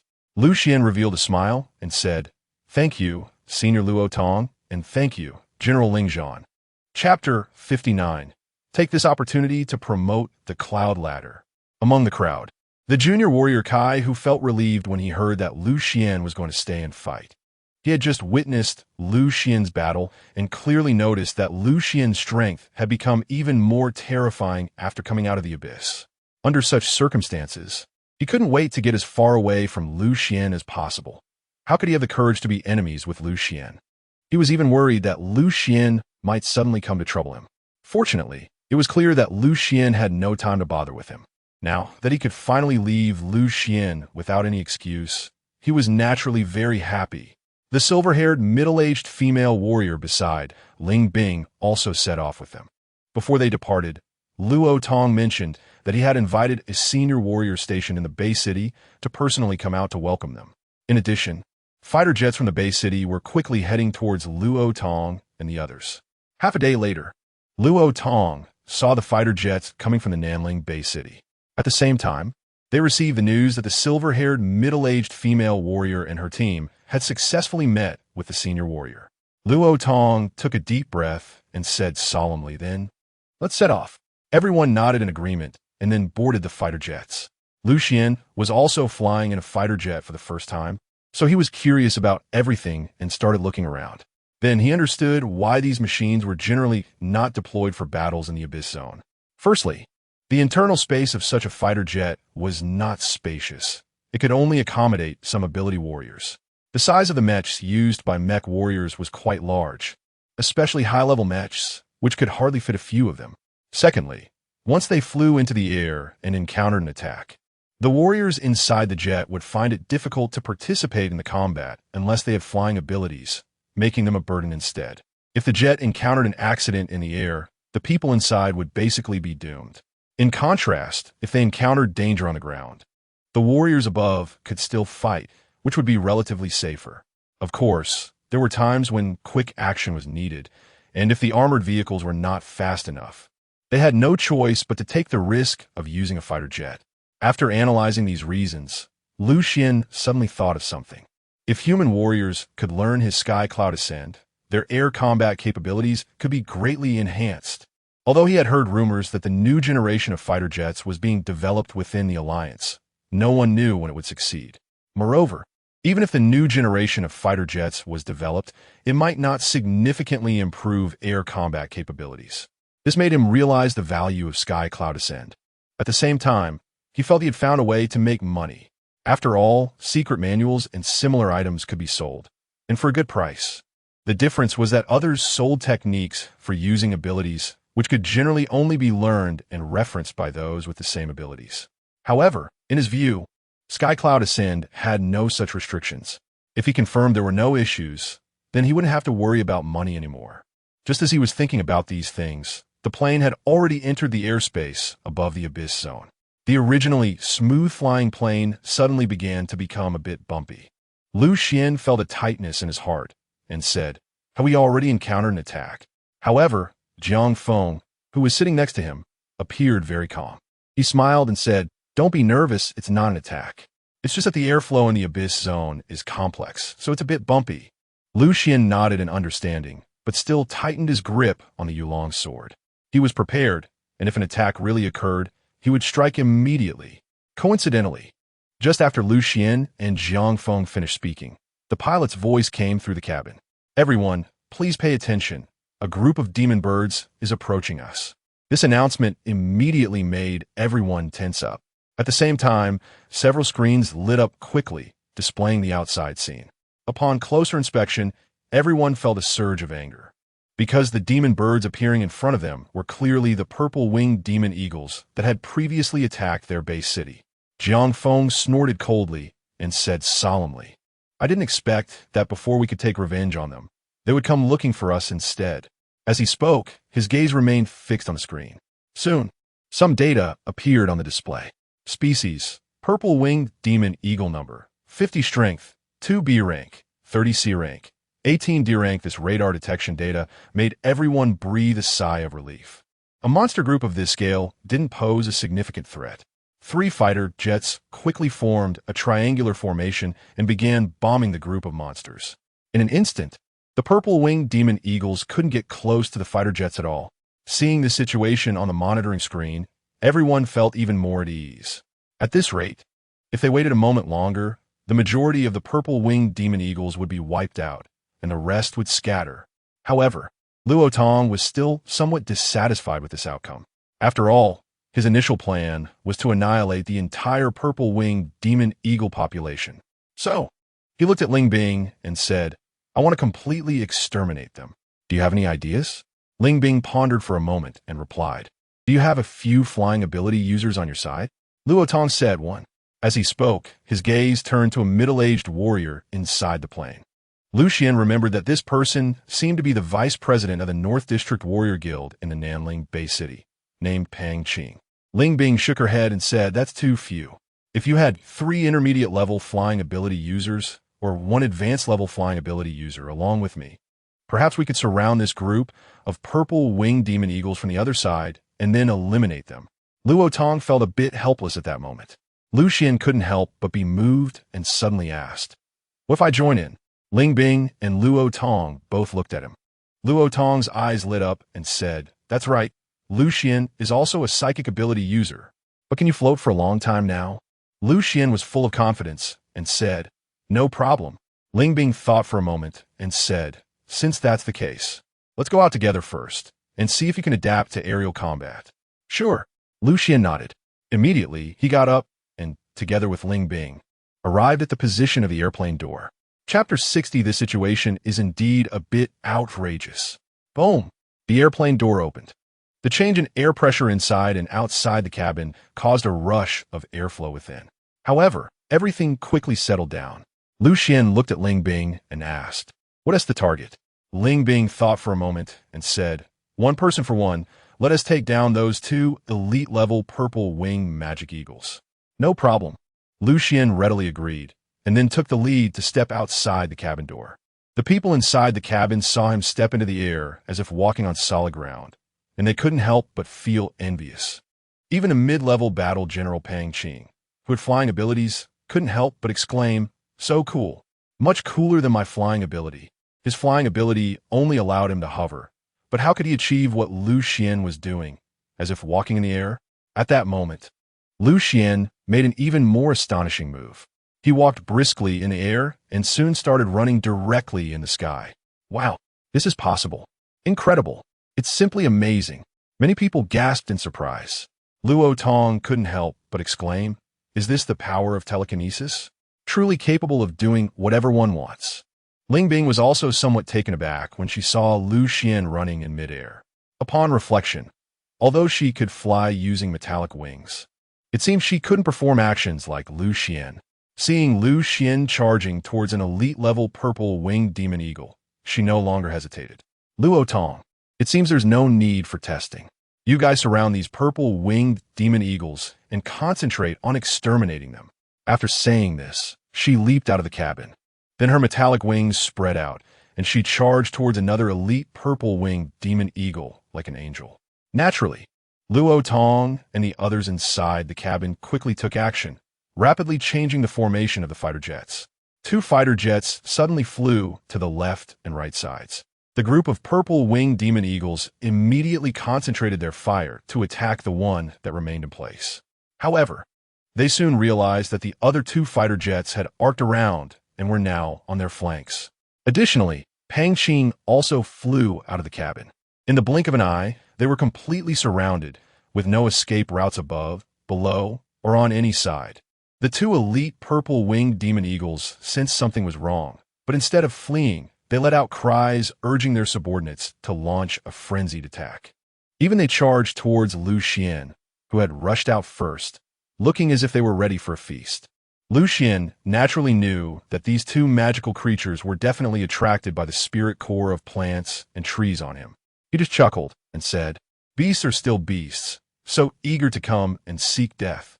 In the next moment, he suddenly accelerated again, and the long sword in his hand burst into dazzling light. Whoosh, whoosh, whoosh. The sword light sliced through the air, first killing the two sea-level purple-winged magic eagles blocking the way. Afterwards, he unexpectedly charged right in front of an elite purple-winged magic eagle. Upon seeing Lu Xian, this elite purple-winged magic eagle immediately launched a wave of sonic attacks. Caw! It opened its beak, and a terrifying sound wave instantly swept toward Lu Xian, making him feel that the air around him was in chaos and turbulence under this sound wave. Under such a sonic impact, even an ordinary intermediate battle general would feel dizzy. This elite purple-winged magic eagle had killed many humans with this move. However, Lu Xian had previously participated in battles against the purple-winged magic eagles and was already on guard against this attack. He directly activated his protective chi, weakening the incoming sound wave layer by layer, ultimately not affected at all. The elite purple-winged magic eagle, unaware of this, assumed he was like other humans who had surely entered a daze, so it charged directly at him. As it opened its mouth, ready to swallow Lu Xian whole, a brilliant sword light pierced through its heart. It couldn't help but fall into confusion. This situation was not right. How could this happen? Before it could figure out what was wrong, its consciousness was already extinguished, and its massive body fell from the sky. As for Lu Xian, he had already charged toward other targets, and along the way, he happily allocated all the experience points he had just gained to his new skill cloud piercing mist. LV11, LV12, LV27. He leveled up 17 times in a row. With the improvement of his movement skill, Lu Xian's figure in the air became dreamlike and ethereal. Ling Bing was still fighting another elite purple-winged magic eagle when she inadvertently discovered that Lu Xian not only had resolved his target, but had also killed several sea-level purple-winged magic eagles. This situation was truly absurd. It should be noted that she was a high-level battle general, with experience in using mental powers far surpassing Lu Xian's. Yet now, her monster-killing speed was not as fast as Lu Xian's. Meanwhile, Luo Tong and the others were also not idle, crazily harvesting the remaining purple-winged magic eagles. In addition to bombarding with various weapons from the fighter plane, many people also took the risk to launch remote attacks using their powers from the plane's door. 10 minutes later, these dozens of purple-winged magic eagles were completely cleared out. Lu Xian checked and found that the experience points he gained this time were just enough to upgrade piercing through clouds and mist to level 40. Lu Xian was a bit confused and asked, "Why are you all looking at me like that?"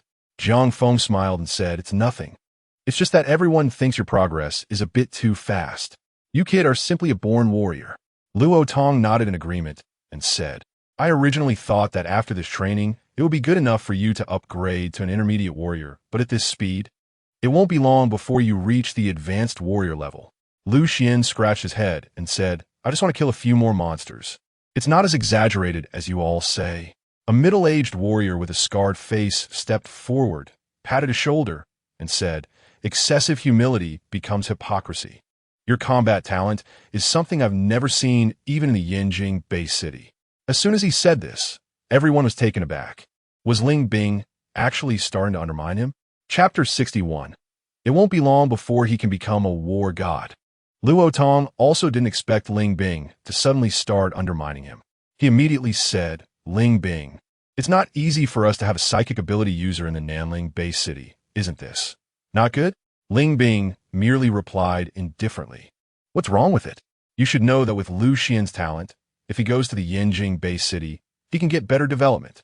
This statement left Luo Tong silent, as he couldn't refute it at all.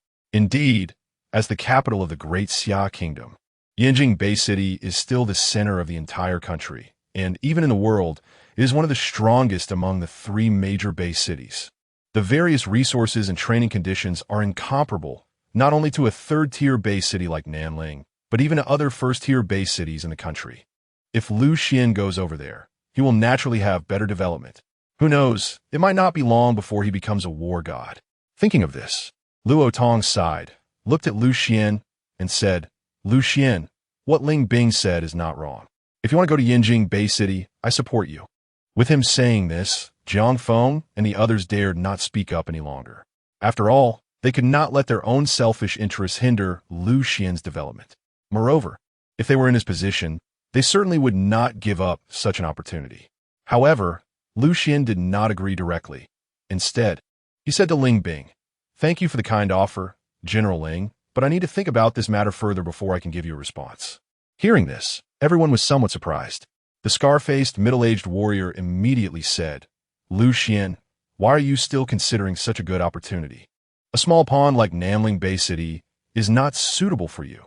Yinjing Bay City is your true stage." Lu Xian did not speak up any longer. He was actually weighing the pros and cons of staying versus leaving. "Thank you." Lu Xian expressed his gratitude again.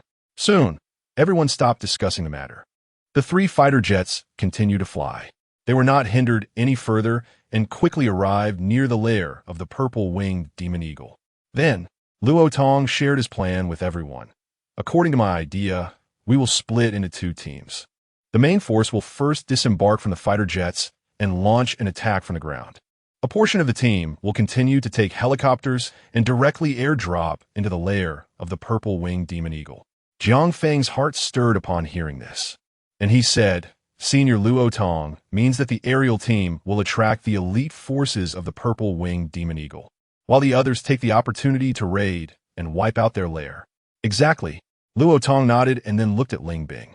Ling Bing said, "I have no objections." The others had even fewer objections. Thus, Luo Tong quickly organized the team. There were a total of 20 people here, 2 senior battle generals, 17 intermediate battle generals, and Lu Xian, a junior battle general. In addition, there were 3 pilots, but they had to operate the planes and could not participate in the combat directly. Luo Tong assigned Lu Xian, Ling Bing, and Pang Qing, who were suitable for aerial combat, along with 3 intermediate battle generals skilled in long-range attacks, to the aerial team. He himself would lead the remaining 13 people to disembark from the fighter jets and prepare for a surprise attack. Once all the arrangements were made, Lu Xian and the others, under the lead of the fighter jets, arrived above the lair of the purple-winged demon eagle. Looking down from the air, Lu Xian saw that it was a very steep mountain peak. On top of the peak, there were nests built by the purple-winged demon eagles among the cliffs. Many purple-winged demon eagles were active, some hunting, some building nests, and some playing. From this perspective, they seemed not much different from ordinary animals. However, the arrival of Lu Xian and the others immediately caught their attention. Instantly, the purple-winged demon eagles, which had been busy, all changed. Their eyes turned bright red, as if they had all gone mad, and they all swooped down towards Lu Xian and the others. This bizarre situation surprised Lu Xian. Did humans provoke such hatred? A ridiculous guess crossed his mind. Could it be that humans had destroyed the ecological environment in the past, and these animals held a grudge against them? Now that they had turned into demons, were they coming to take revenge on humans? Upon reflection, this possibility was indeed quite high. However, Lu Xian soon had no time to think about this anymore. As he saw many purple-winged demon eagles soaring towards them, Ling Bing directly commanded attack. With that, she leaped first from the fighter jet. Lu Xian immediately followed suit and rushed out. No matter what the reason was for these monsters' hatred towards humans, in his eyes, they were all experience points that could make him stronger. Pang Qing saw the actions of the 2 and naturally followed suit as well. As for the other 3 mid-level battle generals, they stayed on the fighter jet. They did not possess flying abilities, and, from the beginning, Luo Tong had assigned them the task of staying on the fighter jet to assist the pilots in combat. The battle erupted in an instant. Lu Xian was the first to encounter 2 elite purple-winged demon eagles. However, instead of feeling scared, Lu Xian's face revealed an excited smile. As expected, this was the lair of the purple-winged demon eagles. The efficiency of gaining experience here was much faster. The moment this thought flashed in his mind, he had already charged at one of the elite purple-winged demon eagles with his sword. Originally, he planned to kill one first and then deal with the other. However, the 2 elite purple-winged demon eagles did not intend to let him have his way. They rushed over together and launched a joint attack on Lu Xian. Nevertheless, Such a situation still couldn't put any pressure on Xuan. He swung his dragon-soaring sword with a swift motion, and 2 sword strikes fell. The first strike sent a beam of sword light out of thin air, forcing one of them to immediately dodge. Then, Xuan's second strike transformed into a circle, pulling the other elite purple winged demon eagle right in front of him. The one he had forced back had not yet reacted when Xuan's third strike fell, directly killing its companion. Just as it tried to charge forward, Xuan effortlessly dealt with it too. 60 experience points gained. Awesome. At the same time that Xuan was engaged in battle, Luo Tong and the others at the foot of the mountain also made their move. The operation to eradicate the purple-winged demon eagle clan officially began. Chapter 62. Extraordinary Strong Learning Ability? Crisis approaches. Xuan noticed that Luo Tong had made his move, and the flames of the blade cut through the air. Each time a blade of light broke through the air, it could slay a purple-winged demon eagle. Looking at the others, they were also fighting desperately, and for a moment, the purple-winged demon eagle clan suffered heavy casualties. Clearly, everyone had not forgotten the losses and casualties caused by the previous attack of the purple-winged demon eagles on the base city. So now they were all putting in their utmost effort for revenge. This situation made Xuan's heart tighten. He needed to increase his efficiency. Otherwise, he probably wouldn't be able to get many monsters. Just then, 2 elite-level purple-winged demon eagles charged towards him. Xuan felt unsatisfied and actively charged towards 2 more elite purple-winged magic eagles behind him, taking them along. The 2 elite purple-winged magic eagles had originally intended to come over and attack Xuan, as they had clearly sensed the spirit core of plants and trees on him. However, they were stopped by Pang Qing. Pang Qing was just an ordinary intermediate warrior, and it was very challenging for one person to hold off 2 elite magic creatures. He thought he would first help Xuan by blocking them, allowing Xuan to take care of the other 2 before coming to support him. However, he didn't expect that Xuan would be so loyal. Upon seeing that he was in danger, he rushed over to help without regard for his own safety. This deeply moved Pang Qing. In the blink of an eye, the situation changed, and the 2 of them were surrounded by 4 elite purple-winged magic eagles. Pang Qing gritted his teeth, ready to fight to the death. But to his surprise, Xuan suddenly pushed back 1 elite purple-winged magic eagle with a fierce sword strike. "You deal with the others. I'll handle these." Xuan shouted at him and then unexpectedly pushed him out from that gap. Pang Qing, who was pushed out of the encirclement, looked completely bewildered.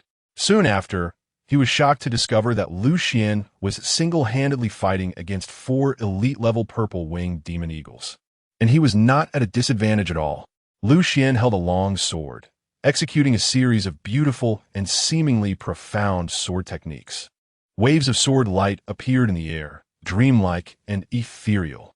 As the 4 elite demon creatures approached Xuan, it was as if they had fallen into a swamp, each one swaying and disoriented, unable to touch Xuan at all. Upon seeing this, Pang Qing realized that he had previously underestimated Xuan's strength.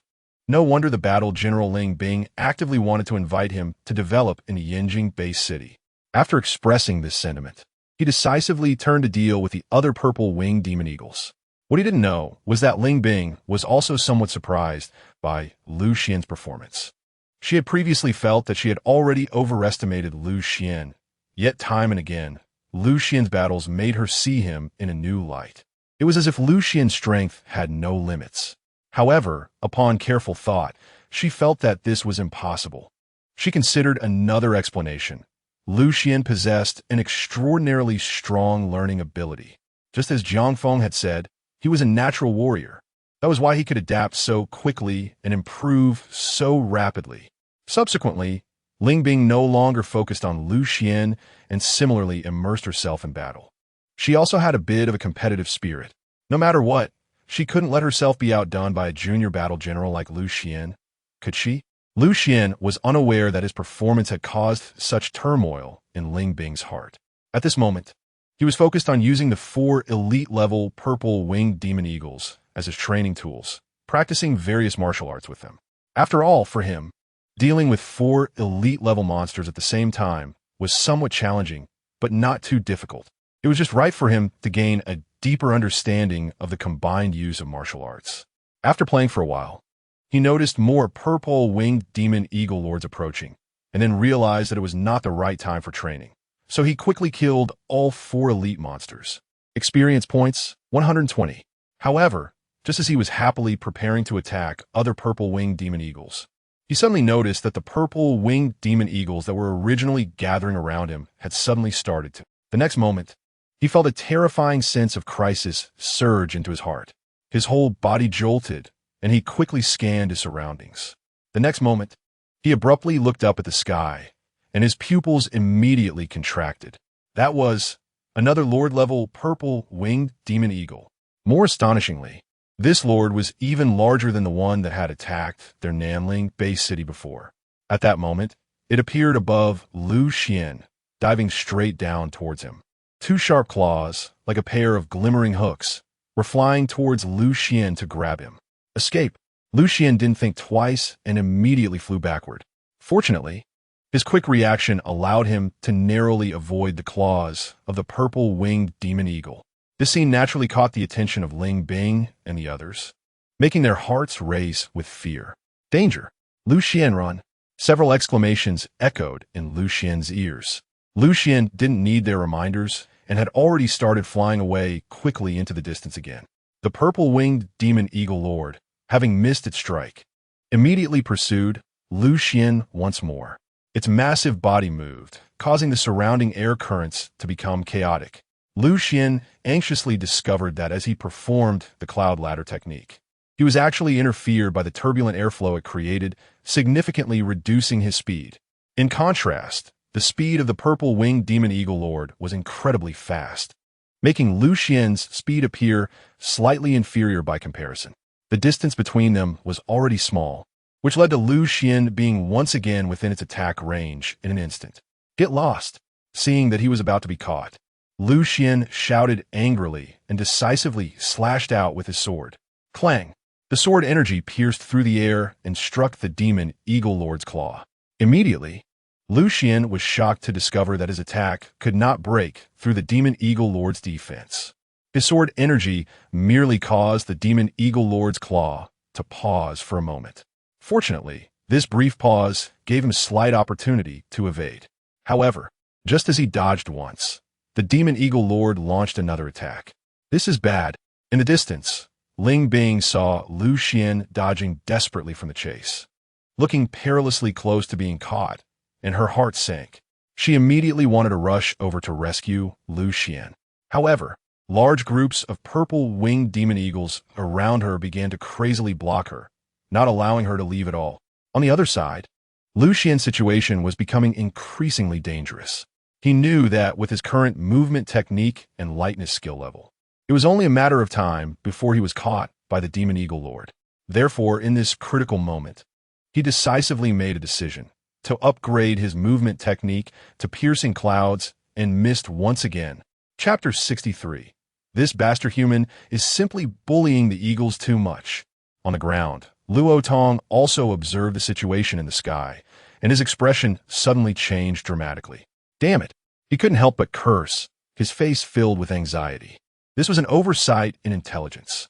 They had always thought that the purple-winged demon eagle group only had one lord, which they had eliminated in the previous battle.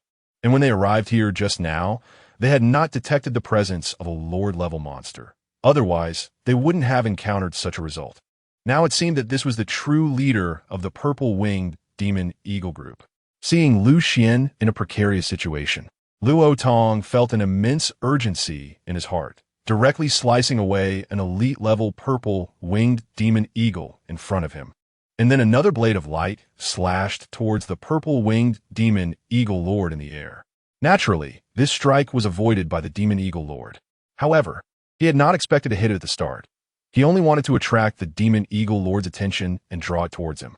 Unfortunately, after the demon eagle lord evaded his attack, it completely ignored him. However, that strike was not entirely useless. At least it helped Lu Xian gain a moment to catch his breath. Lu Xian took advantage of the slight distance he had created from the demon eagle lord and frantically clicked to upgrade cloud piercing shuttle.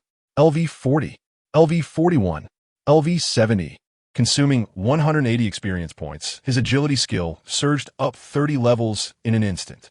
Just as he completed the upgrade, the Demon Eagle Lord struck at him again. Moreover, it seemed to have noticed that Ling Bing and Luo Tong were preparing to close in, and this time its attack was even more ferocious and swift. It aimed to eliminate Lu Xian before Ling Bing and Luo Tong could arrive. However, whoosh, Lu Xian's figure lightly swayed in midair, effortlessly dodging its attack. This left a hint of astonishment in the eyes of the Demon Eagle Lord. Coincidence? It immediately swiped at Lu Xian again with its claws. Yet, Lu Xian surprisingly dodged, once more with ease.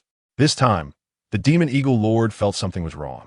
For some reason, it sensed that this human's reaction speed seemed to have suddenly increased. This situation was naturally noticed by Luo Tong and Ling Bing as well. Could it be that Lu Xian had broken through again in the heat of the moment? Both were filled with joy at the thought. Regardless, at least they would now have more time to support Lu Xian. Ling Bing immediately activated countless metallic feathers, sweeping away the several obstructing purple-winged demon eagles in front of her, and then quickly flew towards Lu Xian. Meanwhile, Luo Tong flew upwards while contacting Pang Qing through his headset. Pang Qing, come to my side and take me up into the sky. That's right. The solution he thought of was to have Pang Qing, this flying ability user, take him up so he could also engage in battle with the Demon Eagle Lord in the air. However, before they could meet up with Lu Xian, he once again made a surprising move. After dodging the Demon Eagle Lord's attacks 2 more times, he suddenly began to counterattack. Unfortunately for him, his attacks still failed to inflict any damage on the Demon Eagle Lord. It seemed he could only continue to upgrade his offensive skills. Lu Xian locked his gaze on the other purple-winged demon eagles nearby. Then, despite still being pursued by the Demon Eagle Lord, he charged directly at an elite purple-winged demon eagle. The elite monster didn't expect Lu Xian to do this, so before it could react, Lu Xian had already slain it. Experience points gained, 30. Lu Xian casually added all 30 experience points to the Tai Chi sword technique. After that, he charged toward another elite-level purple-winged demon eagle. The Demon Eagle Lord was completely stunned by his actions. Here it was a Lord-level demon beast, hunting down a human. And this human not only ignored it, but even hunted down its minions right in front of it. This was simply too disrespectful. Thinking of this, it became furious, letting out a long, angry howl that seemed capable of tearing the sky apart. It was just about to crazily chase Lu Xian when, unexpectedly, Lu Xian was already prepared and struck first with his sword toward it. Clang! The sword light struck the Demon Eagle Lord, making a sound like gold and iron clashing, sparks flying and feathers scattering. The difference was that this time, Lu Xian's attack was finally effective. Although it only damaged some of the feathers on the Demon Eagle Lord, it was already much better than before. This boosted Lu Xian's spirit, making him even more motivated. Taking advantage of the Demon Eagle Lord's momentary confusion, he unhesitatingly turned and lunged at another elite-level purple-winged demon eagle. Then, to the Demon Eagle Lord's disbelief, he took down another elite monster. Caw! The Demon Eagle Lord let out another furious scream, clearly in a state of complete rage. However, before it could go berserk, it suddenly noticed that another human powerhouse had arrived. Ling Bing. She charged in and immediately unleashed a powerful attack against the Demon Eagle Lord, breaking the Void War Spear. Boom! She manipulated a large number of metallic feathers, coalescing them into a giant cone, resembling a massive war spear, and it charged toward the Demon Eagle Lord at terrifying speed. The Demon Eagle Lord was caught off guard and was directly knocked over, tumbling in the air. Just as it regained its balance and was about to counterattack, Luo Tong also arrived. Sunstrike! A loud shout echoed in the air. Luo Tong, carried into the air by Pang Qing, swung his battle knife in a fierce horizontal slash. Boom! A terrifying knife light, over 100 meters long, slashed down at the Demon Eagle Lord's abdomen, knocking it over again. The Demon Eagle Lord suddenly felt a sense of crisis, because the attacks from these 2 human beings could actually harm it. Just then, it noticed that Lu Xian, who had temporarily escaped, had killed another one of its subordinates. This time, the Demon Eagle Lord, which had just calmed down a bit, was completely enraged. This bastard human was simply bullying the eagle too much. Caw! It let out a terrifying long cry, forcing back Luo Tong and Ling Bing, who were trying to get closer. Then it flapped its wings violently, its figure darting like lightning, charging straight toward Lu Xian. No matter what, it had to kill this detestable human first. Luo Tong and Ling Bing's expressions changed in unison. They both rushed at the demon eagle lord as fast as they could, trying to intercept it. However, they were horrified to find that the demon eagle lord, now in a frenzied state, had increased its speed again. For a moment, they could not catch up to the demon eagle lord. In that brief moment, the demon eagle lord had already charged right in front of Lu Xian. Chapter 64. Tai Chi is not the strongest attack, but it is invincible in defense. When the demon eagle lord charged at Lu Xian, he was quickly upgrading the Tai Chi sword technique. He had just upgraded it to level 64, with 2 experience points remaining. With the 2 elites he had just slain, he had a total of 62 experience points left. He directly upgraded the Tai Chi sword technique to level 72 in one go. Just as he finished upgrading, the demon eagle lord appeared before him. Without a moment's hesitation, he thrust out his sword. In an instant, a beam of sword energy surged like a rainbow, wrapping around the charging demon eagle lord, actually stopping its furious advance.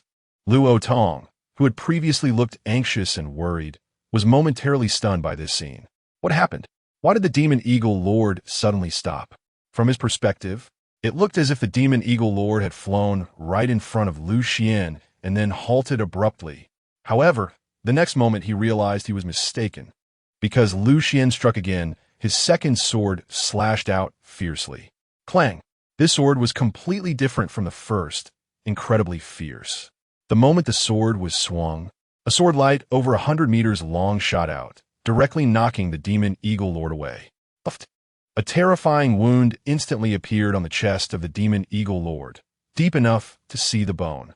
When Luo Tong and Ling Bing saw this, they were even more shocked. They both knew how astonishing the demon eagle lord's defenses were.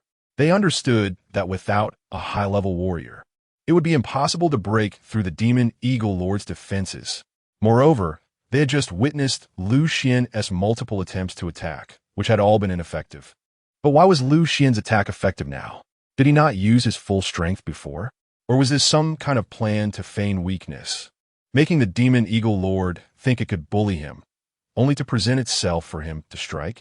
Just as they were puzzled, they suddenly heard Lu Xian shout, "What are you all standing there for? Come help me take it down." Luo Tong and Ling Bing were suddenly jolted awake and immediately surrounded the demon eagle lord for both sides. They knew very well how strong the vitality of a lord-level monster was. Lu Xian's earlier strike alone could not possibly kill it. Moreover, the speed of the demon eagle lord was terrifying. If it desperately tried to escape, they might not be able to stop it. If it managed to escape, their mission today would be a failure. Therefore, they had to kill it no matter what. With this belief in mind, Luo Tong and Ling Bing both unleashed their ultimate moves. Buzz! A tremor echoed in the air. Ling Bing scattered the metallic feathers, forming a massive cage that trapped the demon eagle lord inside. At the same time, it blocked the other purple-winged demon eagles from coming to assist. Seeing this, Luo Tong's eyes lit up, and he decisively attacked as well. Kill! The battle knife in his hand erupted with fiery knife lights, each strike more powerful than the last. The demon eagle lord continuously tried to dodge while flapping its wings to block the attacks, occasionally retaliating with sound waves, managing to hold its ground for the moment. However, this situation did not last long, as Lu Xian was not idle either. His figure moved like smoke, weaving through Ling Bing's encirclement, his long sword striking out again and again. Ling Bing saw that with each swing of his sword, a sword light resembling a long whip would appear. This made the demon eagle lord uncomfortable. Meanwhile, its subordinates, trying to attack from outside, were all intercepted by Ling Bing.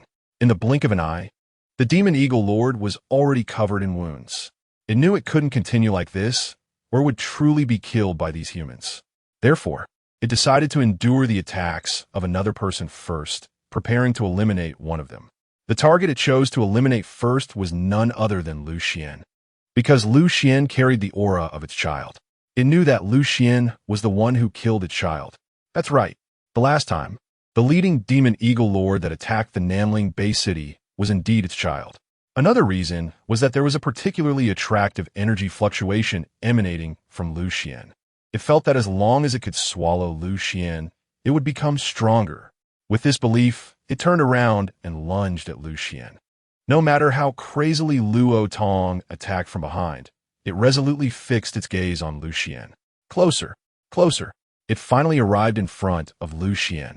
Next, all it had to do was swallow Xuan, and everything would be over. At that time, not only could it reverse the situation and annihilate these damned humans, but it could also step into the king level and unify this abyss area. The demon eagle lord was dreaming sweetly, and once again extended its sharp eagle claws towards Xuan. Initially, it thought Xuan would dodge as before and had even prepared how to intercept Xuan. But this time, Xuan showed no intention of dodging at all. Instead, he actively charged towards it. This human wants to die, with this thought surging in its heart. The power in the demon eagle lord's claws increased once more. It wanted to rip apart this oblivious human. However, the next moment, it was once again stunned, because, to its horror, it discovered that as its claws approached Xuan within a meter, it felt as if they had fallen into a whirlpool. Obviously, what it didn't know was that the Tai Chi sword technique was never about overwhelming offense, but rather about invincible defense. It only realized that its attack's force was rapidly dissipating, and the direction of its attack inexplicably shifted. The final result was that it not only failed to hit Xuan, but instead suffered a counterattack from him. It still didn't believe in evil and launched several more attacks, but the result was still fruitless, and it received several more wounds. Thus, Xuan changed his previous attack method, and his moves suddenly became sharp and fierce. Ultimately, at the moment when Luo Tong severed the demon eagle lord in half with a single strike, Xuan's sword pierced through its heart. The demon eagle lord met its end in hatred. Chapter 65 Return to the base city. Is something wrong at the martial arts hall? After resolving the demon eagle lord, the next tasks became simple. Most of the elite-level purple-winged demon eagles had already been killed, and all that was left was to clean up the small monsters. Xuan did not participate in the cleanup of the small monsters anymore. After the recent battle, he felt somewhat fatigued. Moreover, after slaying the magic python lord, he gained 100 experience points. He decided to continue leveling up his Tai Chi sword technique, spending 64 experience points. He directly upgraded Tai Chi sword technique from level 72 to level 80. This was a jump of 20 levels, and he needed to thoroughly digest the new insights he gained in order to better integrate them. Luo Tong and Ling Bing then took action to eliminate the last few elite-level purple-winged magic eagles, and then they both stopped. The remaining ones were left to the intermediate battle generals below and the fighters in the air to annihilate. After the series of battles, the two of them felt even more fatigued compared to Xuan. However, their mood was quite excited. Approaching Xuan, Luo Tong said excitedly, "Xuan, from your performance just now, it seems that you have completely attained the strength of a high-level battle general." Xuan just smiled slightly and said, "I was also forced into it. If it weren't for the sudden boost in strength just now, I might have ended up in the eagle's mouth." This point was strongly agreed upon by Luo Tong and Ling Bing, as they had just witnessed the dangers Xuan faced. Indeed, between life and death, there is great terror, but also great fortune. Luo Tong couldn't help but sigh. Hearing this, Xuan nodded. Certifying as a senior warrior is just a formality at the Warrior Guild, and one can receive a benefit for free, so why not? However, Ling Bing raised an objection to this. She said, "I think maybe we should take it slow with this matter." Xuan and Luo Tong were both a bit confused and looked towards Ling Bing.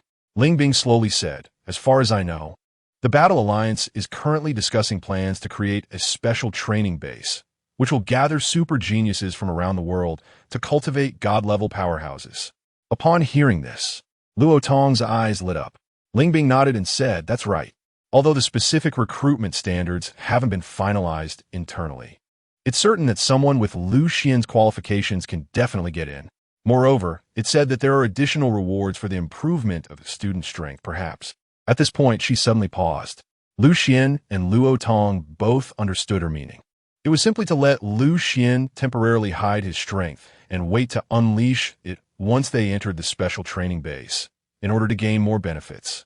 Lu Xian hesitated for a moment and said, "Isn't this just setting a trap for the Battle Alliance? Wouldn't that be not very good?" Luo Tong, however, smiled confidently and said, "What's wrong with that? The resources of the Battle Alliance are given to whoever needs them. Besides, do you think you're the only one who would do this? I bet many people would do the same." Ling Bing also agreed, saying Luo Tong is right. There are likely many people who would do this. However, most of them would only hide one level of strength, while you're hiding 2 levels. Lu Xian secretly laughed. Perhaps there are even more than 2 levels, because he felt that before the so-called special training base opened, his strength could continue to break through. However, he said, "All right, since you all say so, I will wait and see. After all, the rewards that belong to me won't run away." In fact, at this moment, he hadn't fully decided whether to go to this so-called special training base, because during this outing for a mission, he discovered that all the tasks he triggered were actually side quests, not a single main storyline quest. It seemed that his main storyline development should still be at the martial arts school. While he was pondering these things, Luo Tong had already turned around and walked back outside the cabin. Ling Bing, however, did not intend to continue fighting. She stayed inside the cabin and, after Luo Tong walked away, continued to persuade Lu Xian about going to the Yanjing Bay City. "You should think about it carefully." Ling Bing nodded and said nothing more. Soon, Luo Tong finished handling the remaining battles, and the loot was collected. Although it had only been 2 days, he felt like he had been out for several days. The continuous battles made him feel a bit fatigued. This sense of fatigue was not physical, but more from a mental level. After all, being in a constant state of tension is unbearable for anyone. This was still his feeling when he was gaining experience points from killing monsters. Others probably felt it even more intensely. The fighter jet took Lu Xian and the others to the center of the base city. As for the related task rewards, they would be distributed after the Warrior Guild completed the statistics. Originally, he wanted Zhou Hai to drive over and pick him up, but unexpectedly, the person who came to pick him up was Yan Lingxue. After waving goodbye to Luo Tong and Ling Bing, Lu Xian got into Yan Lingxue's car. Along the way, Lu Xian leaned back in the comfortable seat, looking at the city scenery outside the window, and casually asked, "Did anything happen at the martial arts school while I was away these 2 days?" He was just asking casually, but he didn't expect Yan Lingxue to say. There was indeed something. Chapter 66, It would be strange if such a thing didn't cause a stir. Oh, what happened? He didn't expect that just 2 days after he left, something happened at the martial arts school. Yan Lingxue hurriedly explained, "It's not a big deal. It's just that old Master Fong Hong has achieved success in his cultivation now, right? His situation was known by other old men around him. And now, they also want to come to the martial arts school to learn, but they can't pay a high tuition fee, so." Lu Xian suddenly understood. In fact, he had anticipated this situation earlier. An ordinary old man, after practicing Tai Chi with him for a few months, could actually become a warrior. If this news got out, it would be surprising if it didn't cause a stir. It was just that Lu Xian hadn't deliberately promoted it before. He was actually welcoming to those who wanted to come to the martial arts school to learn. He had a vague feeling that his main storyline task in the system would benefit him more the more people came to learn at the martial arts school. As for the tuition issue, after a bit of thought, he made a decision. He had received several transfer notifications in the wild before, but he hadn't paid much attention to them. It should be the new students transferring money to him. Before he went out, he had asked Yan Lingxue to take charge of the renovation of a few buildings near the martial arts school. Yan Lingxue was very efficient, and in just 2 days, the new venue was basically ready for use. Therefore, even with dozens more students, the place didn't feel as crowded as before. In addition, he found that the customized training equipment he ordered had all been delivered and was distributed across several new venues, with many students trying to use them for training. So, along the way, many students greeted him. Upon arriving at the director's office, Lu Xian noticed that the decor seemed to have become a bit more beautiful. He couldn't help but feel puzzled. Yan Lingxue quickly said cautiously, "When renovating the new venue, I thought the director's office could be improved as well, so I took the liberty to have them do it. Does the director not like it?" Lu Xian waved his hand and said, "No, I like it very much. Then, he directly sat down in the office chair and saw Zhou Hai, Fang Hong, and Li Qing coming over as well. Upon seeing them, Lu Xian said, "You guys came at the right time. I've decided to set up a basic training venue specifically for students from less affluent families to learn and practice. Here, they can learn some basic skills and strengthen their bodies. The fee will be conveniently set at 2,000 per person per month." As soon as he said this, Fang Hong and Zhou Hai were immediately delighted. Obviously, they had also been troubled by this issue these past 2 days. After all, they were neighbors, friends, and relatives, and they naturally wanted to lend a helping hand, but they couldn't break Lu Xian's rules. Fang Hong quickly said to Lu Xian, "Thank you, Director." However, Li Qing frowned and said, "Director, won't this be a bit problematic? The price in our regular area is too different from that of the basic venue, and the students might have objections." Lu Xian said calmly, "I won't go to the basic venue to provide guidance. If the students still have objections, they can withdraw. I'm not forcing anyone." This left Li Qing speechless. In fact, the reason these people were willing to come to this civilian area martial arts school to learn was precisely because they valued Lu Xian's guidance. Lu Xian said again, "In addition, the coaches at the basic venue will be selected from the regular venue. Any student who wants me to prioritize their guidance and learning must go over there to be a coach for a week." At this moment, Li Qing and Yin Lingshue's eyes all lit up. Li Qing immediately said, Me. I'm willing to go to the basic venue to be a coach. I just asked the director to guide me as soon as possible." Yin Lingxue also immediately said, "Me too." Lu Xian waved his hand and said, "Let's do it tomorrow. From now on, I will try to take time each day to guide a few students." "Thank you, Director." Yin Lingxue and Li Qing both expressed their gratitude. Afterwards, Lu Xian handed over the matters of the basic training venue to Zhou Hai, asking him to be in charge of the arrangements. It is worth mentioning that to facilitate Zhou Hai's daily work, Lu Xian decided to buy a new car, and he ordered it from Xiao Yunyan. The car was quite ordinary in appearance and slightly cheaper, serving as the martial arts school's daily vehicle. Of course, for now, it was only Zhou Hai who would be using it. This was also a special consideration for Zhou Hai. Otherwise, he wouldn't dare to drive his Tai Chi supercar casually. Xiao Yunyan was quick in her actions, delivering the car that Lu Xian needed early the next morning.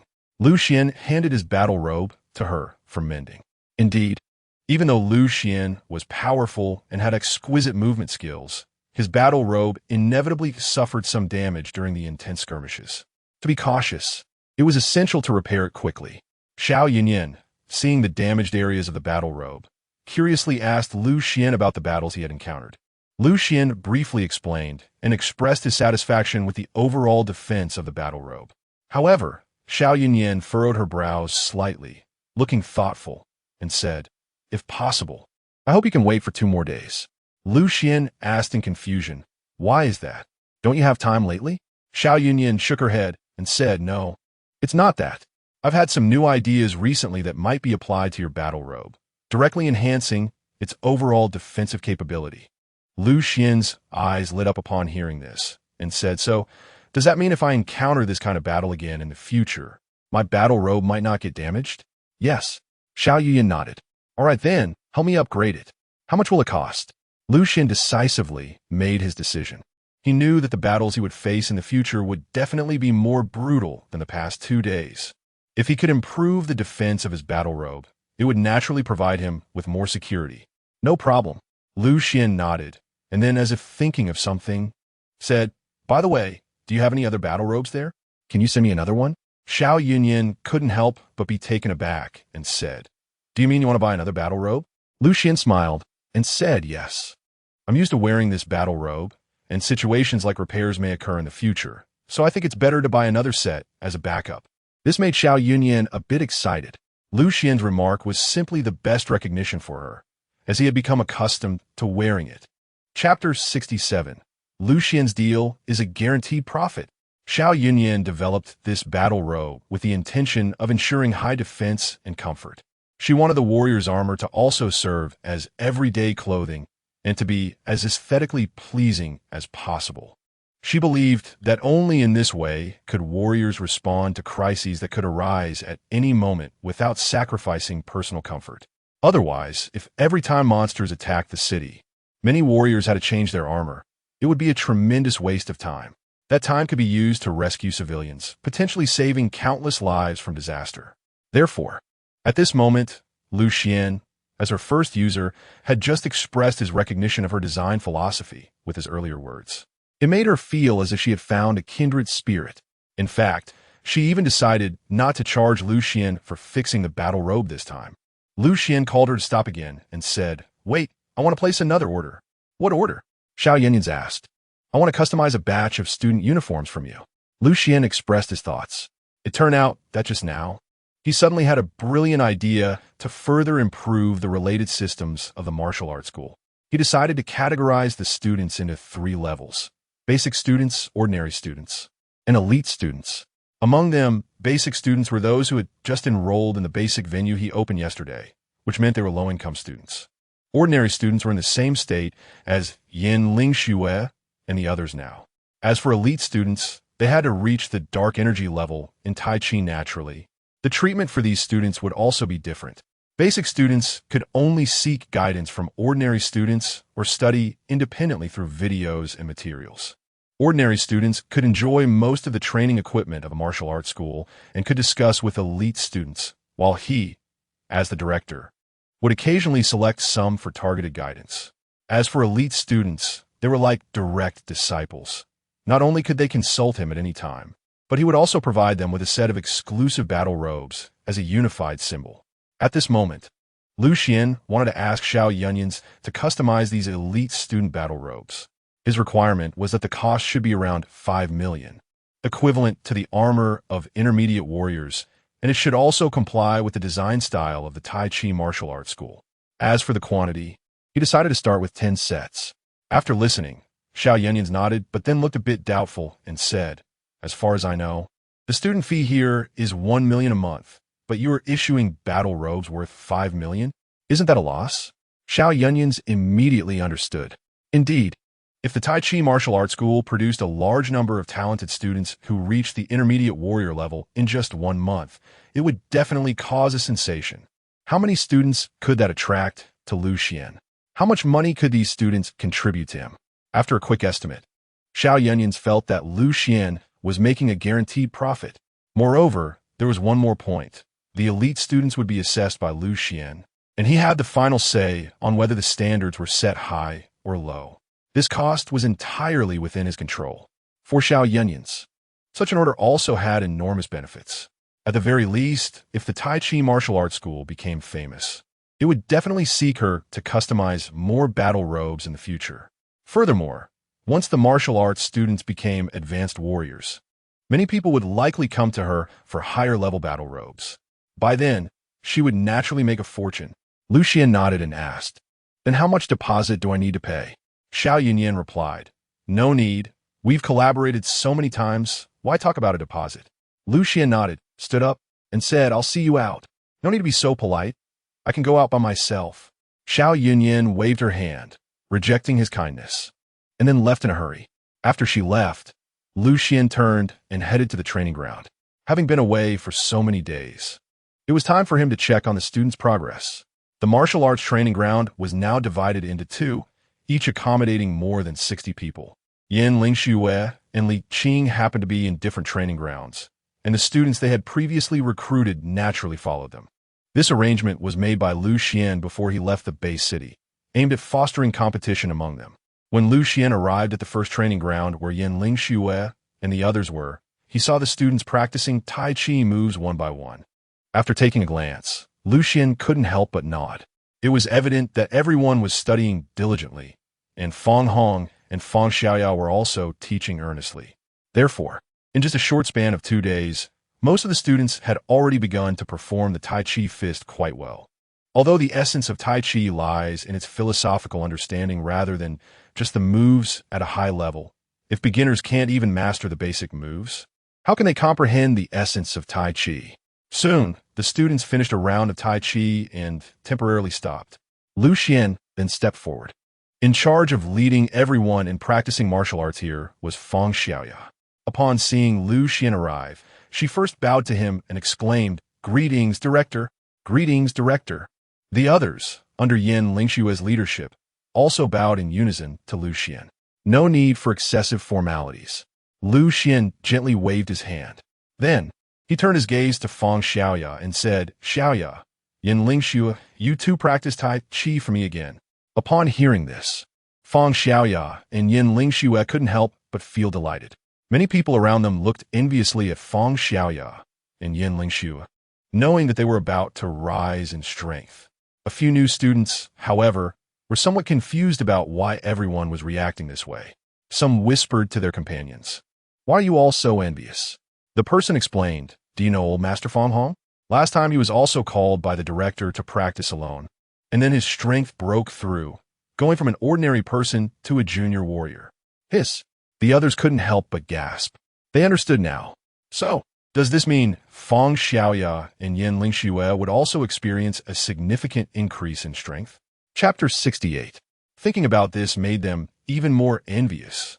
In fact, just as the students present had speculated, Feng Xiaoya first demonstrated a set of martial arts in front of Lucian. Under Lucian's guidance, she felt as if she had received enlightenment.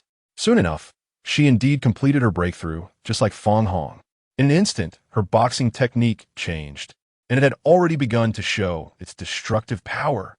Clearly, Feng Xiaoya had successfully broken through to the Mingjing stage. This time, after a breakthrough, she did not cause any damage like her grandfather did back then. However, now, in Lucian's Tai Chi martial arts hall, there was also a punching power testing machine, located near the training ground. So, she directly conducted a test, and the result was that she was just a little bit shy of reaching the level of a junior warrior. The reason for this, of course, was that she was still too young and her body had not fully developed, leading to a lack of strength. She felt extremely excited and repeatedly thanked Lucian. "Thank you, Director Brother. Thank you, Director Brother." The other people around who witnessed all this were in an uproar. It should be noted that Feng Xiaoya was only 7 years old. To reach such a realm at this age was simply unbelievable. At the same time, it also meant that her future was absolutely limitless. Just based on this, she could transform from an orphan in a civilian area into a hot young talent.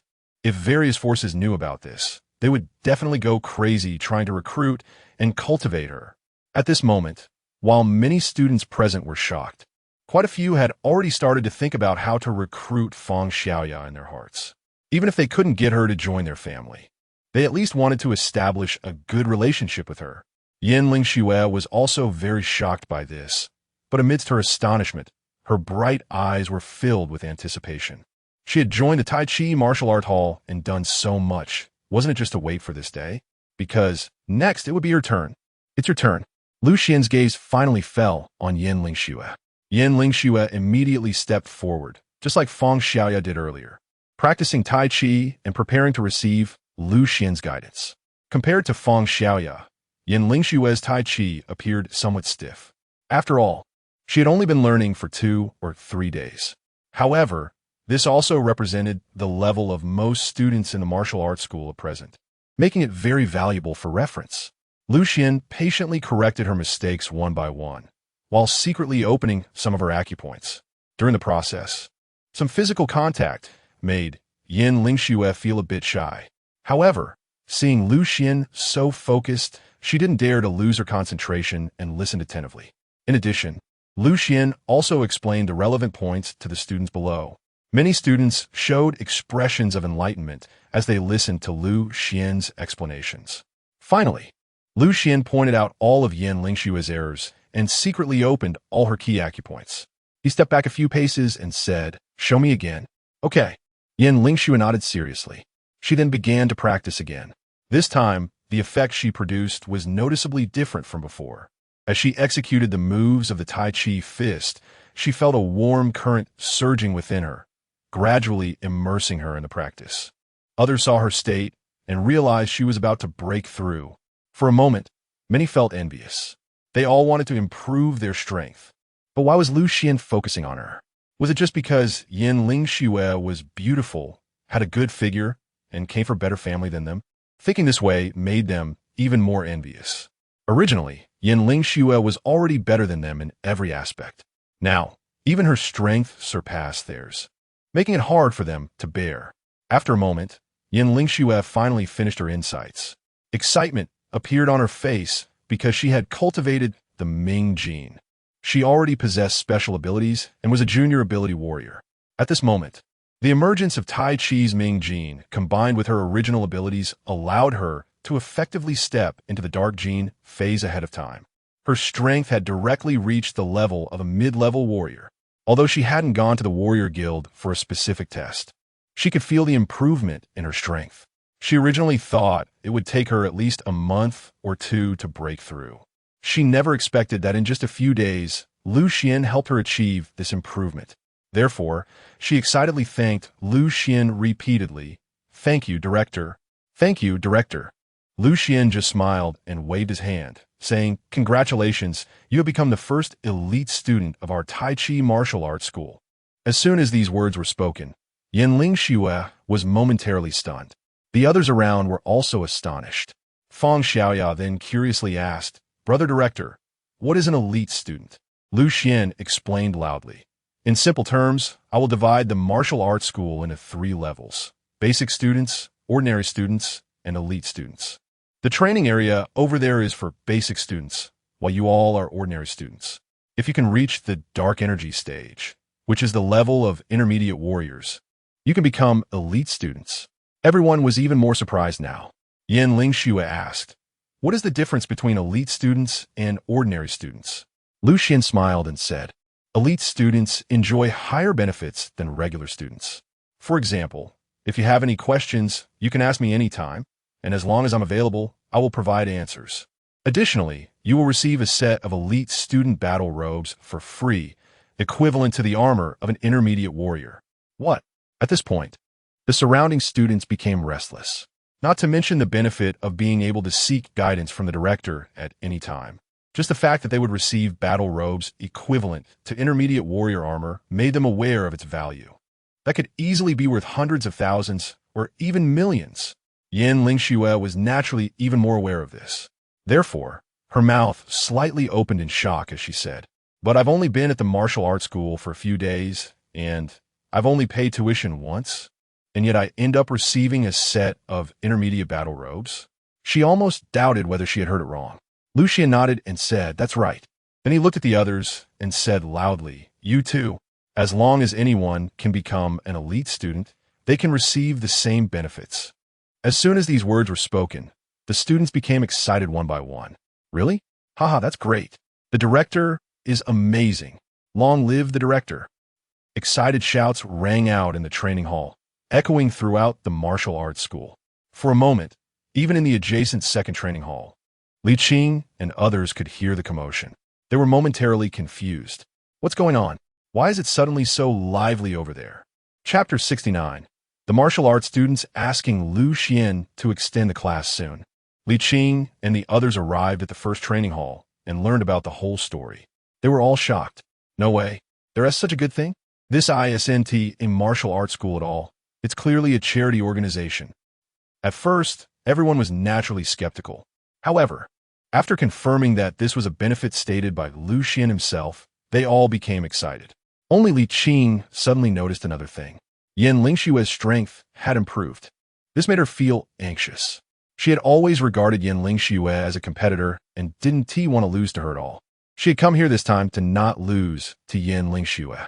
Unexpectedly, the situation she didn't want to see still happened.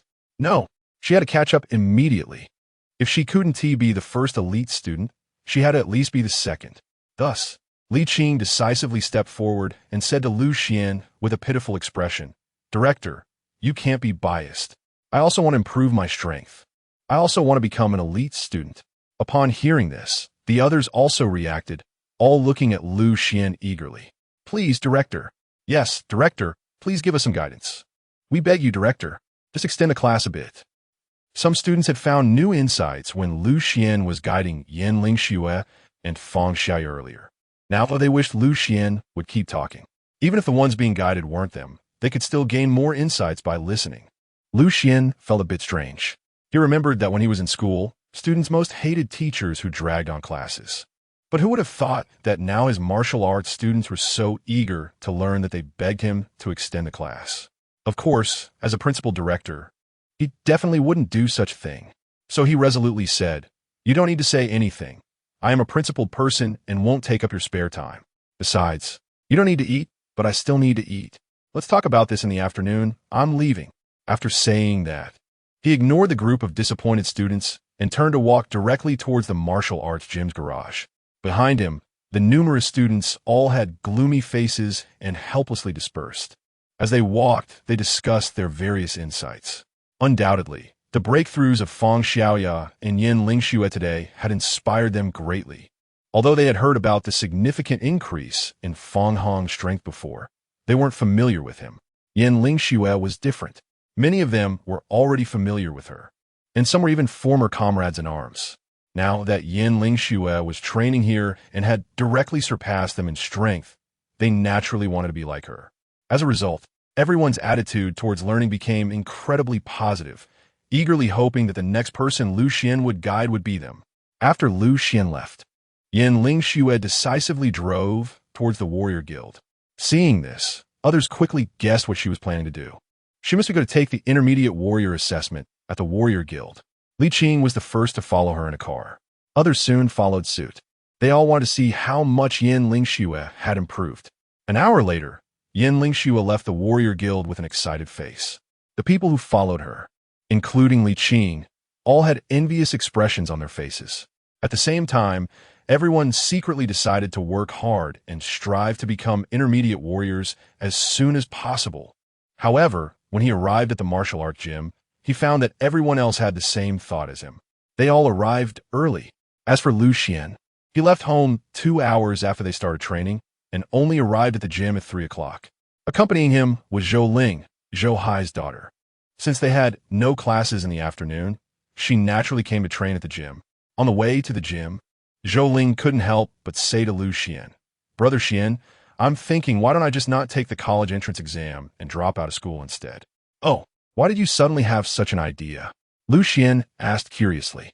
Zhou Ling replied, "The college entrance exam is originally to find a good job after graduating from university. But I can already become a junior warrior now, so why can't I just drop out and focus on training? Is there any profession better than being a warrior?" Lu Xian couldn't help but nod secretly at her words. Indeed, in this world, there is no profession more lucrative than that of a warrior. Moreover, Zhou Ling has a natural talent in this area. She has already mastered the Ming Gene, and if she spends some more time to cultivate the Gene, she could reach the intermediate warrior level, which would earn her a good amount of money.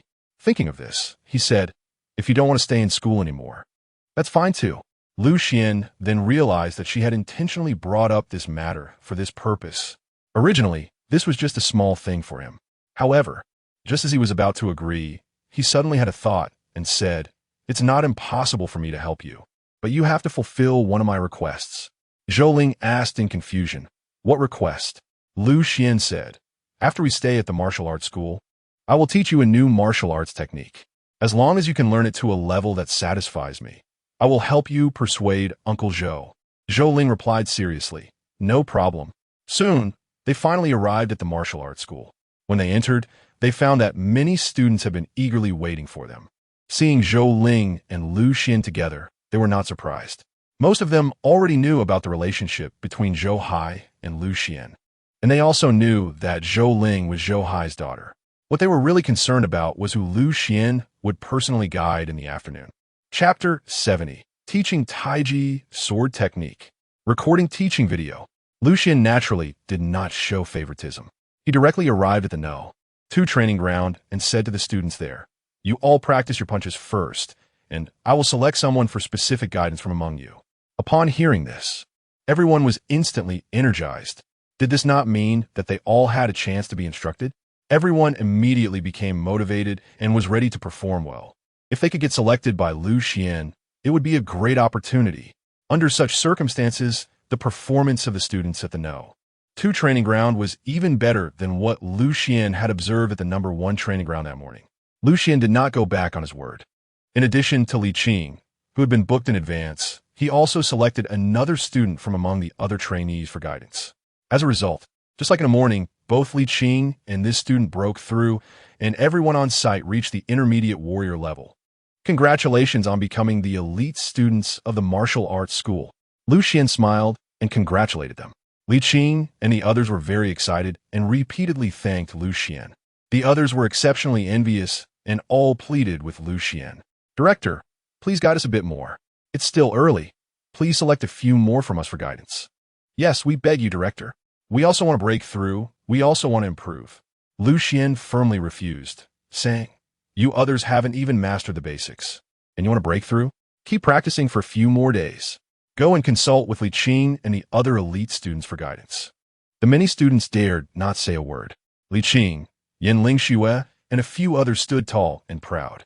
After a slight pause, Lucian continued, As for the remaining time, I will teach you a new martial art. Pay close attention. How much you can learn depends on your own comprehension. Upon hearing this, the previously downcast crowd perked up. Teaching a new martial art was indeed a good thing. Although they were currently mediocre in their understanding of Tai Chi, perhaps they would grasp the new martial art more quickly. After Lucian finished speaking, he raised his hand and grabbed at the air beside him. A long sword on the wall flew up with a clang and landed directly in his hand. Seeing this, everyone's eyes lit up in unison. They had long known that Lucian was a rare telekinetic, so they weren't surprised by the scene just now. They just felt it was very cool and were quite in awe. At the same time, they vaguely guessed Lucian's intention. Was the director preparing to teach them Tai Chi swordsmanship? Fong Hong, standing nearby, couldn't he help but speak up. Director, should I go to the one training ground and call the others over? Lucian nodded and said, Go ahead. Then he looked at Yin Lingxue and asked, Did you bring the filming equipment I asked you to? It turned out that he had contacted Yin Lingxue in advance before coming in the afternoon, asking her to bring a set of filming equipment. Yin Lingxue quickly responded, I brought it. As soon as these words were said, the students present showed expressions of joy. They didn't expect Lucian to take such good care of them this time, and even specifically arranged for Yin Lingxue to prepare professional filming equipment. This way, they could observe and learn repeatedly in the future. Soon, Yin Lingxue and the others quickly set up the equipment, and the people from the first training ground also came over. Everything was ready, and Lucian walked to the center of the training ground. He glanced at Zhou Ling and said, Pay close attention. Zhou Ling shivered, recalling the agreement with Lucian earlier on the way, and hurriedly nodded repeatedly. Lucian took a deep breath and began to demonstrate the Tai Chi sword technique to everyone. The moment the long sword was unsheathed, his entire aura transformed. Starting stance. Dingbu point sword. Fubu horizontal sweep. Right and left flat carry. Funjiao lead sword. Lucian executed one move after another, continuously unfolding his swordsmanship. He appeared like an immortal stepping out of the clouds and mist, his figure ethereal and illusory. He moved like a swimming dragon, steady as a mountain. The movements alternated between stillness and motion, embodying both strength and softness. Around him, sword shadows intertwined endlessly, the momentum cohesive, arranged in a staggered yet orderly fashion, extraordinarily graceful. Everyone was basically mesmerized. Many gradually immersed themselves in this swordplay, stepping through the sword, hooking and sweeping the sword, advancing with a straight thrust. After a moment, Lucian completed all the sword techniques and returned to a resting stance. He looked at Yin Lingxue, who was standing beside the recording device, and said, All right, turn off the recording. Oh, okay. Yin Lingxue, as if awakening from a dream, hurriedly turned off the filming equipment. Lucian's gaze fell back on Zhou Ling as he asked, How much do you remember? Zhou Ling replied somewhat awkwardly, I only remembered a small part. Lucian didn't mind and simply said, All right, then you can demonstrate the part you remember for me. After speaking, he handed the long sword in his hand to Zhou Ling. Zhou Ling took the sword with a hint of nervousness. When she walked to the center of the stage, she realized she had almost forgotten everything. She couldn't help but feel anxious and said, Director, it seems like I've almost forgotten all the sword moves you just demonstrated. Lucian smiled and said, It's no problem. The Tai Chi sword technique does not focus on specific moves. What matters is the essence of the technique. Just follow the feeling you have when practicing Tai Chi Xuan. Hearing him say this, Zhou Ling could only brace herself and began to practice with the sword. At first, Her movements were quite stiff, and her techniques were obviously flawed. Even the surrounding students could see it. However, as she gradually relaxed, she decided to disregard the moves that Xuan had just demonstrated and instead followed the feeling she usually had when practicing Tai Chi Xuan, as Xuan suggested. As a result, the sword techniques she performed unexpectedly exuded a similar charm to those of Xuan. Seeing this, the surrounding students were suddenly amazed. How strange! The moves she's practicing are clearly different from what the director just demonstrated, but why does it feel so similar? Yes, I feel the same way. It's so strange. Listening to the discussions among the crowd, Xuan merely smiled slightly and said, "This is the Tai Chi sword technique.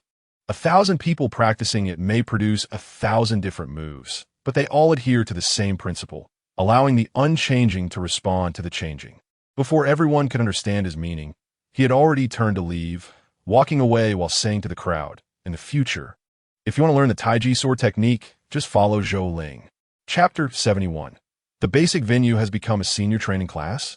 Xuan arrived at the hall of the martial arts school. As he walked toward his office, he saw Zhou Hai rushing towards him. Xuan asked in confusion, "Uncle Zhou, is there something wrong?" Zhou Hai said somewhat nervously, "Xiao Lu, do you think it's not a good idea to leave the teaching of the sword technique to Zhou Ling? I'm afraid that girl will mess it up." Xuan smiled and said, "Uncle Zhou, you should have some confidence in Zhou Ling. Didn't you see how well she is learning?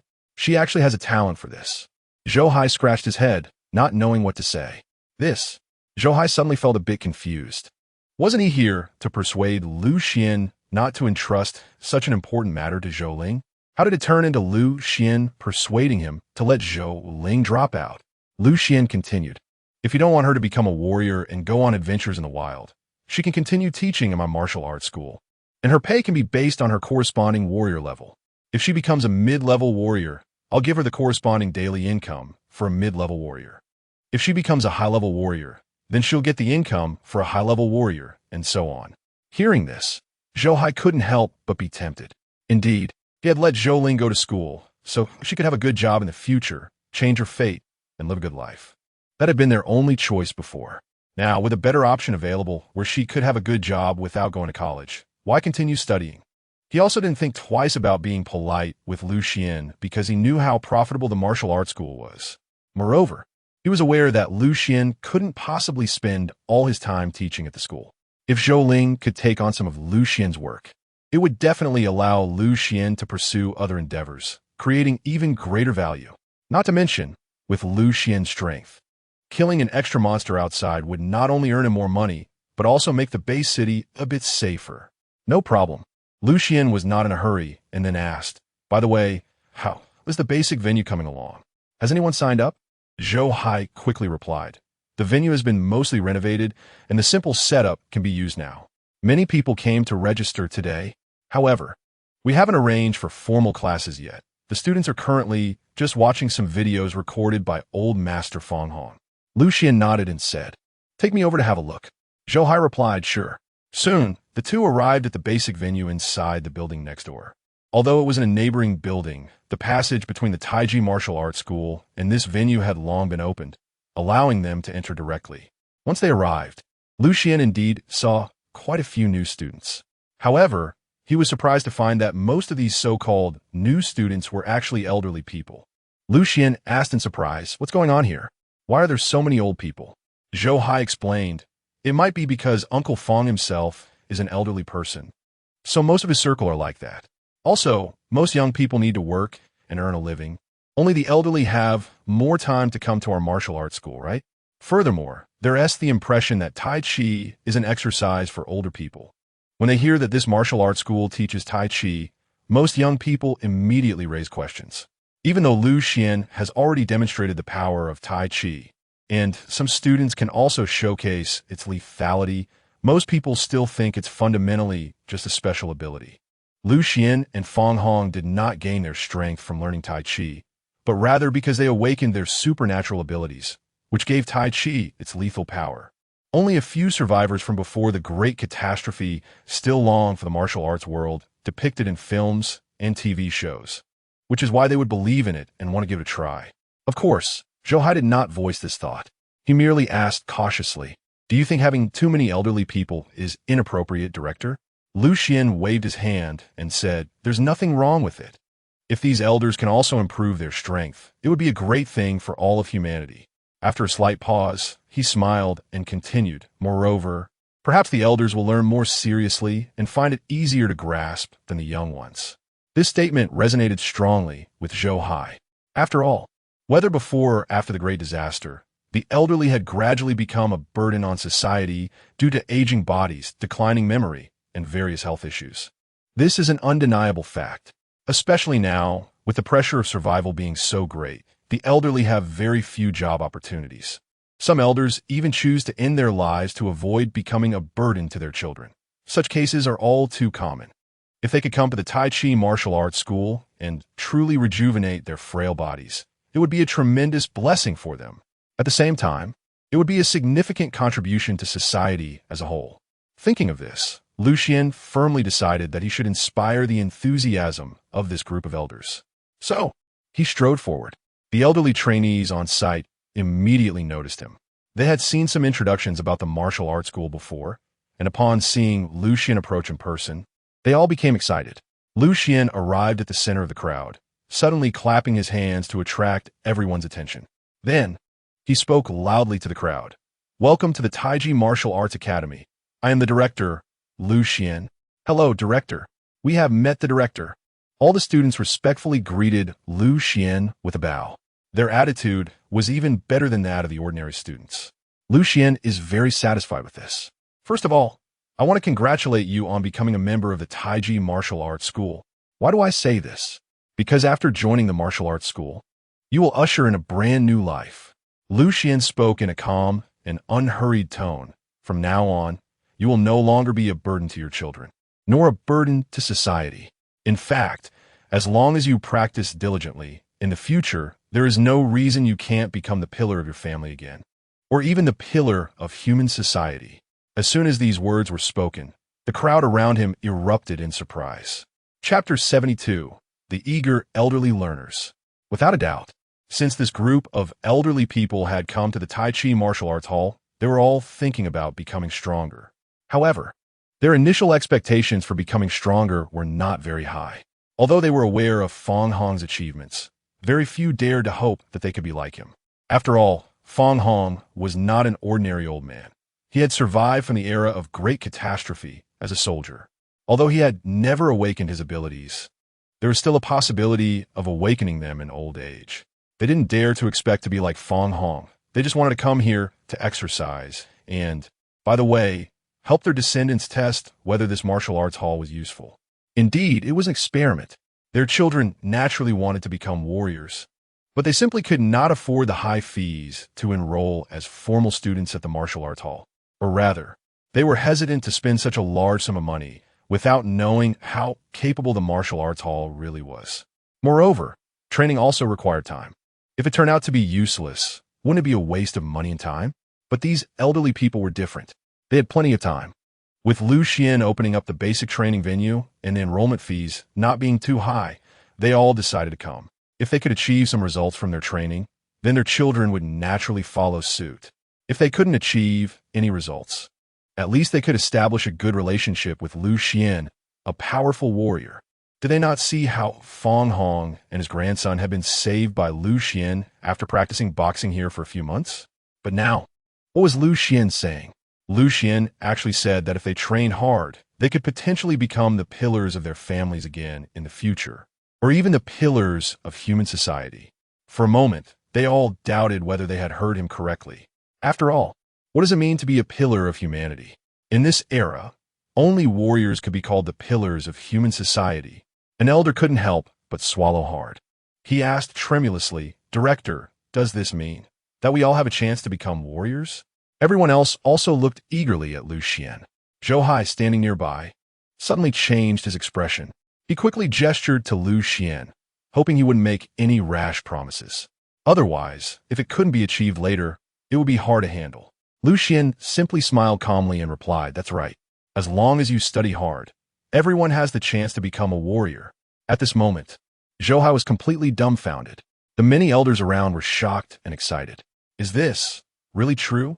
Director, You're not just trying to fool us, are you? Yeah. How could this be possible? Just trillion on doitvi. Impossible. Tai Chi can at most strengthen the body. How could it have such a strong effect? Yeah.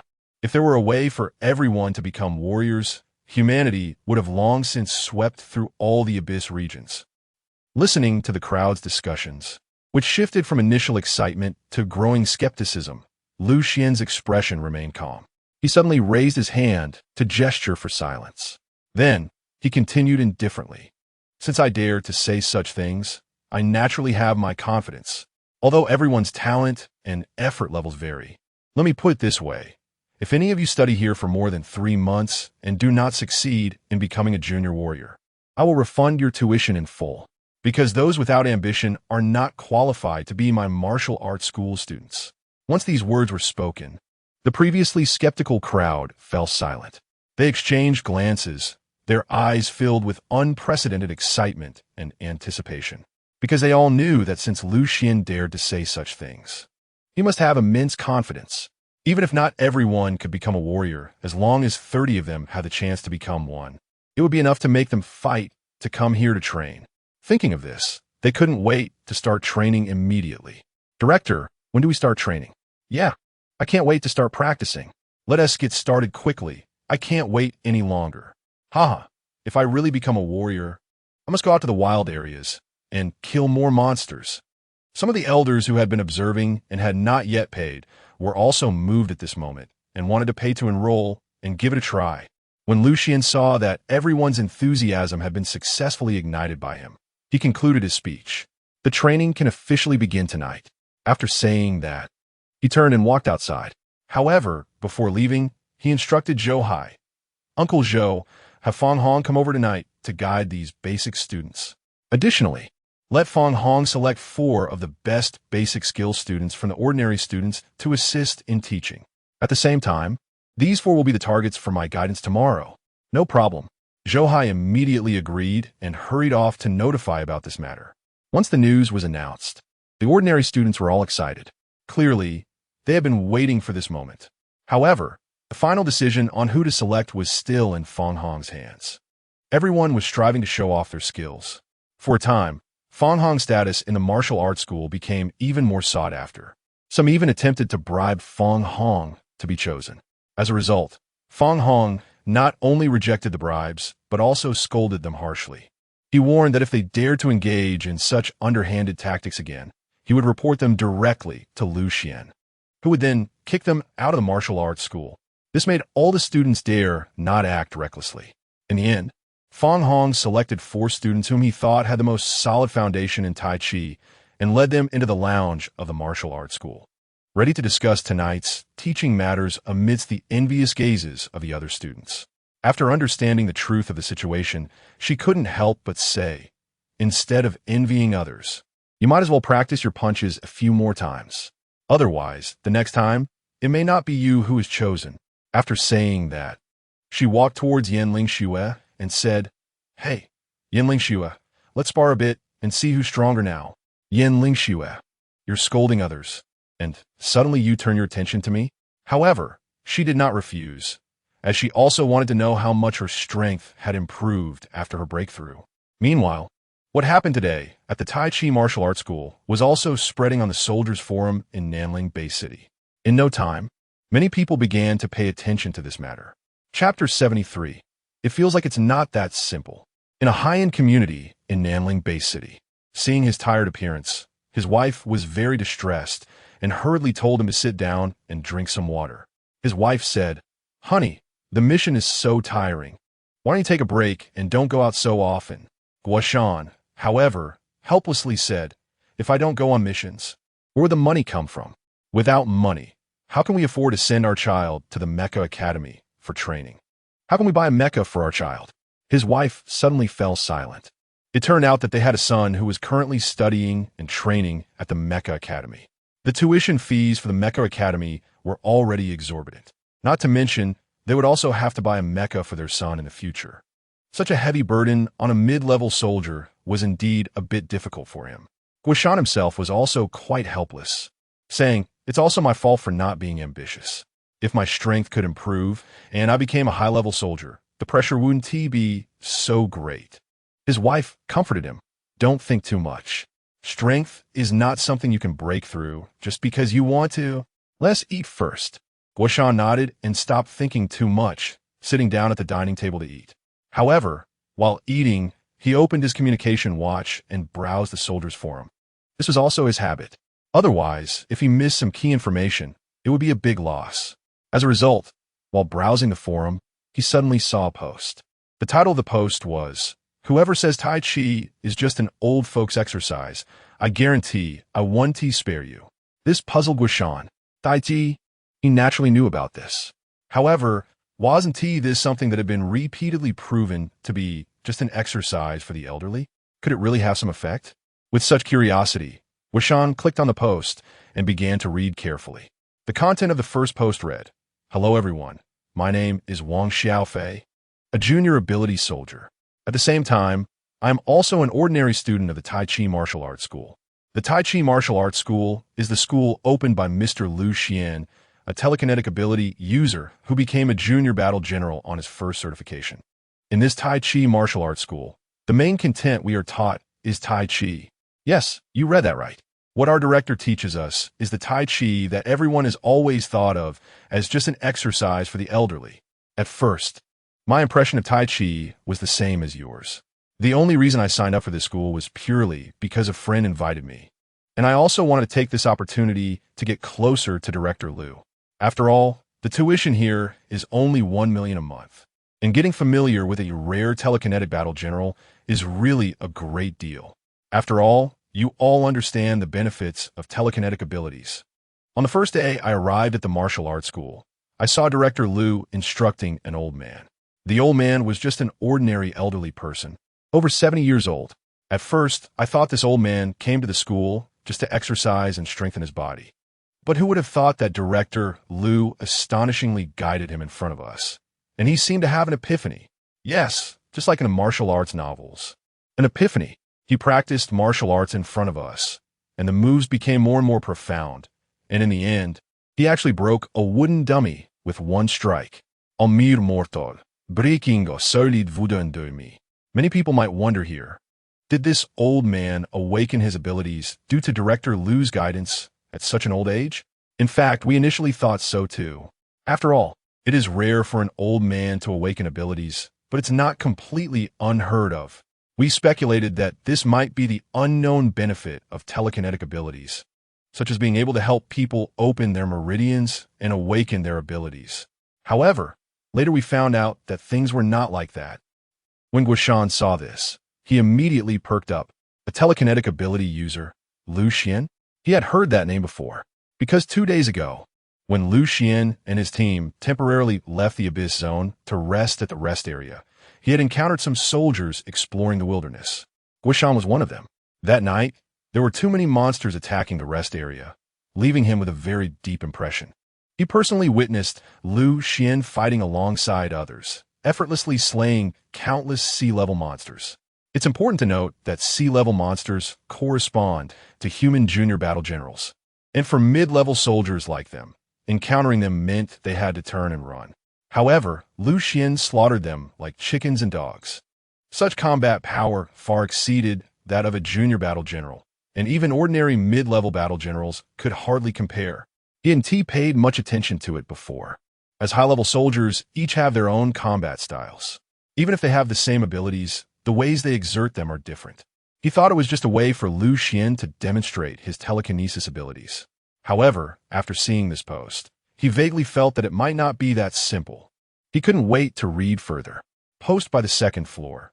After the director guided old Master Feng Hong, he went to the wilderness zone to carry out a mission. And we didn't have time to understand the specific situation. However, everyone became more determined to learn Tai Chi. It's worth mentioning that after old Master Feng Hong broke through his strength, he became our instructor, specifically teaching us Tai Chi as a result. After 2 days of training, we found that the Tai Chi taught by the director had a very good effect on exercise. We even felt that 1 or 2 days of training equated to 4 or 5 days in the past. Because of this, we introduced some friends to train with us. As a result, all 4 of these students successfully broke through their strength. 3 of them were junior warriors, and after some improvement, their strength reached the intermediate warrior level. The most incredible thing was that Fong Hong's granddaughter, only 7 years old, also became a junior warrior. Upon reading this, Xuan's eyes widened in shock. Chapter 74. The forum is in an uproar. The Tai Chi martial arts hall is on fire. Hiss! Xuan suddenly gasped. The noise startled his wife, who was sitting across the dining table. His wife looked at him curiously and asked, "What's wrong?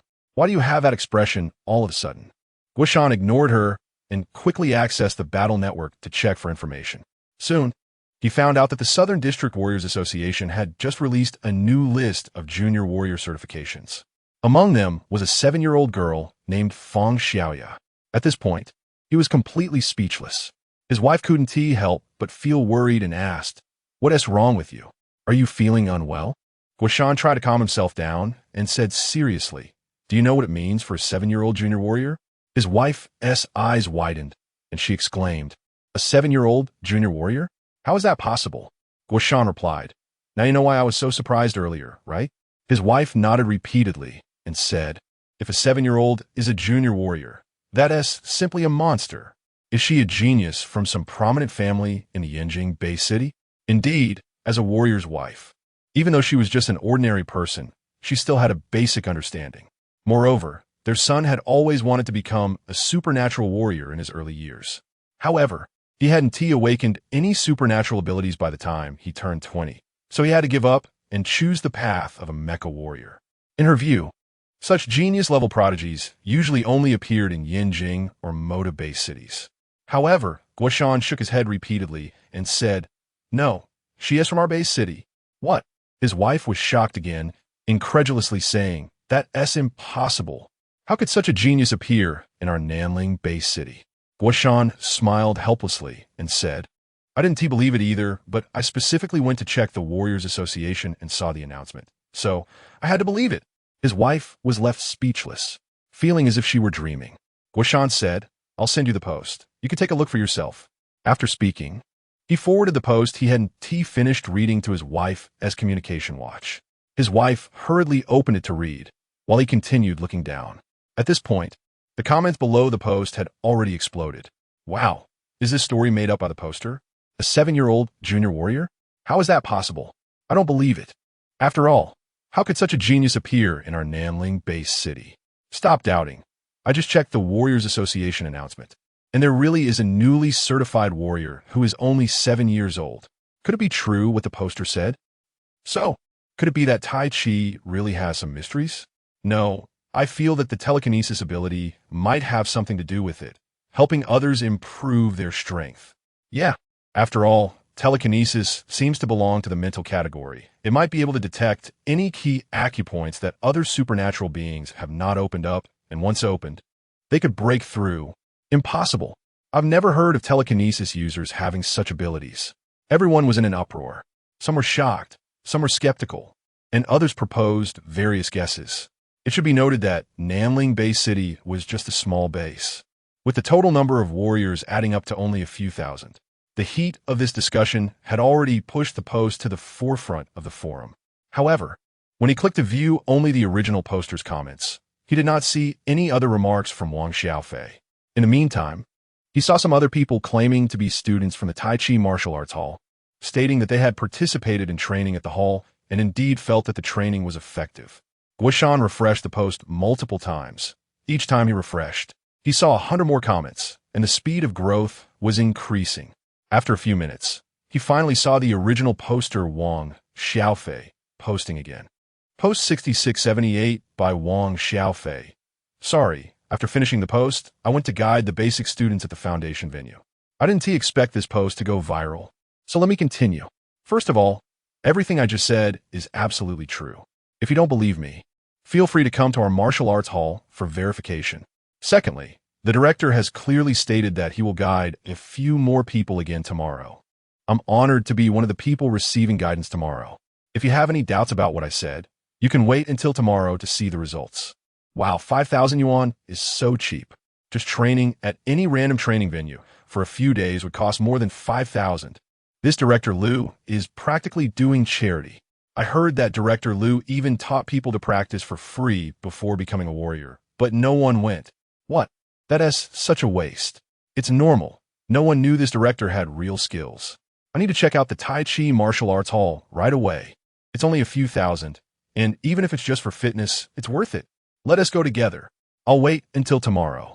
If Director Liu can guide a few students to break through, I'll pay the fee to enroll and become an official student. If that happens, not just you, but probably countless people in the entire Nanling Bay City. No, the whole Great Xi'an Nation would want to join the Tai Chi martial arts hall. I feel like there might be countless people from all over the world wanting to come. When Xuan read this, he couldn't help but feel a surge of excitement.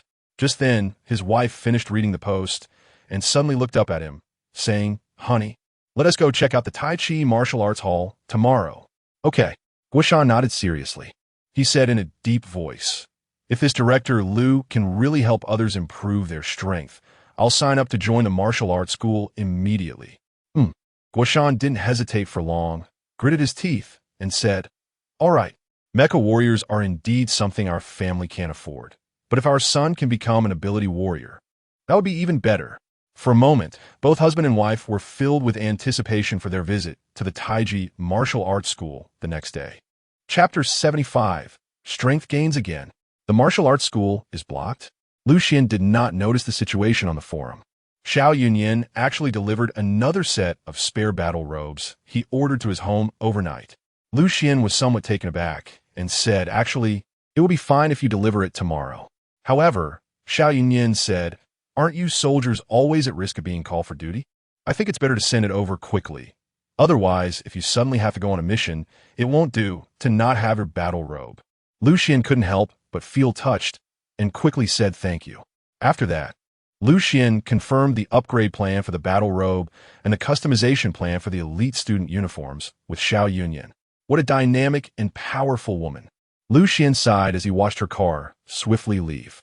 This was a total of 10 high-end nutritional meals. It was said that combined with the specially made nutritional meals, it could help his body absorb the energy from that plant spirit core more quickly. So Xian placed the order yesterday.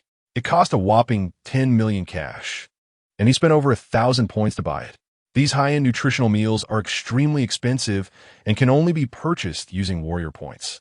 Moreover, there were no supplies available in the Nanling Bay City at all, so Xian's order only arrived today. However, the effects of this product are indeed quite good. After Xian finished eating, he suddenly felt a surge of heat within his body, while the plant spirit core he carried emitted a cool energy that flowed into him. He decided to leap directly into the villa garden and practice Tai Chi sword play under the moonlight. While he was practicing, Zhou Ling originally intended to come over and ask him some questions about the Tai Chi sword play. However, seeing him so focused on his practice, Zhou Ling felt it was inappropriate to disturb him, so she found a spot nearby to sit down and watch Xian practice. She initially thought he would stop after a while. To her surprise, once Xian started, he couldn't stop. He was completely immersed in the essence of the sword play, continuously deepening his understanding of the insights he had gained recently. The moves under his sword became increasingly exquisite. His entire body was enveloped in sword shadows that resembled moonlight, leaving Zhou Ling in awe. Meanwhile, the energy from the plant spirit core and the nutritional meal he had consumed was rapidly being digested. The day turned into the next, as the first rays of sunlight broke through the horizon, bringing with it the first hint of purple chi. Xian finally finished his cultivation this time. He reopened his eyes and felt an unprecedented comfort throughout his body. The strength that was previously forcefully enhanced by the system had completely merged and comprehended after this night of cultivation, as if he had been tempered for decades. He felt the surging Dan energy within him becoming even more substantial, and his heart couldn't help but stir. Looking at his personal attribute panel, he discovered that during this night, he had actually made another breakthrough, reaching the mid-stage of the Dan condensation realm. Refreshing. Xian smiled.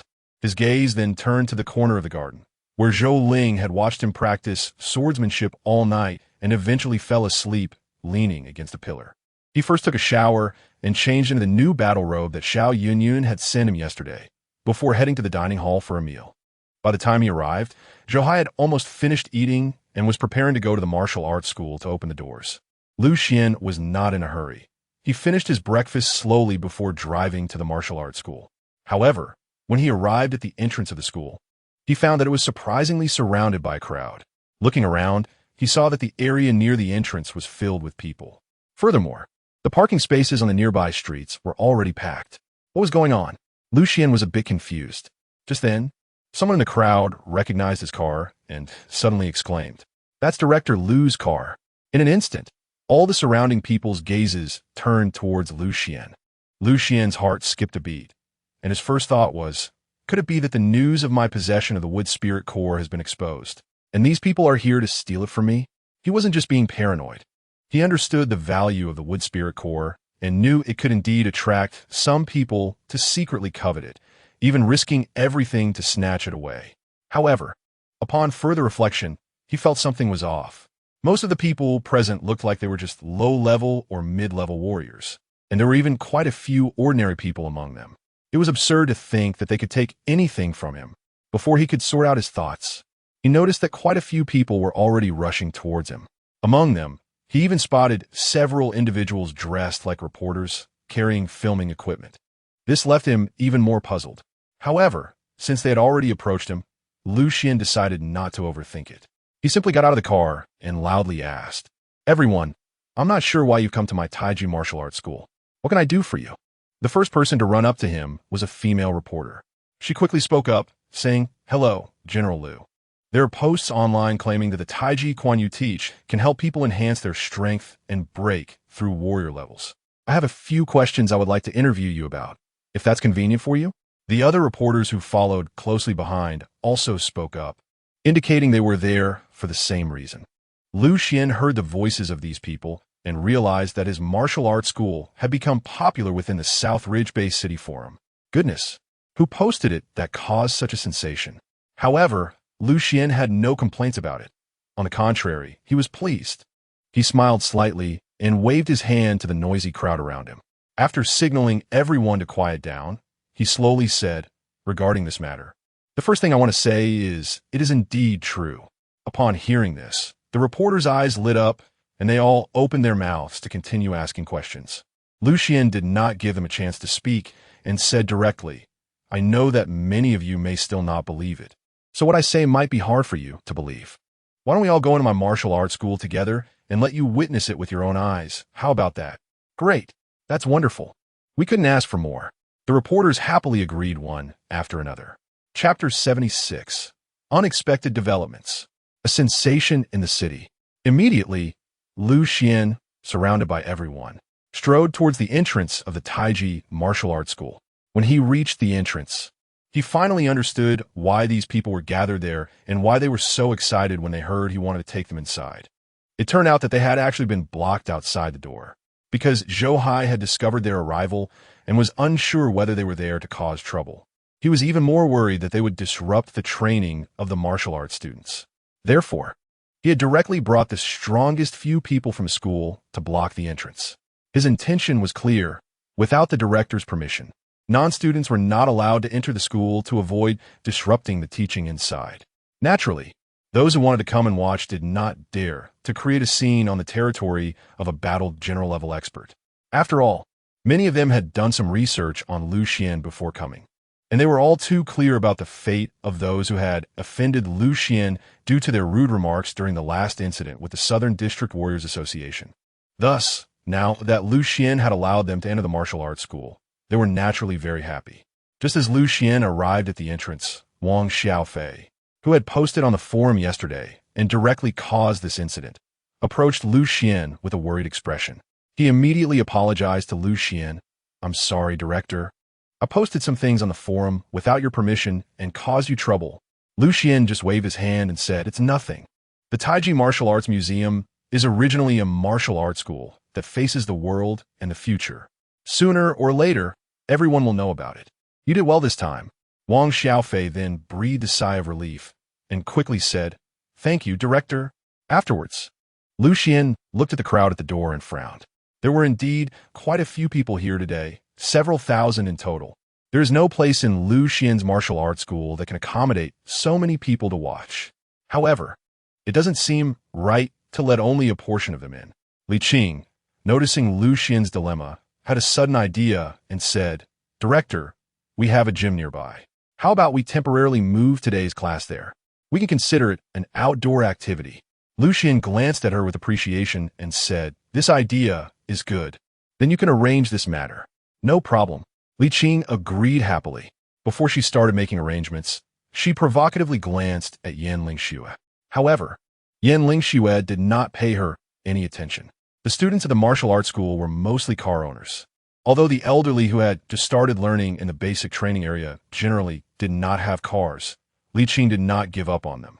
Soon, under Li Qing's arrangement, many formal students drove their cars, bringing along those without cars, and headed towards the gym that Li Qing mentioned. "Honey, let's hurry up and catch up." In the crowd, Guoshan's wife immediately urged him. Guoshan and those who wanted to visit the martial arts school were mostly car owners as well, so they quickly got into their own cars. Some without cars were enthusiastically given rides by those with cars, and they all followed to the gym.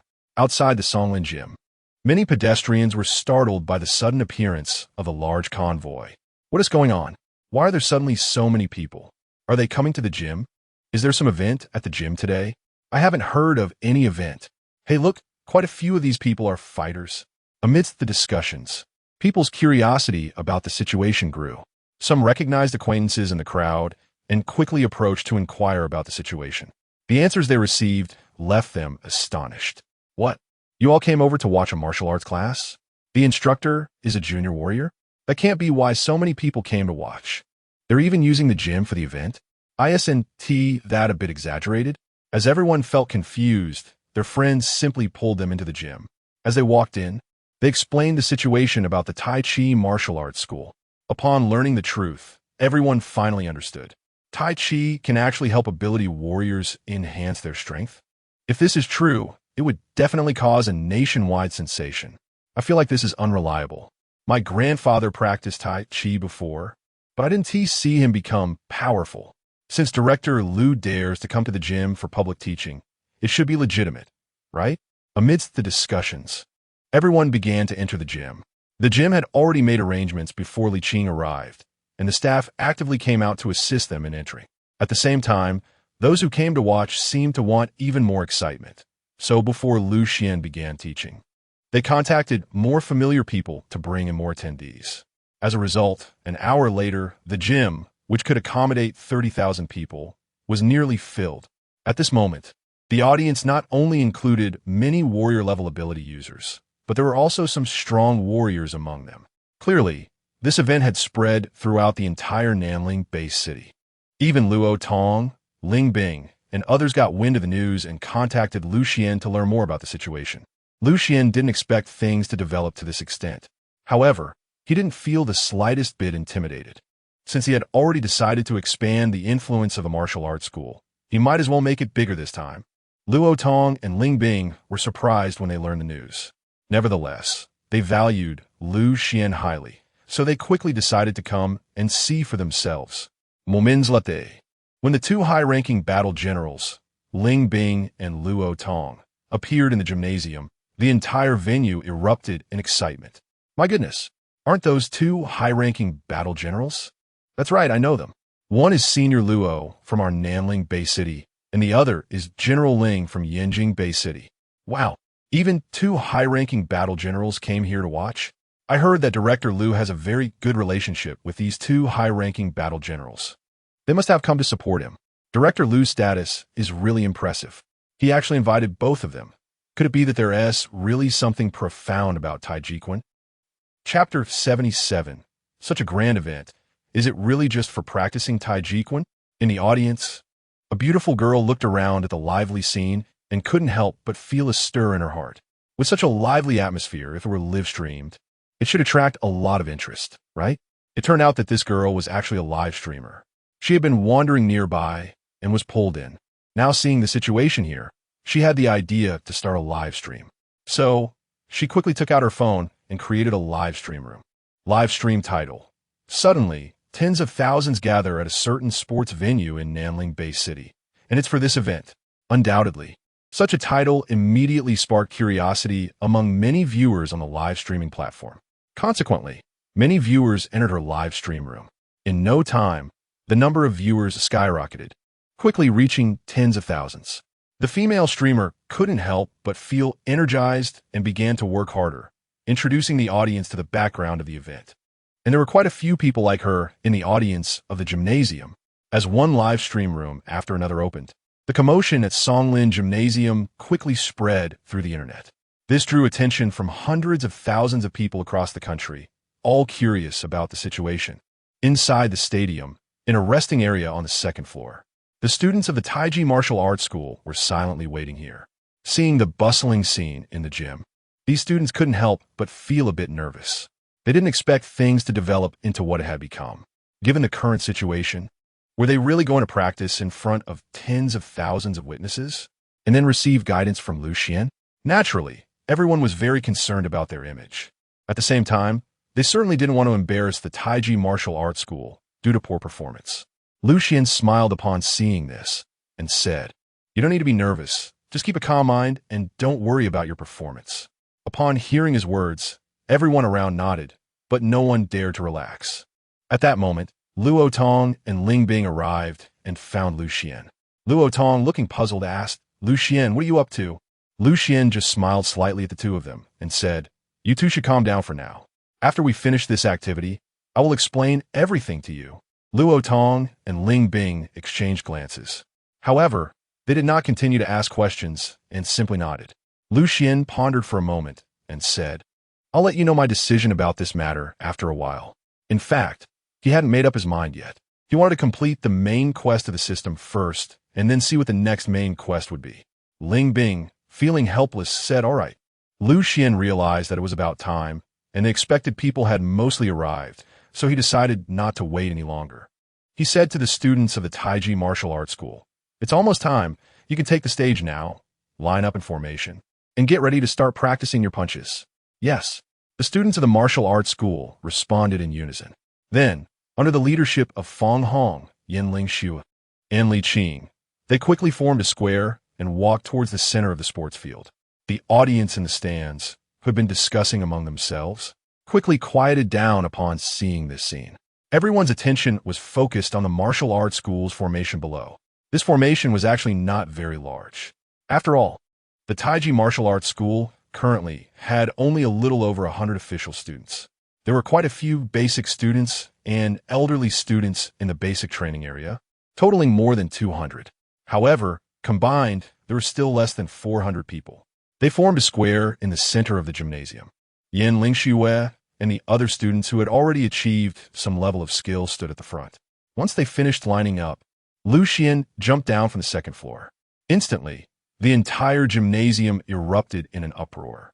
At that moment, Xuan was performing the cloud ladder technique, seemingly walking in midair as he descended step by step into the arena. Clad in a moon-white battle robe, he exuded a heroic yet elegant aura, looking extremely handsome. My God, this is too handsome. Is this the head of the Tai Chi martial arts school? He can actually walk in the air. Could he be a flying ability user? No, he is a rare psychic ability user. He must be using psychic power to control his movements. Amidst the audience's discussions, Xuan had already gracefully landed in front of the martial arts students' formation. He scanned the audience with a smile and said loudly, "Ladies and gentlemen, it is an honor for us to have you here today to watch our public teaching at the Tai Chi martial arts school. Next, our teaching will officially begin, and we invite you to appreciate it." His voice resonated through the entire gymnasium, allowing everyone to hear him clearly. After finishing his speech, he looked at Fong Hong and the others behind him. Fong Hong and the others immediately understood and called out to the crowd behind, "Prepare. Starting position." Suddenly, many students simultaneously assumed the starting posture of Tai Chi. It was clear that the official students had basically mastered it quite well. However, the elderly beginner students who had just joined the school showed signs of awkwardness in their movements, with some not having grasped it at all, merely following along with others. Seeing this scene, the surrounding audience exchanged glances. Meanwhile, several viewers drawn in by the live stream from various online broadcasters were buzzing with excitement. Why does this starting position look so familiar? Oh my, isn't this Tai Chi? After all this fuss, They are really just practicing Tai Chi? Haha, I never thought I would come to watch someone live stream practicing Tai Chi. Strange. Isn't Tai Chi an exercise for elderly people? Why do I feel that the elderly's movements are less familiar than those of the younger ones? Various comments began rolling in the live streams. However, the number of viewers did not decrease significantly. They recognized that the person claiming to be the head of the school was a junior battle general. This made everyone even more curious. Why are these people suddenly practicing Tai Chi in the middle of everything? Chapter 78. The focus of the crowd. The confident Xuan. Xuan was unaware of the commotion in the online live stream. However, even if he knew, he wouldn't care. As the students began practicing Tai Chi move by move, his attention naturally focused on them. After all, he was a responsible instructor. Although he intended to use this opportunity to promote the martial arts school, he did not forget his responsibilities as the head instructor. His duty was to pay attention to the growth of his students and help them become stronger, faster, and better. At that moment, he scanned the numerous students in the venue, quickly imprinting each student's situation in his mind. Soon, the students completed a full set of Tai Chi. Xuan said again, the 4 coaches from the basic venues selected yesterday stepped forward. Hearing this, Wang Xiaofei and the other 3 in the formal trainee group became excited all at once. They quickly walked up to Xuan. The other trainees cast envious glances at them, clearly aware of what was about to happen next. Old man Fang Hong's work was something he could trust. The 4 of them had solid martial arts skills, so it wouldn't be difficult for him to guide them next. Wang Xiaofei and the others thought that Xuan would definitely have them practice their punches again and then start giving them pointers. However, Xuan asked Yan Lingxue, "Did you contact President Jiang and the others? Did they arrive?" Yan Lingxue nodded quickly and said, "They are here. They are just about to start moving things in. Then let them move it in quickly." Xuan waved his hand at her. Immediately, Yan Lingxue made a phone call. Soon, Jiang Feng, accompanied by dozens of staff members, appeared at the entrance of the gym, moving various machines to the center of the gym. Seeing this, many spectators began to feel puzzled. In fact, the martial arts trainees were also confused, not knowing what Xuan was up to. Just as the staff members were quickly assembling the machines, Jiang Feng approached Xuan, followed by a person. It was Luo Tian, the advanced speed-type warrior Xuan had encountered during his strength-level certification. The two greeted Xuan with a fist salute. Then, Jiang Feng smiled and said, "Xuan, why did you suddenly ask me to bring these devices over? What's going on?" It turned out that Xuan had asked Yan Lingxue to contact Jiang Feng in advance to bring the testing machines from the Warrior Association to the gym, without telling him the reason. However, Jiang Feng still brought the items over. Xuan felt a sense of gratitude in his heart. Jiang Feng clearly trusted him a lot. Otherwise, he wouldn't have brought such important equipment over just because of his words. Facing Jiang Feng's question, Xuan only smiled and said, "President Jiang, don't worry. This time, I will definitely give you a surprise." At this point, you still want to keep it a secret? Jiang Feng was somewhat speechless, but didn't urge him, saying, "All right then, I want to see what this surprise you mentioned is." In fact, he had already vaguely guessed some of it. After all, several people from Xuan's Tai Chi martial arts school had gone to him for strength certification yesterday. Jiang Feng had also noticed the information on the Warrior Forum. Combining these 2 pieces of information, it wasn't hard for him to guess that Xuan was trying to prove to everyone that he indeed had the ability to help others improve their strength. Or perhaps, Xuan wanted to demonstrate that Tai Chi could indeed help people become stronger. Therefore, Xuan wanted the trainees to undergo a capability test before officially guiding them. This way, everyone could more intuitively see their improvements. However, while he had guessed, such a thing was indeed somewhat unbelievable, to the point that Jiang Feng wasn't quite sure about his speculation. Nevertheless, he was secretly looking forward to it. If he was right, what kind of impact would this event have on the world? He couldn't imagine, but at least for him, it would definitely bring tremendous benefits. This was also why he was so willing to bring the testing machines over. While Jiang Feng was talking to Xuan, the people he brought had already finished assembling the machines. The audience quickly recognized that the machines on site were clearly the punching power testing machines, speed testing devices, nerve speed testing machines, ability level testing machines, and other equipment frequently used for strength assessments by the Warrior Association. In an instant, everyone couldn't help but discuss, vaguely guessing what Xuan was trying to do.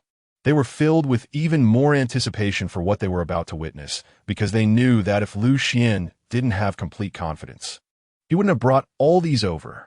Xuan looked at Wang Xiaofei and the other four, saying, "Before I start guiding you, you should each test your punching power, speed, neural reaction ability, and your ability level." Yes, the four of them nodded in agreement.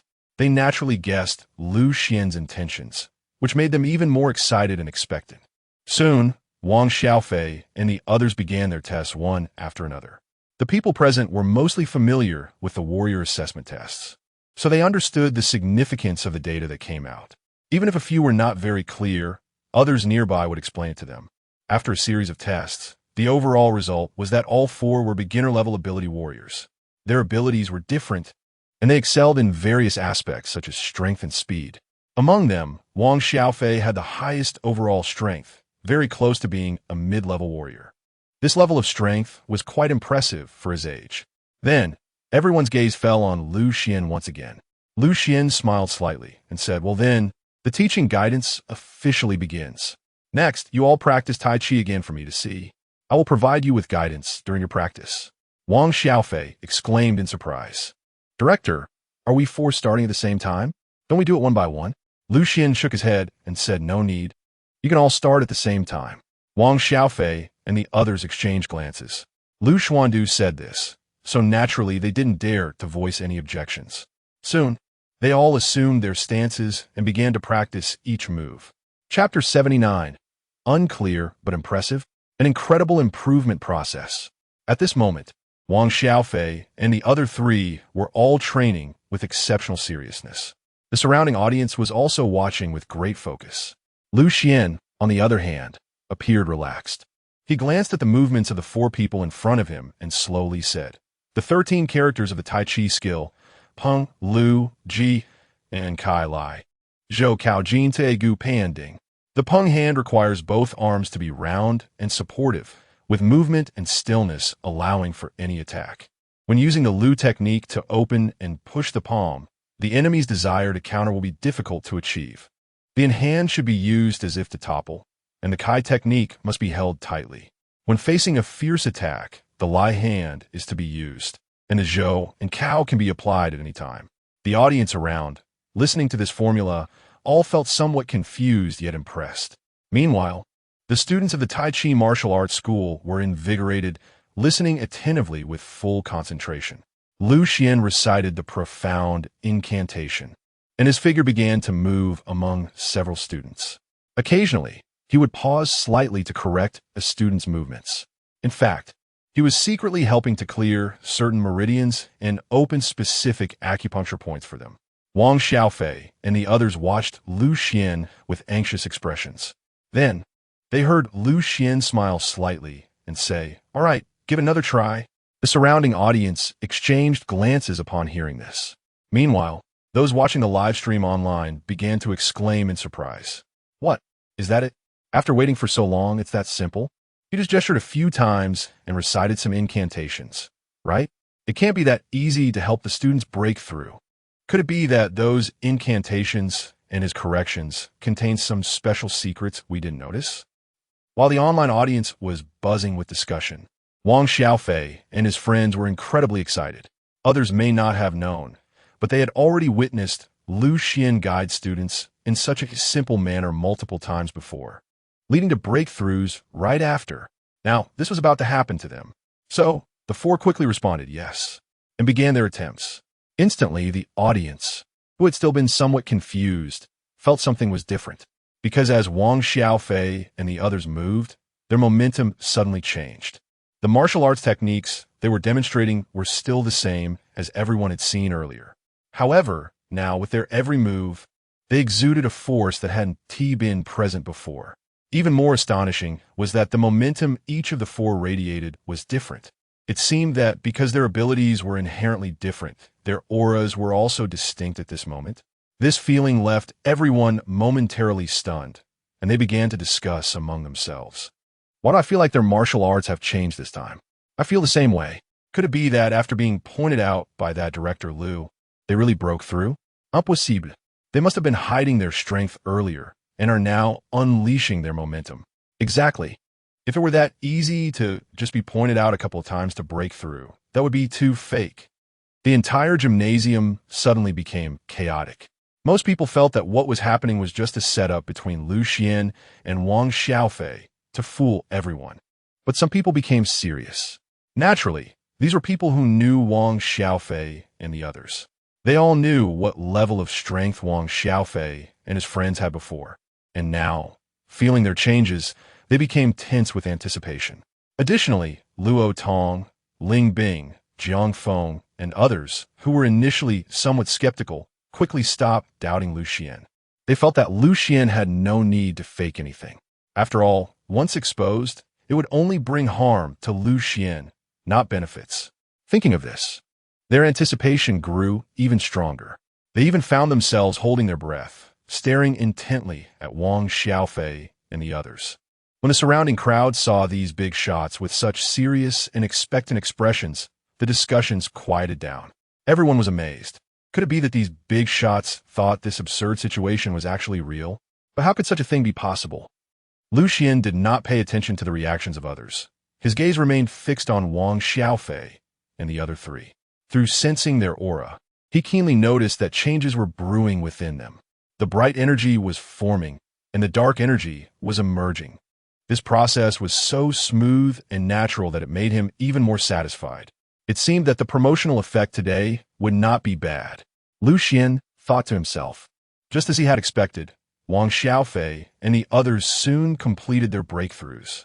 The four of them ended their cultivation state and immediately felt the changes in their bodies, becoming excited all at once. Thank you, Director.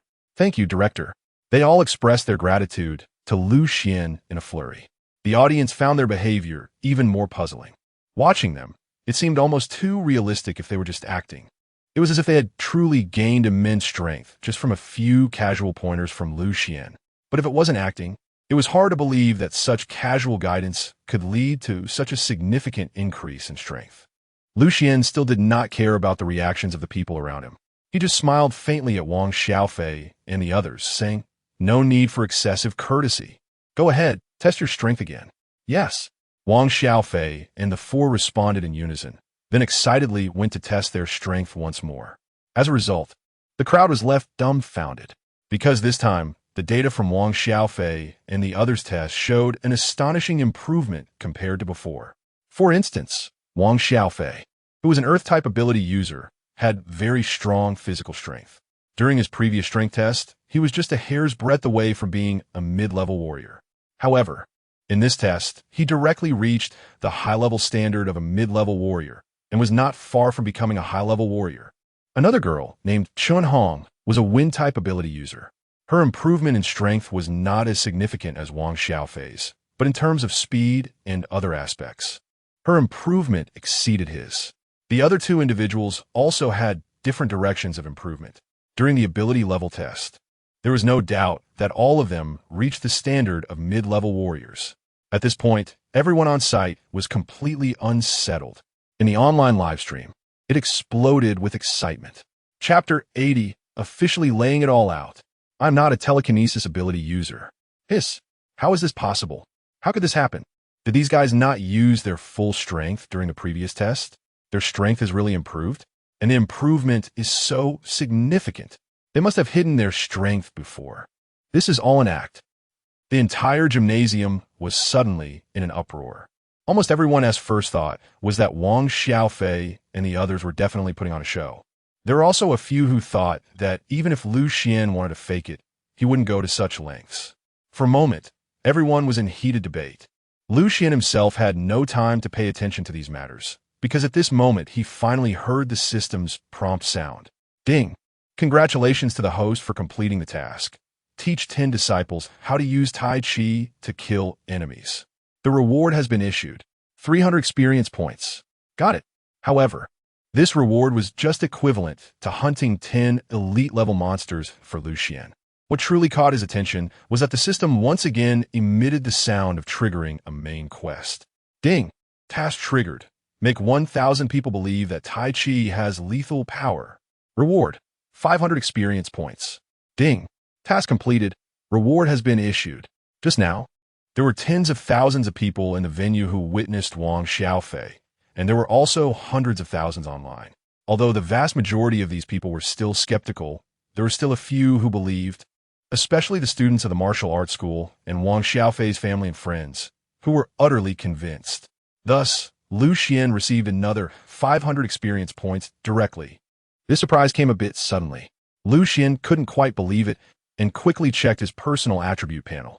Sure enough, he saw an additional 800 experience points. But this was still not over. The system triggered a new main quest once again. Ding. Quest triggered. Complete a public teaching witnessed by over 10,000 people. Reward: 700 experience points. Ding. Quest completed. Rewards have been issued. Another 700 experience points. Adding up to 3 tasks, that's a total of 2,000 experience points. Lu Xian was pleasantly surprised and couldn't help but sigh. It seems that even if I didn't go out to hunt monsters before, I could still level up just by completing these tasks. However, since it's all experience points, gaining them all at once isn't a loss for me. Soon after, a new task appeared. Ding. Task triggered. Recruit 1,000 martial school students. Reward: 1,000 experience points. This time, the task was finally not completed directly. Lu Xian was not disappointed, because he felt that he would likely complete this task very soon. After all, the martial arts school already had hundreds of students. With his recent promotion efforts, it wouldn't be difficult to reach 1,000, 2,000, or even 3,000 students. Moreover, with over 2,000 experience points in his account, it was enough for him to upgrade all his skills. Just as Lu Xian was thinking about these things, Luo Tong, Ling Bing, and Jiang Feng had already quickly walked towards him. Luo Tong asked excitedly, Lu Xian, how did you do that just now? Ling Bing was also staring at Lu Xian intently. Clearly, compared to the doubts of others, they chose to believe in Lu Xian. Lu Xian smiled slightly and said, "This is the new discovery I want to share with you." Ling Bing's eyes lit up, and with a hint of excitement, she said, "So, you really can help others quickly improve their strength?" Lu Xian nodded and said, "That's right. However, the premise is that this person must first learn Tai Chi or Tai Chi swordsmanship. If they are already at a strength bottleneck, the breakthrough effect will be even better." This, Luo Tong and Jiang Feng were both astonished. Ling Bing then asked in confusion, "Why must one first learn Tai Chi or Tai Chi swordsmanship?" Lu Xian took a deep breath and said, "It's time to tell you all. Actually, I am not a telekinetic ability user." "What?" Luo Tong, Ling Bing, and the others couldn't help but exclaim. The audience members, who had been discussing among themselves, were now a bit shocked to see their dramatic reaction. What happened to Luo Zhan and the others? It seemed like they had heard some shocking news. Did Director Lu tell them something? It was too far away to hear anything. Luo Tong said in disbelief, "Lu Xian, what are you talking about? You're not a telekinetic ability user, but you clearly..." Lu Xian simply smiled faintly and said, "I clearly demonstrated abilities very similar to those of a telekinetic, but that is not telekinesis. It's just a resemblance." "Not telekinesis? Then what is it?" Jiang Feng asked curiously. "It's the inner strength I cultivated through practicing Tai Chi," Lu Xian replied calmly. Upon hearing this, Luo Tong and the others showed a confused expression again. Their faces seemed to say, "Are you kidding me?" Ling Bing even directly said, "Lu Xian, this joke of yours is not funny at all." Lu Xian was also somewhat helpless. He knew that people in this era had verified during the Cataclysm that so-called inner strength and magic were all literary fabrications and did not exist at all. However, he had indeed cultivated inner strength. Although this was related to the system, the fact that he could pass it on to others meant that there was nothing wrong with this cultivation method. As for why humanity could not find it before, perhaps it was due to a lack of inheritance, or maybe the original world simply did not have a method for cultivating inner strength. However, now that he was here, this world had it. Moreover, in order to complete future main quests and to have more people help him become stronger later on, he had to spread this cultivation method. Now, to prove his statement, he directly said to Ling Bing, "Give me your hand." Ling Bing asked in confusion, "Why?" Lu Xian said, "You can sense my power, and you'll naturally know whether I really have telekinetic abilities." Ling Bing was taken aback. However, she did not refuse and quickly took off her gloves, saying, "All right, then I'll sense it." After removing the gloves, a fair hand as white as jade was revealed, looking almost like a work of art. Lu Xian directly reached out and shook hands with her. At the same time, a surge of energy flowed from his palm into Ling Bing's body. Suddenly, Ling Bing's whole body trembled violently. Luo Tong, seeing this, immediately asked nervously, "What's wrong, Ling Bing?" Chapter 81. The energy on him is indeed not psychic power. After deeply looking at Lu Xian, she said in a deep voice, "The energy on him is indeed not psychic power." Huh? Luo Tong, Jiang Feng, and the others were momentarily stunned. Not psychic power? Does that mean they had misunderstood all along? Wait a minute. If that's the case, then does it mean? Is what Lu Xian just said true? Did he really cultivate the legendary internal power through Tai Chi? Moreover, for what just happened, this internal power seems to have the effect of helping those with abilities to enhance their strength. This is really too unbelievable, right? The more Jiang Feng thought about it, the more his face showed shock and disbelief. Luo Tong suddenly became alert. His expression turned extremely serious, because he realized that if what Lu Xian said was true, then this matter was absolutely significant. The entire country, no, even the entire world, could be shaken because of this. Thinking of this, he decisively whispered to Lu Xian, "This matter is of great importance. Come with me." Lu Xian had anticipated this, so he nodded. Lu Xian said, "I'll inform them and then leave with you." Luo Tong nodded. Immediately, Lu Xian loudly announced to the crowd around, "Everyone, today's on-site teaching is now concluded." As soon as these words were spoken, both the surrounding audience and the martial arts students were stunned. They were all waiting for Lu Xian to explain and clarify the situation. But who would have thought that Lu Xian had no intention of explaining at all and was preparing to leave directly? The martial arts students didn't mind, but the audience became anxious. "Director Lu, are you just leaving like this?" "Wait a minute, Director Lu." Lu Xian only smiled slightly and said, "I know what you want to ask. If you want to know, just enroll in the Tai Chi martial arts school. By then, you will naturally understand." After saying that, he said no more and directly left with Luo Tong and the others. On the spot, everyone felt extremely frustrated.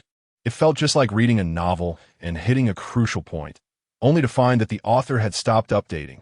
However, they didn't dare to obstruct Lu Xian. After all, there were two high-ranking battle generals by his side. Soon, their attention shifted to the people from the Tai Chi martial arts school, and they began to bombard them with various questions. Meanwhile, in various live streaming rooms, countless viewers from different places were also discussing passionately. How did everyone view the recent events? How else to view it? I'm just sitting here watching. Can you still sit still? I've already knelt down. Amidst the various boring comments in the chat, some people began to discuss seriously. This must be a show, right? Exactly. It's clearly to promote that Tai Chi martial arts school. This guy named Lu Xian isn't afraid of being reported? Probably not. He is obviously someone with a significant background, managing to invite two high-ranking battle generals for this performance. Wow. Most people treated everything that just happened as a joke. However, some felt that Luo Tong and the others' final performance was quite strange. Unfortunately, the hosts were too far away and did not record what Luo Tong and the others said. In any case, the Tai Chi martial arts school had indeed gained fame this time. Moreover, it wasn't just popular within the Nanling Bay City, but many people across the country also learned about this matter. Most people regarded the Tai Chi martial arts school as a joke.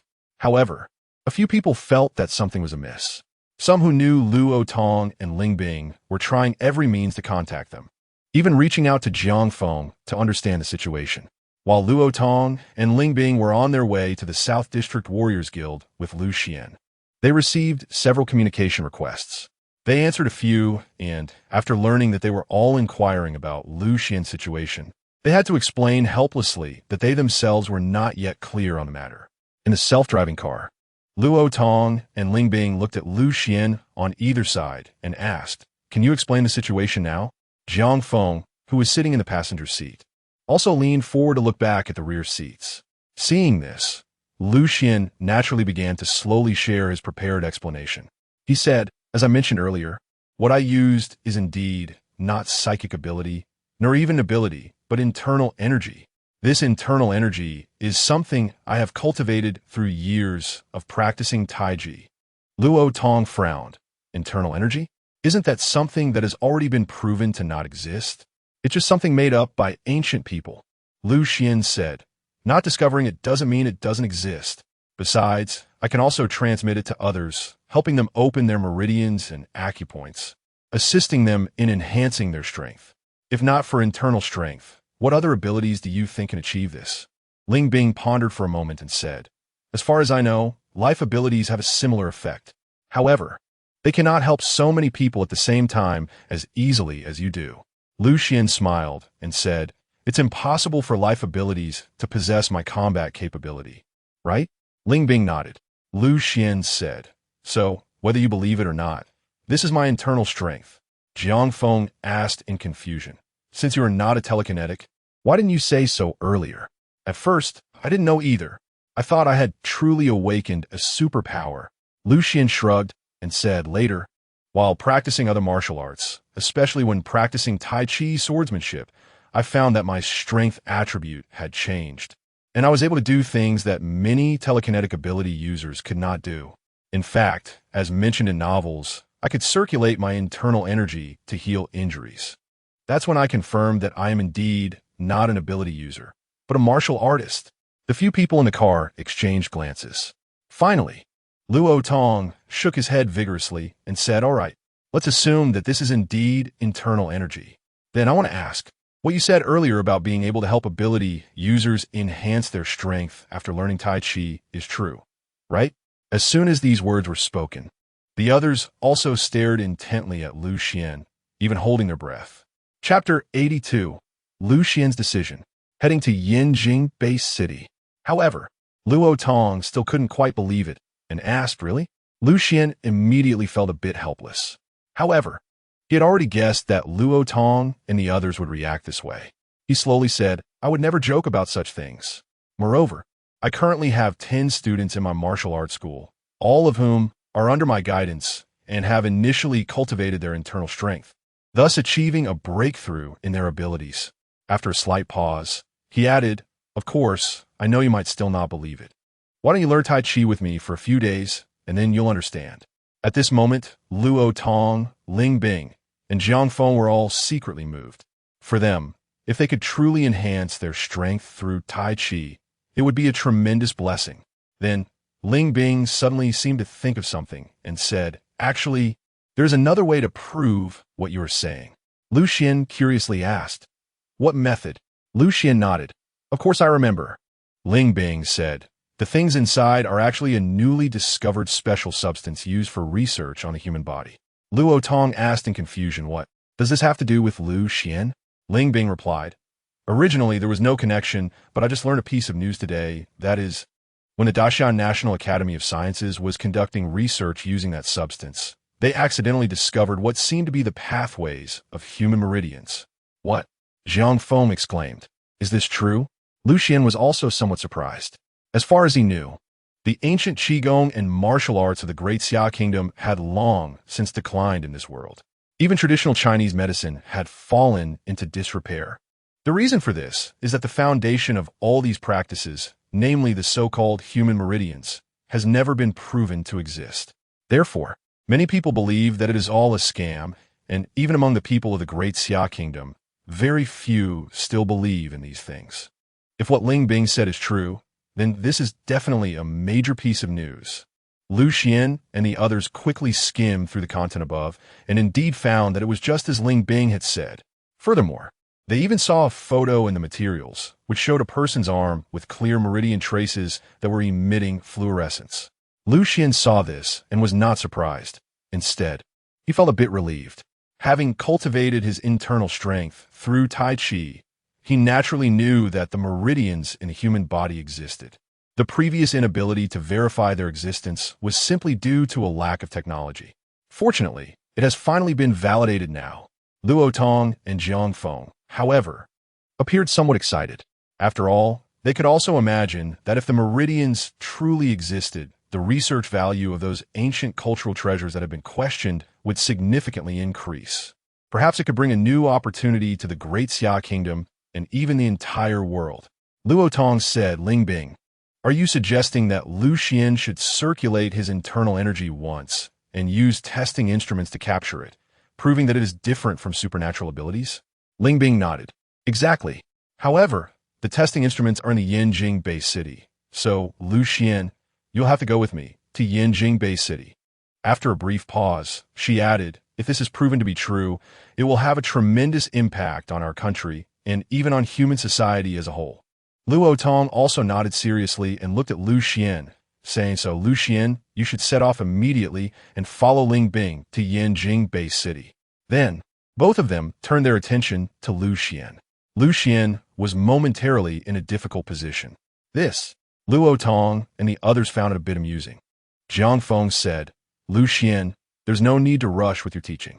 Taking a 2-day break shouldn't have a big impact, right? Lu Xian said solemnly.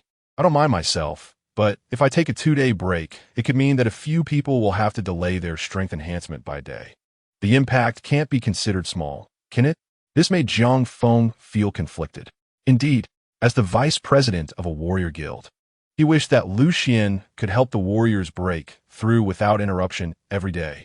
The more warriors he had under him, the stronger they were, which would benefit him even more. It would be an even greater benefit for the entire base city. All right, Lu Xian ultimately agreed.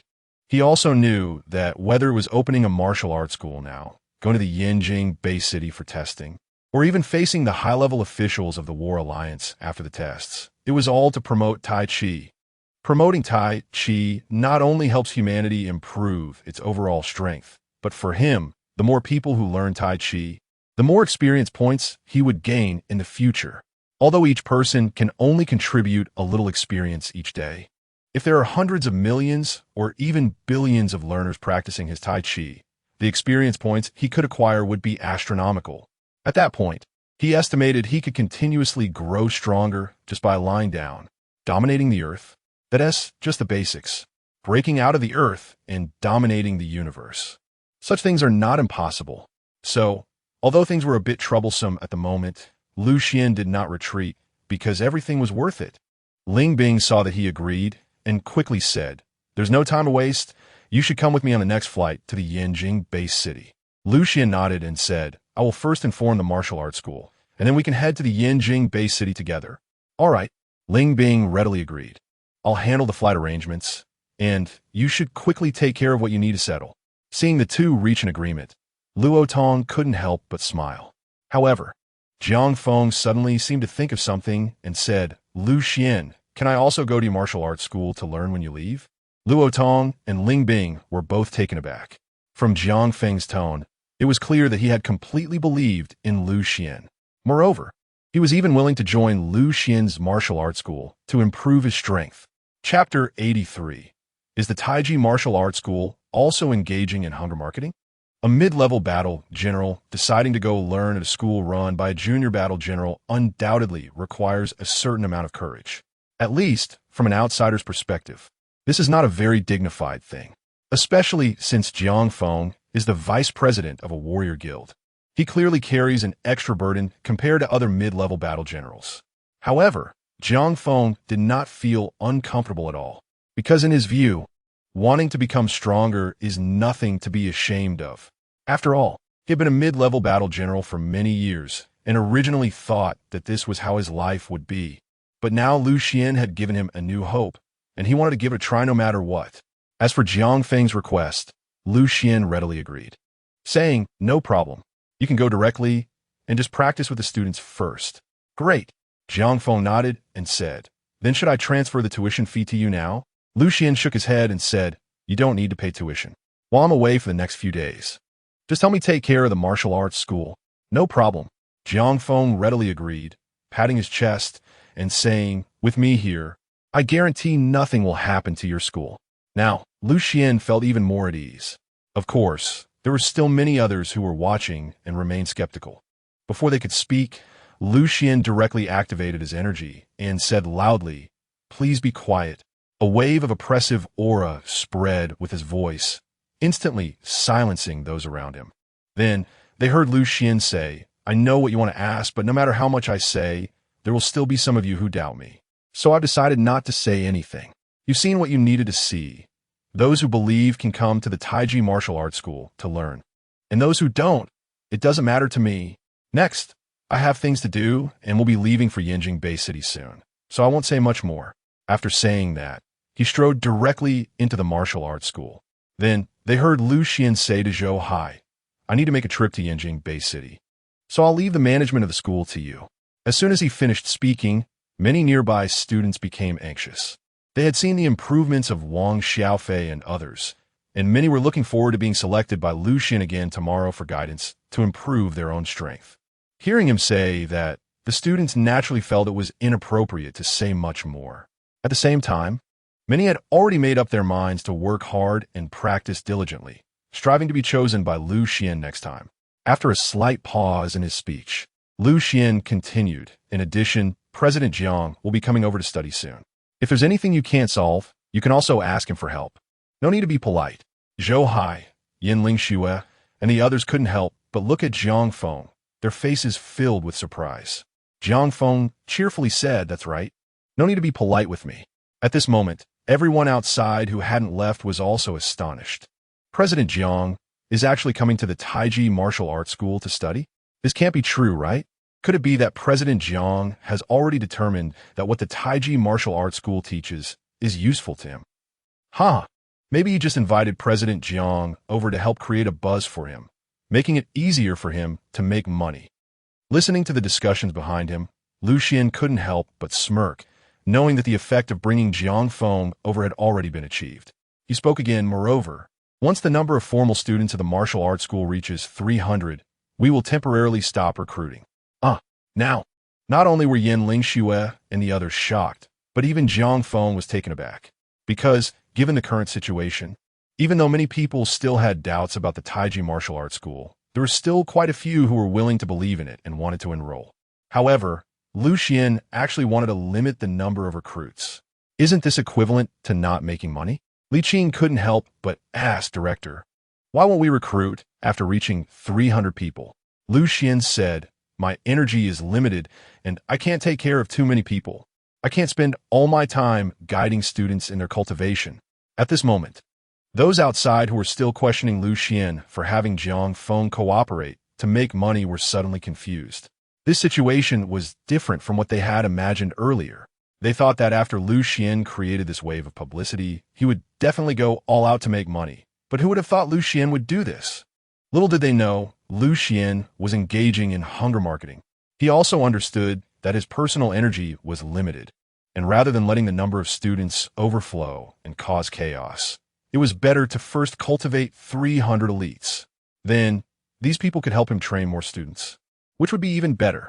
Fang Hong then asked, Director, what about the number of people in the basic venue?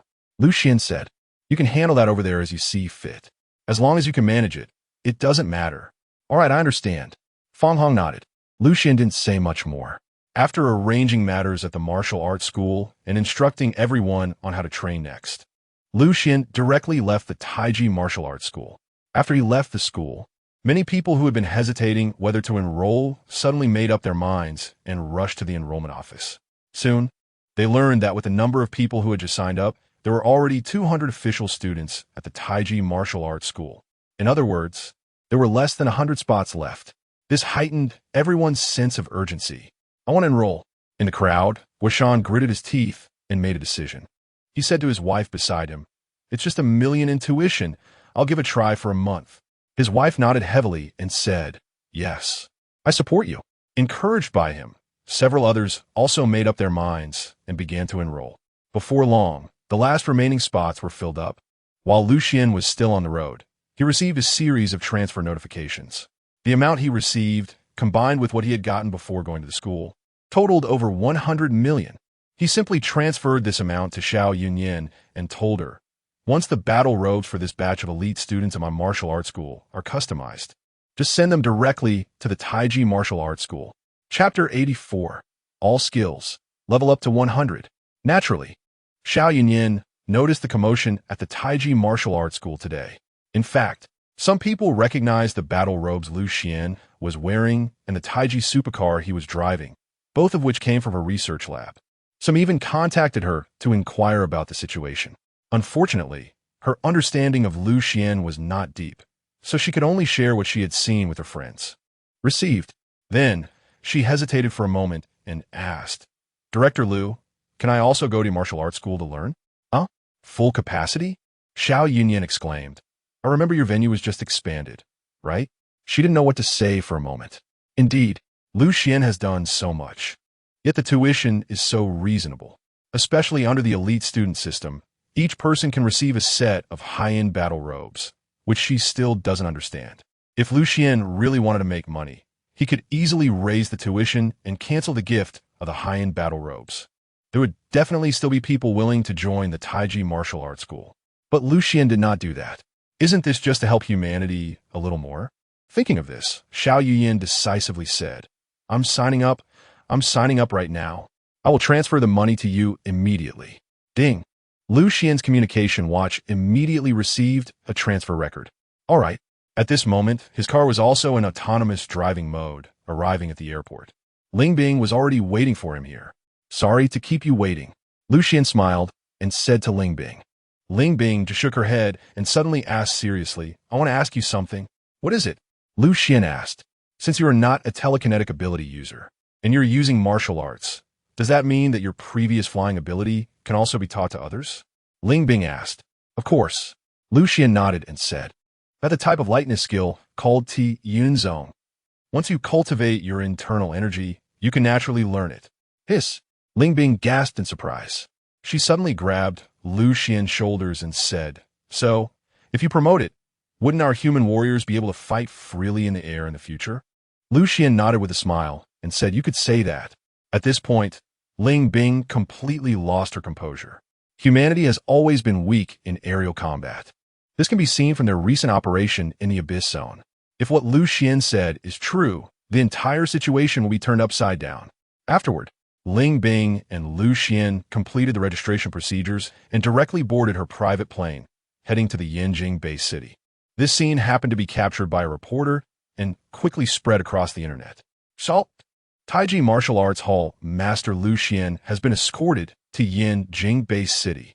As soon as this headline appeared, it immediately drew the attention of countless people who were already curious about the Tai Chi Martial Arts Hall. However, the linked article did not provide much description. It only contained photos of Lu Xian and Ling Bing conversing, registering, and the plane taking off. Yet, such information fueled even more speculation among the readers. Just now, I heard Master Lu say at the Tai Chi Martial Arts Hall that he was going to Yanjing base city. I was there too. I didn't expect he was going with General Ling Bing, and on a private plane. What's going on? Do we really need to say? It must be that the Yanjing base city wants to verify what he said about Tai Chi, Xuan helping people become stronger. Hiss, I originally didn't believe this, but why do I suddenly feel a bit convinced? Me too. Why not? I should register at the Tai Chi Martial Arts Hall to learn a bit. Haha, you're thinking of signing up now? Too late. The spots are already full. While you all were still skeptical, I had already started learning at the hall. No way. There is a limit on spots? Yes. Master Lu said he doesn't have time to teach so many people, so he is only accepting 300 formal students for now. On the internet, countless people began to discuss this again. Of course, most people still remain skeptical about all this, even scoffing at Lu Xian. Many mocked Lu Xian as a clown. Some even expressed confusion over why high-ranking generals like Luo Tong and Ling Bing were accompanying Lu Xian for publicity. Some of Luo Tong's friends and relatives, seeing him being criticized online, couldn't help but reach out to him for clarification. Luo Tong simply replied, "Don't pay attention to the online comments. Who the real clown is will soon be known." Meanwhile, Lu Xian, the main character of this incident and mocked as a clown by countless people, was currently resting with his eyes closed. Of course, this was what Ling Bing observed. In reality, while his eyes were closed, Lu Xian was secretly opening his personal attribute panel, quietly upgrading his skills. He had just gained 2,000 experience points, which allowed him to upgrade all his skills at once. First, he spent 190 experience points to upgrade the already level 80 Tai Chi sword technique to level 100. Initially, he wanted to continue upgrading, but he found that he couldn't upgrade any further for the time being. Helpless, Xuan turned to upgrade other skills.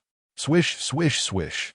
As he manipulated the attribute panel, the level 60 Tai Chi fist was also upgraded to level 100. This consumed a total of 340 experience points. Next, he upgraded the ladder cloud leaping, Wudong soft palm, and cloud piercing shuttle skills as well. From then on, all his skills were upgraded to level 100. Meanwhile, a flood of martial arts insights emerged, plunging him into a state of enlightenment. Chapter 85. Request for the God of War to personally protect Xuan. Ling Bing sighed silently as she observed Xuan's demeanor. She thought to herself, "It seems I was a bit presumptuous before." The reason for this thought was that she had already half believed what Xuan said. What she hoped for was to have Xuan strengthen as many warriors as possible for humanity. However, seeing Xuan in his current state, she realized she was overthinking. After all, although martial arts films have declined, she had seen enough of them. According to those films, powerful martial arts masters consume a lot of internal energy to help others improve their strength. They also get tired. Overexertion could even harm themselves. Now, Xuan's resting posture seemed to her like he had used considerable energy while helping Wang Xiaofei and the others break through. So he needed to rest quickly. This also made Ling Bing understand why Xuan only taught a maximum of 4 students a day and why the number of students at the Tai Chi Martial Arts Hall was limited. With this in mind, she naturally did not disturb Xuan's rest. She had also come to believe a bit more in what Xuan had said. At the same time, she admired Xuan even more for exhausting himself to enhance the strength of human warriors. After pondering for a moment, Ling Bing suddenly stood up from her seat across from Xuan and walked to a corner nearby. She opened her communication watch and dialed a number, inviting the other party for a video call. Soon, the video call connected, and a middle-aged man in military uniform appeared before Ling Bing. He smiled and said, "Xiao Bing, you must have set off by now, right?" Ling Bing nodded and said, "Yes, father, we are on our way." It turned out that this man was Ling Bing's father, named Ling Feng. Ling Feng asked, "So, why did you suddenly contact me? Is something urgent?" Ling Bing replied, "Father, I'm worried there might be an accident on the road, and I hope you can have Uncle Yi come personally to pick us up." Upon hearing this, Ling Feng became serious. He hesitated and said, "Having Yi Han come out? Isn't that a bit overkill?" Why did he say this? The reason was that the Uncle Yi Ling Bing mentioned was named Yi Han, a god-level powerhouse. However, Ling Bing said earnestly, "Father, please trust me. Xuan deserves this level of attention." Ling Feng fell in a deep thought. After a moment, he nodded firmly and said, "All right, I will talk to Yi Han about this." After all, whether what Xuan said is true or not, just his talent to become a god of war is indeed worth our attention. Ling Bing breathed a sigh of relief in her heart and quickly thanked him, saying, "Thank you, father." The flight from the Namling Bay City to the Yanjing Bay City takes over 5 hours. Compared to before the Great Cataclysm, the time is even longer. In fact, today's flying technology has improved significantly compared to before the Great Cataclysm, and the flight speed of planes is faster. Logically, the flight time should have been shortened. However, don't forget that there are still various dangerous abyss zones on this Earth today. To ensure flight safety, planes must detour around those dangerous areas. As a result, the flight distance becomes longer, and naturally, the flight time also increases. Ling Bing had previously flown from Yanjing Bay City without feeling any pressure, but now she felt overwhelmed. After all, there is an important person on this plane who could potentially influence the future situation of humanity. She certainly doesn't want any problems to arise due to her momentary carelessness. Xuan didn't realize that because he had dozed off for a bit, Ling Bing actually went to invite a war god to come and protect him. At this moment, after completing the skill upgrade and digesting various insights, Xuan reopened his eyes. He found that only 2 hours had passed. There was still more than 3 hours to go before reaching the Yanjing Bay City. So, he casually started to explore Ling Bing's private plane. On this plane, there were many things that were very advanced and filled with a sense of technology for him. He curiously asked Ling Bing to introduce them one by one. After understanding everything, he couldn't help but ask, "How much does such a private plane cost?" Ling Bing replied nonchalantly, 2 billion. 2 billion? Xuan's mouth twitched slightly. Well, he originally thought he had made quite a bit of money recently and considered himself wealthy. But when he thought about it, there was still a considerable gap compared to a real rich woman. At least, he couldn't even afford a private jet with all his savings. He couldn't help but ask again, what level is such a private jet? Level A, Ling Bing replied. Above this, there are S level, SS level, and even SSS level. However, those basically require enough points or special contributions to be able to purchase. Hiss, Lucian gasped. A plane at the level of 2 billion is only an A grade. Without a doubt, the planes at the higher levels must be even more ridiculously expensive.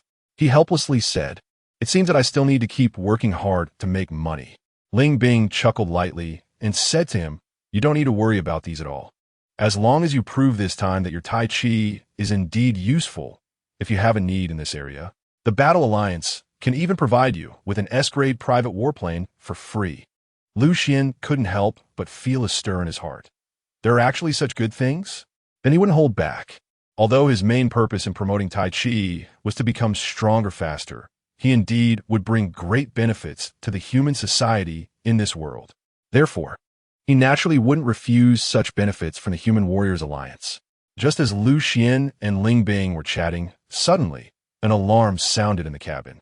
Alarm! Alarm! Monsters are attacking ahead. Monsters are attacking ahead. Ling Bing's expression changed. The thing she was worried about had happened. She immediately opened a screen inside the airplane. Instantly, the situation outside was displayed in front of them. They saw a group of strangely shaped black figures quickly flying towards them. Lu Xian's eyes narrowed slightly. Could it be that the Heavenly Howler has appeared?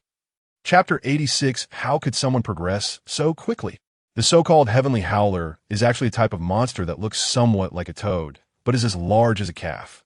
They have a pair of bat-like wings and dozens of sharp, long spines on their bodies, appearing more hideous and fierce than ordinary toads. This insect-like monster is not particularly strong individually.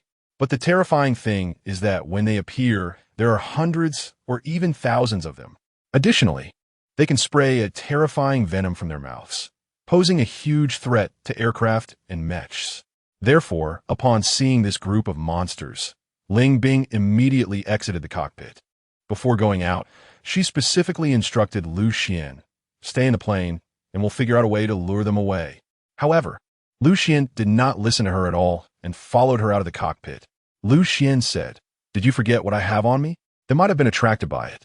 What good is it for me to hide in the plane? Ling Bing wanted to say something else, but she suddenly realized that the attack from the Tian Hao had already begun. Quack! Quack! Deep and powerful croaks of frogs suddenly emanated from the mouths of the Tian Hao. In an instant, Ling Bing felt a wave of dizziness. She immediately activated her telekinetic abilities to defend herself, which made her feel a bit better. However, she soon discovered that Lu Xian had already charged towards a group of Tian Hao with his sword in hand. Ling Bing's expression changed, and she quickly activated the metallic wings on her back to chase after Lu Xian. However, she soon realized that Lu Xian's speed was incredibly fast, despite her full-speed pursuit. She was gradually being left behind by him. This situation was somewhat absurd. It should be noted that she was flying, while Lu Xian was running in the air. As a result, Lu Xian's running speed actually exceeded her flying speed. His speed had evidently increased. When Ling Bing made this judgment, her heart was filled with both shock and joy. Before she could do anything, she saw Lu Xian already entering the midst of the Tian Hao group, his long sword suddenly drawn. Buzz! The sword was raised, and the sword energy surged. Ling Bing only saw Lu Xian casually swing out a few swords. The Tian Hao around him, who were extending their long tongues towards him, exploded with a bang, blood splattering in the air. Dozens of Tian Hao were instantly killed. Seeing this scene, Ling Bing was even more shocked. It should be noted that although most of those Tian Hao were only at D rank, she still couldn't kill them as decisively and neatly as Lu Xian did. Yet Lu Xian's performance was just beginning. The slaughter he had just carried out drew the attention of the surrounding Tian Hao towards him. Hundreds of Tian Hao crazily launched various venom and sonic attacks at him. But it seemed as if he was not affected at all. When the venom and sonic waves approached his body, they were blocked and then redirected elsewhere. hitting other Tian Hao in different directions instead. Lu Xian's figure began to move continuously among the heavenly roars, and he unexpectedly started practicing Tai Chi swordplay in midair. That's right. His current state looked not like he was fighting with the sword, but rather like he was practicing swordplay as if no one else was around. The long sword in his hand flowed unpredictably, each move so ethereal and beautiful. Yet, the sword energy that scattered between these moves was incredibly fierce. The sword energy formed a Tai Chi-like vortex, causing the surrounding heavenly roars to seem as if they were actively crashing into his vortex of sword energy to their doom. Ling Bing was completely stunned. She was now fully convinced that Lu Xian's swordplay had definitely improved. Back in the abyss area, Lu Xian couldn't be as graceful and perfect as he was now. She felt that these hundreds or thousands of heavenly roars posed no threat to Lu Xian at all. Upon reaching this conclusion, she felt as if her entire being was in disarray. Because if that were true, Lu Xian's current strength had even surpassed hers. He no longer needed her protection. How could anyone progress so quickly? Ling Bing muttered to herself in a daze. Born in the Yanjing Bay City of the Great Xia Kingdom, she had seen countless geniuses since childhood. However, she had never encountered a talent as powerful as Lu Xian's. As a result, she, who was usually confident in her own talent, felt deeply impacted at this moment. Nevertheless, Ling Bing's psychological quality was still quite good. So, she quickly adjusted her mindset and tried to convince herself not to compare with this freak, Lu Xian. After all, this guy had stubbornly cultivated the legendary internal energy through countless methods that had proven ineffective in actual combat, and he could even use it to help others enhance their strength. It was normal that she couldn't compare. Then, she felt that she couldn't just stand there foolishly. She should go help Lu Xian quickly eliminate those heavenly roars. Because if the battle lasted too long, other demons might be attracted, and that could lead to trouble. However, when she seriously thought about rushing in to join the battle, she was astonished to find that she couldn't participate at all. That's right. She couldn't find any way to enter the battlefield, because Lu Xian's Tai Chi swordplay was so perfect at this moment that it felt completely impenetrable. In fact, it was very likely that she might inadvertently be hit by Lu Xian's attacks. Left with no choice, Ling Bing could only wander at the edge of the battlefield, taking care of the heavenly roars that were outside the reach of Lu Xian's sword energy or those that realized the situation was dire and wanted to escape. Lu Xian noticed Ling Bing's actions but didn't pay much attention to them. He was completely immersed in his swordsmanship. In this battle, he absorbed all the insights gained from his upgraded skills and fought with great enthusiasm. After a moment, when he finished a set of Tai Chi sword techniques, there were hardly any more sky roars left around. After swiftly killing the last few sky roars, he walked contentedly towards Ling Bing. Ling Bing's mood had calmed down by now. She didn't say much, just waved at Lu Xian and flew towards the direction of the airplane. After all, looking at Lu Xian's current state, she felt that he didn't really need anyone to protect him. However, to be cautious, she ultimately dismissed that thought and didn't contact the war god who had already set off towards them. Chapter 87. The Starry Sky Secret. The war god appears. On their way, Lu Xian and the others encountered several more monster attacks. The frequency of these attacks left Ling Bing in great distress. Although they eventually repelled every monster they faced, it significantly delayed their arrival at the Yanjing Bay City. However, Lu Xian was enjoying himself, because when he repelled the first wave of sky roars, he triggered a side quest. Quest content: use different martial arts to repel attacking monsters along the way and successfully arrive at Yanjing Bay City. Quest reward: Starry Sky Secret. When Lu Xian saw this quest, his first feeling was another skill upgrade opportunity. Moreover, he felt that this so-called Starry Sky Secret was very important and should have a significant relationship with his condensation of the martial arts golden core and further increasing his strength.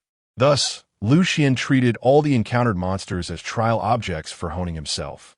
During the second encounter with monsters, he still took the lead in dealing with them. However, this time he didn't use Tai Chi sword techniques against the enemy, but instead employed Tai Chi boxing. Eventually, he also repelled that group of monsters. By the third encounter, he practiced Wudong Cotton Palm. And by the fourth encounter, when they faced a group of insect-like monsters, Xuan directly practiced the movement technique cloud-piercing shuttle fog. Just as Xuan was playing with the movement technique, the war god Yihan, whom Ling Bing had invited to protect him, arrived. He was dressed in a powerful black battle armor, completely wrapped up, and carried a huge battle knife on his back. When he arrived on the scene, he happened to see Xuan using astonishing movement techniques to toy with a group of insect-like monsters. Seeing this, Yihan was somewhat taken aback. It should be noted that when he arrived nearby and found Ling Bing and the others under attack, he was still thinking about how to make a cool entrance. Who would have thought that Xuan and the others didn't need his help at all? Of course, he still made his appearance, standing in front of Ling Bing and the others. He arrived by flying. However, he wasn't a flying ability user. Rather, after becoming a war god, he naturally gained the ability to fly. Seeing him fly over, Ling Bing immediately stepped forward to greet him. Then pressed a button on the defense mask on his face. The mask automatically opened, revealing a resolute face. He looked at Xuan, who was still playing around, and with a strange expression said, "Ling Bing, is he the Xuan you mentioned? Why do I feel like he doesn't seem to need my protection?" Hearing this, Ling Bing felt a bit awkward for a moment. She helplessly said, "Uncle Yi, I didn't expect he could reach this level. I'm sorry for making you come for nothing." Yihan waved his hand, saying it's fine. This proves his talent is better than you previously expected. Therefore, he is worth my personal trip. Then he continued, "Since the situation isn't dangerous, I won't participate in this battle. You all handle yourselves." "Okay." Ling Bing nodded in agreement and turned to rush back into the battle. Yihan crossed his arms and floated in the air, observing the fight between Xuan and Ling Bing. After observing for a while, he indeed found that Xuan's fighting style was completely different from anyone he had seen before. Or rather, this style was entirely different from the warriors of this era. Why does this kid feel like a chivalrous hero from a martial arts film who has crossed over to our time? Yihan thought to himself. Then, he shook his head, no longer thinking about it. Little did he know, his guess was already very close to the truth. Xuan did indeed come from another world. But before his journey, he was not an ancient hero. The skills he displayed all came from the system. Before long, the battle was over. Xuan followed Ling Bing with lingering interest and soon arrived in front of Yihan. Along the way, Ling Bing had already introduced Yihan's identity to Xuan. Therefore, as soon as Xuan stood before Yihan, he immediately clasped his fists and bowed, saying, "Hello, Senior Yi." However, Yihan waved his hand and said, "There's no need to call me Senior. After all, with your current situation, it won't be long before you become a war god as well." Xuan didn't deny it, but just smiled and asked, "How should I address you?" Yihan said, "If you don't mind, just call me Uncle Yi like Ling Bing." Xuan nodded and said, "Okay, Unle Yi." Yihan laughed and said, "All right, it's getting late. We should continue on our way." Xuan looked and realized that it was almost dusk, and it wouldn't be long before it got dark. Ling Bing then sighed in relief and said, "With Uncle Yi accompanying us, our journey ahead will be a bit easier." Upon hearing this, Xuan completely agreed. After all, with an additional war god-level expert, unless their luck was extremely poor and they encountered a king-level monster, there would be no danger that could obstruct them. Xuan then curiously asked, "Uncle Yi, did you fly all the way here? How come I didn't see your plane?" "I see." Xuan nodded, but felt a bit regretful. He originally wanted to see what the vehicle of a god of war looked like, but it seemed he would have to wait for another time to witness it. Then, Xuan changed the subject and asked, "Uncle Yi, can you tell me about the god of war?" Yihan took the tea that Ling Bing had prepared, slowly savoring it while asking, "What do you want to know?" Xuan smiled and said, "Anything is possible. For example, how many war god-level powerhouses does the great Xia kingdom have now? What are the daily tasks of war god-level powerhouses?"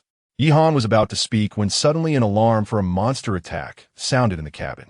He couldn't help but frown and said, "How can we be attacked again so soon?"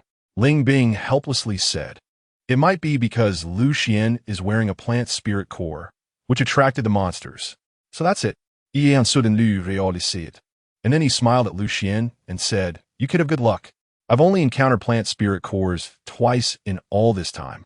Xuan noticed that Yihan didn't have any unusual expression upon hearing about the spirit core of plants and trees.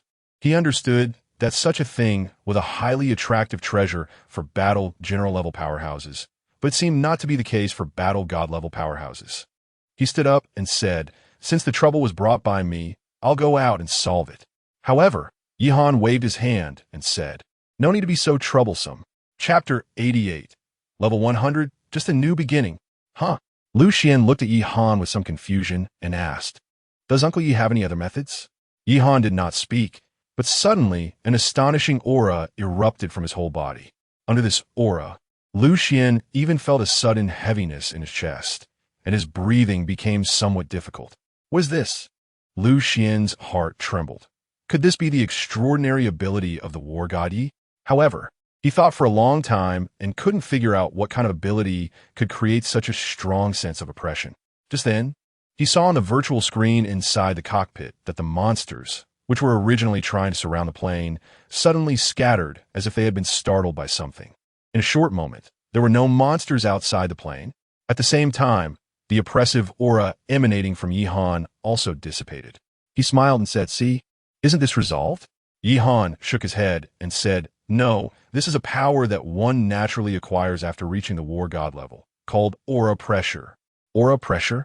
Lu Xian pondered for a moment, and this term actually matched his feelings very well. Indeed, this kind of oppressive aura, when emitted, would cause low-level magical creatures to feel panic, which is why they naturally scattered and fled just now. Xuan said, "I see." Lu Xian nodded in understanding, and then smiled as he said, "That's convenient. It makes me eager to become a battle god as soon as possible." Xuan laughed heartily and replied, "Then you should work hard. The more battle gods there are among humans, the more security we have." After a slight pause, Xuan recalled the question Lu Xian had asked earlier. He said, "As for what you asked just now, let me give you a brief overview.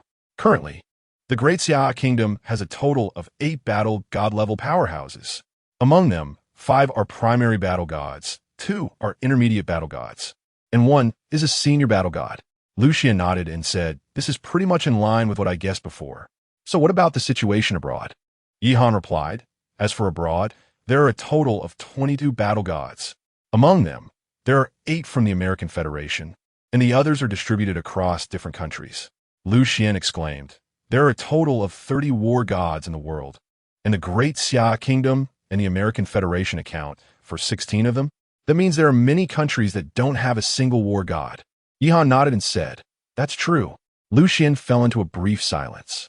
In fact, after the Great Catastrophe, most of the countries in this world had disappeared. Some small nations, even if they hadn't been destroyed by monster attacks, banded together to form new great powers.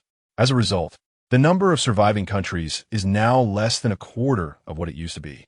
Moreover, with the establishment of the War Alliance, the boundaries between nations are gradually disappearing, replaced by a globally unified alliance. The war god-level powerhouses are the top-tier forces within the entire Earth War Alliance. In fact, the 3 top-tier powerhouses in the world, the 3 high-level war gods, are the 3 giants of the War Alliance, and the last 3 individuals with significant influence in the world. In other words, becoming a war god not only grants one power that surpasses the vast majority of people, but also bestows immense rights.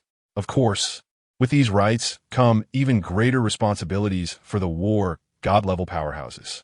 At the very least, when a major crisis arises, the war god-level powerhouses must be at the forefront. As for the current state of the world, humanity is still at a disadvantage.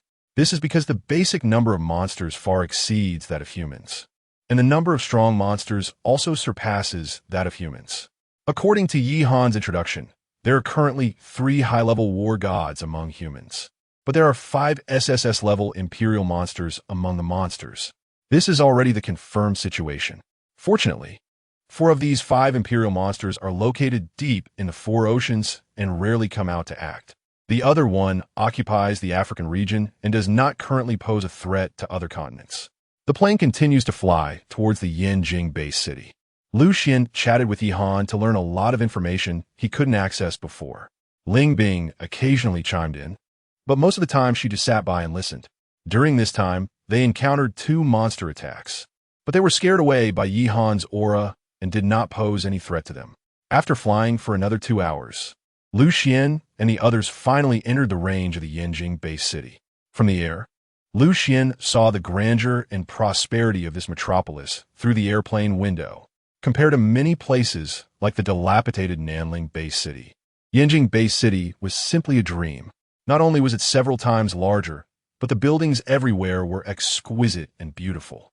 It looked even more prosperous than Lu Xian remembered from his previous life in the imperial capital. In Lu Xian's view, this was the true, futuristic, technological city. It truly deserved to be one of the 3 most prosperous cities in the world today. Lu Xian sighed inwardly. However, he soon had no time to pay attention to these things, because just as they entered the Yanjing base city, a system prompt sounded in his mind. Ding! Congratulations, host, for completing the side quest. Rewards are being distributed. In an instant, messages appeared in Lu Xian's mind. He was pleasantly surprised to find that this reward, known as the Starry Sky Secret Classic, was not the skill he had previously imagined. Instead, it was a cultivation technique, a cultivation method that combined the principles of Tai Chi with the Taoist understanding of the movement of the stars. And this technique, just as he had guessed, indeed pointed directly to the martial Tao Golden Core, the so-called Golden Core stage, according to Lu Xian's previous speculation, corresponded to the god of war level among the current warrior ranks on Earth. After taking a quick look, Lu Xian suddenly gained insight into his upcoming cultivation. It turned out that when Tai Chi reached level 100, what he needed to do next was no longer just to comprehend himself.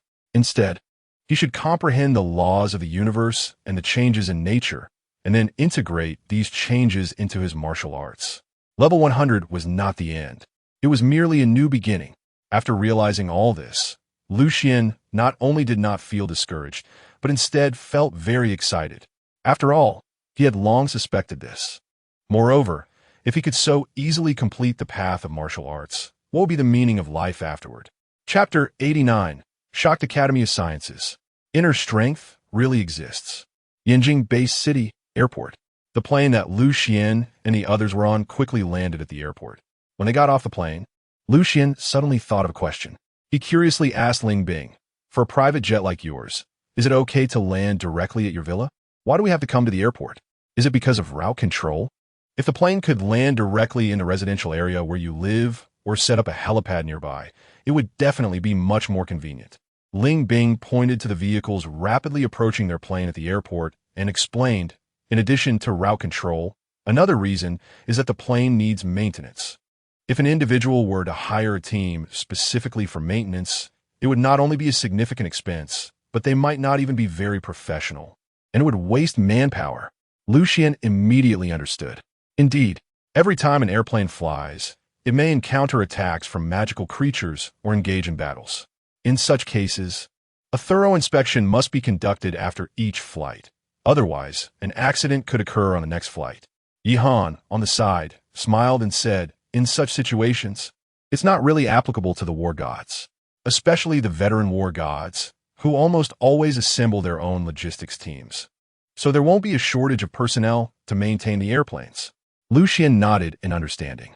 He would soon become a war god, and it was time to learn about these things. As they chatted, they made their way through the long corridor and reached outside the airport.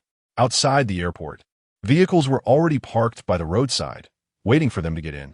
After they got into the car, Yi Han asked, "Let's go have a meal first. Then you can rest a bit, and we'll head to the Academy of Sciences tomorrow." Lu Xian shook his head and said, "No need, I don't need a rest. I could go directly to the Academy of Sciences tonight." "That's great," Yi Han responded with a smile. "Everyone hopes this matter can be resolved as soon as possible. Since you want to hurry, let's go directly after dinner." "Okay," Lu Xian nodded.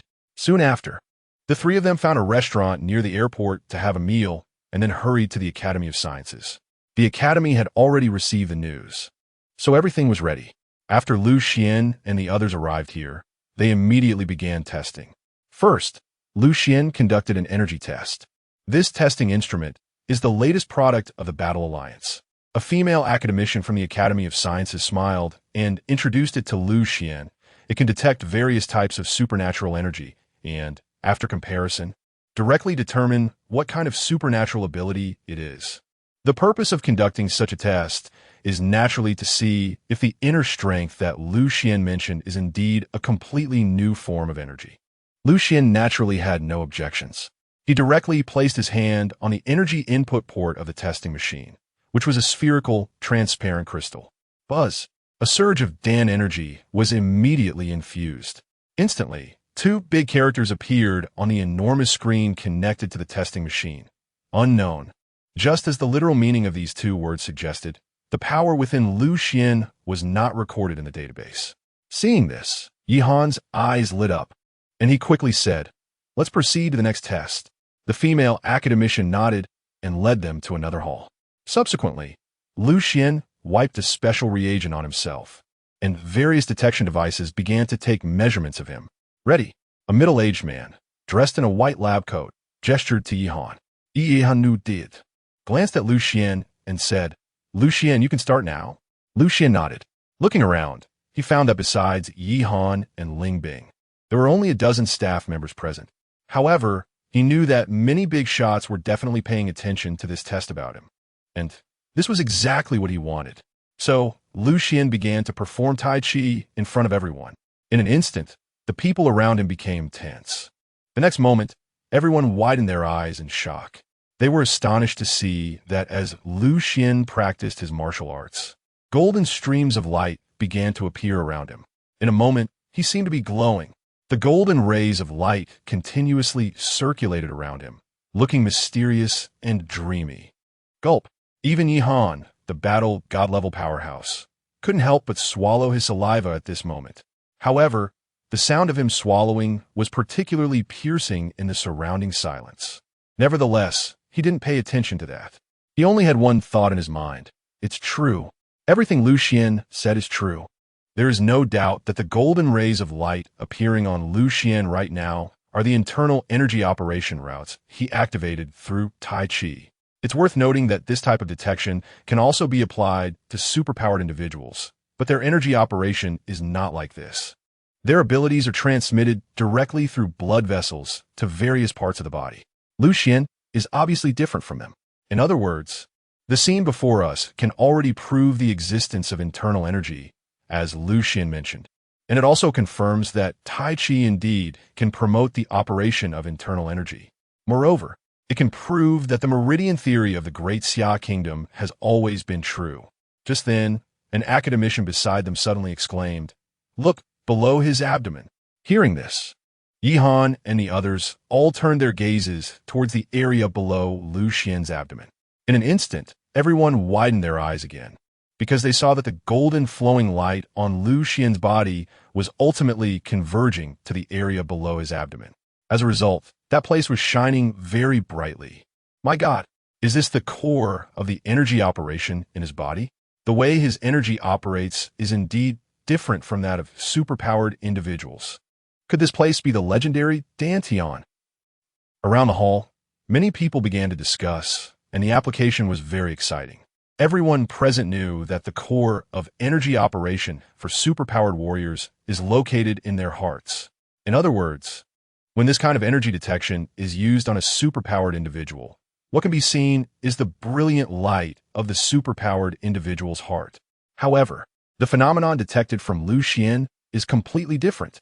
This scene is exactly the same as the legendary internal energy gathering in his Dantian, operating endlessly.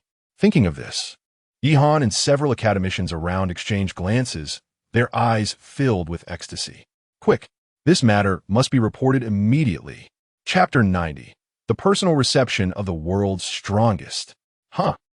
Xuan gently exhaled a breath of turbid air. He had completed the entire set of Tai Chi and was now slowly finishing his movements. As his understanding of Tai Chi deepened, he discovered that with each practice, his body noticeably strengthened, especially after he had just learned the Starry Sky Secret Classic. This feeling of enhancement became even more pronounced, because the Starry Sky Secret Classic didn't merely operate the energy within his body. It began to absorb external energy for body enhancement. At first, the absorption rate was naturally slow, perhaps even less than if Xuan had a nutritional meal. However, as his cultivation level increased, the absorption rate would become faster. Once he condensed the martial Tao Golden Dan. Lu Xian could even sustain his bodily functions just by absorbing cosmic energy, without needing to eat anything. Of course, taking some high-energy or specially effective items would also provide extra help for his cultivation. However, these were matters Lu Xian would consider later. At this moment, after finishing his boxing practice, he looked towards the crowd of onlookers. From their excited and thrilled expressions, he knew that this testing had to be a success. As Lu Xian strode towards the outside of the testing area, Yihan eagerly approached him. Yihan said excitedly, "It worked, Lu Xian. The test was successful." Lu Xian, however, had a calm expression as if he had known it would turn out this way all along, and said, "I told you what I said is absolutely true." Yihan nodded repeatedly. Then, his expression grew serious as he said, "I've already reported this matter to the higher-ups, and they are preparing to hold an emergency meeting to discuss it. I will also attend the meeting shortly, so you should go rest with Ling Bing for now and wait for news." "No problem," Lu Xian readily agreed. After that, Yihan left first, and Lu Xian left the research institute with Ling Bing. As they were leaving, Lu Xian noticed that there were a total of 8 vehicles surrounding them. The people in these vehicles were naturally there to protect him. The level of protection had increased several times. This clearly reflected the high regard the higher-ups had for him. Otherwise, in such a safe place as the Yanjing Bay City, there would be no need to dispatch so many people for protection. The current measures were just precautionary. To avoid drawing too much attention, these vehicles were all ordinary models, not military ones. Otherwise, sharp-eyed people would have noticed something was off with Lu Xian's vehicle. Ling Bing noticed the arrival of these vehicles and couldn't help but breathe a sigh of relief. Although she had been mentally prepared beforehand, she still felt some pressure after confirming that everything Lu Xian said was true. She was worried that something might happen while she was escorting Lu Xian. Even though it might not be fair for anyone to blame her in such a case, she would still feel guilty. Soon, Lu Xian and the others arrived at a villa community, which didn't seem very high-end. It was likely just a residential area for warriors. Ling Bing introduced to Lu Xian. "This is the community where I used to live, but I rarely came here." Before we arrived, the higher-ups had already intervened and temporarily relocated the residents of this community. From now on, besides us living here, the other villas will mostly be occupied by people here to protect you. This statement left Lu Xian momentarily speechless. He helplessly said, "Is it really necessary to make such a big fuss in such a safe place as Yanjing Bay City?" Ling Bing, however, replied seriously, "You can't say that. After all, there's no place in the world that can claim to be absolutely safe." Lu Xian agreed with this. After all, at any moment, something could happen like what he experienced at the Nanling Bay City, where a crack appeared in the sky, directly connecting human cities to some abyss. Then, a large number of monsters would invade from the abyss. Even Yanjing Bay City was no exception. Moreover, this was also a gesture of goodwill from the country, and Lu Xian naturally would not refuse it. After that, Lu Xian and Ling Bing checked in. The people in the vehicles that came to protect them also entered the community and settled in the villas surrounding Lu Xian's residence. Lu Xian quickly settled in for a rest. Of course, his so-called rest was actually practicing the Starry Sky Secret Classic, striving to condense his martial arts golden core and become a war god. However, those responsible for protecting him did not dare to let their guard down, remaining on high alert. This included Ling Bing, who lived in the room next door. At the same time, several war gods of the Great Xia Kingdom quickly convened an emergency meeting. Naturally, most of them were stationed across various regions of the Great Xia Kingdom. Some were in military districts, and others were even abroad. During the meeting, they naturally communicated via video conferencing. The 9 war gods of the Great Xia Kingdom gathered together, presenting clear, 3-dimensional holograms of themselves. After Yihan provided a detailed report, everyone immediately engaged in intense discussions.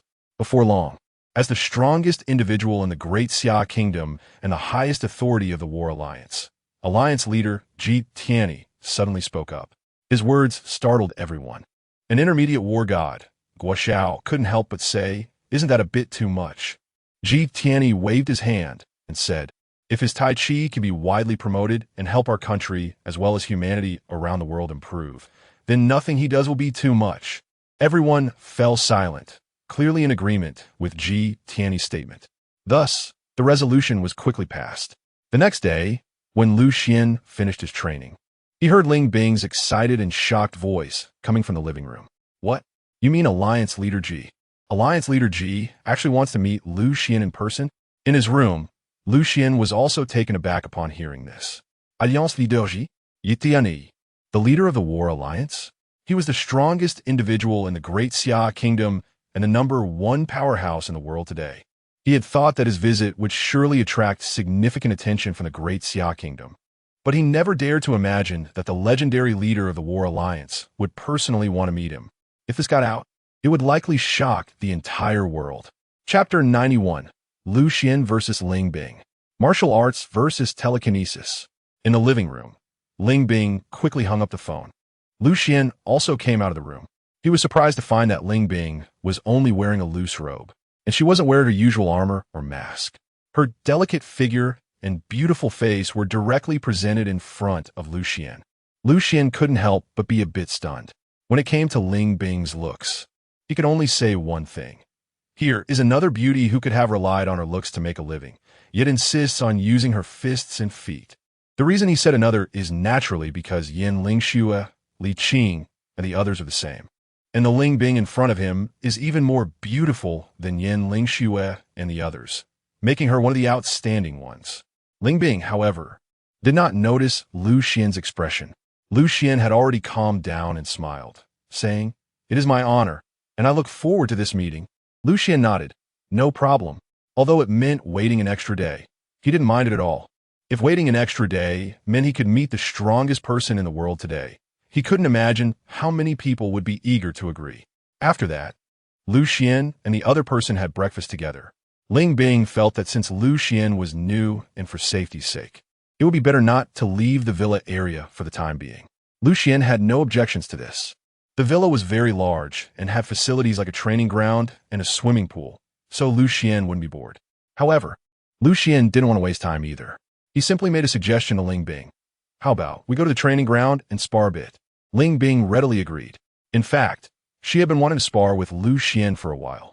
In the spacious training ground, Lu Xian wore an elegant moon-white battle robe, carrying the Yulong sword on his back and stepping into the moonshadow battle boots. He stood casually, yet naturally exuding a sense of grace. Opposite him, Ling Bing had changed back into her usual battle armor, complete with a visor, looking valiant and spirited as she strode into the training ground. Lu Xian smiled slightly at her and said, "Next, I hope Ling Zhan will show mercy." Ling Bing smiled and replied, "Don't say that. Why do I feel that I might not be your opponent right now? It's you who should be asking me to show mercy." Lu Xian Dao. "So, shall we start now?" Ling Bing nodded. "Okay, let's begin." As soon as she finished speaking, she suddenly made her move. Whoosh! 2 metallic feathers shot out from behind Ling Bing, propelled by her telekinesis, and flew straight towards Lu Xian. Lu Xian saw this and immediately dodged. For metal feathers attacked Lu Xian from tricky angles. However, even so, with Lu Xian's agility, he was still able to easily evade them. Lu Xian just flashed and escaped from the encirclement. "Impressive," Ling Bing exclaimed. "I've been wanting to ask you for a long time. Your fist technique is Tai Chi. Your sword technique is Tai Chi sword. So what is the principle behind your movement technique?" Lu Xian replied calmly. "This set of footwork is called Xuan Yun Suo Wu." Xuan Yun Suo Wu. Ling Bing pondered the name for a moment, and, combined with Lu Xian's earlier performance, couldn't help but praise. What a fitting name. Can this footwork be taught to others? Lu Xian said without hesitation. Of course. Indeed, he is not afraid to teach others the martial arts he knows, because no matter who learns it, their understanding will never surpass his, who has a system within him, even if it's an enemy, if they develop a way to counter him based on his martial arts. He only needs to level up once more to reach another realm and naturally break it. If leveling up once isn't enough, then he can level up 10 or 8 times. It's just that willful. Ling Bing naturally doesn't know this. In the midst of their conversation, she has already launched another attack. She directly activated all the metal feathers behind her, which suddenly transformed into a torrential rain, directly enveloping Lu Xian. What the hell? Weren't we supposed to go easy on each other? Why are you coming at me so fiercely all of a sudden? Xuan let out a strange cry and quickly dodged again. Stop pretending. I don't believe you can't take it. Ling Bing chuckled softly, just as she had guessed. Xuan was indeed not troubled by her. He moved like smoke, swiftly weaving between the dense metal feathers, even leaving behind traces in the air, successfully avoiding all the feathers that were shot at him.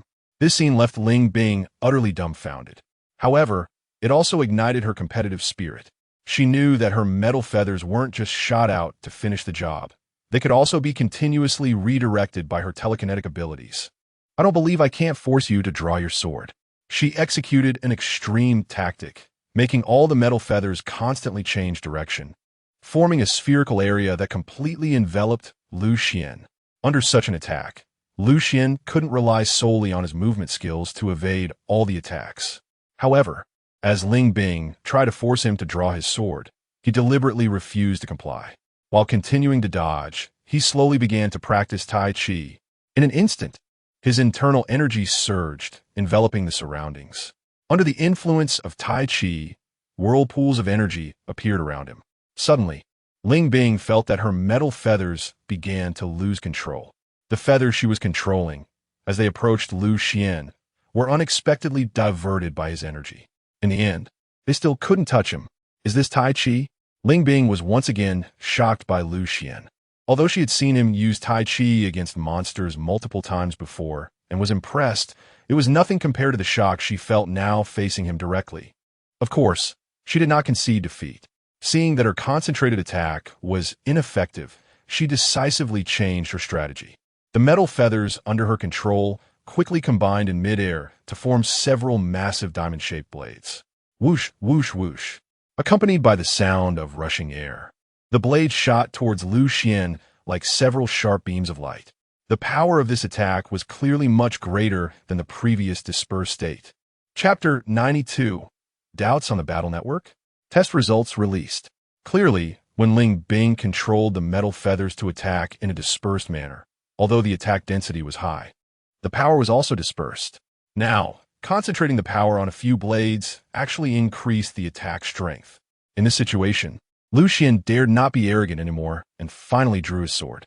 Suddenly, buzz, the sword light burst forth. The 6 blades formed from the metal feathers were swept away by the sword light. Ling Bing's lips curled slightly as she suddenly urged the blades to attack again. Under her control, the 6 blades became an impenetrable mist. At the same time, she increased the strength of her attacks. After all, she had been a high-ranking warrior for a long time.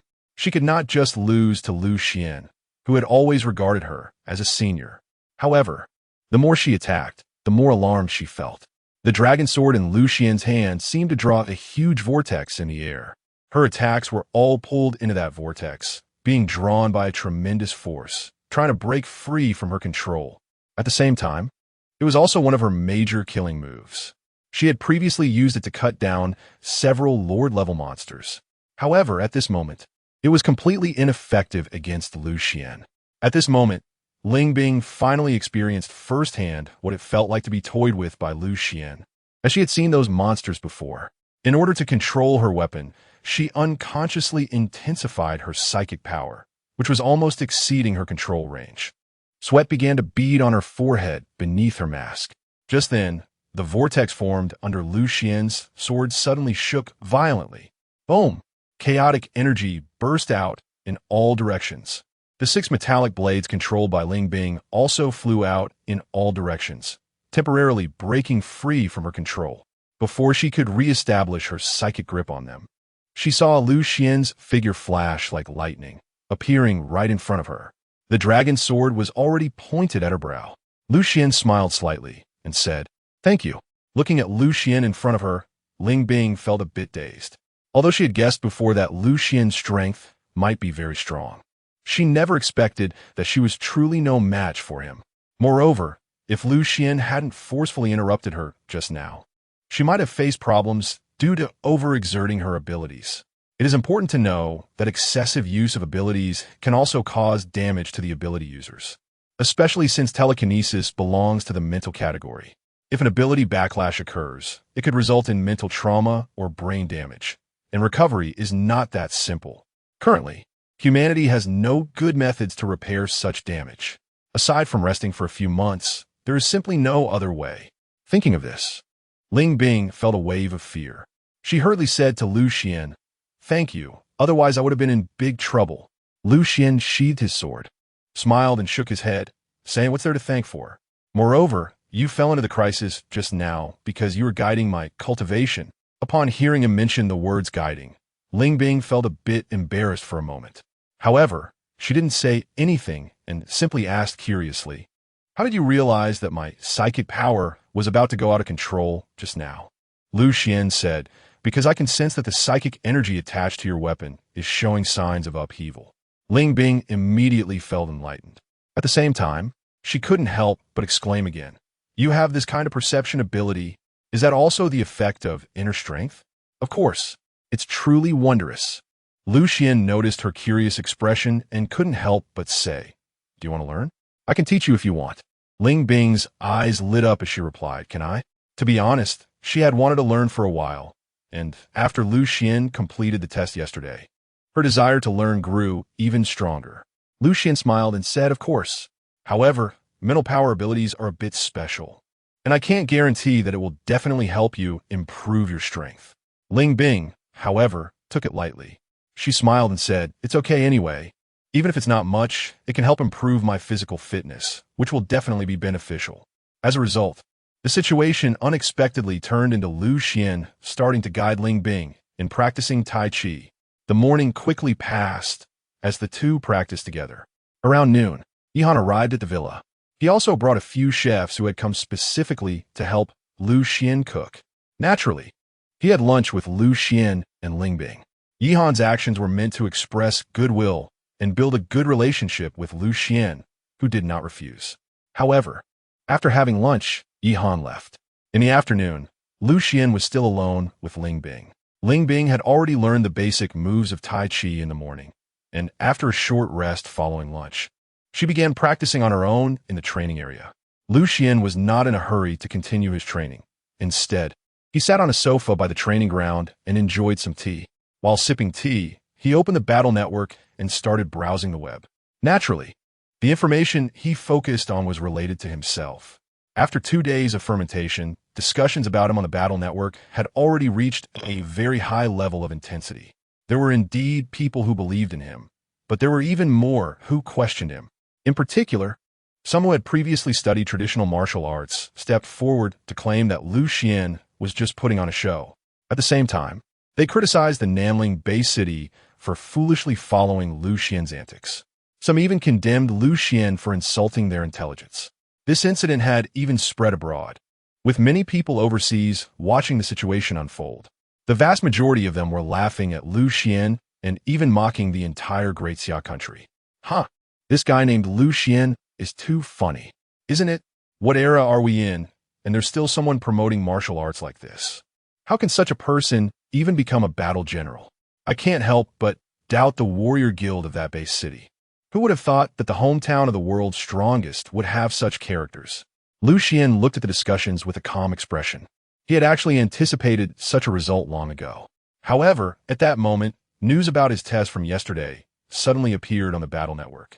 At the same time, the announcement that the world's #1 powerhouse, Ji Tianyi, would personally meet Lu Xian was also released. Instantly, it stirred up a great commotion. Chapter 93. The forum erupted. Yanling Xue is live streaming? This test can't be real, right? How could such a thing exist? Could it be that the so-called inner strength actually exists? Impossible. If it really existed, it would have been discovered long ago. How could it wait until now, right? Those who have studied ancient martial arts for many years have long admitted it was fake, right? But the Dashan National Academy of Sciences probably wouldn't fake something like this, would they? You guys look, someone actually said that the Alliance leader Ji is personally meeting Lu Xian. What? This is impossible. How could it be impossible? In this world, who would dare spread such rumors? Exactly. To slander the Alliance leader? That would be seeking death. Could it be that the test results are real, and the Alliance leader has acknowledged it? That's why it's being taken so seriously. I still don't believe it. The meeting with the Alliance leader might be real, but it doesn't necessarily mean that the test results are true. Perhaps the leader just wants to deal with Lu Xian personally. The entire warrior forum was in an uproar. Countless people were discussing this matter. Most maintained a skeptical attitude, but a few who had previously doubted were starting to change their stance. Some had begun discussing what this would mean for Earth and humanity if it were true. As for Lu Xian, the person involved, he had no intention of speaking up. In fact, after watching for a while, he directly closed the forum. After all, no matter what he said now, those who didn't believe wouldn't change their minds. This was also the reason he didn't explain much at the gym in Nanling Bay City earlier. Once he met Ji Tianyi tomorrow, everything would naturally be revealed. As for what to do after the revelation, that depended on how the Alliance wanted to arrange it. He believed that as long as the high-level officials of the Alliance weren't fools, they would definitely support him in promoting Tai Chi globally. And he would ride this wave to push himself into the ranks of the world's strongest. Just as Lu Xian had closed the Battle Network forum for a short while, he suddenly received a system notification. Ding. Experience points 1. Huh. Lu Xian couldn't help but be a bit surprised. He had been staying in this villa all day. Where did the experience points come from?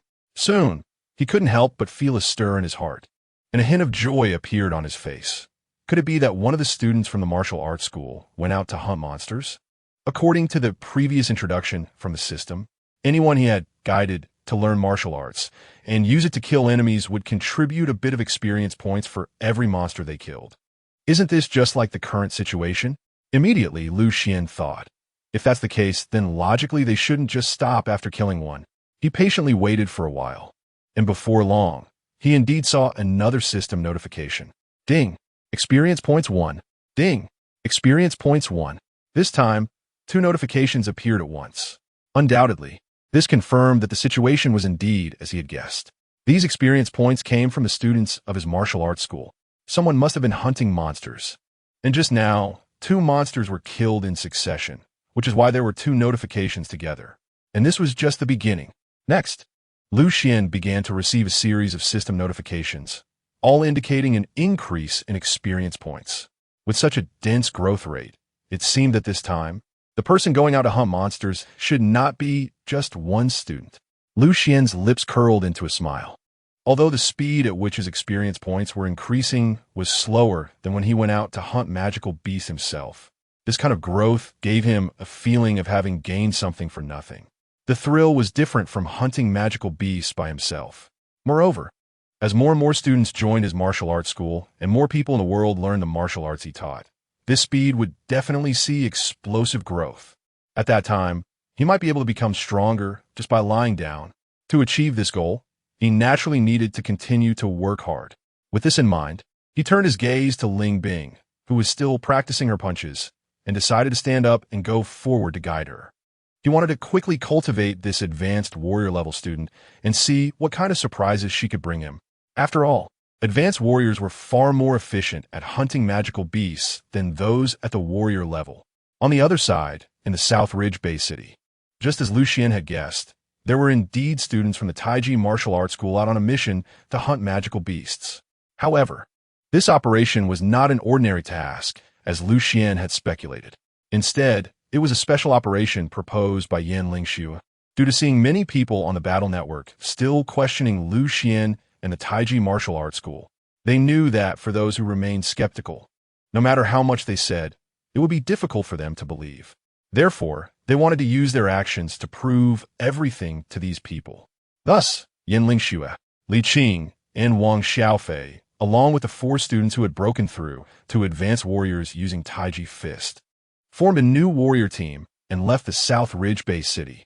They directly accepted the most ordinary task, which was to go out and hunt magical beasts, regardless of the species. Then, after entering the wilderness area, they first killed some low-level magical beasts to practice, and then began to implement their next plan. Wang Xiaofei directly opened a live broadcast on the Battle Network. The name of the live broadcast room was, "Does Tai Chi Really Have Lethality?" As soon as this live broadcast room opened, it immediately attracted the attention of countless people who were already following this matter on the Battle Network. Then, everyone hurriedly entered the live broadcast room. Upon entering, they saw Yan Lingxue and Li Qing engaged in a fierce battle with a magical beast. Wow! These two female warriors are so beautiful. I didn't expect there to be such beautiful female warriors in South Ridge-based city. Many viewers in the live broadcast room were astonished. At this moment, Yin Lingxue and her companion's enemy was a magical beast known as the strengthened demon boar. This strengthened demon boar had a power level of D, corresponding to the strength of an advanced warrior in humans. Logically speaking, two intermediate warriors should not be able to handle it. However, Yin Lingxue and Li Qing showed no fear at all, and instead rushed towards the strengthened demon boar. The viewers were astonished by this scene. The next moment, they witnessed something even more shocking. Yin Lingxue and Li Qing actually set up the stance of Tai Chi fist right in front of the strengthened demon boar. Chapter 94. Don't get scared to death later. The entire live broadcast room exploded with excitement. What are they trying to do? This posture. Are they really going to use Tai Chi fist to fight? They must be crazy. Are they joking with their lives? Damn it. They must have been influenced by that Lu Xian. If these two beautiful female warriors die here, Lu Xian would be the greatest sinner. Wang Xiaofei looked at the commotion in the live broadcast room and couldn't help but curl his lips. You guys better not get scared to death later. Obviously, since Yin Lingxue and Li Qing dared to do this, they must have confidence. Just as this thought crossed his mind, Yin Lingxue and Li Qing had already engaged the strengthened demon boar. Boom! With a terrifying rumble, the strengthened demon boar charged towards Yin Lingxue and her companions, its massive head crashing towards them. Yin Lingxue seemed rooted to the ground, and with a sudden pull and push of her hands, she easily redirected the boar's charging force. Ultimately, the huge pig's head smashed into a rock, leaving it a bit dazed. This scene was clearly captured by Wang Xiaofei's camera and displayed to all the viewers. For a moment, the barrage in the live broadcast room fell silent. After a while, the barrage began to scroll wildly again. What the hell? What did I just see? How did they do that? It seemed like real Tai Chi fist. How was that possible? Various shocked and incredulous comments flooded the live broadcast room. Wang Xiaofei couldn't help but almost burst out laughing at this scene. Having suffered such a loss, the strengthened demon boar was completely enraged. It suddenly got up from the ground and charged at Yin Lingxue and Li Qing once more. However, it was useless. Yin Lingxue and Li Qing employed the same tactics again, one responsible for redirecting force and the other for counterattacking. Only this time they switched roles, with Li Qing redirecting force and Yin Lingxue counterattacking. As a result, the strengthened demon boar's attack missed again and it was pushed to crash into a nearby abandoned car. Seeing this scene, Wang Xiaofei couldn't help but exclaim, I didn't expect that these two sworn enemies, Yin Lingxue and Li Qing, would be so in sync when they teamed up. He then looked at the barrage in the live broadcast room, and the viewers were practically going crazy with excitement. Terrifying. Incredible. Am I dreaming? How could these two beautiful warriors be intermediate warriors? They must have the strength of advanced warriors. Aren't they just students of the Tai Chi martial arts school who recently improved their strength under Lu Xian's guidance and passed the intermediate warrior assessment? This is impossible. There must be something fishy going on. Are you trying to tell me that they can toy with this strengthened demon boar just by using so-called Tai Chi fist? The direction of the discussions indeed began to shift. A smile of joy appeared on Wang Xiaofei's face. Their action this time was to help Tai Chi clear its name. Now, it was finally starting to bear fruit. However, this was still not enough. Far from enough. This was just the beginning. He could already see that the number of viewers in his live broadcast room was rapidly increasing. Obviously, the first batch of viewers had spread the news, attracting more people to watch. Next, under Wang Xiaofei's live broadcast, Yin Lingxue and Li Qing displayed their extraordinary prowess. Using Tai Chi fist and their respective abilities, they cooperated with each other to completely toy with the strengthened demon boar, which was stronger than them, until it finally collapsed from exhaustion. Then, they smashed its heart and killed it. They really took it down. Intermediate warriors hunting D-level magical beasts. If I hadn't seen it with my own eyes, I wouldn't have believed it at all. Is this really the effect of Tai Chi? If I learned Tai Chi too, could I do it as well? Don't be silly. I'd rather believe that these two beautiful warriors are hiding their true strength. Wang Xiaofei saw that there were still people in the live stream who didn't believe it, but he wasn't anxious. After all, He didn't expect to make everyone believe right away. Besides, their live stream had just begun. Next, they continued to act in the wilderness area, hunting various magical creatures. During this process, it wasn't just Yin Lingxue and Li Qing who took action. Others also found opportunities to strike. This included Wang Xiaofei himself. Each person's abilities were different, and their understanding of Tai Chi varied, so the effects they demonstrated were also different, dazzling the viewers. The number of people watching their live stream continued to grow. Among them, more and more people believed in Tai Chi, but the voices of doubt still hadn't disappeared. Wang Xiaofei and the others, like Lu Xian, didn't explain anything, allowing everyone to discuss it themselves. Along the way, they took stock of their gains from the afternoon.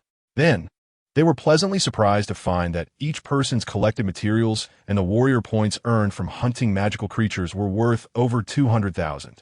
Wang Xiaofei and the others were overjoyed. Not to mention, after becoming elite students of the martial arts school, they would also receive the school's student robes. At that moment, everyone was very grateful that they had joined the Tai Chi martial arts school. They were especially thankful to Yin Lingxue and Li Qing for introducing them to the school. Of course, what they didn't know was that their afternoon of fighting also contributed dozens of experience points to their instructor, Lu Xian. Naturally, their live stream of battles sparked quite a bit of discussion on the Battle Network. Some who had originally been dismissive of the Tai Chi martial arts school now had the thought of coming to learn and give it a try. However, at that moment, they discovered that the enrollment quota for the Tai Chi martial arts school was already full. They wanted to join the Tai Chi martial arts school, but they couldn't. As a result, some of them heard that the Tai Chi martial arts school had a basic venue that currently had no enrollment limits. Many of them rushed into the basic venue to practice basic skills and techniques with the seniors there. Others, not wanting to lose face, even went to search for various materials about Tai Chi and started researching on their own. Chapter 95. Recording martial arts teaching videos. In Beijing Bay City. After a day of guidance from Lu Xian, Ling Bing made significant progress. She clearly felt that with each practice of her fist techniques, her physical abilities improved noticeably. This thrilled her to no end. She wished she could practice continuously. Ultimately, it was only after Lu Xian's persuasion that Ling Bing ended her training for the day. The two sat down at the dining table to enjoy a delicious dinner. This dinner was naturally prepared by the chef that Yihan had brought in at noon.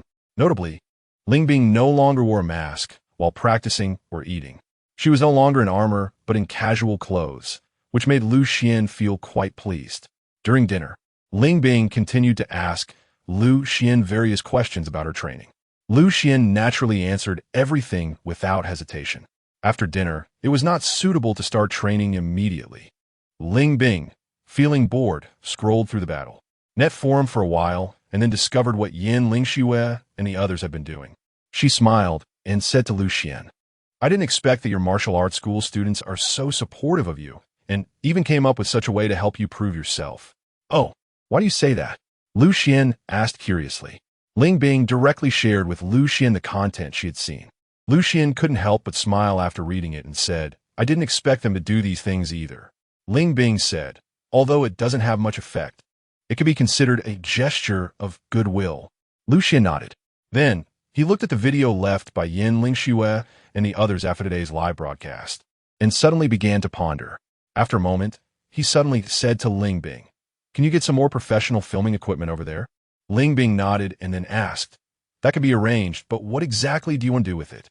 Ling Bing's eyes lit up with curiosity as she asked, "What martial arts are you planning to record?" Lu Xian slowly uttered a few words. "Tiyun Zone."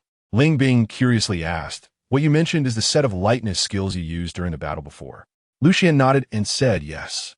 I just saw their fighting process, and it's obvious that they have a significant shortcoming in speed, so I want to help them improve."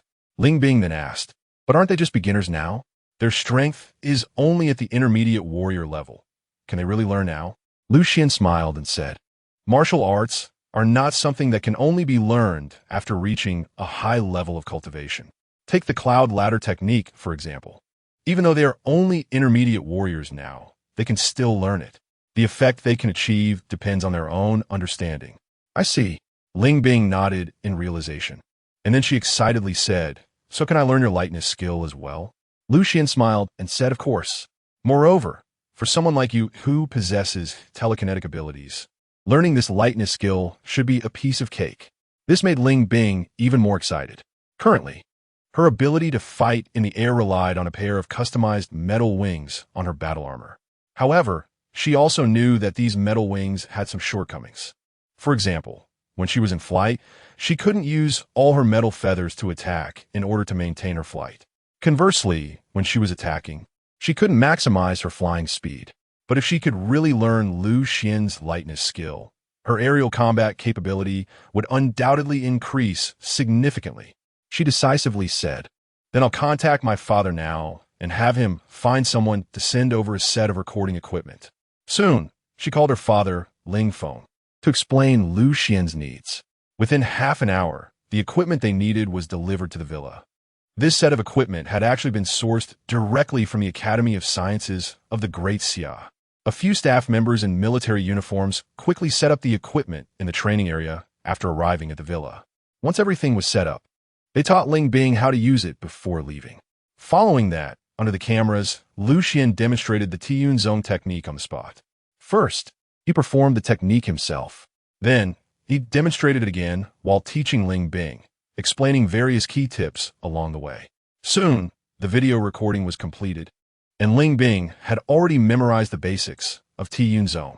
She couldn't wait to practice, while Lu Xian edited the video using the smart computer in the villa, adding some text annotations.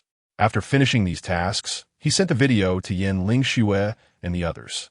At the same time, he secretly decided that Tiyun Zong would be reserved for elite students in the future.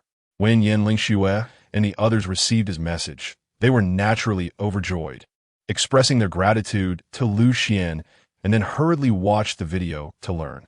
Lu Xian looked at the filming equipment that was still operating in the training field and suddenly had an idea. Since he had nothing else to do tonight and the equipment was ready, why not record the other martial arts he was planning to teach? Once the video was completed, it could not only serve as a learning resource for the students at his martial arts school, but also play a significant role in his upcoming efforts to promote Tai Chi worldwide. Lu Xian also knew that no matter how tirelessly he worked, the number of students he could personally guide was limited. To allow more people to learn the martial arts of his Tai Chi school more quickly, he should perhaps change his strategy. For example, he could directly sell secret manuals online. In the future, those who cannot enroll in his school can purchase instructional videos online to start learning. If they can become self-taught and then directly apply their skills to hunt monsters in the wild, contributing experience points to Lu Xian, that would be even better. So he decided to go for it. He could consider it a gift for his meeting with the world's strongest fighter tomorrow. Lu Xian directly re-entered the training ground and quickly recorded various martial arts, including Tai Chi sword techniques, Wudong cotton palm, and cloud-piercing shuttle. Just as he finished, Ling Bing had already grasped the basics of the cloud-soaring technique and was using it to leap and maneuver around the villa. Chapter 96. Stuck at a level? Then we have to spend money. She excitedly said to Lu Xian, "Lu Xian, your lightness skill is really too useful. If our human warriors could all learn it, it would definitely greatly enhance our combat power."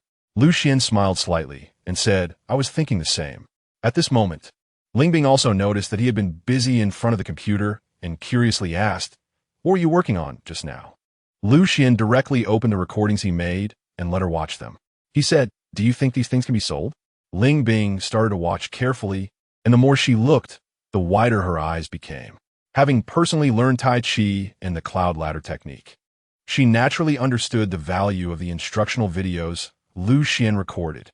She exclaimed in shock, "Are you really planning to sell these things?" Lu Xian nodded and said, "Anyway, I opened the martial arts school to promote martial arts, and selling secret manuals is also a way to spread martial arts. It's all the same." Ling Bing then happily said, "If we can promote this manual, even if only 1 out of 10 purchasers can learn it, it would greatly enhance our human strength." Lu Xian shook his head gently and said, Martial arts is something that not everyone can learn. There are still people who don't believe me. Even if I were to sell it, I fear not many would trust it. However, after I meet with Leader Ji tomorrow, it should be much easier to promote it then." Ling Bing nodded earnestly. After all, she had learned Lu Xian's martial arts without paying any fees. If she suggested paying Lu Xian, he would most likely refuse. It would be better to wait until he started selling the manuals, and then she could support him properly. Just then, Xuan seemed to suddenly think of something and frowned as he said, "After I meet with the leader, I believe the manuals will sell well. However, there is still one issue for now." Lingbing asked, "What issue?" "The pricing issue," Xuan said somewhat helplessly. "If this secret manual is sold too cheaply, it wouldn't be worthwhile for me. If it's sold too expensively, many people won't be able to afford it, or they might not know if it's suitable for them and hesitate to buy." He had actually looked into it before and said, "I do have a suggestion. You might want to consider it." "Oh, what suggestion do you have?" Xuan asked curiously. "I think this secret manual could be divided into different levels, such as a basic version, intermediate version, and advanced version, or divided into first layer, second layer, third layer, and so on," Lingbing said slowly. "This way, you can set the price of the basic version a bit lower, making it affordable for most people. If they find it useful after practicing, they will naturally buy the subsequent versions." Xuan's eyes lit up. This is indeed a good idea. Moreover, he thought of one more point, which is that the pricing for the split version and the complete version can be different. For example, if the total price for the split version adds up to 2 million, then the complete version could be priced at 1 million. This way, it would also be more cost-effective for those who want to purchase the complete version all at once. However, he still needed to think about how to split it specifically. This is something only he could do. As for whether selling the manual would lead to a decrease in the number of students at his martial arts school, Xuan was not worried about that. After all, he couldn't guide so many students on his own. Moreover, those who can learn and become skilled through self-study after buying the manual are still a minority. To learn quickly, they still have to come to the martial arts school for his guidance. That night, Xuan practiced the Starry Sky secret cannon all night, absorbing cosmic energy. The next day, when he woke up from his training state, he felt a movement in his heart and took out the plant spirit core from his arms. He found that this thing surprisingly had little glow, as if the energy inside had dwindled to almost nothing. It was obvious that since he began practicing the Starry Sky secret cannon, his energy absorption speed for this plant spirit core had significantly increased. Seeing that it was almost depleted, Xuan realized he was still far from the late stage of the core formation realm. In fact, was his current growth speed slow? Not at all. In fact, his growth speed was terrifyingly fast. However, compared to his speed in improving skills, this cultivation improvement speed still felt not fast enough. He clearly felt that the energy absorption speed of his Starry Sky secret cannon could still be accelerated. Now, his experience points could continue to grow, but could not be used for leveling up temporarily unless he completed the cultivation upgrade. It felt like being stuck at a level in a game. He had the experience, but couldn't level up. So, now he could only spend money. First, make a lot of money, and then spend it to buy various resources that help with cultivation to speed up his strength improvement. Besides the plant spirit core, he hoped that this time meeting with that Lord G would bring some other surprises. Xuan silently hoped. As the world's strongest, Xuan felt that the other party must have some resources that ordinary people cannot access, or even know about. He was currently making great contributions to humanity, so it shouldn't be unreasonable to ask for some resources from the other party, right? Moreover, the stronger his strength, the greater the benefits for the entire Earth, right? With this in mind, Xuan stood up, stretched his body, and made a series of cracking sounds. Then he began to wash up. Half an hour later, he finished washing up and had breakfast. When he and Lingbing walked out of the villa gate, an armored vehicle was already prepared outside. In addition, there were many people waiting, including Yihan, the junior war god, Lingbing's father, and many soldiers, all looking ready to send him off. Why has it become so high-profile today? Xuan couldn't help but be surprised. It should be noted that when he moved in here before, Yihan and the others were extremely low-key, just in case. Xuan couldn't help but nod. Indeed, in this world, who would dare to cause trouble in front of Ji Tianyi? Let's go. I can't wait to meet the leader Ji. Chapter 97, The World's Strongest. Inviting Xuan for a fight. Rumbling, more than a dozen armored vehicles set off from the villa area, directly driving on a highway. For a moment, countless people along the road turned their heads. Who is this? What a grand spectacle. Oh, I actually saw Yi Zhanshan. No wonder. A god of war level expert. It's not surprising to have such a scene. But I just saw him sitting in one of the side vehicles. Yes, yes. I also saw General Ling sitting in another armored vehicle beside him. Huh, how is that possible? Who is sitting in that middle vehicle? After some discussions, someone finally mentioned a piece of slightly valuable information. So, is the leader G in that car? No. Didn't we hear earlier that the leader G was going to personally meet with the head of the Tai Chi Martial Arts Academy, Lu Xian? Hiss. Are you saying that Lu Xian is in that car? Are Yizhan Shun and the military district head personally escorting him to meet the leader G? This is impossible. What qualifications does he have to need a god of war and a military district head to escort him personally? Not to mention, if those previous legends are true, his Tai Chi can be learned by everyone, and even those without awakened abilities can practice and become stronger. Then this spectacle is even a small one. But is that kind of thing really possible? I don't know. If it's false, then after he meets the leader, he probably won't have a good ending. The people on site were in heated discussions. Some also recorded the situation and directly spread it to the Battle Network forum. In no time, it sparked another round of discussions online regarding Lu Xian. After 2 days of fermentation and the live broadcast by Yin Ling Xue and the others yesterday, it has reached a state of being known by everyone.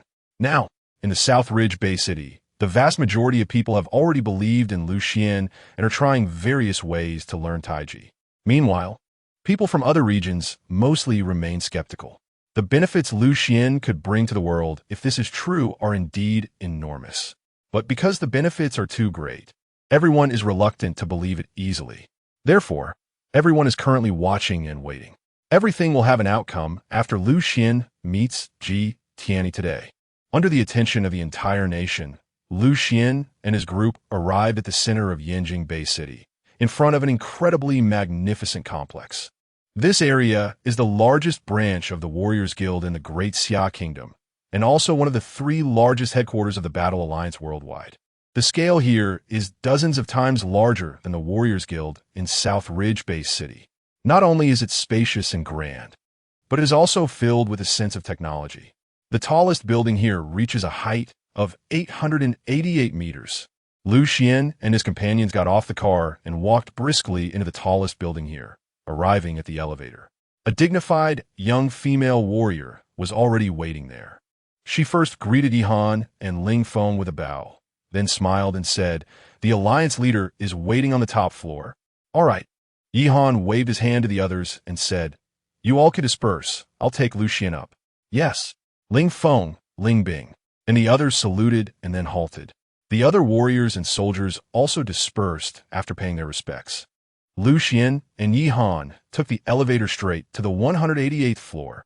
As soon as they exited the elevator, Lu Xian saw a metallic door filled with a sense of technology. Yihan led him inside, and to his surprise, behind the door was an incredibly spacious office. The office didn't appear overly luxurious, but it was very bright, tidy, and elegant. Surrounding it were large floor-to-ceiling glass windows. Standing here, one could see the entire Yanqing Bay City, making one feel a sense of openness. This is the daily office of the world's strongest individual. Lu Xian's gaze swept around before finally landing on a tall man, standing by a floor-to-ceiling window, looking down at the surroundings. At this moment, the eastern sun had just risen, and sunlight streamed through the window, casting a slanting glow on the man, making him appear so majestic, as if he could bear the weight of billions of humanity. "Leader, this is Lu Xian. I have brought him here." Yihan was the first to speak, addressing the man. Hearing the voice, the man finally turned around. Lu Xian finally saw the appearance of this world's #1 powerhouse. At first glance, his impression was that this leader, Ji Tianyi, looked quite ordinary. This didn't surprise him, as he could actually find information about Ji Tianyi on the Battle Network, which naturally included his personal image. So, Lu Xian already knew what this leader looked like. However, he didn't underestimate him because of his appearance. Although he himself was very handsome, he knew that true strength was never just about looks. Of course, a powerhouse like him, who was both handsome and strong, was even more perfect. While Ji Tianyi's appearance was ordinary, his eyes were very deep, as if the sun and moon were revolving within them, making one almost fall into them with just a glance. Upon closer inspection, though, There seemed to be nothing particularly special about them. Lu Xian felt a chill in his heart, truly worthy of Ji Tianyi. When Ji Tianyi saw Lu Xian, he couldn't help but smile and said, I didn't expect you to be even more handsome than the images they showed me. Yihan, who was beside them, laughed and said, yeah, this kid's good looks are enough to make even me a little jealous. I don't know how many women he'll charm in the future. Ji Tianyi smiled slightly and said to Yihan, all right, Yihan, you can go out now. I want to talk to him alone for a while. Yes, Yihan replied and turned to walk out of the office. Before leaving, he closed the door behind him. Suddenly, only Lu Xian and Ji Tianyi were left in the office. Ji Tianyi looked at Lu Xian and slowly said, I've already understood everything about you. And I've also seen the test results you did the day before yesterday. However, I want to use my own method to verify it simply again. Lu Xian was not surprised by this and only asked how to verify. Ji Tianyi smiled and asked, are you interested in having a fight with me? Huh. Lu Xian really didn't expect that he would actually make such a request. He even doubted whether he had heard it wrong. The world's strongest fighter actually invited him to a duel. Chapter 98. Ji Tianyi's Test? Virtual Standoff. Leader Ji, are you joking? Lu Xian couldn't help but laugh and cry as he said, how could I possibly be your opponent right now? Ji Tianyi raised an eyebrow and asked him with a smile, so, does that mean you're confident that you can definitely be my opponent in the future? Lu Xian felt a shiver in his heart. He did not understand what Ji Tianyi meant. Was he testing him? If he said he wanted to surpass the other party, would the other party be unhappy? However, upon further thought, the other party had established a battle alliance and implemented many effective measures to help the people rebuild their homes, leading to the current situation. It seemed unlikely that he was a narrow-minded person. With this in mind, he finally said solemnly, a warrior who doesn't want to become stronger is not a good warrior. I believe that one day, I too can become a powerful warrior like the leader, or even surpass the leader. As soon as he said this, he saw a look of appreciation appear on Ji Tianyi's face. Good spirit, Ji Tianyi said, if all human warriors had your conviction, I believe humanity's current situation would improve a bit. As he spoke, a hint of fatigue also appeared on his face. Seeing this, Lu Xian couldn't help but think, as the strongest human, the pressure he must bear far exceeds that of ordinary people. After all, with greater power comes greater responsibility. However, Ji Tianyi quickly adjusted himself and looked at Lu Xian again, saying, speaking of which, what I meant by sparring is that I want to fight you in a virtual combat platform. Virtual combat platform? Lu Xian was a bit confused. That's right. Ji Tianyi nodded and explained, it is a product recently developed by our Battle Alliance. A new technology created by combining special substances extracted from some magical creatures with our technology, allowing a person's consciousness to enter a virtual space and engage in sparring battles. Hearing this, Lu Xian suddenly became interested. He asked, what kind of capabilities does this so-called virtual combat platform have? Ji Tianyi replied, first, there is scenario simulation, allowing the selection of various combat venues. Secondly, there is item simulation, allowing the selection of various weapons, armor, etc. Thirdly, there is perception simulation, which currently achieves over 90 realistic perception restoration. Finally, there is the power simulation that has just been completed, allowing the modification of physical strength and ability strength during battles. Lu Xian was puzzled and said, since there are such good things, why doesn't the Alliance promote them for public use? If what the Alliance leader said is true, it should be a great help for the soldiers' daily combat training, right? Ji Tianyi, however, smiled helplessly and replied, because at this point, the technology for this kind of equipment is still not fully mature, and the cost is extremely high, making it difficult to promote it on a large scale. Additionally, the various simulation data still need continuous improvement. I just got a trial machine. As he spoke, he pointed to a spot not far from the office, where two very cool-looking simulation pods were placed. Lu Xian had actually seen them earlier, but at first, he thought they were two new types of massage chairs. Lu Xian's heart stirred, and he said, so, you mean the Alliance leader wants to enter the virtual duel platform, adjust the strength to the same level as mine, and then battle? Ji Tianyi nodded and said, that's right. Lu Xian immediately looked eager to try, saying, then let's give it a shot. Seeing his expression, Ji Tianyi knew that this kid believed he could fight him if their strengths were on the same level. Although this belief was commendable and showed Lu Xian's confidence. Based on the information he had, Lu Xian had only been in the spotlight for less than 10 days and had already reached this level, which clearly indicated he had the capital for such confidence. However, he felt it was necessary to let Lu Xian experience the feeling of there are people beyond people and heavens beyond heavens, so he wouldn't make a big mistake due to arrogance. Ji Tianyi said, "Then let's start now." With that, he stood up from behind the desk and walked towards the two simulation chambers. Lu Xian naturally followed. Soon, both of them lay down directly in the simulation chamber. If you're ready, just press the button on your right, and your consciousness will naturally enter the virtual station. Ji Tianyi's voice came from the side. Lu Xian quickly found the button he mentioned, but he didn't press it immediately. One must always be cautious. Everyone praised this leader of the Ji Alliance. But while you can know a person's face, you cannot know their heart.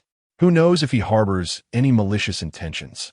However, after a moment's thought, Lu Xian felt that given the other party's strength, if he wanted to harm him, he could do so with a wave of his hand without needing to go through so much trouble. For a moment, his inner vigilance faded away. Then, he pressed the start button of the simulation chamber, and in an instant he felt a dazzling halo appear before him, and his consciousness suddenly arrived in a gray, misty space. Is this the virtual confrontation platform? Lu Xian took a closer look and discovered that it was just him and Ji Tianyi here. The clothes they were wearing were different from those outside. Instead, they were wearing the most common type of armor for human warriors. Ji Tianyi smiled at Lu Xian and said, "Start choosing your weapon." As his voice fell, various conventional warrior weapons appeared before them. Firearms, cold weapons, hidden weapons, and so on. Lu Xian directly chose a longsword.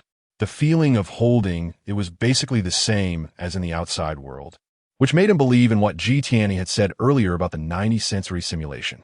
Ji Tianyi said beside him, "This longsword is made from the most common weapon data recorded by the Battle Alliance. It may not compare to your own match sword, but this can be considered another form of test. After all, quickly adapting to a weapon and maintaining your strength as much as possible is also an essential ability for a warrior." Lu Xian nodded and shifted his gaze to the options for armor. He directly selected the lightest set of armor and clicked on it, which immediately equipped itself onto him. Then he said, "I've made my choice." Looking at Ji Tianyi, he noticed that the latter had also finished selecting. To his surprise, Ji Tianyi had chosen the same style of battle armor as he did, the only difference being the weapon. Lu Xian chose a long sword, while Ji Tianyi chose a long knife. Clearly, he intended to defeat Lu Xian under the same conditions as much as possible. Ji Tianyi smiled and said, "You can choose the battle scenario." As soon as he finished speaking, a light screen appeared in front of them, displaying various battle terrain options: mountains, deserts, lakes, grasslands. Lu Xian did not hesitate and directly pressed the grassland option. Instantly, the surroundings of the two underwent a tremendous change. Chapter 99, Lu Xian, battling the world's strongest. The originally gray and hazy space transformed into an incredibly vast grassland. On the grassland, Lu Xian and Ji Tianyi stood 100 steps apart, facing each other from a distance. Ji Tianyi held a battle knife, and his aura shifted from the previous calm to an extremely domineering and fierce presence, even giving off a strong sense of oppression. Opposite him, Lu Xian held a sword, his aura restrained, as if he were casually standing there. Ji Tianyi looked at the handsome young man before him and slowly spoke. "I was born before the era of the Great Catastrophe. When the disaster struck, I was only 15 years old. When I encountered the invasion of monsters, I happened to find an ordinary long knife, and thus began my bond with the blade. Since the beginning of the Great Catastrophe, relying solely on a belief in survival, I started by slaying the first monster with a chaotic flurry of strikes. Over the years, I have killed countless monsters and gradually summarized my various unique skills, leading to everything I have today. Others say I am a genius, but they do not know that my continuous growth in strength is merely because I do not want to die, and I do not want the people around me to die. Nothing more." Lu Xian quietly listened to his recounting of the past, and in his mind, scenes of a young man fighting desperately for survival and to protect his family, repeatedly pushing his limits on the edge of life and death, emerged.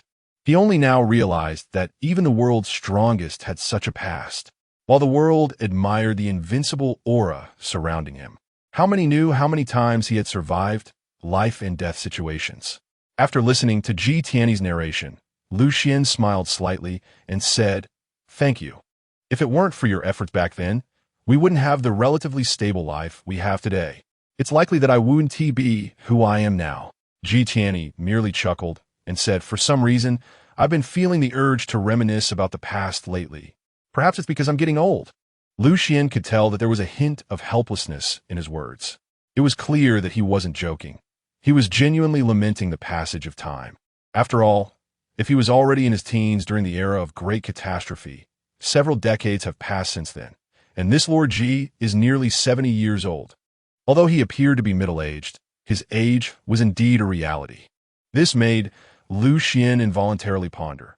Could it be that even if one reaches the high-level war god rank, their lifespan still cannot break the original limitations? Just as he was thinking about this, Ji Tiany spoke up again. "Let's not talk about that. All right, let's officially begin." "Good." Xuan nodded, and his expression became serious. The next moment, both of them almost simultaneously made their moves and charged toward each other. As Ji Tiany rushed towards Xuan, he shouted loudly, "Although I'm a senior and the strongest human, I do not think I should give way to you. The secret to my survival from the era of great disasters to now, and achieving my current accomplishments, is that I take every battle very seriously and never underestimate any enemy." As his words fell, he had already reached Xuan's front. Clang! The clash of sword and blade echoed sharply. Sparks flew everywhere. At this moment, since both of them had the same physical qualities, the power they could exert depended on their understanding and application of techniques and strength. In this first collision, both were testing each other and did not use their full strength, resulting in a stalemate. However, this was only a fleeting moment.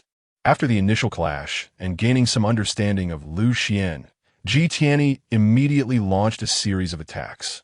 He wielded his long knife, each strike faster than the last, with brilliant flames flickering along the blade. That's right, this world's strongest man possessed a very common fire ability. Yet, he had relied on this not-so-special ability to carve his way to the position of the world's strongest. By integrating fire into his swordsmanship, he created the current set of techniques known as the fiery blade. Among human warriors, many have tried to imitate him. For example, the high-ranking warrior Luo Tong from the Nanling Bay City clearly modeled himself after Ji Tiany. Just relying on this self-created sword technique, Ji Tiany could unleash nearly 10 times the destructive power under equal physical conditions. Originally, he thought that under his swordsmanship, Xuan would definitely be in a dire situation. However, to his astonishment, Ji Tiany discovered that Xuan remained completely unflustered, relying solely on a long sword and astonishing agility to deflect and evade all his attacks. After a round of attacks, Xuan was completely unscathed, and what Xuan used to deflect his attacks was actually the Tai Chi sword. This surprised Ji Tiany, and he couldn't help but show excitement and joy on his face. As a warrior, encountering a strong opponent is naturally something to be happy about. Since becoming the world's strongest, apart from facing the two vice leaders of the Battle Alliance, namely the Arctic Empress Anija and the American Power King Carlton, he had rarely felt pressure. But now, he found himself feeling a long-lost pressure from Xuan. This feeling was that if he didn't give his all, he would never be able to defeat Xuan. Thinking of this, Ji Tiany suddenly stepped back, creating some distance from Xuan. He laughed loudly. "Ha, very good. Come again." Before his voice fell, he closed in on Xuan again, and the long knife in his hand erupted with even more astonishing power than before. Boom! The dazzling flames of the knife light rushed towards him. Xuan felt as if there was a volcano erupting in front of him, with terrifying shockwaves crashing one after another, as if to engulf everything. No wonder he is the leader of the Ji Alliance. Although our current physical qualities are that of advanced warriors, the power of such an attack can definitely be compared to that of a junior war god. Xuan secretly admired it in his heart. However, he did not show any signs of retreat. The Tai Chi he practiced was most resistant to such fierce impacts. He stepped back with one foot, while the long sword in his hand drew one vortex after another. The transformation of yin and yang allowed him to overcome rigidity with softness. All the fiery blade lights launched by Ji Tianyi were continuously dissipated beneath his long sword. That overwhelming force was completely resolved by him. What shocked Ji Tianyi even more was that Xuan took advantage of the moment when his attack was disintegrating to suddenly counterattack, sending both him and his sword flying away. A loud shout burst from Xuan's mouth, resonating in all directions. Leader Ji, unleash your full strength, or you won't have another chance. Chapter 100. Overcoming rigidity with softness in the realm of extraordinary abilities? This kid actually thinks I'm not going all out? Ji Tianyi felt a mix of amusement and frustration. He didn't even know how long it had been since someone dared to speak to him like that. However, he also knew that Xuan was right. If he didn't go all out, he indeed had no chance of defeating Xuan. Thus, he became completely serious. After stabilizing his stance, he suddenly charged towards Xuan again. His speed doubled in an instant, and he transformed into 5 afterimages, attacking Xuan from different angles simultaneously. Boom! 5 fiery blade lights surged in unison, engulfing Xuan once more. Yet, under such a secret technique attack, Xuan remained calm, easily dissolving all his attacks with his long sword. Ji Tianyi repeatedly attempted to attack, but the results were the same. It felt as if no matter how fast his speed became or how fierce his attack power grew, Xuan could handle it all the same. The exquisite application of power and the brilliant changes in swordsmanship were simply breathtaking. Is this Tai Chi? Is this what they call overcoming rigidity with softness and using stillness to control movement? Ji Tianyi murmured to himself. He certainly did not doubt that even in this virtual battle arena, where his abilities were somewhat limited, he could still unleash strength far beyond that of an ordinary high-level warrior. Yet, in such a situation, he still could not shake Xuan. Xuan smiled slightly and said, "That's right, this is Tai Chi. Under the same physical condition, perhaps my attack power is not as strong as yours, but you won't be able to shake my defense." Ji Tianyi looked deeply at Xuan. He said solemnly, "Indeed impressive. Now, I will perform a special move in a real battle to determine the winner. Be careful, because with this move of mine, if you're slightly careless, you might be defeated in an instant." As soon as he finished speaking, his gaze became incredibly sharp. Clearly, these words were not just an exaggeration. Xuan naturally did not dare to underestimate it and began to observe carefully. Xuan noticed that Ji Tianyi's entire aura was rapidly rising at that moment. Flames continuously emerged around his body, wrapping around him as if brewing something terrifying. This made Xuan's vigilance reach an all-time high. As the feeling of danger grew stronger, Xuan decided to take the initiative. I'm not someone who just passively takes hits. With a movement, Xuan charged straight towards Ji Tianyi to attack. But before he could launch his own offensive, Ji Tianyi had already struck first. Whoosh! A terrifying blade of flame suddenly burst forth in the air, slicing toward Xuan. Xuan's pupils shrank slightly, because he felt that he could not block this sword. He did not force himself, leaping up and stepping in midair, quickly flying backward. Boom! That flame blade was easily avoided by him. However, Xuan's figure did not fall from the air, but instead hovered in midair. Ji Tianyi's eyes brightened at this scene. Is this what they call ascending the clouds? Not bad. If it could truly be promoted to the whole nation, it would definitely greatly enhance our human strength. While speaking, his movements did not pause for a moment, and he suddenly struck again with another slash. Xuan discovered that after Ji Tianyi entered this state, his attack power actually surged several times again. He thought to himself, with this level of attack power, it might even be comparable to a mid-level war god, right? However, he was still not frightened. Ji Tianyi struck at him with a blade faster than the last, each flame blade light resembling rolling waves, stretching for hundreds of meters. Xuan found himself amidst a vast expanse of sword light, as if a sword immortal had descended to the mortal realm. His figure floated and dodged in the air, while simultaneously he unleashed sword strikes one after another, transforming into streams of sword chi. Those sword chi appeared not rough, but rather slender, yet each one struck perfectly, managing to counter all of Ji Tiany's fiery sword lights. Finally, boom, the flames on Ji Tiany's body completely dissipated. That special state vanished automatically, and he could no longer maintain his attack. Seizing this opportunity, Xuan suddenly closed in, flicking Ji Tiany's long knife away with a sword strike, and then the sword tip pointed directly at his brow. Ji Tiany glanced at the long knife that had been sent flying, his expression somewhat dazed. It seemed that for a moment, he could not believe that he had actually been defeated by Xuan. Xuan smiled slightly and said, "Alliance Leader Ji, thank you for your guidance." However, he did not show any signs of anger due to his recent defeat. Instead, he said with great interest, "Impressive. I didn't expect that even after I activated the flame domain, I still couldn't do anything to you. Not bad." Xuan couldn't help but ponder. So, other ability users can also comprehend this move and form various types of ability fields? Yes, Ji Tiany said with a smile. I originally thought that once the flame field was activated, victory was almost certain, but unexpectedly, I still lost. Xuan humbly said, "Actually, I was just lucky. Tai Chi is all about using force against force, which consumes very little energy and is suitable for prolonged battles. However, I was also close to my limit just now. If Leader Ji had persisted for a moment longer, I would definitely have lost. Moreover, if we were in the outside world, with Leader's overwhelming strength, I wouldn't even be able to withstand a single move." Ji Tiany gently shook his head and said, "A loss is a loss.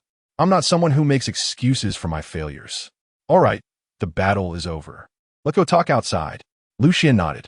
After coming out of the simulation chamber, Ji Tiany strode over and sat down behind the desk. "Sit down. There's no need to be so formal." Ji Tiany smiled and pointed to a sofa not far from his desk. "Yes," Xuan responded and then walked over. Taking a seat, he could clearly feel that Ji Tiany's gaze towards him had gained a few more points of admiration. Obviously, Xuan had earned greater attention through his strength. Ji Tiany asked, "I heard that you prepared a gift for the War Alliance before coming this time?" "That's right." Xuan nodded, then opened his communication watch and displayed the teaching videos he had recorded in front of Ji Tiany. Chapter 101, Goodness. Xuan is to be the mentor of the training camp? Ji Tiany quickly began watching the teaching videos sent by Xuan. After watching carefully, a look of joy appeared on his face. After the earlier spar with Xuan, he had witnessed Xuan's application of martial arts firsthand. So he naturally had no doubts about the authenticity of these martial arts. He looked at Xuan and asked, "I was just thinking about how to persuade you to promote martial arts, but I didn't expect you were already prepared." Xuan smiled and said, "I never intended to keep this a secret from the beginning. Otherwise, I wouldn't have opened a martial arts school." Ji Tiany then asked, "So, if someone simply watches your teaching videos, can they cultivate inner strength like you?" "Of course they can," Xuan replied without hesitation. "Although training solely by watching teaching videos cannot achieve the same rapid progress as my personal guidance. As long as one's talent is not too lacking, practicing based on my teaching videos with persistence can still yield some results. Naturally, those with better talent will progress faster." "I see." Ji Tiany nodded, and then said seriously, "This teaching material of yours is of extremely significant importance to us humans. The War Alliance will certainly not treat you unfairly. Of course, we still need to hold a meeting to finalize the specific rewards. Now, why don't you share your plans?" "That's a good idea," Ji Tiany said appreciatively. Xuan continued, "In addition, my martial arts school will continue to operate. Although I cannot devote all my energy to training students, I will try to train as many as possible. Once more students grow up, they can naturally help me share the workload and provide faster teaching guidance to the newcomers. Later, when the students reach a certain level of strength, I can expand the Tai Chi martial arts school to more cities. After establishing it in major base cities across the Great Xia Kingdom, we can then spread it worldwide." After hearing this, Ji Tiany suddenly fell into deep thought. He lightly tapped the table with his fingers and slowly said, "Actually, I just thought of a possibly better idea." Xuan asked curiously, "What idea?"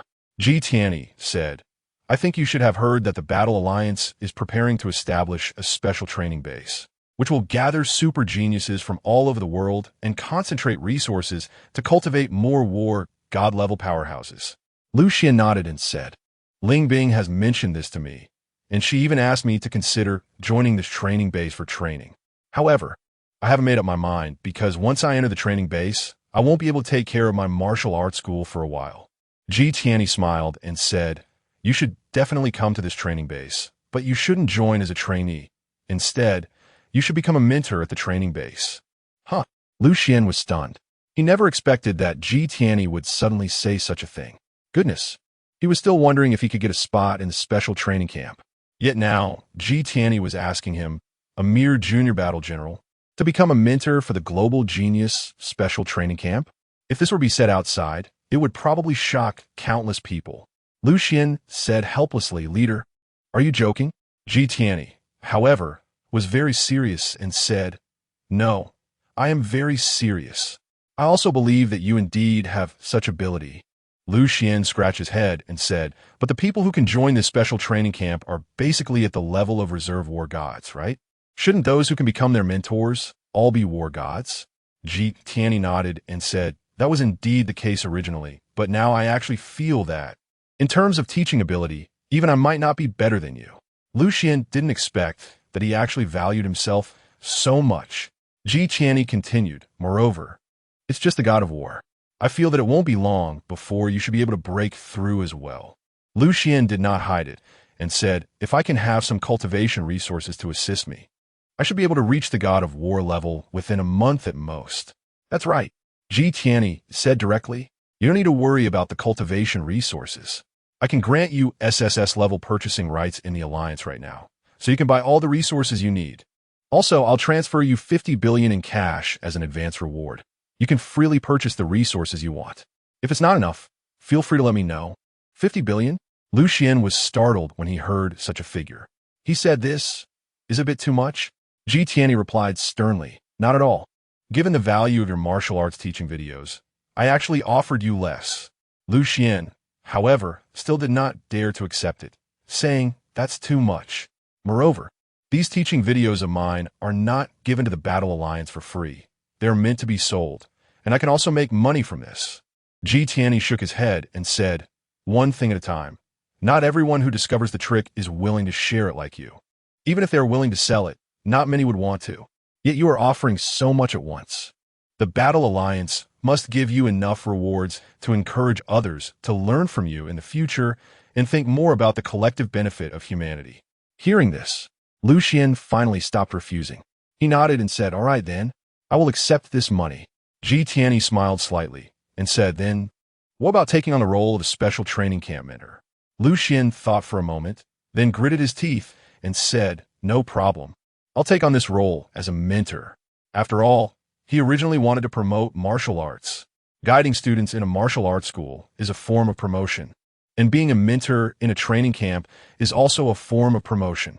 Moreover, the higher the talent of his students, the greater the value they would bring him after mastering his martial arts.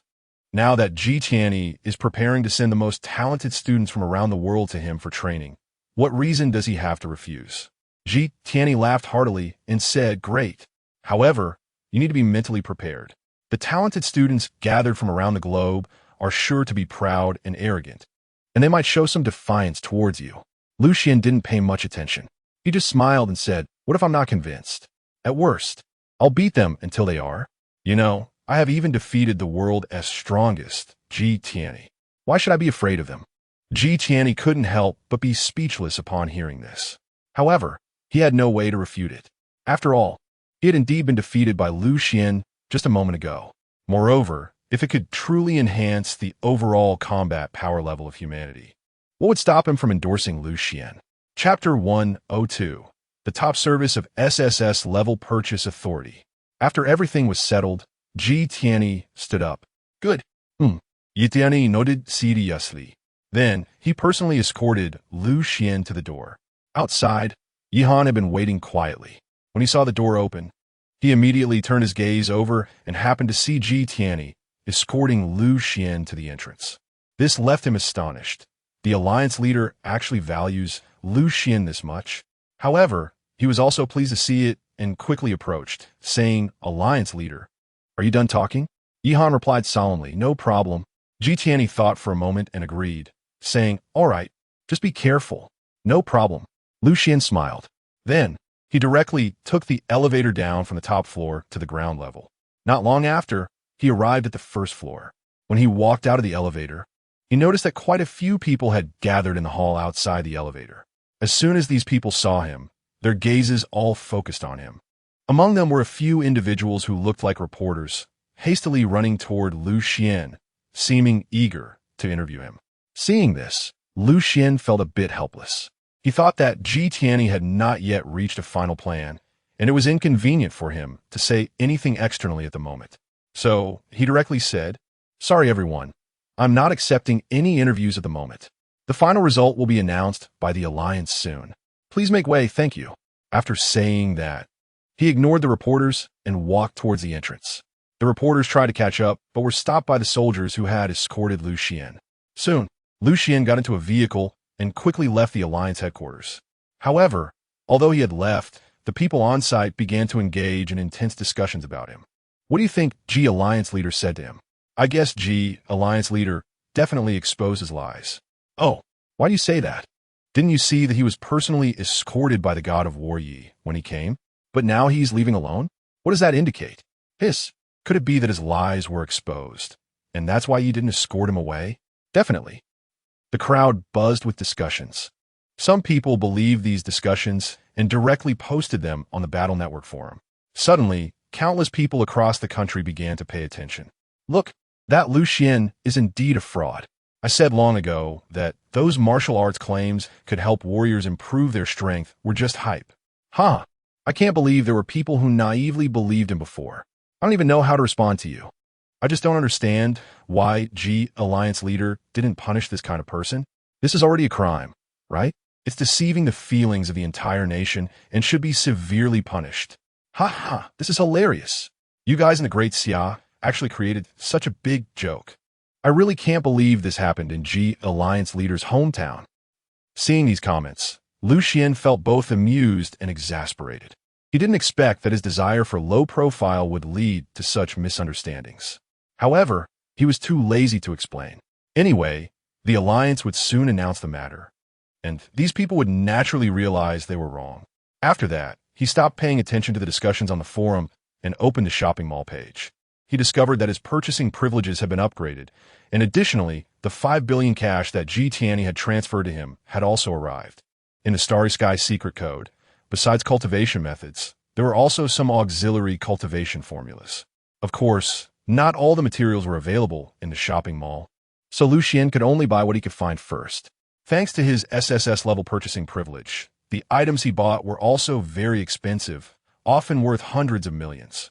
Therefore, the Alliance's shopping mall immediately began to arrange for personnel to deliver the items to him.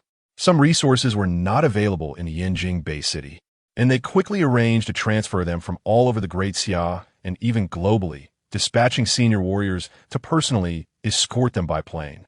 Lucian could see all the information about the delivery logistics, including materials dispatched from other places. Seeing this, he couldn't help but take a breath and exclaimed, "No wonder it's an SSS-level purchasing authority. This service is indeed top-notch." Just then, he suddenly noticed that the route they were taking was different from the one they had taken before.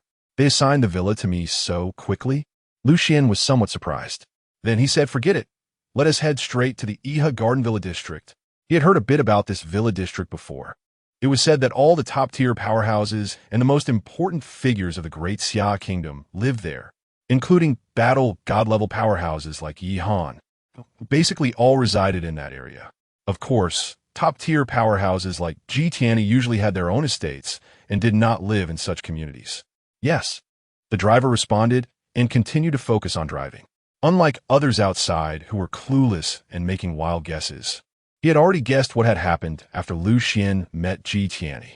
Given that he had been assigned such a top-tier garden villa by the Battle Alliance for Lucian, he felt that there would definitely be significant news to be announced soon.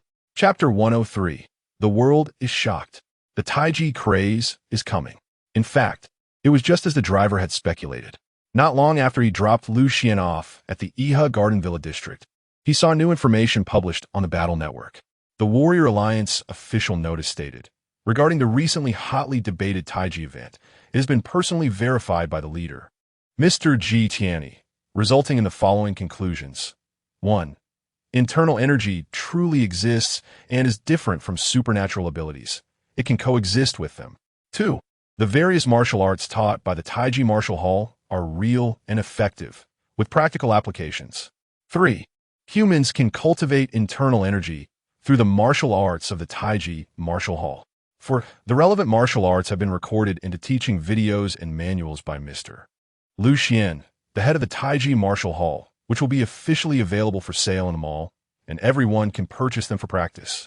This news was directly pushed to the homepage, and everyone who could access the Battle Network through their communication watches could see it. As soon as the news broke, the entire Battle Network erupted. My God, the official results have been announced. How is this possible? It's actually true. Heavens. Leader G has personally confirmed this matter. I said everything Head Lu said was true. Those who doubted Head Lu before, where are they now? I remember there was a certain brother who said if it were true, he would live stream eating SHT. Now he can come out and perform. Meanwhile, major television and online media, after the initial shock, also began to broadcast the news, allowing ordinary citizens to see it. Suddenly, many ordinary citizens became excited. It's true. The previous news was real. It turns out that Tai Chi can really help humans strengthen their bodies and enhance their abilities. Even ordinary people who can awaken supernatural abilities can cultivate internal energy and become warriors. This is so great. I thought I would never have the chance to become a warrior in my life, but I never expected. Whoa, thank you, Head Lu. I'm going online to buy the teaching videos right away. This price is too reasonable. The introductory course for Tai Chi is only 10,000. This is practically giving it away. It is said that Head Lu set such a low price so more people could afford to learn. Such a conscience. It's truly commendable. Thank you, Head Lu, for your contribution to humanity. I've decided I'm going to Nanling Bay City right away to join the Tai Chi Martial Hall for training. I want to go too. Although I can watch the teaching videos online, I feel like learning with someone guiding me at the Tai Chi Martial Hall would be much faster. Previously, many people at the Tai Chi Martial Hall have cultivated internal energy and significantly increased their strength. If I can learn it, maybe I can improve further. Luxian Tai Chi Martial Hall. When will you open a branch in our Tianhai Bay City? The Great Xia Kingdom was in an uproar. Countless people were fervently discussing this matter. At the same time, many had already rushed to the mall to purchase teaching videos and start learning. At the same time, warriors from other parts of the world naturally received the news and were shocked. Is this real? Oh my God, I'm not dreaming, am I? It must be real. Didn't you see that even Leader G personally came out to testify? But if it's true, then why did so many people who researched Great Xia's traditional martial arts get no results before? I heard that Head Lu also accidentally cultivated internal energy and then practiced various other martial arts. I feel like maybe the environment on Earth wasn't suitable for martial arts before, but now, after so many years, it has finally changed enough to allow for practice. It's very possible. After a round of discussions, many people abroad also began purchasing Lu Xian's teaching videos. After all, G Tianyi, the world's #1 powerhouse, is admired by countless people worldwide. He personally endorsed Lu Xian, and now no one would doubt this matter. Thus, a Tai Chi craze swept across the globe. Countless people rushed to buy Lu Xian's teaching videos and immediately started learning and practicing. In the Iha Garden Villa district, inside Villa number 6, Lu Xian was still getting familiar with his newly assigned residence. He had just contacted Ling Bing to inform her about this matter and asked her to help him bring over his belongings from the other place. When Ling Bing arrived, she told him that the Battle Network's Tai Chi had become very popular. Lu Xian was not surprised at all. Everything was within expectation. The people of this era had long since had enough of a life filled with uncertainty. As long as there was an opportunity, no matter who it was, they would definitely want to become stronger. Moreover, he had specifically lowered the entry threshold for purchasing the secret manuals, making it even harder for them to refuse. He took a moment to check the Battle Network and found that the martial arts he had listed had already sold over 10 million copies. What does this mean? It means that in just this short hour, the sales had already reached over 100 billion. Furthermore, this number was still growing. Although he would have to deduct a certain amount for taxes, he would still end up with a solid 80%. This couldn't help but bring a smile to his face. It seems that I shouldn't be lacking in money in the future. Ling Bing, standing next to him, expressed her disbelief and said, "Not just lacking money. You'll probably become the richest person in the world very soon." Lu Xian just smiled. At that moment, a new notification popped up on his communication watch. It turned out that the reward from the Battle Alliance for him had been confirmed, and he was notified through a message push. Lu Xian quickly checked and found that the rewards included not only the SSS-level purchasing rights he had already received, 50 billion in cash and a set of garden villas, but also 1 million Battle Alliance points, an SS-level fighter jet, SSS-level reading rights for internal Battle Alliance materials, and the ability to freely choose a set of SS-level battle armor, an SS-level weapon, with all costs covered by the Battle Alliance. Finally, Lu Xian could also enjoy the same treatment as various Battle God-level powerhouses worldwide. How is it? Did the Battle Alliance reward you? Lin Bing, who was next to him, asked curiously. Lu Xian nodded and simply shared the page with her. After reading it, even the extraordinary Miss Ling Jia couldn't help but gasp. My God, the leader Ji and the others are so generous. It's not that she hasn't seen the world, but the reward Lu Xian received this time, when roughly estimated, has already exceeded 150 billion. This is definitely a case of sudden wealth. Chapter 104. This is the true, comfortable cultivation environment. Seeing Ling Bing's shocked expression, Lu Xian was naturally very satisfied with the rewards from the Alliance. Overall, he could say that not only did he successfully promote his martial arts, but he also exchanged it for a large amount of resources. Next, he estimated that he would no longer have to worry about cultivation resources and experience points. After all, the resources are being collected by the Alliance, and he only needs to spend the money earned from selling the manuals to buy them. As for experience points, they will continuously grow as more and more people learn his martial arts. Unless there are some rare resources that even the Alliance can't obtain, he would need to find a way to get those himself.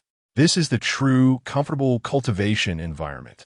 Coincidentally, at that moment, the large amount of resources he purchased began to be transported to him one after another.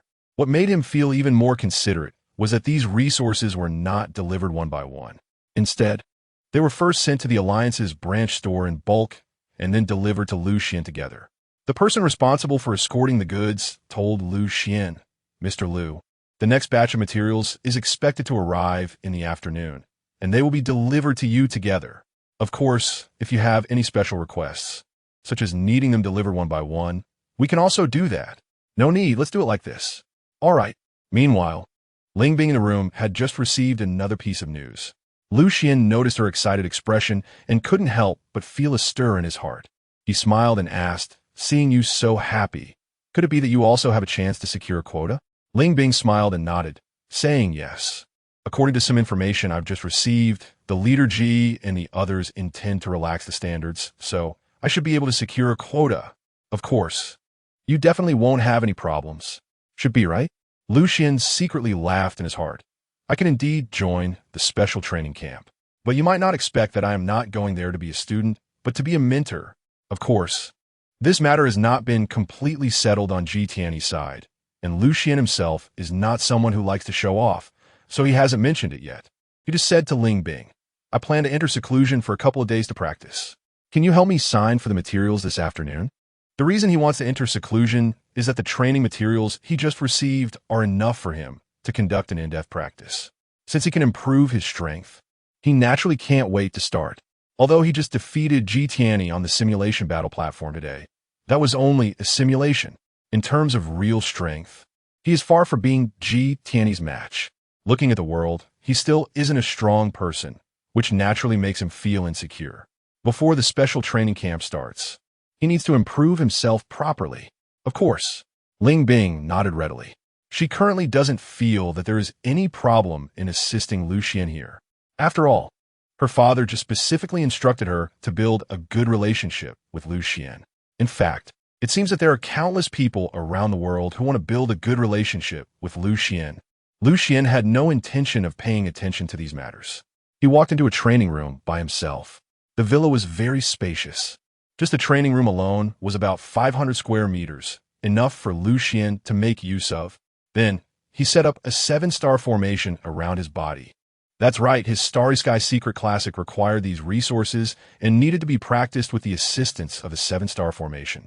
After finishing the formation, Xuan took a deep breath and began to operate the Starry Sky Secret Classic. At the same time, he suddenly drew out the Yulong sword and began practicing Tai Chi swordplay repeatedly within the 7-star formation. The martial arts were the foundation, the swordplay was the application, and the materials were the assistants. In an instant, he felt the internal energy circulating rapidly within him, and the growth rate had actually increased to twice its usual speed. His mind also quickly and completely sank into the state of cultivation. Meanwhile, outside, the Tai Chi frenzy was escalating. One by one, those who had purchased the secret manual began to explore and practice on their own. Some people gathered together in groups to practice, discussing and making progress together. Among them, the enthusiasm of the people from the Great Xia Kingdom was the highest. Previously, they had been skeptical, but now that they were convinced, they couldn't wait to cultivate internal power and become the extraordinary masters from television and novels. In contrast, although many people abroad also started to try, their enthusiasm was generally not as fervent as that of the Great Xia Kingdom. After all, many of them did not share the same martial arts sentiment as those in the Great Xia Kingdom. As for the ability warriors, they were more inclined to trust their own abilities. Moreover, martial arts were not something that anyone could just pick up and learn. Not to mention, the professional knowledge about meridians and acupoints was difficult for most foreigners to understand. In the South Ridge-based city, Senior Battle General Luo Tong, after receiving the message pushed by the Battle Alliance, decisively purchased Xuan's teaching video at the first opportunity. Moreover, he bought it outright. However, unlike most people who purchase for Tai Chi or Tai Chi swordplay, he bought the lightness skill Cloud Ladder and the body technique Cloud Piercing Shuttle. Therefore, the matter he wanted Xuan's help with would have to be postponed. However, he did not blame Xuan at all. On the contrary, he thought of another better method. If I could also learn this set of lightness skills and this set of body techniques, perhaps I could handle what I previously wanted Xuan's help with all by myself. With this belief, he immersed himself in the practice of Cloud Ladder and Cloud Piercing Shuttle. Chapter 105. The Sudden Collective Uprising of Monsters. 3 days later, in the training room of the Xuan Villa, swish, swish, swish. Streams of brilliant sword energy crisscrossed throughout the room. Xuan's figure flickered among the sword energies, resembling a startled swan, ethereal and transcendent. After a moment, he suddenly paused. The surrounding sword energies gradually dispersed on their own. He slowly opened his eyes, which shone like stars, brilliant and dazzling. As the aura swirling around him quickly calmed down, his gaze returned to a peaceful state. Late stage of the condensing Dan realm, achieved. 3 days of seclusion to reach such a level made him very satisfied. However, after this round of cultivation, the spiritual core of grass and what he had previously obtained was completely depleted of energy. Fortunately, Xuan had already reordered one on the battle network, and it had been delivered to his villa. However, Xuan had no intention of continuing his seclusion. Too much is as bad as too little. Moreover, for his upcoming cultivation, he still needed a few more auxiliary resources, and he had to continue finding ways to obtain them. Even if he continued to cultivate now, he wouldn't achieve the best results. With this in mind, Xuan decisively exited his seclusion. He opened the communication watch that he had temporarily turned off and walked towards the door of the training room. As soon as he opened the communication watch, he received a large amount of information. After quickly checking, Xuan discovered that most of it was the income from the sales of the manuals he had sold in the mall. A brief glance revealed that over 50 million people worldwide had chosen to purchase his manuals. His account balance had astonishingly reached over 800 billion. Since many people had directly purchased the complete versions, his income was so high. If it had been before, receiving such a large sum of money would have certainly excited him. However, he suddenly realized that he was not as thrilled as he had imagined. After truly possessing such immense wealth, it had merely become a number. Xuan directly turned off the notifications related to income and started checking some private messages. It is worth mentioning that after his recent global popularity, countless people somehow found his contact code and tried to add him as a contact friend. Lu Xian glanced at the friend requests, which totaled a staggering 999, and he couldn't be bothered to check them. He then turned his attention to the messages sent by his contacts. First, he saw messages from Zhou Hai, Yin Lingxue, and Li Qing, all informing him about the situation at the martial arts school. Currently, due to the global Tai Chi craze, countless people were eager to join the Tai Chi martial arts school, resulting in the school being almost constantly surrounded. Most people, upon learning that the school was temporarily at full capacity, chose to join the basic training venue with no limit on the number of participants and trained alongside the basic students. As a result, due to the surge in numbers, the training space became insufficient again, and the school had to continue expanding its facilities. Li Qing and Yin Lingxue teamed up to purchase several nearby buildings, which have now become part of the Tai Chi martial arts school's training grounds. This temporarily satisfied the needs of the school. After hearing this news, Lu Xian immediately transferred 5 billion to both Li Qing and Yin Lingxue without hesitation. He roughly estimated that purchasing the nearby buildings for his Tai Chi martial arts school would require about that amount. Anyway, he wasn't too short on money, and there was no need for him to take advantage of his female students anymore. However, the matter didn't end there. Zhou Hai responded that, aside from those who joined the basic training venue, many people were very dissatisfied. They tried every means to get Zhou Hai and the others to ask him for an increase in the number of formal student spots. Some even went so far as to bribe current students at the school to voluntarily withdraw, thus freeing up spots for them. It's worth mentioning that money can indeed move mountains. Some students were tempted by the substantial sums and decided to give up their spots. However, because they hadn't obtained Lu Xian's permission, Zhou Hai didn't dare to agree. Otherwise, once this issue became widespread, outsiders might resort to even more extreme measures to force other students to withdraw and free up spots. His approach was to let those who wanted to withdraw do so directly, but he didn't grant the spots to those who bribed students to withdraw. Upon reading this, Lu Xian couldn't help but feel both amused and exasperated. After thinking for a moment, he added, "Also, if anyone dares to cause trouble at the Tai Chi martial arts school, just go find Luo Tong. I'll give you his contact code." Lu Xian felt that with the presence of Luo Tong, a high-ranking general-level powerhouse, there shouldn't be any issues unless a war god-level powerhouse caused trouble. Even if it were another high-ranking general-level individual, generally speaking, it shouldn't escalate to such a point. They would still give each other some face. Moreover, the stronger the individual, the more they should understand Lu Xian's current influence and that he wouldn't act recklessly. Has Luo Tong left the base city? Lu Xian was a bit surprised, but he didn't think much of it. After all, it was quite normal for high-ranking generals to occasionally go out on missions. Lu Xian couldn't help but ponder, should I ask General Ling or the god of war Yihan to come out and intimidate them? Or should I post directly on the Battle Network forum, asking everyone not to surround the martial arts school?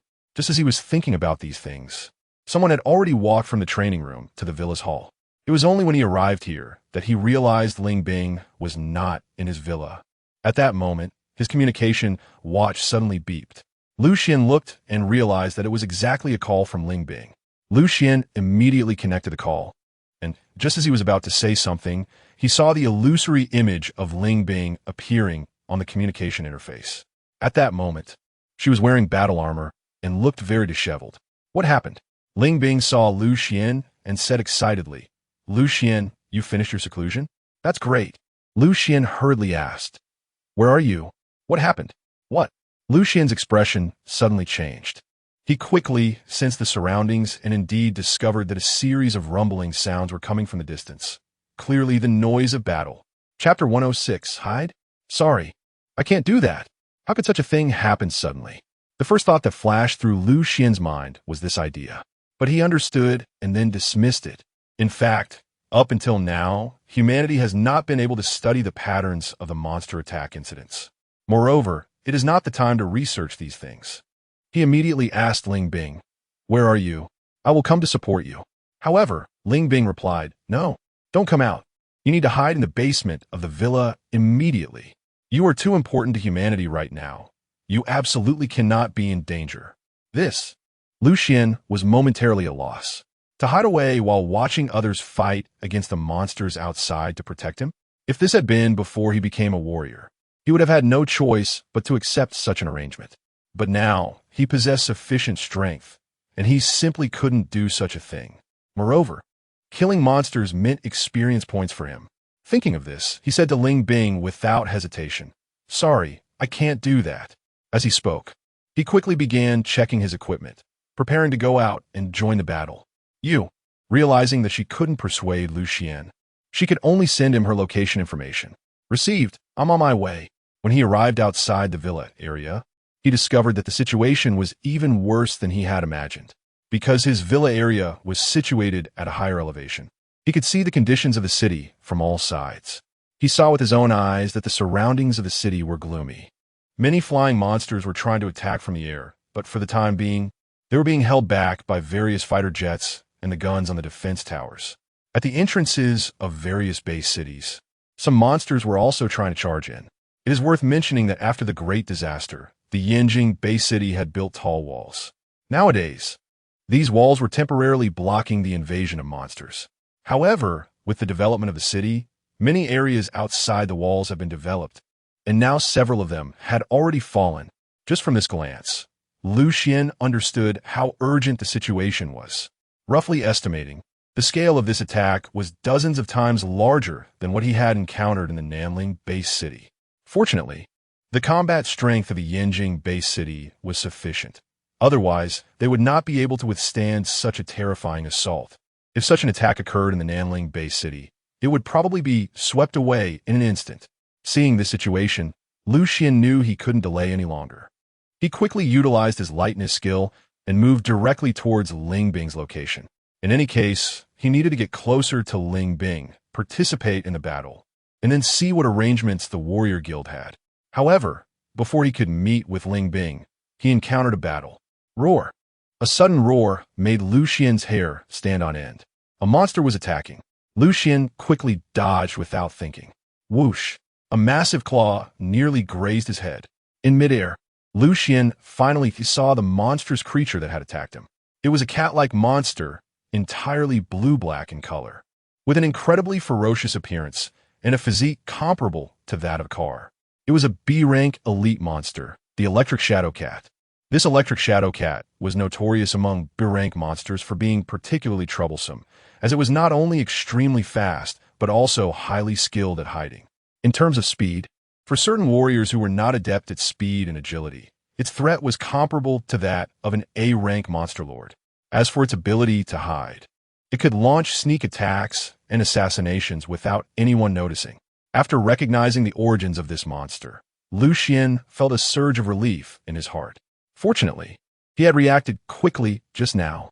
However, his expression soon turned serious again, because the location he was in was still within the urban area. If such a monster broke in, the potential casualties would be absolutely concerning. But since he had encountered it, he could not just stand by and do nothing. Just as Xuan was contemplating these things, the Electric Shadow Cat across from him suddenly became even more frenzied after staring at him for a while.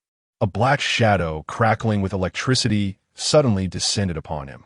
Xuan looked and realized that it was a huge cat tail shimmering with electric light. The Electric Magic Cat, whose attack had missed, actually took the opportunity while he was in midair to swing its long tail and strike him. Xuan's expression changed, but the opponent's attack speed was too fast. He didn't even have time to use his lightness skill to dodge and could only quickly raise both hands, pushing the Yulong's sword to block.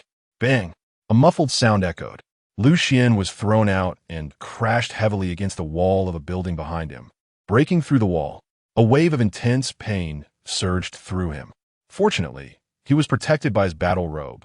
Otherwise, he would have probably fallen apart by now. The strength of this guy was definitely not that of an ordinary lightning magic cat, but a true A-level lord. There was no doubt that he had been too careless just now. Just as this thought crossed Xuan's mind, he saw the lightning magic cat pouncing at him again.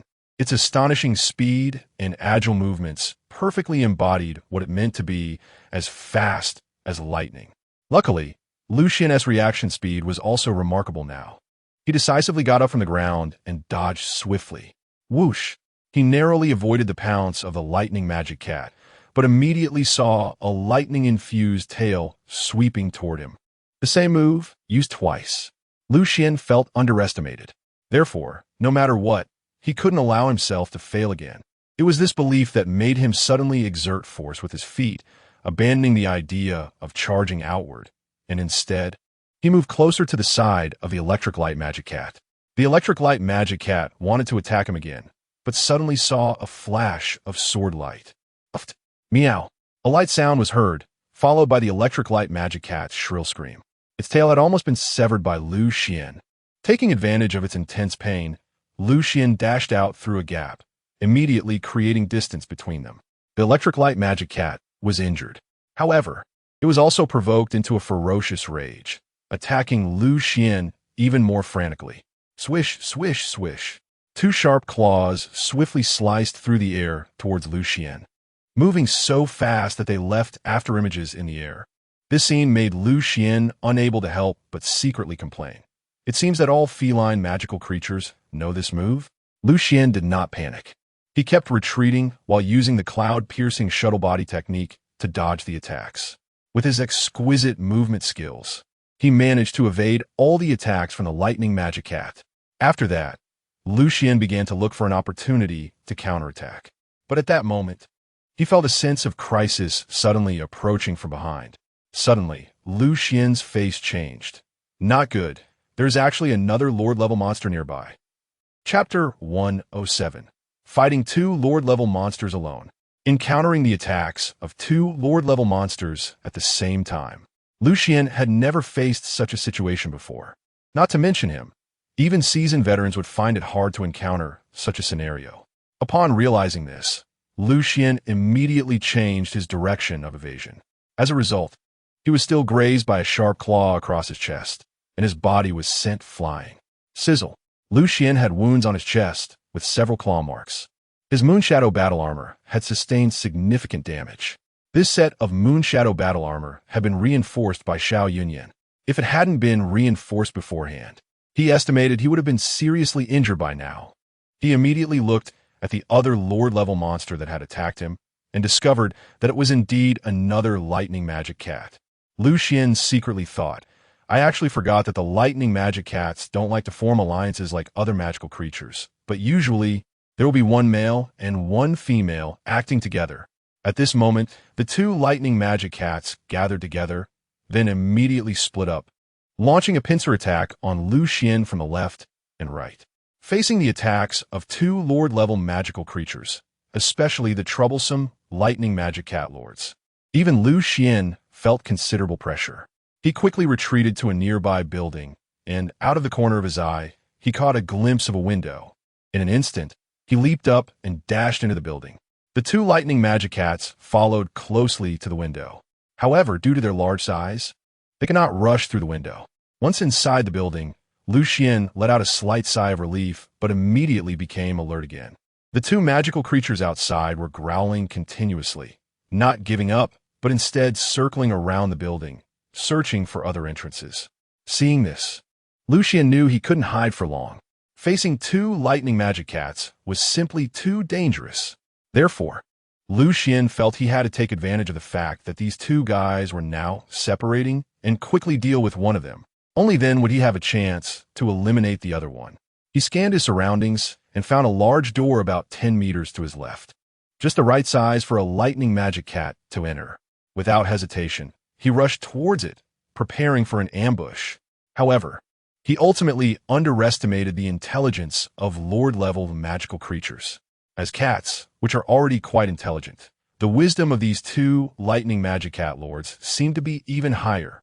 One lightning magic cat, after finding the accessible large door, surprisingly did not rush in, but instead let out a meow, calling its companion to come along. Xuan's face darkened. Then, he gritted his teeth fiercely. There's no choice but to fight. Immediately, Xuan decisively took the initiative and charged out with his sword from the entrance. He needed to take advantage of the fact that the other electric magic cat hadn't arrived yet and eliminate the one blocking the door as quickly as possible. Whoosh! Xuan's figure suddenly burst out, instantly attracting the attention of the electric magic cat lord at the door. Meow. It let out a low growl again, and one of its claws swiped towards Xuan. This time, Xuan did not retreat, but chose to take it head-on. He suddenly grabbed the cat's claw with both hands and directly applied the Tai Chi technique to neutralize the force. That fierce claw was directly pulled aside by him. At the same time, he swiftly turned his body and charged in. Bang! The electric magic cat lord was slightly stunned. It realized that not only did its claw fail to catch Xuan, but it felt as if it had fallen into a swamp. An incredible pulling force came, causing its body to stagger. Before it could react, a sudden, intense pain shot through its abdomen. Looking down, it saw that Xuan had already pierced through its abdomen with a sword. The wound opened a long gash. In an instant, blood flowed profusely. Meow. The electric magic cat let out a heartbreaking howl. The terrifying sound wave shattered many nearby glass windows. The intense pain drove it completely mad. It swung its claws, wanted to tear Xuan to shreds. Unfortunately, Xuan had already anticipated such a reaction. So after landing the hit, he quickly flew past beneath its body, distancing himself at the fastest speed.